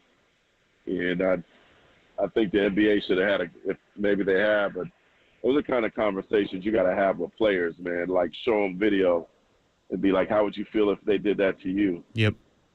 Like, NBA, ESPN, Turner, they don't need Steph Curry out over something silly like that. And so a lot of what he's doing, he kind of brings on himself because it's just dirty play, man. Mark Spears, the voice you hear, ESPNAnscape.com. The Hall of Famer joins us every week on the UMA guest line. Mark, enjoy the rest of the playoffs, or enjoy the playoffs this week, and we'll talk to you next week. Thanks, Mark. All right. I'll see you guys Saturday. Yeah, Saturday, game 3. There. All right. All right, Mark. Catch you later, bro. The great Mark Spears, Hall of Famer, joins us each and every week. He's right. I mean, to say the series is over if Houston loses this one, yeah, maybe not in 4, but you kind of feel like that's it, right? It was this one tonight. They're down 2-0, and he's like, I'm with him when I hear him say, because really, I think Warrior fans have to feel like this. And I know we're biased and we're in the echo chamber when we're talking Warrior ball, but it's hard to imagine Houston winning 4 games after they've gone down 1-0. I would agree. I'll say this, though. I do believe that the Warriors bring intensity to Chase Center, and Chase Center is not like Oracle, but when they're winning, it's loud, and it's a good playoff environment.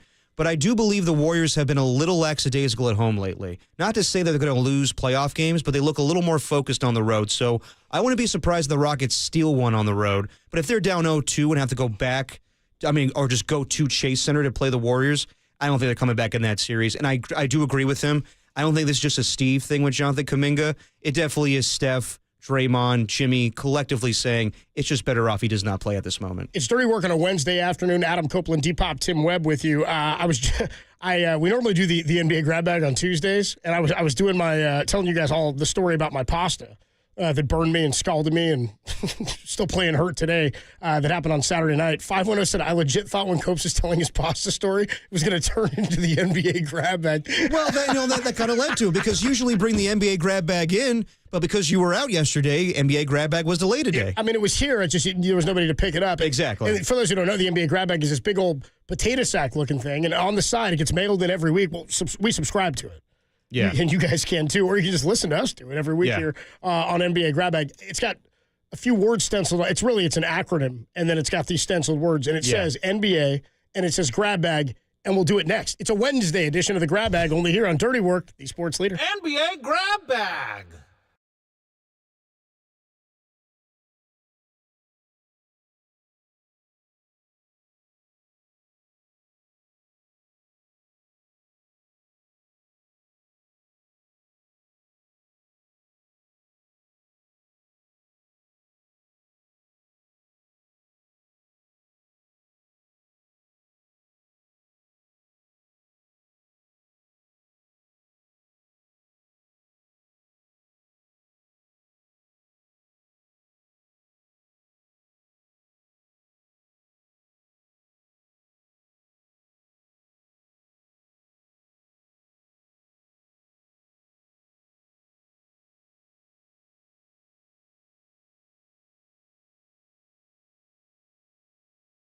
Warriors-Rockets Game 2 is tonight. Can Golden State take 2 on the road? Tell us your thoughts on the KNBR YouTube chat, the only place for Bay Area fans to sound off on why Golden State will never lose again.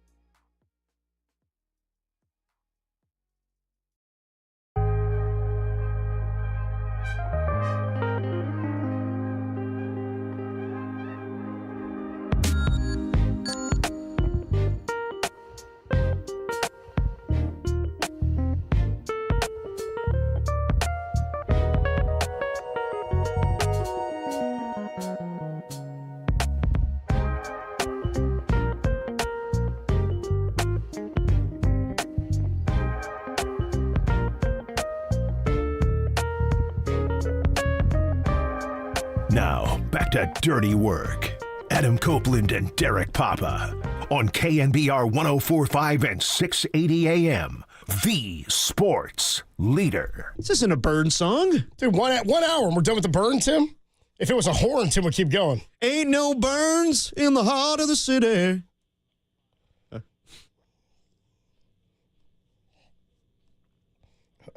My stomach's on fire, dude. That's what's going on. Dealing with this burn I got. Damn. I think it's bugging me. Yeah. Yeah, it's hurting. 408 checks in, says, hey, Tim, how come you never play that soundbite of the irate man who hated the grab bag anymore? Oh, yeah. What happened to that guy? What happened to that guy? We replaced him with 805 Rage. Yeah, it's true. Dude, how about last night? I like a lot of the sounders on KNBR, but the NBA grab bag sounder is really annoying. Yeah. That's so funny. But I saw a text in our text thread last night. Derek, after the Giants melted down in the 6th inning, said, how long before 805 Rage calls or 805 Rage? Tim said he's already called 3 times. Did he call in that 1 inning 3 times? He left a 3-bagger that spanned 2 last night and 1 today. Nice. 3-bagger. 805 Rage. Love to hear it from the 805 Rage. It's not like you burned pasta water on your stomach. It's just giant baseball, my man. Hello. There he is. I like most of the sounders on KNBR, but the NBA grab bag sounder is really stupid and annoying, and you play it all the time.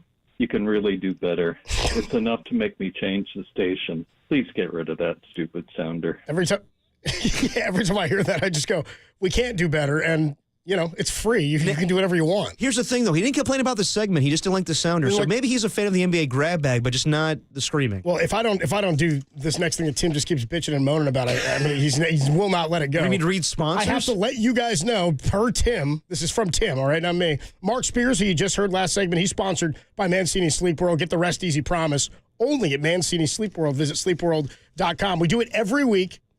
It gets mailed here to the studio. That guy hates the sounder, but we love the bit. It's the NBA grab bag. Time now for the NBA grab bag. NBA grab bag. NBA grab bag sponsored by nobody. And actually, it's really easy to read sponsors, Copes. I did it 3 times yesterday. Oh, yeah.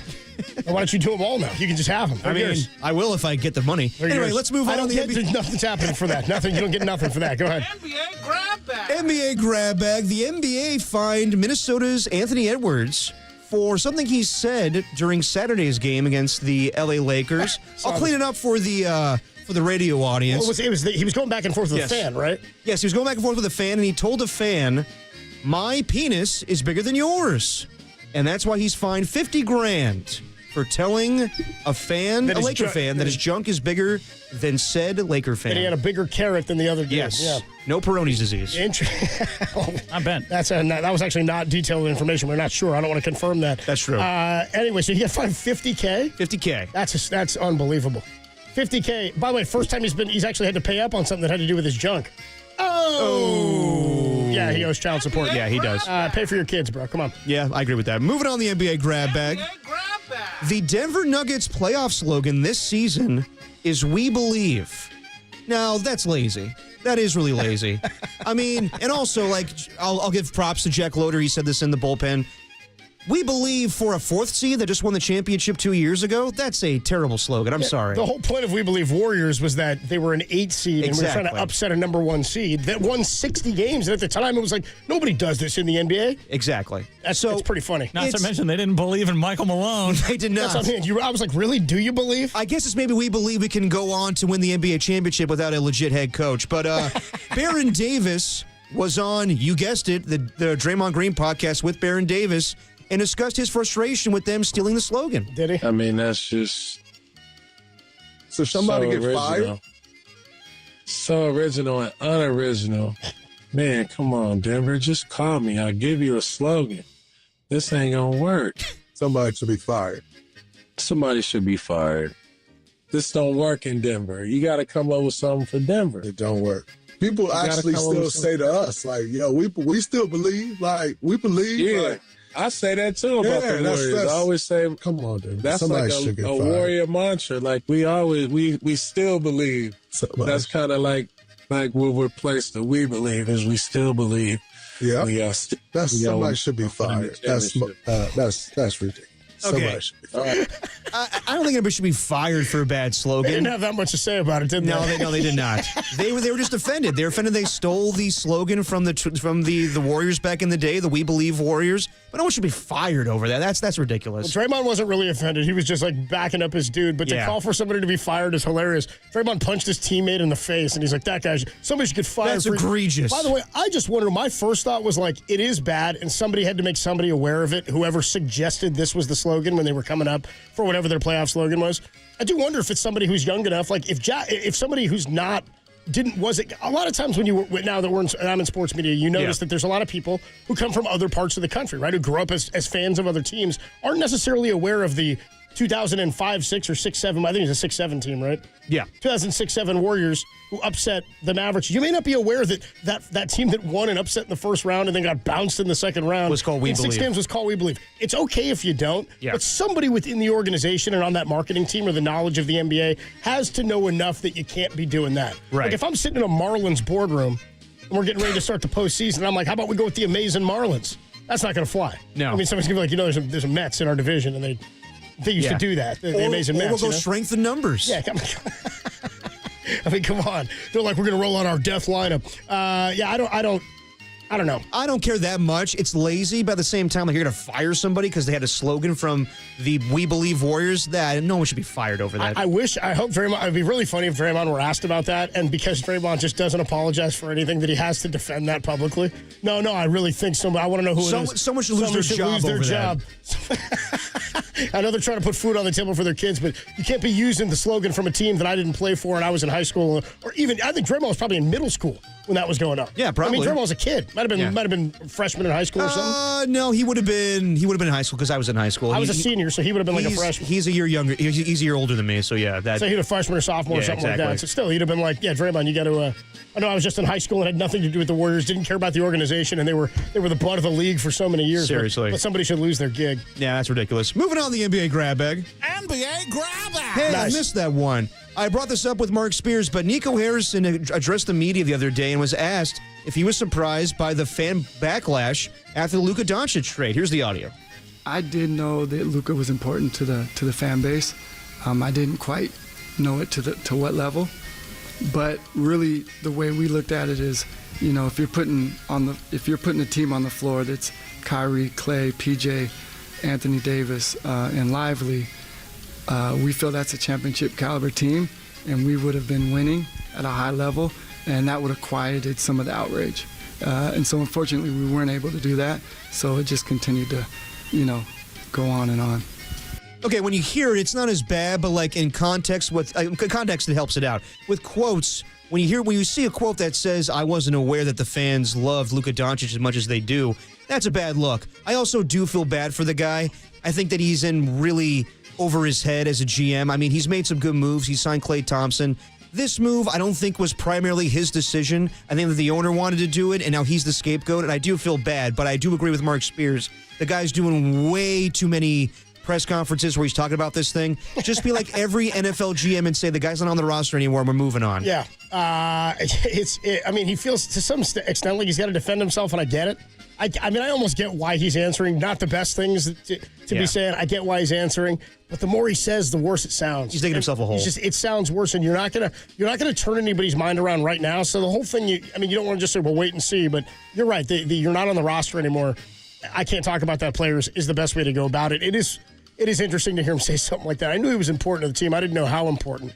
I would say, why not? Come on, man. You watch the games. As a fan, that would make me even more upset because then you go, so you're my GM and you're really not even dialed into what is important to the fan base? I mean, isn't that how Giants fans felt with Farhan? Yes. For a generation of Giants baseball? Isn't that how we felt? I wasn't aware how big Madison Bumgarner was to the team. I didn't think Boach was a big deal. I was going to move on from him. By the way. We were doing a Farhan voice. I don't know why that's... Many people checking in. We were very nice to the guy. On the Golden State Lumber and Showroom text line 415 says, "Come on, Blue Jays, hang in there." I like that. Stealing other team slogans. Yeah, that's not bad. Somebody else checks in and says, 831, Marlins baseball, nothing like it. Yep. 707 with an interesting text, and I looked this up. 707 says, you guys know the 05 Kings used the We Believe slogan first. Did they now? The reason I think it probably didn't catch, though, is they didn't go anywhere. So I looked it up. The phrase 05 Kings, We Believe. Wow. Is what they went by. So maybe we are all frauds. The 05-06 Sacramento Kings. It also, of course, refers to the Warriors. The difference is the Warriors, we believe things started. They did something. They had a 16-game win streak at the end of the year. The Kings, that was their team slogan for the 05-06 team. Oh, okay. So that was more like SF Giants game up than it is like the playoff run, the March to October type thing, or the there's everybody remember 2010 or 11. There's magic inside. Remember we had that one for the Giants playoff run. There's magic inside, and there was. By the way, that Kings team 44-38 did not win a playoff series. So the Warriors, when caught on as hey, we're believing in this team can make the playoffs. They won 16 straight at the end of the year, made that run. The Kings was a season slogan though. Still don't think anybody should lose their gig over this. No, definitely not. But if you're expecting Warriors fans to apologize to Kings fans, not going to happen. Moving on, the NBA grab bag. NBA grab bag. Speaking of Giants, what happened to the music? Good Lord. Jock Peterson, in his last 40 ABs, you know what he is? 0 for 40. Yes, he is. Jock Peterson, 0 for his last 40. 0.0. And hey, we'll see him on Friday. Couldn't happen to a more interesting interview. Just saying, maybe the lamest interview I've ever had to do on KNBR was Whack Peterson. Oh, we're going Whack Peterson now? Yeah, the guy stunk. Oh, come on, name calling? Yeah, name calling. I didn't like him. I didn't like his attitude on the Giants. Didn't like the way he carried himself on the field. I think he put on a bunch of weight while he was on the team, too, is what it felt like. John Miller even said he put on weight. 0. There's that story he told years ago where he was on like intentional talk or something like that, and he's telling the story because he grew up on the peninsula, grew up in Palo Alto. He was getting schooled by Waterboy on the football field. You know about that? No. Yeah, Marcus. He played on. He was on the same football team as Devonte Adams. I knew that. Jock Peterson. Yeah. So Marcus was getting schooled by Devonte, I think, but he was bossing up Jock Peterson. I do know he struck out Jock Peterson in high school. Nice. Yeah, he couldn't touch Marcus's changeup or apparently anybody else in Major League Baseball's over his last 40 at bats. But the story was that he grew up a Giants fan on the peninsula. And then he had a chance. I guess the Giants were playing the Dodgers, and he walked up to Barry at the cage before a game. Mm-hmm. Barry was on the field, like talking to players before the game. Yeah. And he walked up and said, like, "Hey, Mr. Bonds or Barry, I'm a huge fan of yours. Blah blah blah. Love watching as a kid. Grew up in Palo Alto." Apparently, Barry turned and looked at him and looked him up and down, and then just turned away from him. It sounds like Barry. I was like, kind of sounds like Barry. Also, roll up in your Dodger gear. It's kind of, you know what I mean? Oh, he rolled up in his Dodger gear. I assume it was on the field before a game. Yeah. I assume it was on the field before a game. 415 says, by the way, he's 0 for 41 now. Oh. Didn't Tommy Pham slap him for not playing like a fantasy football? Yeah. That was a huge story for weeks. 707. I wonder if Peterson's still ducking his debts. He's ducking hits, I'll tell you that. Yeah. He's ducking on-base percentage. No, dude, that went on as soon as I started here. Like, you and Tom. 0.0. I remember my first day on the show, you guys were going in on Tommy Pham and him. And that was, that whole thing was ridiculous. Anyway, wasn't a Jock guy. Had to get behind him because he was a Giant. Now he's gone and he stinks. I don't care. We'll see him on Friday when the Rangers come to town. Can we get him? Yeah. Can we get him on? I don't know if we want to. Moving on the NBA grab bag. NBA grab bag. In an attempt to lose belly fat, Shaquille O'Neal has been drinking olive oil. And I guess olive oil makes you have to go to the bathroom. During a segment on Inside the NBA, Shaq rushed off the set to use the bathroom, but last night producers put a porta potty right next to the set if Shaq had the same issue. Does it make you have to go number 1 or number 2? I would assume number 2. Because I saw that, me too, because I saw the... But he was saying I had to go number 1 over and over and over again. He said I had to go number 1. I love that Chuck was like, make sure you allow a match in there. Yeah.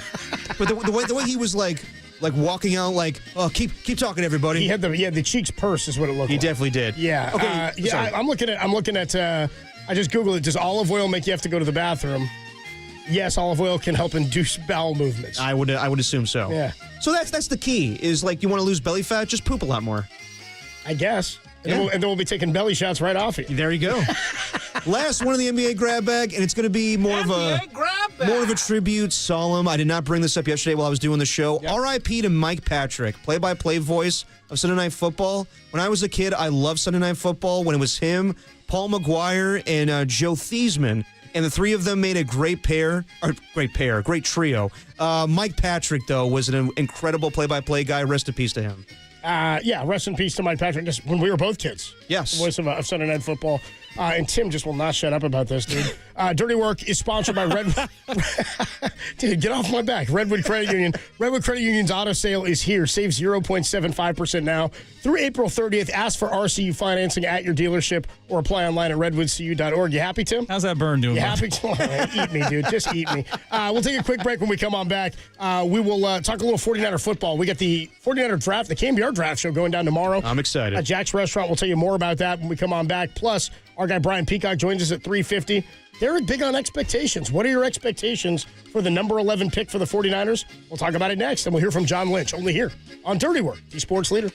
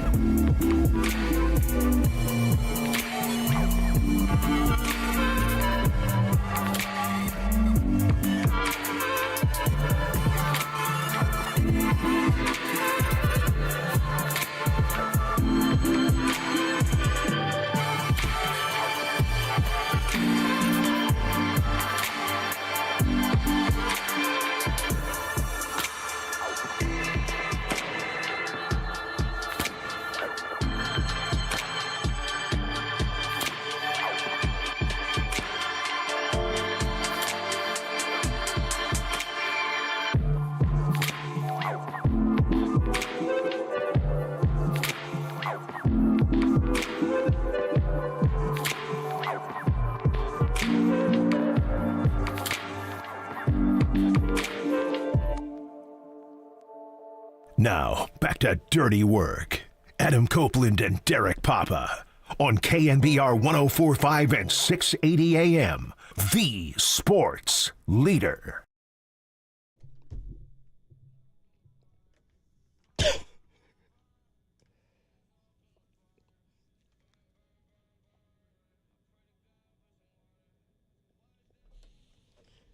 Yeah, I was like, I wonder if I was waiting to see. I was like, do you think Tim got the censored versions? I don't even know what this is. I was waiting. Is this Post Malone? Go ahead, Tim. It's Juice WRLD. It's Juice WRLD. Oh, yeah. okay. You've always been a big Juice WRLD guy. Yeah. I was waiting for it, though. I was like, I know R.I.P.? No, am I wrong on that one? No, I don't think dude. Somebody with juice in the titles. There's always offing guys, dude. Yeah, that's me. You off somebody recently? I haven't offed anybody. Isn't that more Murph's thing? It's more of a J.D. Vance thing, I think, actually. Saw the Pope, and that was it. Adam Copeland, D-Pop, Tim Webb with you. Dirty Work on a Wednesday afternoon. J.D. Vance offing the Pope is like objectively one of the funniest things that's ever happened. Yeah. I told you I saw that meme that said F, Marry, Kill, and it said the F was like a couch, and it was Mary, it was his wife, and then the kill. I love how was a photo of the Pope. that became a thing, even though that's not, it's not an actual thing. It's totally fake, but it's just a thing now that we'll always joke about. The man loves couches. That's so good. We'll talk to Brian Peacock, Locked On 49er podcast, coming up at 3:50. Probably get a Dubs take from him, too. He's a big Dubs guy. He's probably fired up for tonight's game, and then the NFL draft tomorrow. We'll be down at Jack's Restaurant and Bar at Westgate Mall, right outside of Westgate Mall for our draft party. Open to the public. Everybody come out, hang out. Derek and I will be there. Marcus will be there. We'll be getting some on-air stuff from you guys as they do the draft show with Greg Papa, Todd Husak, and John Dickinson. down at Levi Stadium. By the way, did you hear this? JD is getting picked up by my pops tomorrow. No way. Yes. And that's a ride that is convenient, but also I would not depend on. Wait. What do you mean it's convenient? It's convenient because JD lives close to Pop. No, right? because I think JD's flying to San Jose, so he gets off the plane. My dad's on his I'll way. meet you at Terminal 2. Exactly. So he'll pick him up. Dude, can you imagine that trying to organize where JD is? The phone call between those guys? Yeah. Oh, my goodness. I don't think it's going to be as smooth. And I know JD and my pops, they have a good relationship, but nothing quite like, changes a relationship with a friend when you can't pick somebody up from the airport. I'm not driving him to the airport. This is, we'll talk to JD at 5:15. This has disaster written all over it. 5:15 from Houston, we'll talk to John Dickinson. We got to ask him again, this has nothing to do with how good his relationship is with Greg. Yeah. I got a good relationship with Greg. Yeah. But here's my question. Did JD ask him? Because I don't think Greg offered, right? I think that JD was doing the hit. And Greg said, I'll pick you up, and he took him up on it? And called his bluff? Yep. And my dad, offers a lot of things in life, and it doesn't come through. Oh, JD knows that. You got a few examples? Or birthday presents, showing up to, high school, graduations, things like that. I can't make it, actually. I'm sorry, champ. It's like champ. It's like Jack Loder's furling his brow and shaking his head. He was like, "No way, dude." It's like Arrested Development, like Jeffrey Tambor every time telling Jason Bateman, "Hey, sorry, champ. Think something came up. We're not going to the cabin." Right? Yeah, we can't go to the cabin. Sorry, champ. And then finally he goes, "Yeah, you're old enough right now. Don't you realize I'm nailing this chick? Yeah, Come on, I can't do that." That's incredible. So JD was doing the hit with Pop. Papa says, I'll pick you up from the airport. And JD then calls him on it. He's like, of course, I'll pick you up. No big deal. Yeah. But, dude, I got to hear the organization of this. Well, we'll see how smooth it goes because when my dad has to work and get ready for all those draft prospects, a pickup from the airport might be an inconvenience for him. I'll have Tessie drop me off and I'll send her back for you. Exactly. That'd be funny. Empty car goes to pick up JD. It's like one of those Waymos. Tessie, bring him back safe and sound. 209 says, how is that possible? I thought Greg was the first one at Derek's graduation. I was at his graduation. I was the first one there. I was there. Nobody else showed up, so I left. No, my dad was at my high school graduation. I'm kidding. He's making crap up now. 408 says, by the way, R.I.P. how Derek says the name Thiesman. But it is Thiesman, wasn't it? It is Thiesman. It actually is Thiesman. I know it's Joe Theismann, but his birth name is Joe Thiesman. He changed it to Theismann to rhyme with Heisman. Yeah, which is great. I know my history. Come Good on. for him. Anyway, there you go. Yeah. Let's get into expectations for the Niners at number 11. My only expectation is that they take a defensive lineman. Yes. I think, again, draft picks, we don't have no idea. It's not a perfect science. It's not. It's so funny because I won't say I don't care about the draft. It's just predicting the draft for me is just sort of erroneous and ridiculous because nobody knows how well anybody did until hindsight, right? Yeah. Javon Kinlaw, by all accounts, I hated that DeForest Buckner had to go, and I didn't like that decision. I didn't like, at the time, I really didn't like the and I know they were 1 year apart in contract, but keeping Armstead and not keeping Buckner to me, I think everybody thought was maybe a mistake. Armstead ended up being a key piece of the defensive line going forward. Definitely. Once they moved him inside. When he was an outside edge rusher, it wasn't nearly as successful. When they moved him inside, he was far better. It was also a little bit cheaper. So I understand holding on to him rather than Buckner. I didn't like it, but I understood the business logic of it. In getting a draft pick back, and what number was Kinlaw? I mean, he was right there in like 14 or 14, I want to say. Yeah, I thought he definitely went before Ayuk. So that was a pretty damn good like value for Buckner at the time. And I thought, hey, if they're going to replace him, the issue was there were question marks about him coming out. Could he stay healthy? And as it turns out, even when he was healthy, he's just not all that good. Right. Javon Kinlaw, right? I mean, is he a Jet still, or did he move to somebody else? He got paid handsomely with the Commanders. I saw that. I mean, cap going up and all that stuff. When you got a cheap quarterback, you can roll the dice on that. Yeah, I don't think that's that's definitely an overpay by Adam Peters. I agree. I don't think that's a good signing, but he was a part of that team that drafted him and whatnot. No, definitely. With the Niners. So, but then maybe he should know not to pay him that amount of money. I don't know. That's where I go. I don't know. But the issue I have is not expectations for the draft. It's my expectation, or not even expectation. It's really just a hope. Can they prove to us? Can they prove that they're capable of drafting at these positions of need? Because the ones they're drafting at now are not positions they have previously found success at, and that's what gives me pause. You can tell me it's a deep internal D-tackle draft, or I think they're saying it's a more deep draft inside than it is outside, but still a lot of defensive linemen to be had, and they need a lot. And the issue is that they need a lot of starters. You're not in a position where you're just banking on the future and hoping you can hit on some picks and maybe finding some guys and you've got this all-star, star-studded team anymore. You do still have a lot of that, but to find success, the stars they have are not enough to carry it, as evidenced by this past season. And we don't know how healthy some of these stars are as they age and are looking for more expensive contracts. So my expectation is that they will take a defensive lineman. If they don't, I guess O-lineman would make me I'd be okay, but I'd still be kind of miffed. I'd be like, you need the value at the D-line spot. I think with how many needs they have on defense, they're definitely going to draft a defensive lineman. I think that John Lynch kind of made that known yesterday when he talked about like what they look for in a defensive lineman, looking for a guy that can set the edge.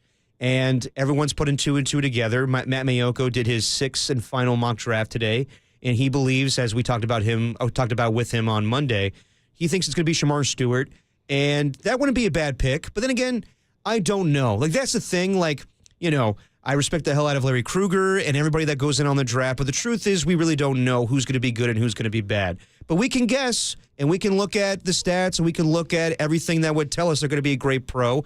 And from the body type, you would say that Shamar Stewart's going to be a great pro. He has the potential to be an awesome defensive end opposite Nick Bosa. I will say his production in college, not great. Only 4.5 sacks with 3 seasons at Texas A&M. So that's the one thing I give pause to, but everyone that is scouting him says that they love this guy, and he could be a future Hall of Famer. So that's what I would expect if the Niners do not trade down. And I think that John Lynch made it very clear yesterday that he wants to trade down. But so does everybody else in this draft. I think the only team that wants to trade up that I've heard rumors about today is the Chicago Bears, because they don't want to lose out to the Jags or Raiders for Ashton Genty. And that's a huge development where I think we kind of know how the draft's going to go 1, 2, 3.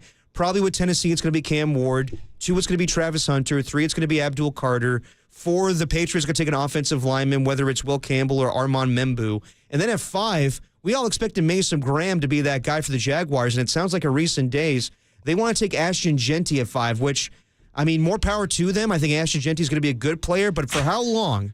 Why would a team that is in dire situation in terms of rebuilding, now they have their quarterback, I get that, but they need so much more to the Jacksonville Jaguars. Do they believe that Ashton Genty makes them a playoff team just by adding a running back of that caliber? No, I mean, you brought it up before the show today. They drafted Leonard Fournette in the first round, and that didn't make him a playoff team. I mean, they didn't have the same caliber. They didn't have the same caliber of quarterback. They had a much better defense at the time when they drafted Fournette. So if you're going defense and running game, fine. They've banked on Trevor Lawrence. Yeah. So they have their quarterback, and they want to put weapons around him. I get all that. But in the value of your team, like, is that really the best? They've spent money kind of ridiculously, I feel like, in the last few off seasons, haven't hit on a lot of those spots. And I know that they're in a position now with, who's our guy? Duval. Oh, Liam Cohen. Liam Cohen is their head coach, and they've got a new GM and whatnot in there. It doesn't seem to me like that's the move that helps them get to the next level. No, they need so much more. It's a sexy pick, sure. But also, to the point of how long do you have them, running backs are, I don't want to say a dime a dozen. Their shelf life is limited in the NFL. Even for the most elite ones, the shelf life is limited. And you know you're at some point going to deal with a holdout in the next 4 years. I mean, but that would be the 49ers' gain. If the Jaguars pass on Mason Graham, if for whatever reason the Raiders do as well, and there's rumors that Mason Graham could fall, I mean, he is the best defensive tackle in this draft, and some people don't like him. I think he stands out as a pass rusher, but some people don't like the body type. I do believe that if somehow, some way, Mason Graham falls to 11, the Niners should be all over that. Tim, can I get a breaking news sounder? I just need a breaking news. That's all. We owe Derek an apology. Dude, Juice WRLD died in 2019. Yeah. See?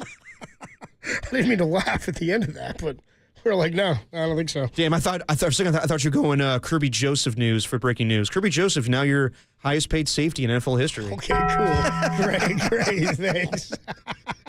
Kirby Joseph. That's pretty funny. More checking the Golden State Lumber and Showroom text line. Somebody said, hey, 916, can we let Derek unpack more of his childhood trauma on air, please? By all means. Like to unpack Where that should I start? People checking in on the YouTube chat, by the way. Tacky, I can't remember who said it earlier, but somebody said, it might have been Tacky who said, JD is definitely going to end up having to take an Uber from the airport. God, that would piss off JD yesterday so much. we established that he had the apps on his phone just in case. Yeah, so we're going to talk to JD at 5:15. I want to ask him how, 808 KNBR, level of confidence that Greg Papa actually picks up John Dickinson from the airport tomorrow and then drives him to Levi Stadium for the draft. How's he getting home? Are you aware of... Is he taking him home, too? No. My dad's not doing that. Todd Husak may have to give JD a ride home. Doesn't he work? JD's going to be down like, hey, man, can I... Maybe he's going with Holler. Maybe Holler. Maybe. Oh, man. Are you aware of my dad's driver from back in the day, Martin? Hold on. Yeah. He had a driver? He had a driver that he met. Stop it. Martin used to pick up rock stars from the airport and give him a little... rock stars and me. Yeah, exactly. Give him a little extra on the side. And Martin...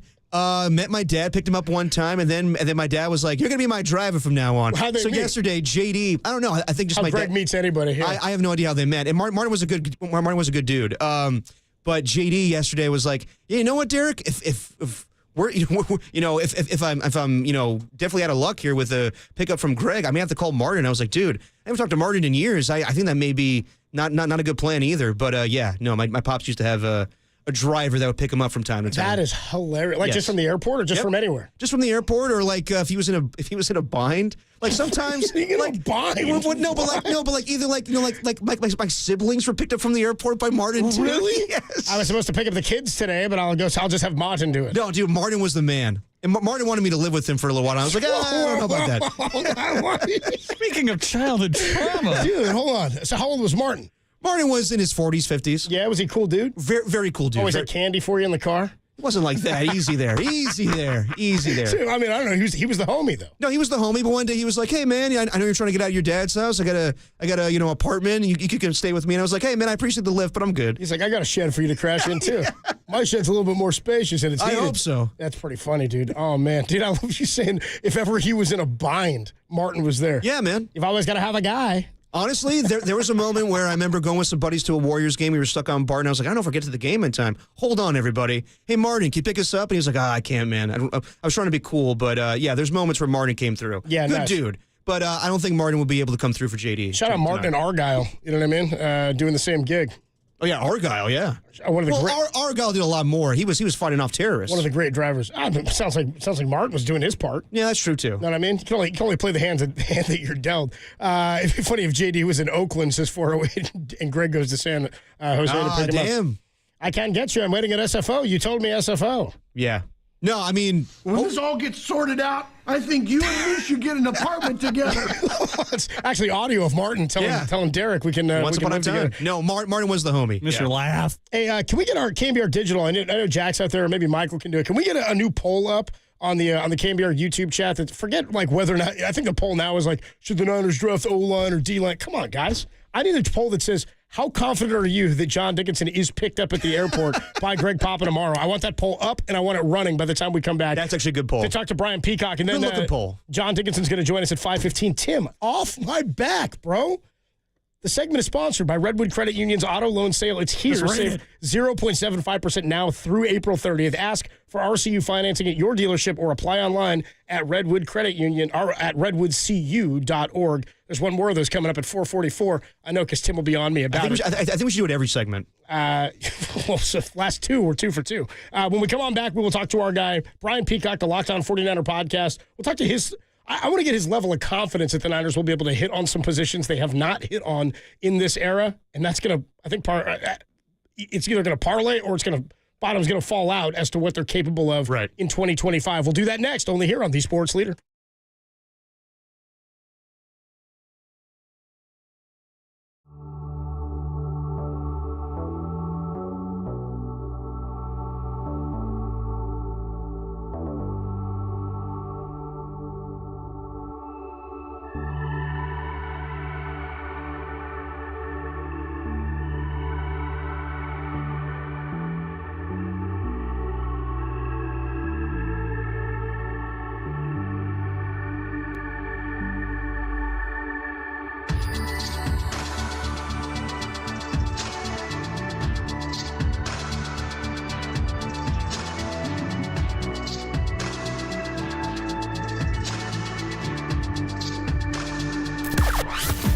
From the O'Donnell Financial Group Sports Desk. Learn more at odfigroup.com. O'Donnell Financial Group, because planning is a process, not a product. Well, if you're a Giants fan and you have a pulse, make sure to tune in to Murph and Marcus tomorrow, who will welcome in Buster Posey at 7:30 and Bruce Bochy at 9:30. And stick around to see if the boys ask Boch who he thinks the 49ers will draft. Hey, what's going on, everybody? Adam Copeland here. My good friend Steve Moskowitz is hanging out on the line. Steve, tax day has come and gone, and some people have questions because they may have not filed some tax returns either from last year or years prior. What do they do if they've got unfiled tax returns? They call us. That's such a common situation. Here it is, April 23rd, and some people missed last week's April 15th deadline. And some people missed the year before that, and the year before that, and so on. And usually it's because they don't have the money to pay, and they still don't. Now they look over their shoulder, always worrying, is today the day the IRS agent's going to come knocking on the door? Folks, you don't have to live like that. We do so many of these cases. We know what to do. There's so many good solutions.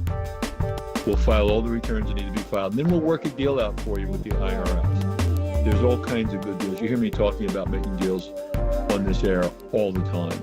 We have a free consultation. What do you have to lose? We'll go over everything with you.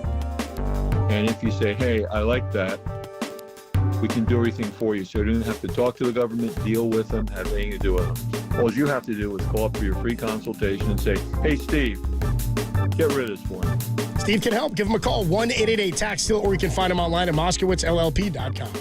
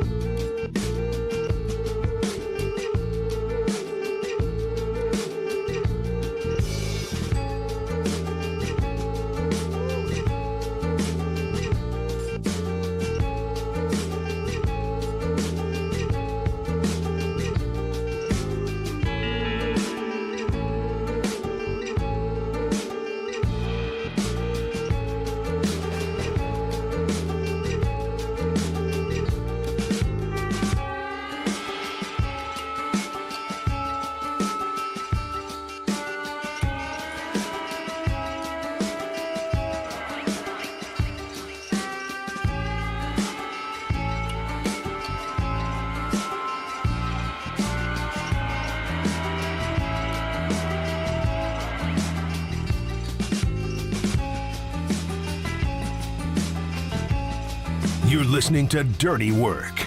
Adam Copeland and Derek Papa. On your home for all things 49ers for the last 20 years.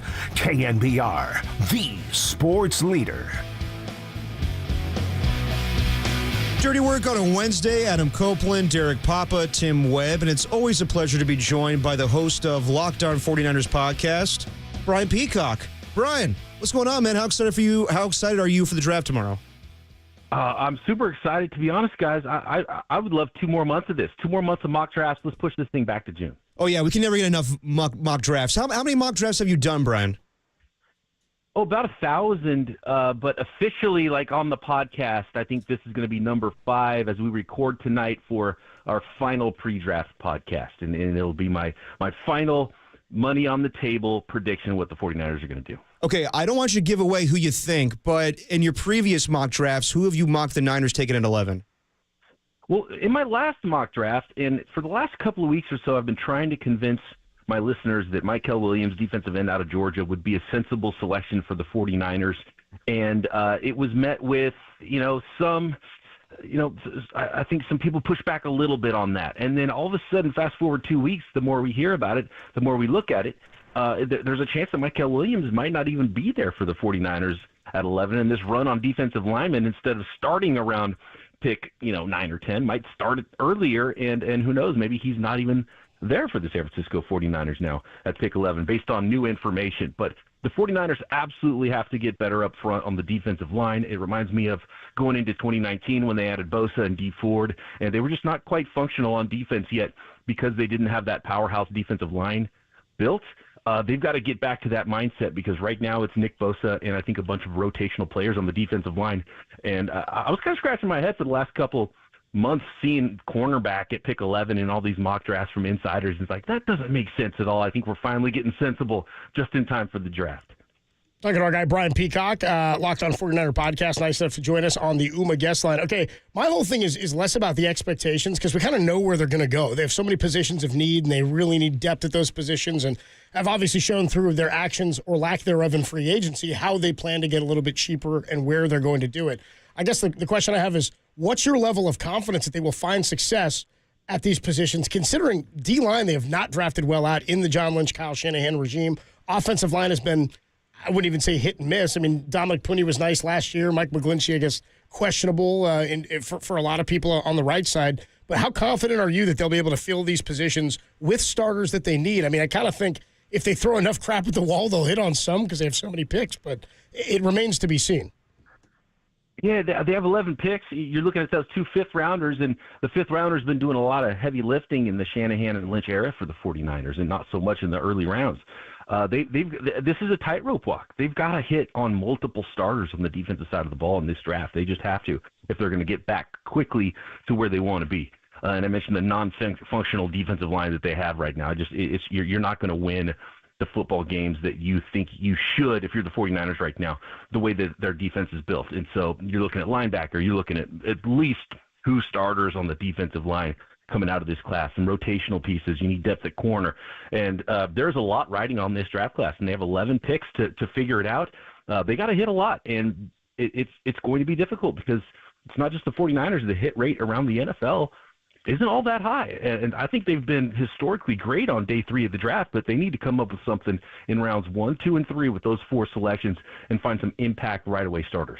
So the rumors around who the Niners would take in the first round has kind of fluctuated. For the longest time, I thought it was Walter Nolan who was the consensus pick at number 11. And I think in recent days or in recent weeks, it's been Shamar Stewart, the defensive end at Texas A&M. Between the 2 guys, which one do you like more, and what do you like about both these guys? I like Walter Nolan a lot. Ever since I first watched him and grinded the old tape, it was like this guy's got the upside of a difference-making interior defensive lineman. He's got natural power. He's got a motor. There's questions about his character and how much he cares about the game. And, been a mercenary, played at 5 schools in 6 years, going back to high school. And he's already, kind of getting paid all these years in all these places in NIL. Does he really care about the game? Does he, not practice hard? But on the field, like, his tape is awesome because he's got the natural strength. He's got burst out of his stance. He can pressure the quarterback. He's a monster. He's a little bit different. So I think he's probably one of the top candidates for the 49ers at 11, as long as the off-field stuff and the character checks out. And if you look in the 49ers' recent history, all the players they've hit on have been really high-character guys, and the game's important to them. So I think that is an important thing to get right, and if you don't believe in it, then you probably have to go in a different direction. Shamar Stewart I've been really down on. And I think he's probably one of the likelier players for the 49ers and in consideration just because of the way he gets off. And that's one of the most important things for Chris Kocurek is the get off. How quickly do you get off the line of scrimmage and pressure the offensive tackle? And he's got the elite ability to get off the ball. But the problem is, once he's off, that's it. He doesn't finish plays. He's pretty good setting the edge. I don't think he's as good as Michael Williams in this class. So I would definitely lean toward Walter Nolan over Shamar Stewart. Do you think the 49ers use all 11 picks themselves? No. History tells us that this is an aggressive organization, and they're going to make some moves. Now, John Lynch already talked about it and, kind of confirms some stuff that we've been talking on the podcast for a while. I think every team from 4 to 24 would love a chance to move down. We might see a little bit more action at the end of the first round, but I think there's going to be a lot of teams that are forced to stick and pick because I don't know who those players that teams are coming up to get that want to trade up. But I think the 49ers, for that reason, might have an opportunity to move up in this draft. Could they come up from pick 43 in the second round and get one of those 20 first-round grades that the 49ers have right now? Does one of those 20 players start to sneak into round 2 or even late round 1 where they can get up and make a move and get 2 of their first-round grades? Or how about this scenario? They need an offensive lineman. They've brought in a lot of offensive linemen that they're looking at in 30 visits. They obviously need an end. They need multiple defensive tackles possibly. So if you go, let's say, edge in round 1, defensive tackle in round 2, or offensive line in round 2, and then you say, man, we really need that third guy, can you see John Lynch just sitting there at 75 and just hoping that his guy gets there or coming back up? So my prediction, they go up from either 43 or 75. No, I agree with you, Brian. I believe that, there's a lot of depth with these defensive linemen, but something that the Niners did in 2017, the first time that Kyle Shanahan and John Lynch were together for a draft, they traded back in the first round to get Reuben Foster. So I definitely think that's on the table for the 49ers. But just switching gears a little bit, not draft-related, just contract-related with Brock Purdy. How big of a deal do you think it was for him to show up yesterday for OTAs? I mean, a lot of people say this is trending in the right direction for a contract, and John Lynch even said that much yesterday. But do you think with Brock's personality and him saying he doesn't want the contract to be a distraction, do you think either way he was going to show up yesterday? Yeah, as long as things hadn't really already gone south, then it's a good sign that it's not in a bad place right now. That doesn't mean that the next time the team gets together that Brock Purdy's going to for sure be there. He could hold out at any time. And so I don't think it means that it's going to go great and the deal's going to get done, but at least things are in a good place now. And Brock Purdy showing up, being the leader that he is, which I think is really important, and trusting that the process is going to go well and that they are going to get this done. But, as I said, I think a couple months ago when I was on your airwaves, I don't know why people expected that this was going to be an easy deal. There's going to be guarantees that are twice as much as the biggest contract they've ever done, which was the Bosa contract. This is going to be a huge contract, and all the other big contracts they've done have been very difficult. So I don't know why people expected that this was going to get done super easy and be done before the draft. I really expected that this was going to last a while. So when we start getting into, mandatory minicamp, and when we start getting towards training camp, June and July, that's when you really got to get this deal done.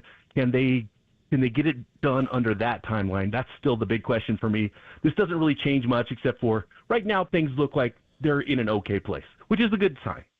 Brian Peacock with us on the Yuma guest line. Who in the NFC West are you paying attention to most in the draft outside of the 49ers? I would say that's a tough one because the Arizona Cardinals, I think, are on the come up for sure, and they have an opportunity in the middle of the first round to draft a really good defensive player and continue to build that thing. And I think they've got some things right with their coaching staff. And, we'll see with Kyler Murray. But really it's the Los Angeles Rams. I mean, that's the team right now that's been the best team in the division aside from the 49ers in the most recent years. They've got the best quarterback, in my opinion, in the division. And it was amazing how they were able to rebuild on the fly. And really all the 49ers have to do is look at the Rams and say, man, you know what? That was pretty quick how they did that when you go boom, boom, and you hit on a stud defensive end and a stud defensive tackle in the first 2 rounds, and suddenly your defense starts to look a whole lot different. I think the 49ers would love to take a page out of that this year on their own defense. So, Brian, when we go to day 2 or day 3, which guys have stood out to you that you want to see the Niners draft? I want to go local with Omar Norman Lott, local in California, Sacramento kid that when we're talking about get off and getting off the line of scrimmage, defensive tackle, a little undersized defensive tackle out of Tennessee, and he might be there in the third round for you just because every team might not look at him as an every down defensive tackle, but man, he explodes off the line of scrimmage. He's a really good pass rusher, and even just as a rotational player early in his career, someone that can make a difference. I think it'd be a fantastic fit for the 49ers and someone that they've really been looking at in the pre-draft process. So that's a good one there. And I'll go sleeper from William and Mary College, Charles Grant. Love this guy. Potential future starting offensive tackle, but someone that you don't have to take in the top 50 picks. He can make a lot of sense for the 49ers because the need isn't really current at offensive tackle. Could he compete at guard for a year, be a swing tackle for a year, and then use that raw athleticism he has to develop into potentially the replacement at left tackle for the 49ers. So there's a couple names I really like for the Niners. Well, would you call him your draft crush? Is that your guy this year, or do you have another one? It's tough. I think my draft crush is probably still just Mason Graham in the first round. Yeah. I think the 49ers could really hit a double. And there's a lot of prospects we talked about that kind of have, whether it's character concerns or, Josh Simmons I think would be awesome. He's got the injury concerns. Mason Graham has no concerns except for he's not body beautiful. But, man, maybe his ceiling is a little bit limited compared to some prospects. But, man, if he starts to fall towards 11, that's the rumors are saying right now. Yeah. Give me a draft crush that you've had that broke your heart, and then give me a draft crush you had that whether it was drafted by the Niners or elsewhere, and you're like, I was right on that guy. That guy hit. Oh man, let's see. Can we go way back to Ryan Moats, running back out of Louisiana Tech, and I thought he was the next Barry Sanders, and he just kind of turned out to be a little scat back and didn't do much in the NFL. That was like my original draft crush in the way back. 4 years in the NFL from 05. He played 05, 06, not in 07, and then 08 and 9. A total of 831 yards and 8 touchdowns in his career. Yeah, 05, I think the Niners made the right choice going with Fred Gore. Yeah, that was, I would say so. Nice, yeah. Did not break your heart. That one held up. Pretty good. Hey, before we let you go, I've said this before when you've joined us. If you're not tweeting 49er stuff or NFL draft stuff, you're talking Warrior basketball, man. I know you love your Dubs. How you feeling about Game 2 relative to how they played in Game 1? I expect a Dubs dub, and there is no stopping the Curry and the combination with Jimmy Butler right now. There's a lot of love in the building. The way these guys play together, it's going to be phenomenal. And I really want a Lakers-Warriors series because my co-host at Locked On 49ers, Eric Crocker, grew up a 49ers fan, San Francisco Giants baseball fan, somehow a Lakers fan as well. So I know those guys. Those guys, yeah. And I would like the Warriors to do the crushing on that dream. Yeah, I'd like that too. I was telling Derek, and Mark Spears, who was actually on with us just a little while ago, said if the Warriors win tonight, the series is over. Maybe not in 4, but there's just no way, being down 2-0, that Houston's going to win 4 games. I have a tough time seeing that anyway. I did tell Derek I feel like tonight, though, because the season could effectively be on the line for Houston, I think this is a game Houston might get tonight. Dreams crushed, man. I mean, that's what Draymond Green, that's what Steph Curry, and I think that's what Jimmy Butler's all about. Like, that's what these guys have done in the past. Are they still that same team? I think they could be. Yeah, you're looking for Steph and Draymond and Jimmy to do to Houston what Ryan Moats did to you. Exactly. Yeah, crush some dreams, break some hearts, dude. That's what we're looking to do. It's our guy, Brian Peacock, Locked On 49er podcast, at BD Peacock. Follow him on Twitter and social media for a bunch of good 49er stuff. Hey, enjoy the game tonight and the draft tomorrow. We'll talk to you soon, Brian. Thanks, Brian. I'm pumped, man. Thanks, guys. Good deal, bro. Good stuff. The great Brian Peacock. Love talking to Peacock. Dude, Ryan Moats, that's a name I don't think I've ever heard before. I didn't know who he was. I had to look him up. And 2005 draft, I mean, I remember Alex Smith going number 1 and Aaron Rodgers falling all the way to 24. Couldn't tell you about Ryan Moats. Yeah, and his rookie season with Philadelphia, 2 years in Philly, 2 years in Houston. 4.1 a tote. Yeah. Average for his career, 5.4 yards a game. Not great. Oh, not the best. That was back when running backs were going early in the first round. Like, I remember that draft. I think it was Ronnie Brown and Cadillac Williams going like the first couple. Cadillac was supposed to be so sick. He was. That's a guy for a little bit of time, and then he got hurt. And he got hurt. Like that first year, he was supposed to be really, really good, and then that was just kind of it. Anyway. I mean, none of these guys, like when you're drafted in the first round as a running back, sometimes you pan out. I mean, most of the time, like back in the day when they were drafted in the first round, you do play a long time. But I think just running backs' careers gotten shorter and shorter. That's why the Ashton Genty thing is just such a mystery to me. Well, it's also why when you're an elite one and you're Saquon or you're Derrick Henry or any one of these guys, they hold out for their money because you might only get one. Exactly. You might only get one shot to do it if you're a running back. Yeah, offensive rookie of the year that year, Sean Alexander. Defensive rookie, Sean Merriman.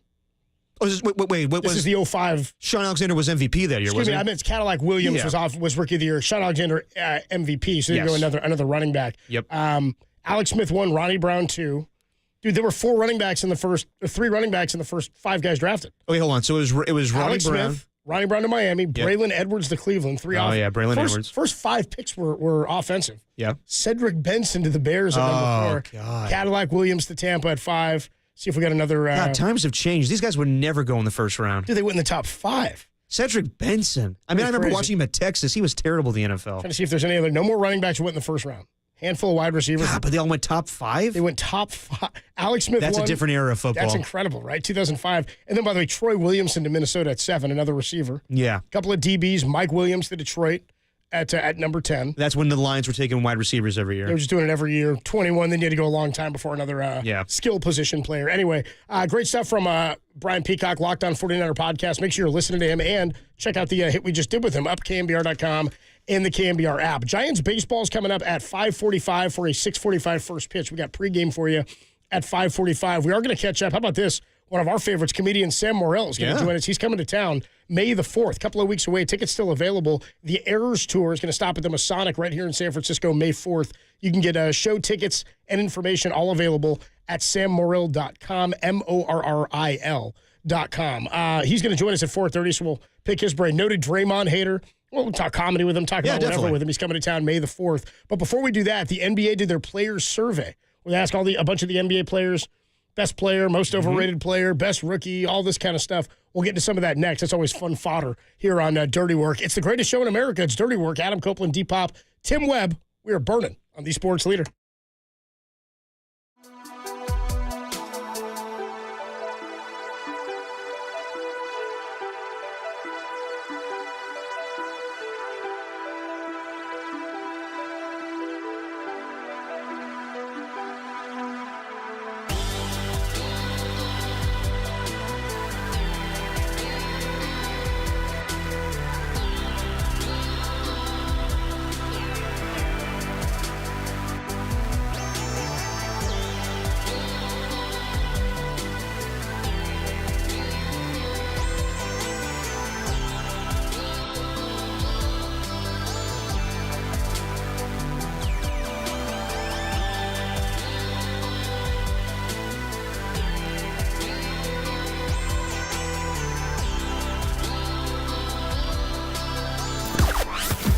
From the O'Donnell Financial Group Sports Desk. Learn more at ODFIGroup.com. O'Donnell Financial Group, because planning is a process, not a product. The Giants got crushed 11-3 last night behind Christian Yelich's 5th career grand salami. An ugly game all around. The G-men committed 2 errors, grounded into 2 double plays, and left 9 men on base. San Francisco turns to Logan Webb. Pregame 5:45 right here on KNBR, the Let's Flush This and Move On leader.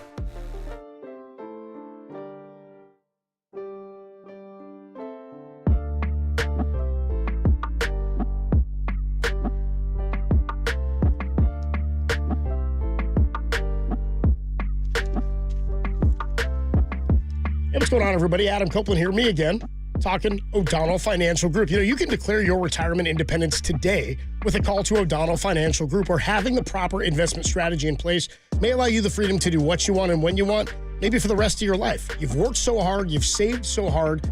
Now you're to retirement, and the folks at O'Donnell Financial Group are here to help you avoid some of the common mistakes that people make when they get to this stage of their lives heading into retirement. And having the right investment strategy for the future could make all the difference in that arena. You can reduce what you owe to the government and keep hundreds of thousands more in your pocket, especially for those who have already saved a lot. So don't wait. Declare your retirement independence and call O'Donnell Financial Group at 866-496-2300 and learn what it means to truly achieve retirement independence. Again, 866-496-2300, or you can learn more online at o'donnellfinancialgroup.com. Again, that number 866-496-2300 or odfigroup.com to learn more. O'Donnell Financial Group. Let us help you retire confidently.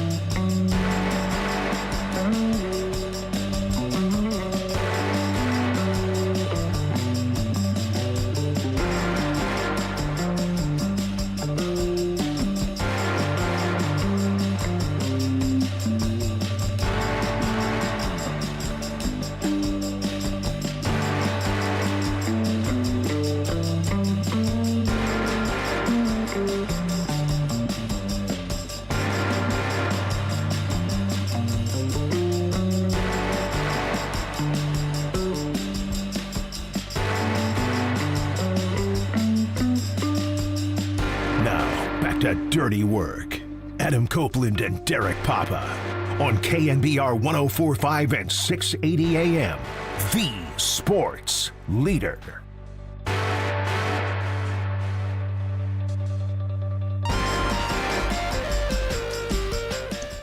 Nicely done, Tim. The burn songs continue. So I'm nursing this thing. Lincoln Park? Yeah. Did he die? I think we know that one, yes. Yeah. Sorry, I didn't mean to laugh. I'm riffing. I know. Riffing on dead artists. And popes, don't you know? Adam Copeland, Depop, Tim Webb with you on a Wednesday afternoon. Dirty Work rolls on. And we're going to catch up with comedian Sam Morril. Is going to join us in about 10 minutes at the bottom of the hour. We'll talk with him about his upcoming show at the Masonic, May the 4th, the Errors Tour. It's a little play on Taylor Swift's Eras Tour. Wonder if he's met her. Maybe. We'll ask him. We'll talk to him about 10 minutes. I know he was on the Kelly Clarkson show. I saw that. Like it's interesting, like the pub he's been doing for this. So he's been on the Kelly Clarkson show, and he's more a comedian. So I think he's been on Stern, and then he's on with us. So those are the only three, huh? Yeah, I guess Clarkson to Stern to us. Kind of take a step backwards coming on Dirty Work. You know what I mean? We'll talk to him at 4:30. Before we do that, The Athletic ran their yearly anonymous players poll, which the Warriors were voted as the best organization with 21% of the votes that came in. How many players did they interview? Because they don't do all of them. They don't do all of them. I didn't see the number as far as how many players they interviewed, but I think that everybody that joins the Warriors has a good experience. I can't think of anybody that leaves and is angry. Maybe Patrick McCaw because of playing time. But yeah, I think that's a reflection of Steph Curry and Draymond Green and the culture that Steve Kerr has created with them. So yeah, I think that's probably accurate in the NBA today. So when it came to the most overrated player in basketball, 2 Warriors made the top list of overrated players in basketball. So number 1, most overrated player in basketball, Tyrese Halliburton. 14.5% voted for Halliburton. You think he's overrated? I don't know. I mean, I don't think he's a superstar. I think that he's appropriately rated. I think he's played about as much as Jason Tatum did in that Olympic team. Yeah. But I mean, Tatum out for game 2. You see that? Yeah, I saw that. I think the Celtics should still win. Yeah. I mean, he's the best player on the Pacers. Him and Pascal Siakam. I think that, I don't know. I overrated? I mean, he sort of surprised me. The next one does not. Rudy Gobert at 10%. Yeah, I think that Rudy Gobert gets a lot of trophies. A rough game last night. I think that he is a great regular season defensive player of the year. Then when he gets to the postseason, historically has not been so good. Well, he's also one of those guys, and this is what Draymond's been saying for years in his rivalry and hatred of Gobert, is he's a I don't want to say compiler, but he's a guy who puts up defensive numbers. Yeah. But maybe doesn't impact the game defensively in the way that helps the team win as much as you need to win a championship. And we talk so much about what Draymond does that doesn't show up on a stat sheet. And then when people go to vote DPOY at the end of the year, you look at the best blocks and the best rebound, the best numbers and all that, and you go, well, it's got to be this guy because he put up all the numbers and beat everybody in these categories. Right. Doesn't necessarily mean he's making the same impact. No, I would agree. And I think that he gets a lot of block shots. But, yeah, I think Rudy Gobert would I think a lot of people would agree that, yeah, he's not the best player when it comes to the playoffs defensively. First time I realized, numbers didn't tell the whole story. Well, not didn't realize, but never, started to not totally agree with it. It's a baseball thing for me because baseball is such a, I don't want to say opportunistic sport, but the numbers don't tell the story in that. I remember thinking for a long time after Barry Bonds got to 755 or 756 that the only guy who could come close, and I think Barry may have said it at one point, was A-Rod. Yeah. That was who I thought might do it. And then he got the 140-some-odd game suspension for PEDs and all that. I thought Pujols might get close, but he just kept getting hurt just over and over and over again. Yeah, well, there's thoughts that maybe Pujols is older than we initially thought. There's that too. There's that stuff out there that once he got to Anaheim, he declined considerably. You listen to the old Marlins president, the one who played Survivor and got voted off second, Dave, I forget his name, David something or other. He said when they interviewed Pujols before he signed with Anaheim when he left St. Louis, he said, we were all aware that he was going to decline faster and that he wouldn't be good enough at the end. But anyway, he broke down quickly once he got to Anaheim was the thought.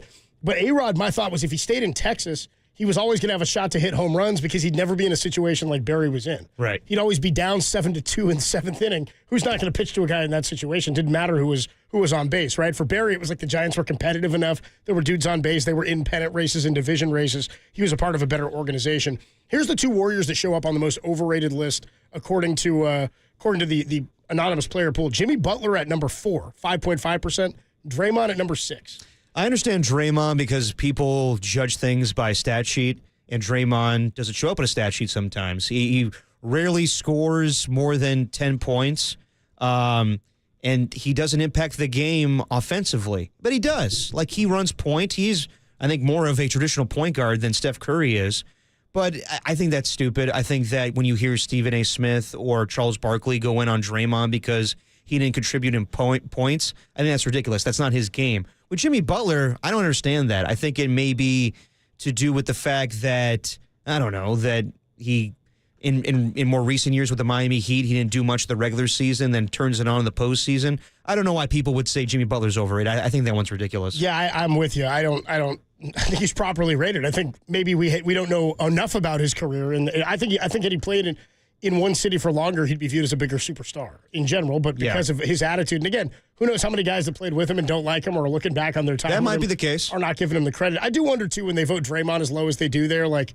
Are they coming down on him going, he wouldn't be anything without Steph? And I sort of look at the other thing, not that Steph wouldn't be anything without Draymond, but he doesn't have the same legacy without him. No, I mean, I would agree with that. But at the same time, like, a guy's going to the Hall of Fame. He was a great defensive player. It shouldn't be predicated on the fact that Steph Curry elevated his career. Steph Curry elevated a lot of people's careers. You don't think Kevin Durant was a better player because of Steph Curry? I know Kevin Durant was amazing. Will go in the Hall of Fame just based on his career with the Thunder and the Suns and the Brooklyn Nets, even though it didn't, result in championships. But you can't tell me that Steph Curry doesn't have that impact on everybody he plays with. Speaking of Draymond Green, our next guest, Sam Morril, does not like Draymond Green. Not a fan, and this is going to be interesting because... Sam Morril was on the Dan Le Batard show. Yeah. We played this a couple of months back, maybe a month or so back when he said this. Here's Sam Morril. He's going to join us in just a few minutes on Draymond Green. Draymond bothers me, and you said he apologized. He didn't apologize. He gave a Draymond apology. He bothers me. The podcast he has bothers me because he brought in Baron Davis to make himself more likable. He's not likable. He's terrible at broadcasting. He lacks charisma. The way Shaq and Barkley ball bust, Draymond can't. He's not able to do that. He's like the kid who thinks he can ball bust, but then says, like, your mom has cancer. And you're like, that's not a joke that she actually does have cancer. That's like his sense of humor. He sucks. And you think a guy like this, like, is he a Hall of Famer? Of course. He's a great player. He's a great defender. He's mentally ill. If he was a football player, he'd be Antonio Brown by now. He's unhinged. He has, like, the ego of, like, it's like if Ringo Starr was the biggest in the Beatles, you know? Like, it's weird that Paul, George, and John are nice, and then Ringo's a dick. Yeah. Whoops. I don't think you can just accuse him of being mentally ill. I think that's a bit irresponsible. Okay, he's got all his marbles. You think he's not mentally ill? I don't know. I don't know that. I'm not comfortable just saying that about somebody. Yeah. Certainly, the resume has a lot of behavior that's unstable on it. Yeah, I mean, he's just upset that Rudy Gobert, it's not Rudy Gobert's fault. He keeps winning Defensive Player of the Years, and he just, like, puts him in a sleeper hold. That's not the behavior of someone who's got it all together. It bothered me that the Knicks dapped him up. I think if Jalen Brunson was there, it would have been a different vibe. I didn't like that. This was after the Karl Anthony Towns thing. Yeah. Right? So this is exactly where I'm at. Like, I don't disagree. I would never accuse the mentally ill thing. I wouldn't say that because I'm the same as Le Batard. It's like, I don't know if he could just do that. He's a comedian. He doesn't give a damn. He's like, I can say what I want. There's not much there I disagree with. I agree. I told you, I'm sick of his antics too. And I said, when we set the bar for Draymond, people go, oh, he's behaving better than he has in the past. The bar was pretty low. All you had to do is not punch your teammate or throw a ball off somebody's head or kick someone in the beans or step on somebody's chest or choke somebody out. Like, these are all things he's done. And I can't name, like, one guy who's done half of the stuff that he's done in the time Draymond's been playing. But how about that? Sam Morril, the comedian, the great comedian Sam Morril, is going to join us next. He's doing the Errors Tour. His stop at the Masonic will be on May the 4th. Show and ticket info is available at sammorril.com. We'll talk to him next. Dirty Work rolls on. Greatest show in America. Only here on The Sports Leader.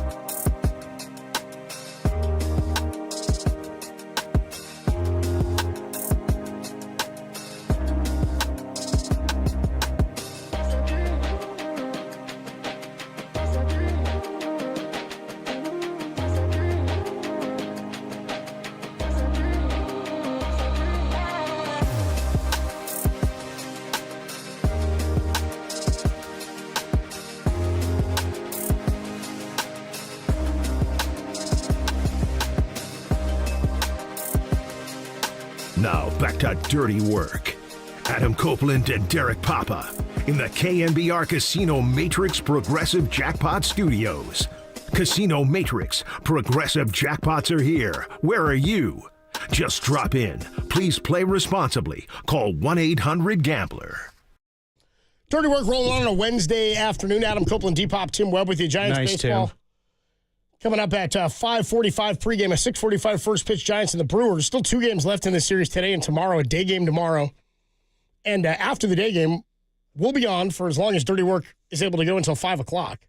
Because then we'll be doing the KNBR draft party and the draft show. The draft show starts at 5. The draft gets going at 5. Niners have the 11th pick. Yeah, Dirty Work's sort of the hidden bird song of KNBR tomorrow. We're going to be the bridge guy between Giants and the 49ers. Might give you 3. Might give you 1. Who knows what we're getting? It depends on the time of the game and tomorrow. And we're pretty solid. We'll be live from Jack's. Yeah, we'll be live from Jack's restaurant and bar outside of Westgate Mall in San Jose. And we'll be with you guys. Open to the public. Come on down. It'll be a blast. We'll have some beer. We'll have some food. We'll watch the draft. And then we'll be doing live look-ins. Myself, Depop, Marcus, Boucher. And we'll also, I think other people are going to be down there. I know Jack's going to be there. Jack Loader. I know that Greg Silver is going to make the drive down. Michael is going to be there. Mr. KNBR will be there. We'll be there. So we got a whole bunch of slew stuff of people that are going to be down at the draft show. So come on down, hang out with us. We are venturing, I guess, to make the connection with Sam Morril. They're trying to find him. Not a great sign when we call his like PR person to get in touch with him, and she goes, "I'm having a tough time connecting or getting a hold of Sam." That's the worst thing to hear in producing radio, when the PR person says, "Yeah, I don't know what to tell you. We can't find him." But you know what? I don't remember ever a comedian being on time for a show that I've been to. So yeah, part of the deal with Dirty Work is we've all done this job, and I would say of the hit rate that happens, comedians are always the shakiest, because it's either there's 50 different stops on the radio tour, or you just can't find them. Yep. It happens. That happens sometimes, but you know what? Hey, it's all good. Dirty Work is sponsored by Redwood Credit Union. Auto loan sale is here. Save 0.75% now through April 30th. Ask for RCU financing at your dealership or apply online at redwoodcu.org. You get a cut for that? No. Okay, I didn't think so. Yeah, I think so. Neither. Yeah. Well, while we wait for Sam, should we? Oh, you know what? He might be calling in right now, actually. I was going to say we could hear you falling in your chair. Well, I was telling everybody I missed the show yesterday. I've been dealing with this bad burn, like a deep second degree burn I got on my stomach from spilling boiling water on myself on Saturday. I came into the show Monday and it got a little too painful. So I almost fell out of my chair sitting on the front edge of it early in the show, which is actually something that happened at one point back in 2023. Tim pulled the audio of it, and I think we'll maybe get to it. Oh, we have an update. Tim, what you got? No. Yeah, shaking his head. Tim looks irritated. Doesn't sound good. Tim looks as irritated now as he does when I won't hit the Redwood Credit Union What's the update on Sam Morril? Well, I chatted with somebody, but it was sort of a one-sided conversation. Was it Pam? Oh, they're calling again. Here comes Pam again. Yeah, we're trying to. This is like the same thing that happened with Marlon Wayans, I want to say, when he came on. The best thing when we had Marlon Wayans on was he came on during the writer's strike, and he was promoting a comedy show. Movies. He was coming on during the writer's strike during a comedy show, and they said, you can't ask him anything about any movie or anything he's done. So no scary movie, no Don't Be a Menace while drinking your juice in the hood. Can't ask about even his own comedy shows that were like on Amazon and HBO. We've made the connection with Sam Morril, who's going to be at the Masonic here in San Francisco with the Errors Tour on May the 4th. I'm going to be down there. Ticket and show information available at sammorril.com. That's Morril. Sam, Adam Copeland, Derek Papa here in San Francisco. What's going on, man? How are you? What's up, Sam? I'm good, man. How you doing? We appreciate you, man, making time. We're doing well. We are a San Francisco Giants 49er flagship, and we do a sound segment almost daily here, but we played your comments on Draymond Green from the Dan Le Batard show about a month or so back. Got to tell you, we didn't totally disagree. I don't think lots of Warrior fans disagree with your thoughts on Draymond Green. We weren't going the mental stability, but the bar is pretty low for having to tone it down, I'd say. Yeah, I mean, I've walked around your downtown. I mean, the bar for what passes as mental stability is very, very low in that area. Look, we all know Draymond's a hell of a player. Yeah. He's just can't get out of his own way as a human. That's the critique on him. No, definitely. But I think that was in relation to when the Knicks and Warriors played. And were you talking about when Karl Anthony Towns missed the game because he was attending a funeral and Draymond Green called him out for missing the game because he wanted no part of Jimmy Butler? Yeah, after he dropped, 40-something on the Heat earlier that year? Yeah, right. He played, it was just, come on. piss poor stuff. Sam Morril, the Eras Tour, coming to the Masonic in San Francisco on May the 4th. So our show is called Dirty Work, and I've been wondering about this with you for a while. I've been a fan for a long time. We've named our show after the Norm Macdonald, Artie Lang movie from years ago, comedy. But I've seen you go on and do plugs for shows that you've done in the past. You do a lot of these morning shows. I don't know why they keep having you on these local morning shows. Hysterical stuff when you're promoting stuff, but you got a sort of a Norm Macdonald way about you. Are you a fan of the movie at all? And did you ever have a relationship with Norm? I love Dirty Work. I met Norm twice. He was really nice both times. I was on Last Comic Standing, which was a terrible experience. Yeah. But I had one joke that a proud moment. Norm was a judge, and he goes, "This is a joke." I said that my last girlfriend was a hoarder, and she broke up with me, which stings extra hard. I was like the one thing she can get rid of. And, clean joke for NBC, but Norm goes, that hoarder joke is gold. So Norm called one of my jokes gold. So I was like, all right, that was nice. Then Keenan Ivory Wayans took a shot at me. He was like, yeah, some jokes good, some jokes not good. And I sarcastically said, well, I loved all your scary movie films. And I got a big laugh. And afterwards, I saw Norm on the way to the bathroom, and he whispered to me, he goes, I like that you dug him. Yeah. I was like, oh, that was a cool moment with Norm. So, yeah, I had that, and then I had another one. I met him at Caroline's and in the city years ago. I was doing a March Madness competition, which was like bracket-style head-to-head comedians, or as I call it, 8 Mile for Jews. and Norm was in the crowd just watching randomly, and I was like, what the hell is Norm doing here? Yeah. And he just chatted with us and was awesome. And yeah, I mean, it was crazy to get to like chat with him. He's a guy I looked up to, obviously, as pretty much every comedian does, I assume. No, I mean, we're huge fans of Norm Macdonald as well. So who were some of your biggest influences when it comes to stand-up comedy? Well, it's no secret if you come up in New York, like Dave Attell and Colin Quinn are kind of the godfathers of the scene here. I mean, you just mentioned Artie Lang. I love Artie. I've been seeing him forever because I think he's laying low. But like, I had so many fun nights at Artie's apartment in Hoboken, watching him just riff on my 600-pound life, which could have been a podcast. Artie just making fat jokes. It was incredible. I love Artie. So, I miss him a lot. Yeah, I mean, so many great New York comics. Obviously, like Chris Rock's, it was a big influence for stand-up coming up. Louis, all the usual suspects, Sam Morril, the voice you hear, the Eras Tour, again, the Masonic here on May the 4th. You can get tickets and check out show information, sammorril.com. So I grew up, my dad's a comic, and mostly, like, it's funny, it used to be like anytime there was a musical artist from like the 70s or the 60s, my dad would end up opening for him. But crowd work was like not really a thing, at least years and years ago, to the level it is now. You're one of the best at it, and it sort of feels like crowds are expecting it when you show up. You got to be able to do crowd work now if you're a modern day comic. I always wonder, we see clips of it and stuff online, but how often does that go bad? I mean, you guys are doing so many shows a night, especially in the city in New York. You guys do so many sets. How often does that? I mean, I'd say it's the norm to see it happen, but people expect it. How often does that not go as well as you're hoping? Well, I'm not a miracle worker, right? So yeah, sure. If it's a mess, I can't, if someone just throws out like I was molested, I'm not going to like turn that into gold probably. Yeah, right. But, I mean, maybe I will. Who knows? My point is, it's not always bulletproof. I mean, it's a risk. I think that's part of the excitement of going to the crowd. I don't think of myself as a crowd work comic. I mean, every time I do a live show, it's like an hour of jokes, and then I'll riff on the crowd a little at the end just to make it kind of unique and special. But like, to me, it's like, it's like dessert. It's fine.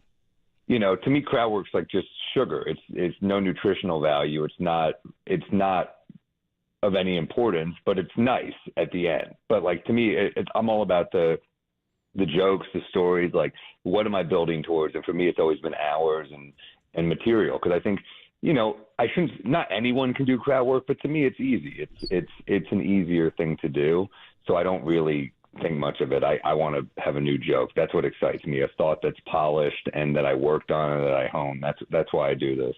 Like, I grew up like wanting, like listening to Chris Rock's material, George Carlin's material. Like I like jokes, so I don't want to I'm not in this to just do something anyone can do. I want to like be like, okay, that's a polished hour. I think that's harder to do, is to write a good hour. Talking to Sam Morril on the UMA guest line. So I know you've been touring right now, but you just said you were a fan of the New York Knicks. Have you been catching much of the series between them and the Detroit Pistons? You better believe it. I was at game 2. That was freaking brutal. Yeah. I mean, it was like, I'm in the building. I got a fist bump from Ewing on the way in. I was like, come on, man, this is our night. And then it was not our night. So that was rough. Yeah, I mean, look, they're out toughing us right now. You can't really slice it any other way. They're young and they're tough and they're big. I think we lost some of our identity in off-season moves, and that's tough to see because we're just not playing the way I think we know we can. So that's tough right now. But I believe in Jalen Brunson. I believe in I know Cat's going to play better in game 3 too. I think you got to get him the ball. That's part of being a point guard. You were great offensively, but you got to get the other dudes going too. And you can't I miss Hardenstein because I'm not used to seeing us get out rebounded. Sure. Right. When we had him. So that's tough to see. And if you're not going to pass to Cat, then play Mitch Robinson because he's a hell of a defender and rebounder. But if you got Cat on the floor, let him cook. You got Tobias Harris on him. Come on. Talking to Sam Morril in the room with guests on a few more minutes here. Pound for pound, worst city in America to do stand-up.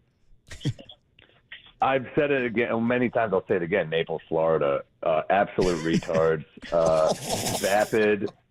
Vapid pieces of human garbage. Yeah. I shall never return. Yeah, good. There's no reason. Derek spends a lot of time down the floor. It's a shame that the hurricane hit Fort Myers and not Naples. Those people deserve to be displaced.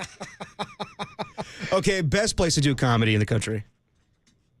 There's so many. I mean, I do have a lot of love for SF, for sure. I'm not just pandering. I love the punchline coming up. Oh, it's the best. Times at Cobb. I love Chicago. Look, where have I taped my specials? Chicago, Boston, New York. I love DC, never disappoints. Man, to be honest, I just had a great time in Des Moines, Iowa. It doesn't matter. Milwaukee was incredible. They're always great. Madison, Wisconsin never disappoints. It's so good always. Denver's great. I mean, there's so many great comedy cities. Austin is fun. Seattle's great. I mean, I could go on. I love San Diego. There's so many great. I love touring America. I mean, I've done it for so long, and I love touring internationally too. But one fun thing about I know these cities. I've been doing it for so long, going back to these cities, so I know where to get coffee. I know where to get a good meal. I know where to get lunch. I love it. So, but yeah, SF is I got my spots to eat there too. I love coming through SF for sure. All right, just a couple more minutes with Sam Morril. Just going back to the Draymond quote you had with the Dan Le Batard show. You said that it makes Draymond more likable that Baron Davis is on his podcast. I don't know how much you've listened to the podcast, but me and Copes rip on it all the time. We think that Baron Davis absolutely adds nothing to that podcast whatsoever. Baked and agrees, yeah. Yeah, well, the problem is, but Baron Davis he seems like he's got a very nice energy about him. But yeah, you're right. Every clip I see, he's just kind of smiling and nodding. He's kind of like a yes man for Draymond. Yeah. Bummer, because Draymond needs what the pod would be good if it was him and George Gervin. You need an old head to be shut up. You need an old head to just be hey Draymond, shut up. Yeah. You're as George. You know who would be a good co-host? Get Jordan Poole on Zoom. On and be that's the pod I want to hear.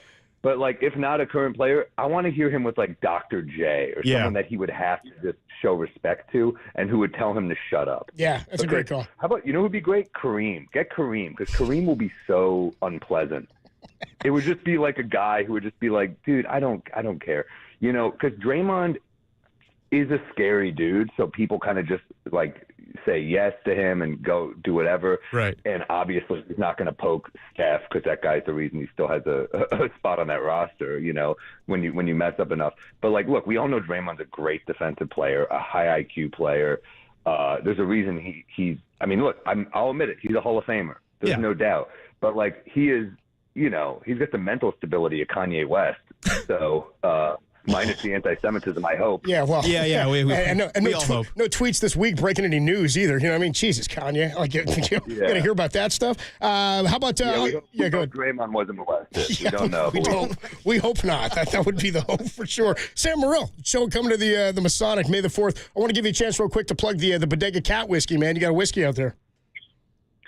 Yeah, it's a lot of fun, man. We're making a name for ourselves. We're popping up at all these cool New York restaurants and bars now. It's pretty exciting, and Mark Norman and I just like drinking, so here we are, and we have a whiskey. It's pretty crazy, and I got to say, I drink it on the road. I love it. It's like I like Manhattans. I like a nice cocktail. So that's what I make post show, and it's a smooth whiskey. Well, good deal, man. Looking forward to seeing you. I'll be there May the 4th at the Masonic. And really, I became a big fan in 2020 when you did the Up on the Roof YouTube show. Everybody should go check that out. Also, your Amazon Prime stand-up. You've changed from last year. The Errors Tour coming to the Masonic May the 4th. Sam Morril, thanks so much, man. Appreciate the time. Thanks, Sam. Thanks for having me, guys. Good deal, man. Appreciate it. Great Sam Morril.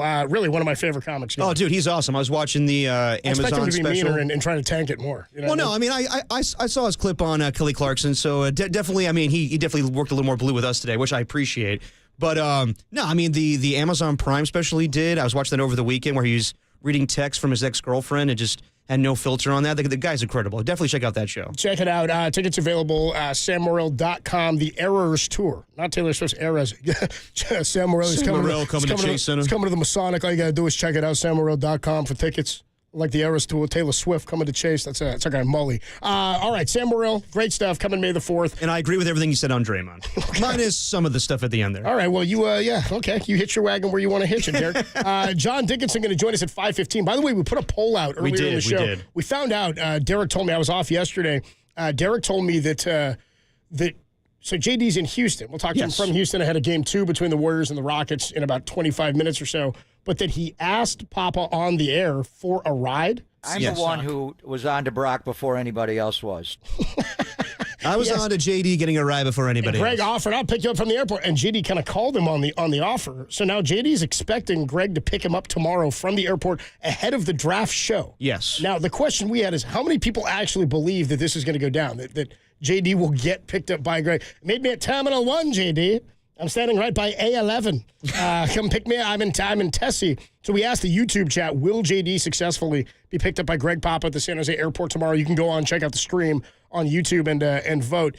66 votes are in the last hour. 77% saying no. JD's going to need to figure out another ride. Well, I mean, if I know my father, he won't have patience. So JD better be there on time. And you know, like when you're picking somebody up from the airport and sometimes security comes over and goes, you got to circle, you got to circle. If my dad has to do that more than once, like, JD, I can't wait any longer. I'm leaving. I'm leaving. And there better be no factors like weather or like security slowdowns or anything. Oh, dude, if JD's even 10 minutes late. Yeah, your window's small. He's going to have to stick the landing on this. He's threading the needle on this timing. We'll ask JD about it because I'm not confident for JD. I feel like he should figure out a backup plan. No, I remember... Or just Uber it, I guess, if he has to. I flew in from L.A. I was working at the NFL Network. I flew in for the weekend to go see the Vikings-49ers divisional playoff game. And I remember I definitely hit up my friend to pick me up from San Jose Airport because I didn't want to interfere with my pops. He had to call the game that day. But my friend picked me up, dropped me off at Levi's, and I didn't have a way to get into Levi's. So my pops calls me and goes, okay, well, I'm going to be there in 5 minutes. Just get in the car and I'll pick you up. I'm like, yeah, but you don't even know where I am right now. He goes, well, you better be there in 5 minutes. If you're not there, then I'm not coming. And I'm like, well, then I'll find a way. I'll find another way in. Like with my dad, you have to be precise. God forbid you screw him up with him doing play-by-play. So I would say, JD, good luck. You also had to there was a reveal in this conversation that Greg sometimes wouldn't pick you up, and he had a driver years ago named Martin. Martin, yes. Martin. A lot of people keep making the M-A-R-T. Whatever, okay. You're big on your D's and T's. Whatever. Anyway, Martin, his driver, probably not a factor tomorrow. No.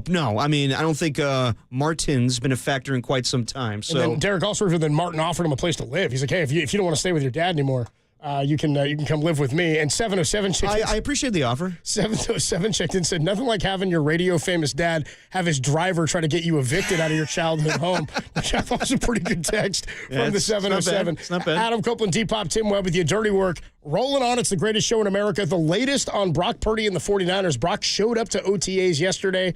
And Diana Rossini had a little bit of a scope on where we are with the contract negotiations. Back and forth with George Kittle as well. We'll do that next. 5:15, John Dickinson and his story on the Greg Papa ride that may or may not happen. But next, the latest on Brock Purdy's contract per Diana Rossini. Dirty Work rolls on, only here on The Sports Leader.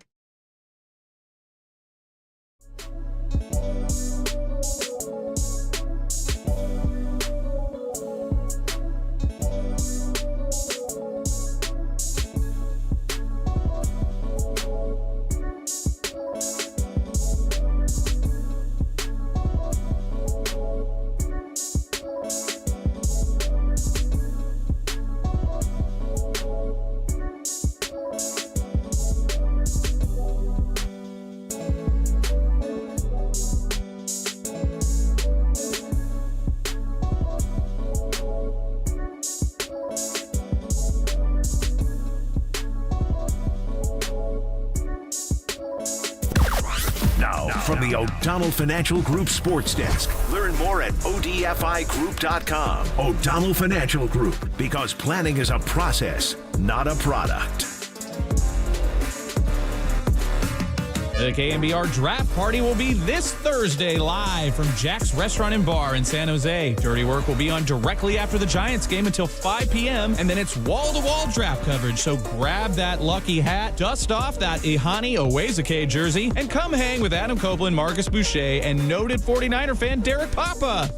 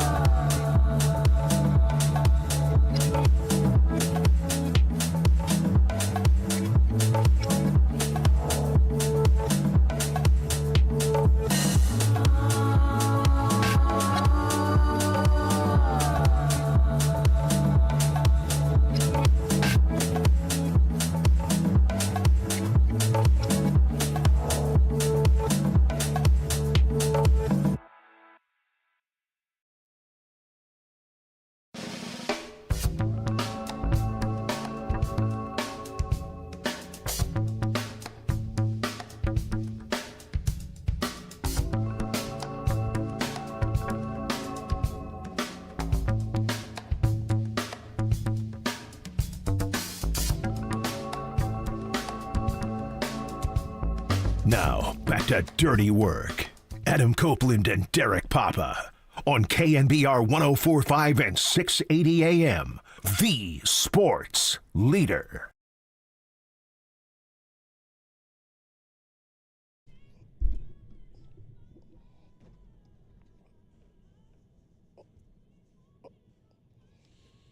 Except it was pasta water. Yeah. Copes is on fire. Stomach's on fire. It's burning. It was burned and it's burning now. It's hurting. Adam Copeland, D-Pop, Tim Webb with you. That was fun talking to Sam Morril. Dude, that was a blast. As I said, it's hit or miss with comedians or yeah, actors. Sometimes you get them on. As I said, Tom and I got Marlon Wayans on one time, and he just done like a YouTube or an Amazon or HBO comedy special, and it was during the writer's strike. So I get it where they're like, you got to support the writers and not cross the picket line. No, I get it. I get promote thing for the studios, but I'm like, so why is he doing hits for his sold out show at the Improv when tickets aren't available and we can't ask him anything about anything? And Can't talk about that. Can't talk about the movies he's been in. I want to say, I don't know. I can't remember if it was him. I want to say he was eating during it.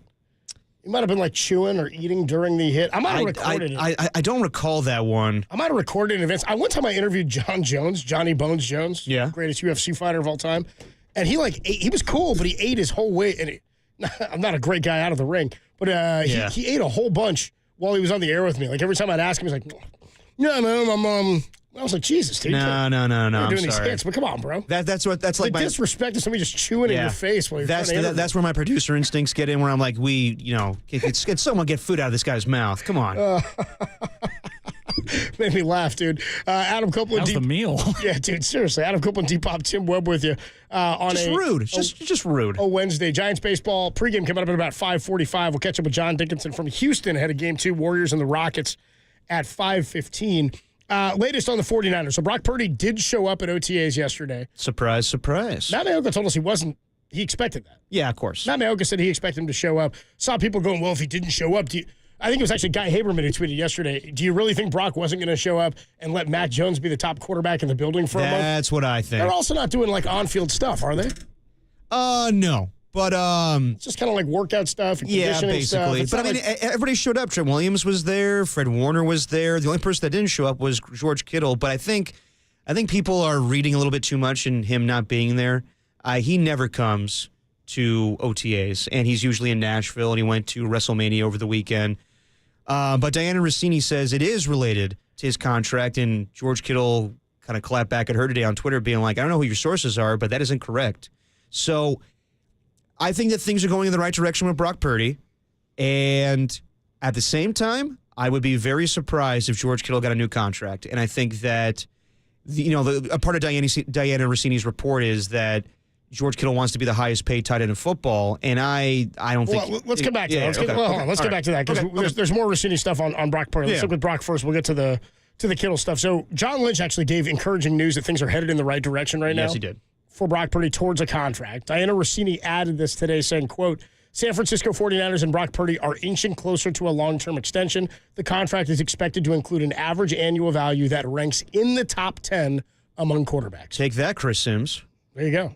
I mean, again, it's not about whether or not you think he's the best, a top 10 quarterback. Exactly. And he's just people around the league don't believe it. It doesn't really matter who believes it, but the 49ers and what they can get out of him and what they're willing to pay him to be here. 49er fans, I know people are getting upset. You can't pay him this much, or how can they pay him that and think they're going to be successful? He's not an MVP. It's too late, everybody. It's too late. This is the value of signing a quarterback. Is Jared Goff a top 10 quarterback in your opinion?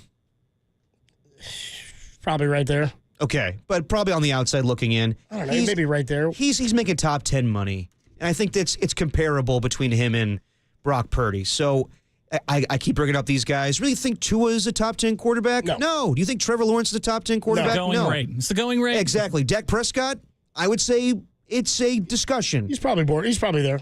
Yeah, but maybe to be number one in all of football, it's not contingent on Jordan Love top 10? how good of. Well, maybe it's not contingent on how good are you as a quarterback. It's just the market rate. That's what it is. And by the way, top 10 paid quarterbacks in AAV, that would put you. Kyler is top 10. Exactly. In AAV, Kyler's at 46-1. Jalen Hurts is 9 at 51.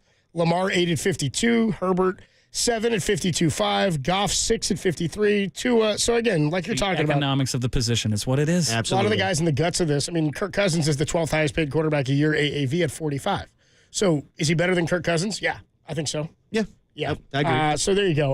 What you were saying about the George Kittle stuff. So George Kittle was a no-show.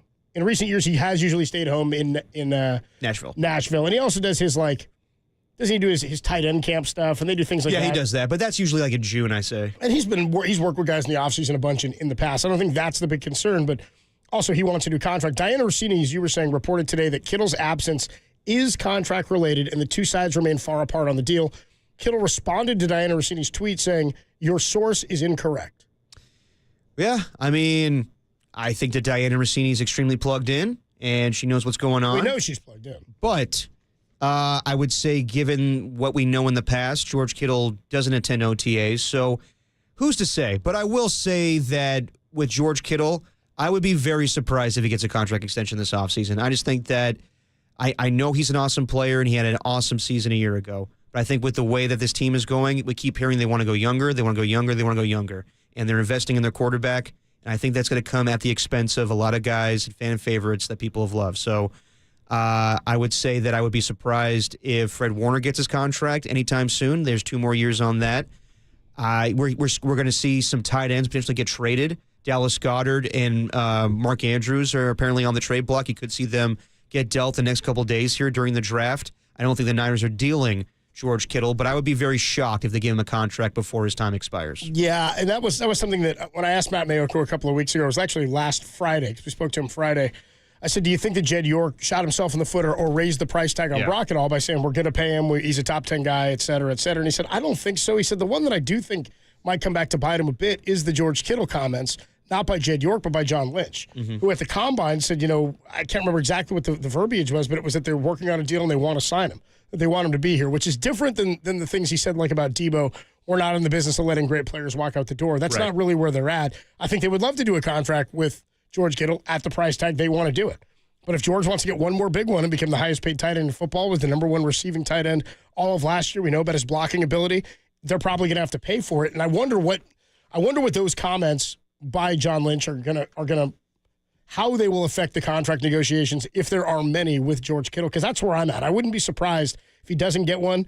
I'd be surprised. I would kind of be surprised if he does become the highest paid tight end by the 49ers. I would be surprised too. I think they don't have to pay him right now. Yeah, if I remember correctly, I think it's Trey McBride, it's T.J. Hawkinson, and then George Kittle's around there somewhere. But yeah, just given the way that they've conducted business this offseason, I would be surprised if they extended George Kittle, and I think that the fact that they're far apart means that it's not a priority right now. And I agree with Brian Peacock that people are saying like they're surprised that the Brock Purdy contract hasn't been done yet. It's very complicated to do a quarterback contract. But when Jed York has been on record saying, we wanted to do this since November, I am a little surprised that it hasn't gone as quickly as I thought. It wasn't going to be right when the season ended, but I thought it'd be done sooner than what has transpired. So, with what Diana Rossini is reporting, that it's inching closer, I wouldn't be surprised if it's maybe done in a couple of weeks, hopefully.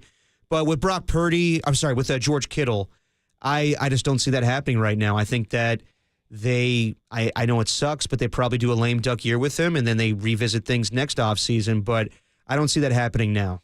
So we were just talking about the Chris Sims comments from last week. Yeah. Or maybe it was over the weekend. Top 10. Where he said nobody in the league, or I've talked to so many people in the league who don't believe Brock Purdy's a top 10 quarterback. However you gauge top 10 is however you gauge top 10, and whatever these evaluators gauge. I mean, obviously, none of them drafted him. He was the last pick of the draft.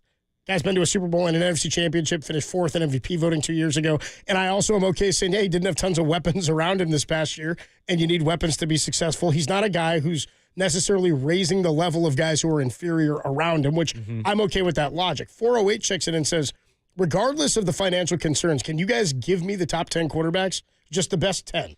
Without ranking them 1 through 10, because then you get a little muddled. Yeah. If we were just going to name what we think, not in order, but the top 10 in general in the league. Sure. Where would you go? You'd start Mahomes? Mahomes, Josh Allen, Joe Burrow, Lamar Jackson, Jalen Hurts, Justin Herbert, Matthew Stafford.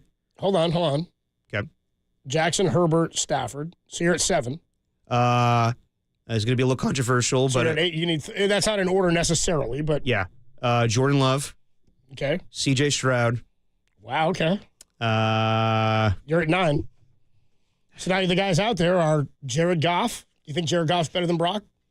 I think he's comparable. Yeah, I think Jared Goff is there based on the season he just had. He had a better year than Brock. I need one more guy. I mean, I might. You got Goff there.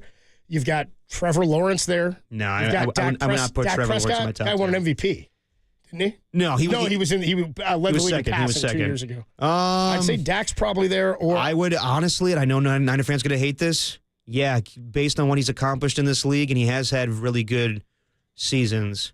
Yeah, I would go Dak Prescott. So that would mean that right outside of the top 10, you'd have guys like, Brock Purdy, Jared Goff, Kyler Murray, Jared Goff, Tua. And all those guys are making $50 million a year. Yeah. So I think that's appropriate for Brock Purdy. 925 says Jordan Love above Purdy. No way. I know. Make your case.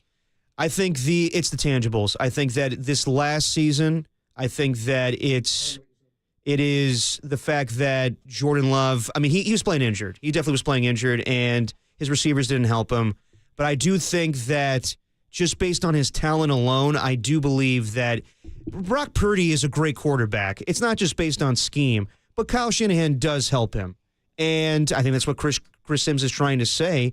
But I would say that I think that Jordan Love, just based on his talent alone, is better than Brock Purdy. There's things that Jordan Love can do as far as throwing the football or moving around the pocket. I know that Brock Purdy has a lot of mobility, but just given the talent, it's not by a lot, but I would take Jordan Love over Brock Purdy. That's Same 925 Jackson says, what has Allen done? Run and done.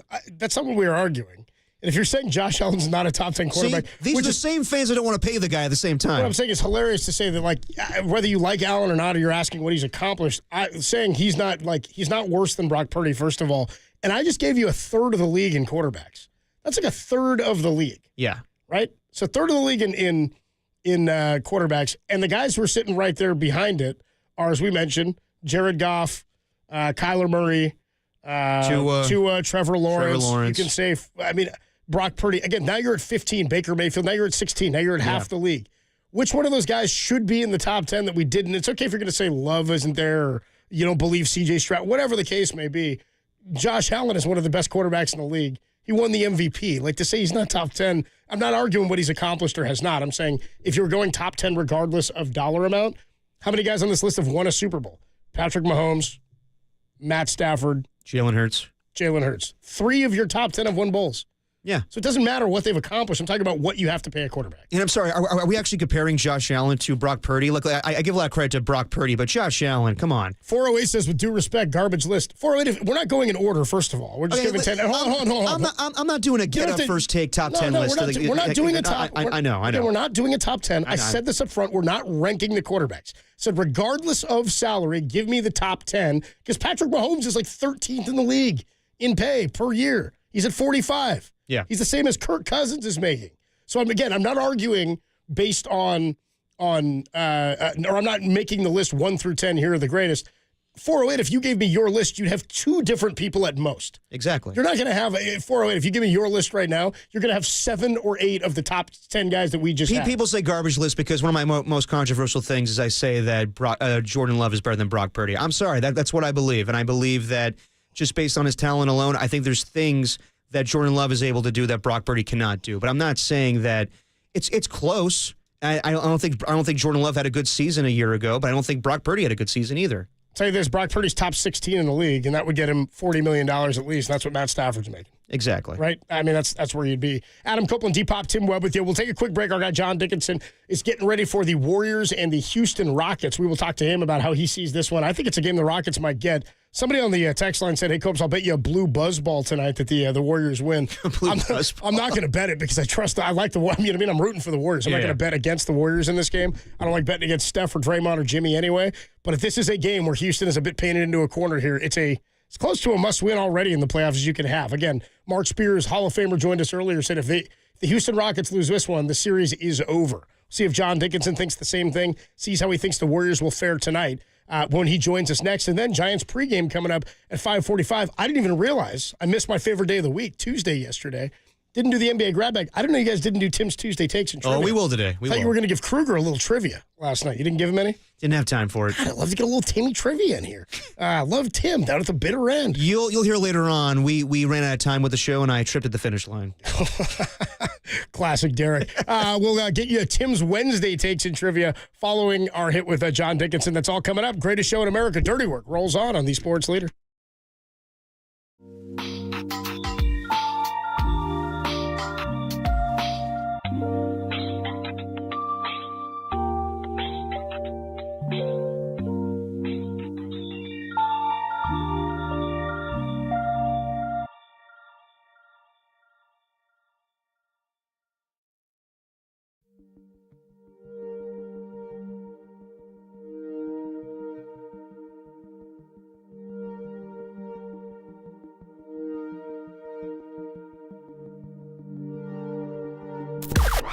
Now, from the O'Donnell Financial.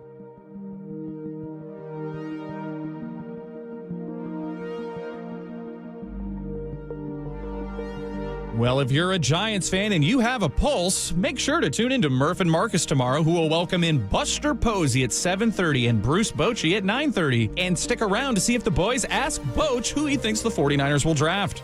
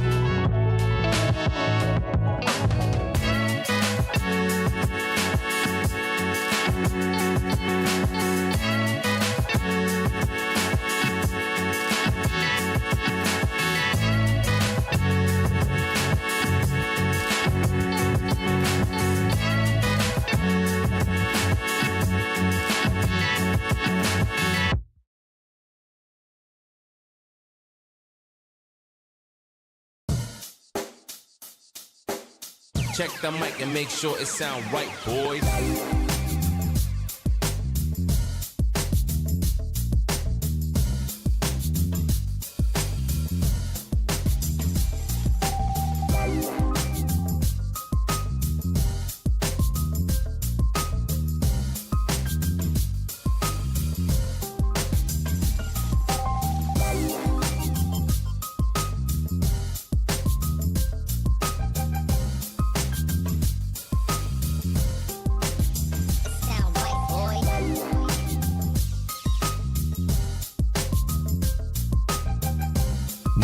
back to Dirty Work.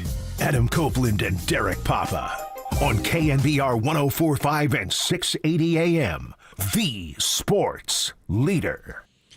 Dirty Work on a Wednesday. Adam Copeland, Derek Papa, Tim Webb. And we'll get you a little Dubs OT later tonight, YouTube only, as we'll have live reaction to Warriors and Rockets Game 2 once it goes final, live on YouTube, with our next guest, John Dickinson, who is live from Houston.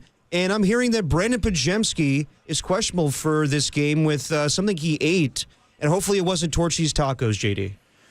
No word on what exactly it was, but Podziemski went through a full shoot-around this morning here in Houston early afternoon, and then, came up not feeling well in the middle of the afternoon, and he went on the injury report about 2 hours ago, so not something that was anticipated. He is going through his warm-up right now. He's putting up some half-court shots, kind of going through the Steph Curry routine, where he extends himself out beyond the three-point line, then all the way to half-court.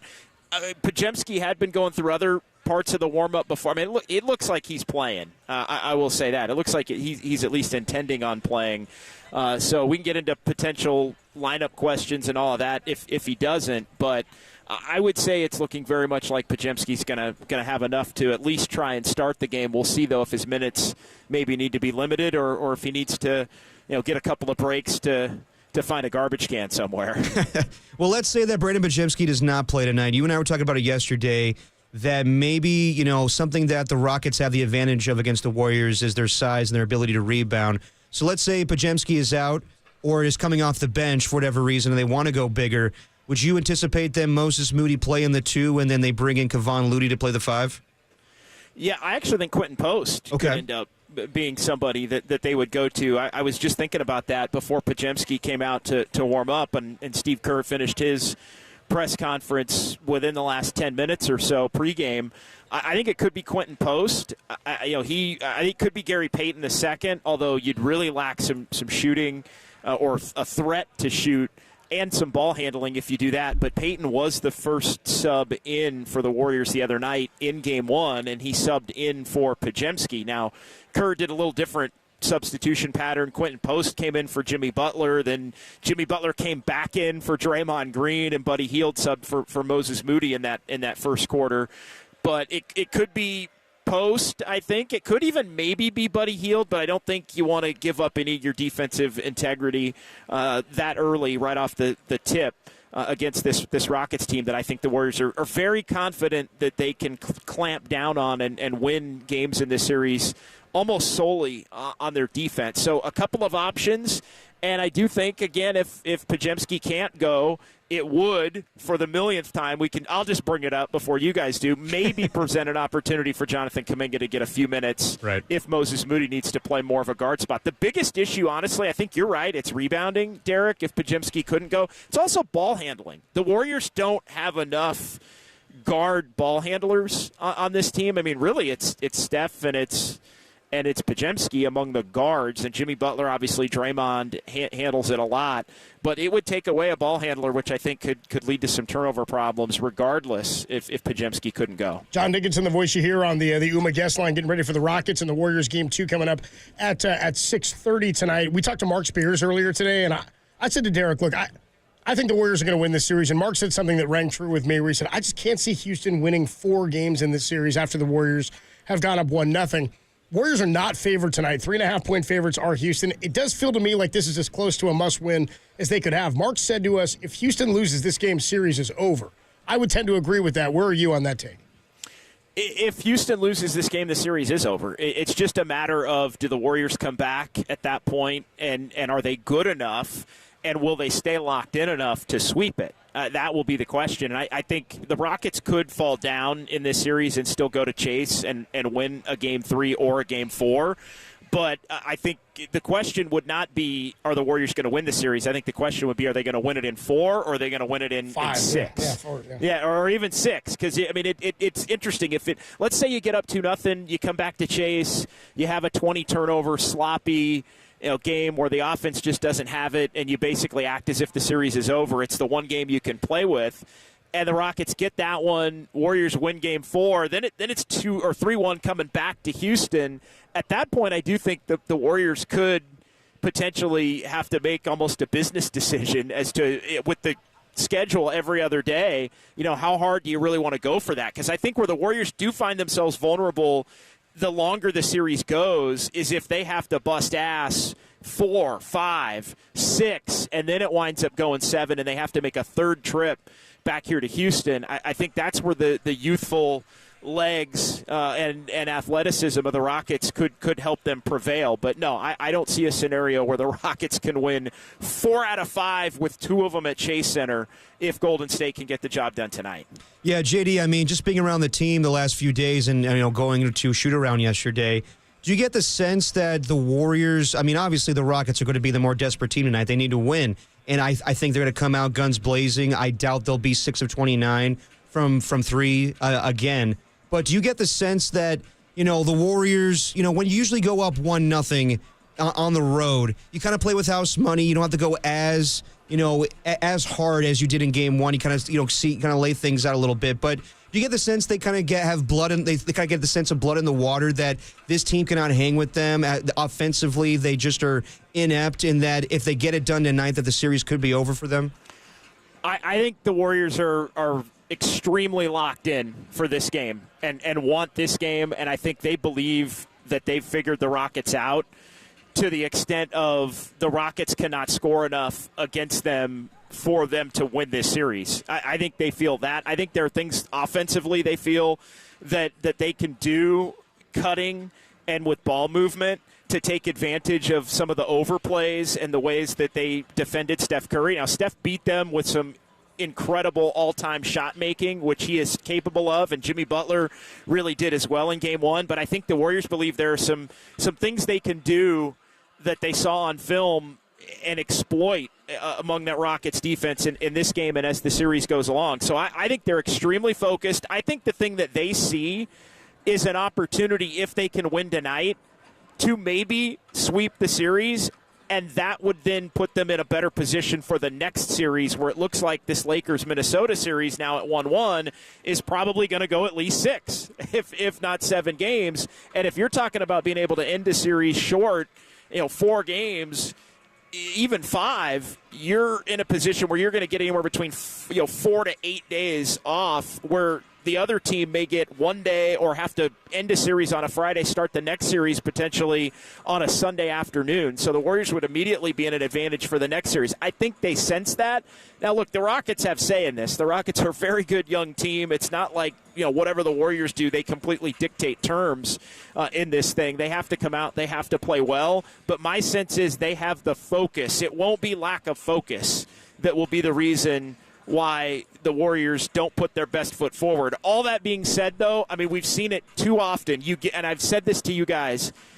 I know the playoffs are different, but throughout the regular season, even after Jimmy Butler joined, if you give them a game to play with, they do tend to play with it. And tonight would be a game to play with along those lines. But no, the impression I get from talking to people, though, is they're locked in.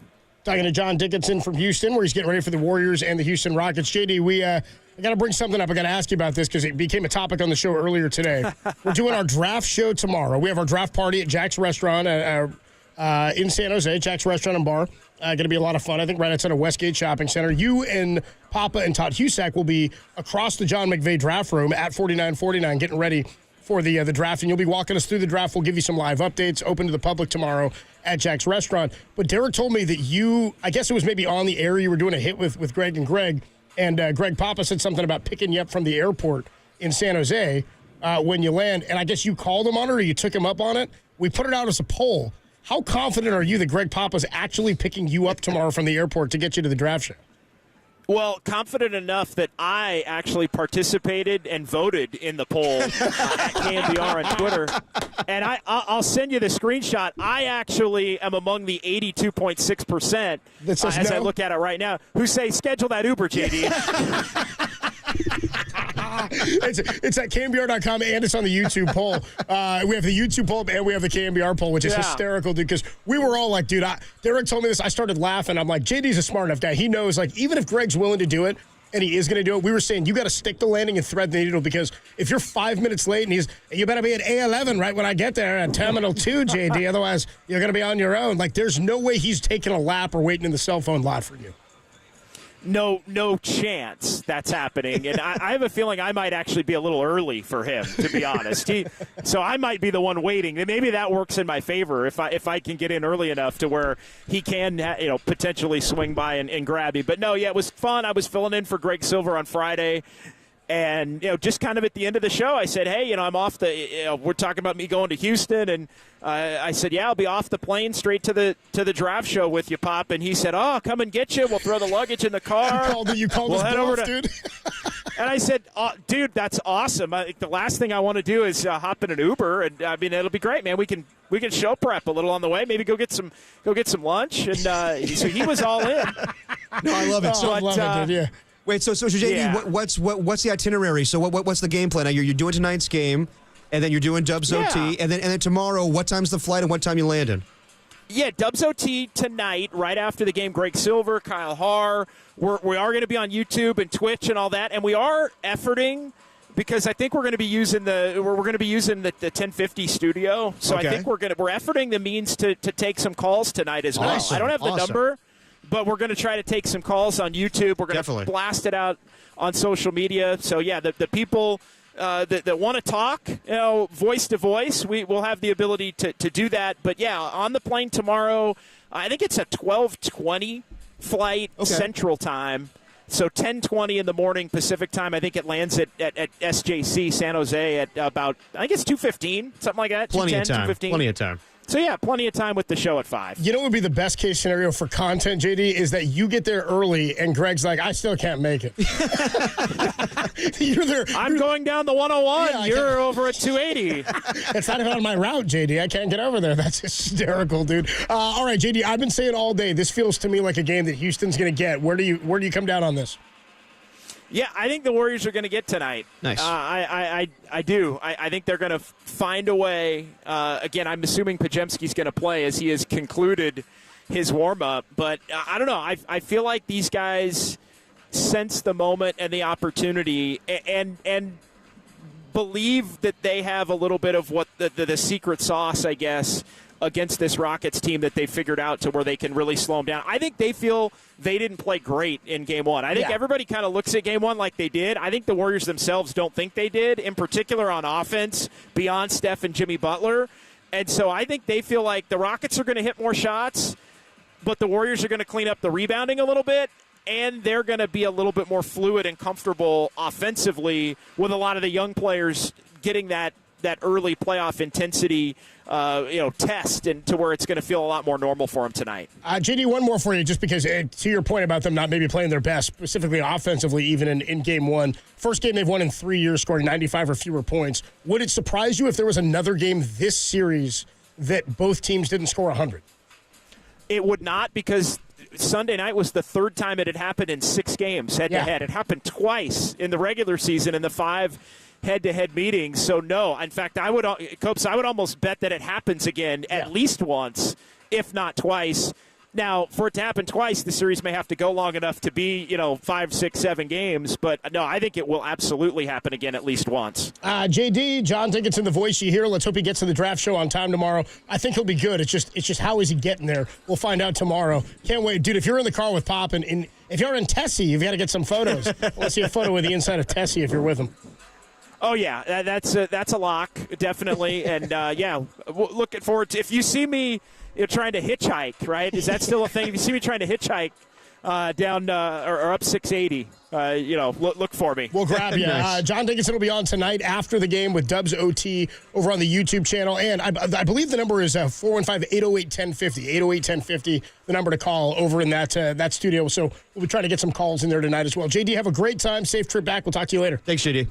Appreciate it, guys. Thank you. Great stuff. We got to take a quick break. We got about 13 minutes, 12 and a half minutes till Giants pregame starts at 5:45. Game 3 between the Giants and the Milwaukee Brewers. And we will get you over to the ballpark to get started for that with your award-winning Diamond Notes at 5:45. But before we do that, I missed yesterday, and you guys are so good to me. holding off on the NBA grab bag. Oh, we do what we can. Well, I'm the only one who's got the code to get into the grab bag. Oh, okay. The NBA grab bag. There was a code. Right? Yeah, and dude, the fact that Tim begged for this segment for so long. Not true. Tim's Tuesday Takes and Trivia. And that even when we can't do it or you guys wait and hold off for me, it's really nice that after Tim begged, he's willing to wait until Wednesday to push his own schedule back. So he did his trivia last night at the Bitter End. one of the greatest trivia. More like you begging to have the day off yesterday. Oh my birds! I didn't beg, dude. You don't want to look at this. You want to see it? You don't want to look at this. Show us all your birds. I won't show you guys the burn. I'll show you guys how big the patch is that's on me, dude. That thing's huge. I think it's Matt. You guys see this? I don't know if anybody can see that. Oh yeah, belly shots. Dude, you can't even see that. Can't even see how big it is, dude. Just your beer gut. Just my gut. Adam Copeland, Deep. You taking shots out of this thing, Tim? We got Tim's Wednesday Takes and Trivia next. Dirty Work, greatest show in America. The belly shot leader.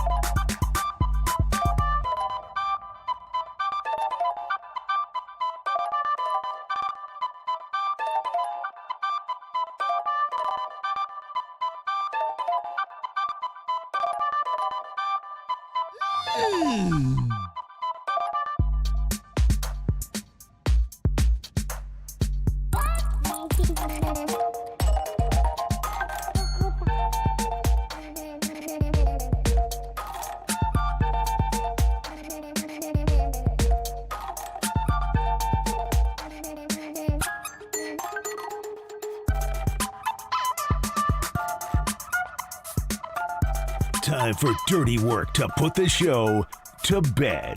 Are you crazy? I don't need a bed. On the sports leader. Now you will go to sleep, or I will put you to sleep. I'll be around. I'm a fool to do your dirty work.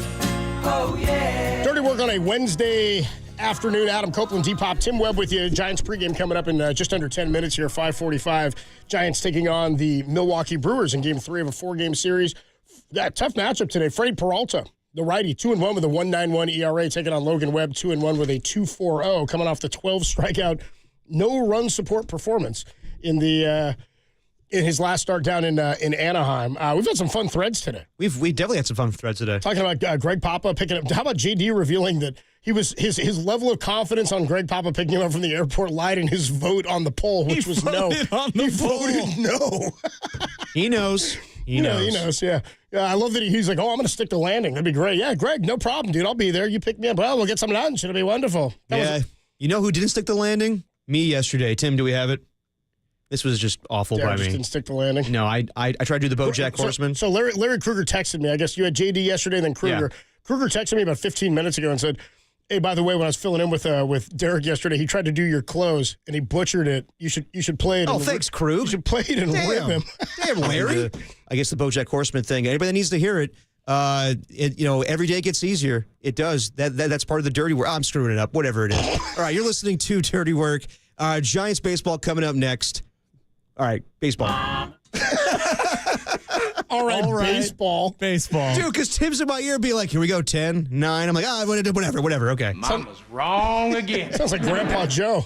I mean, baseball. Baseball next. All right, Baseball on the radio. One of the other threads, my burn. Your burn. The reason I missed the show yesterday, I was powering through this burn at the hospital. 650 checks in, says, did Cope say he burned himself cooking pasta? It's kind of a random way to hurt yourself. Sincerely, Jeremy Affel.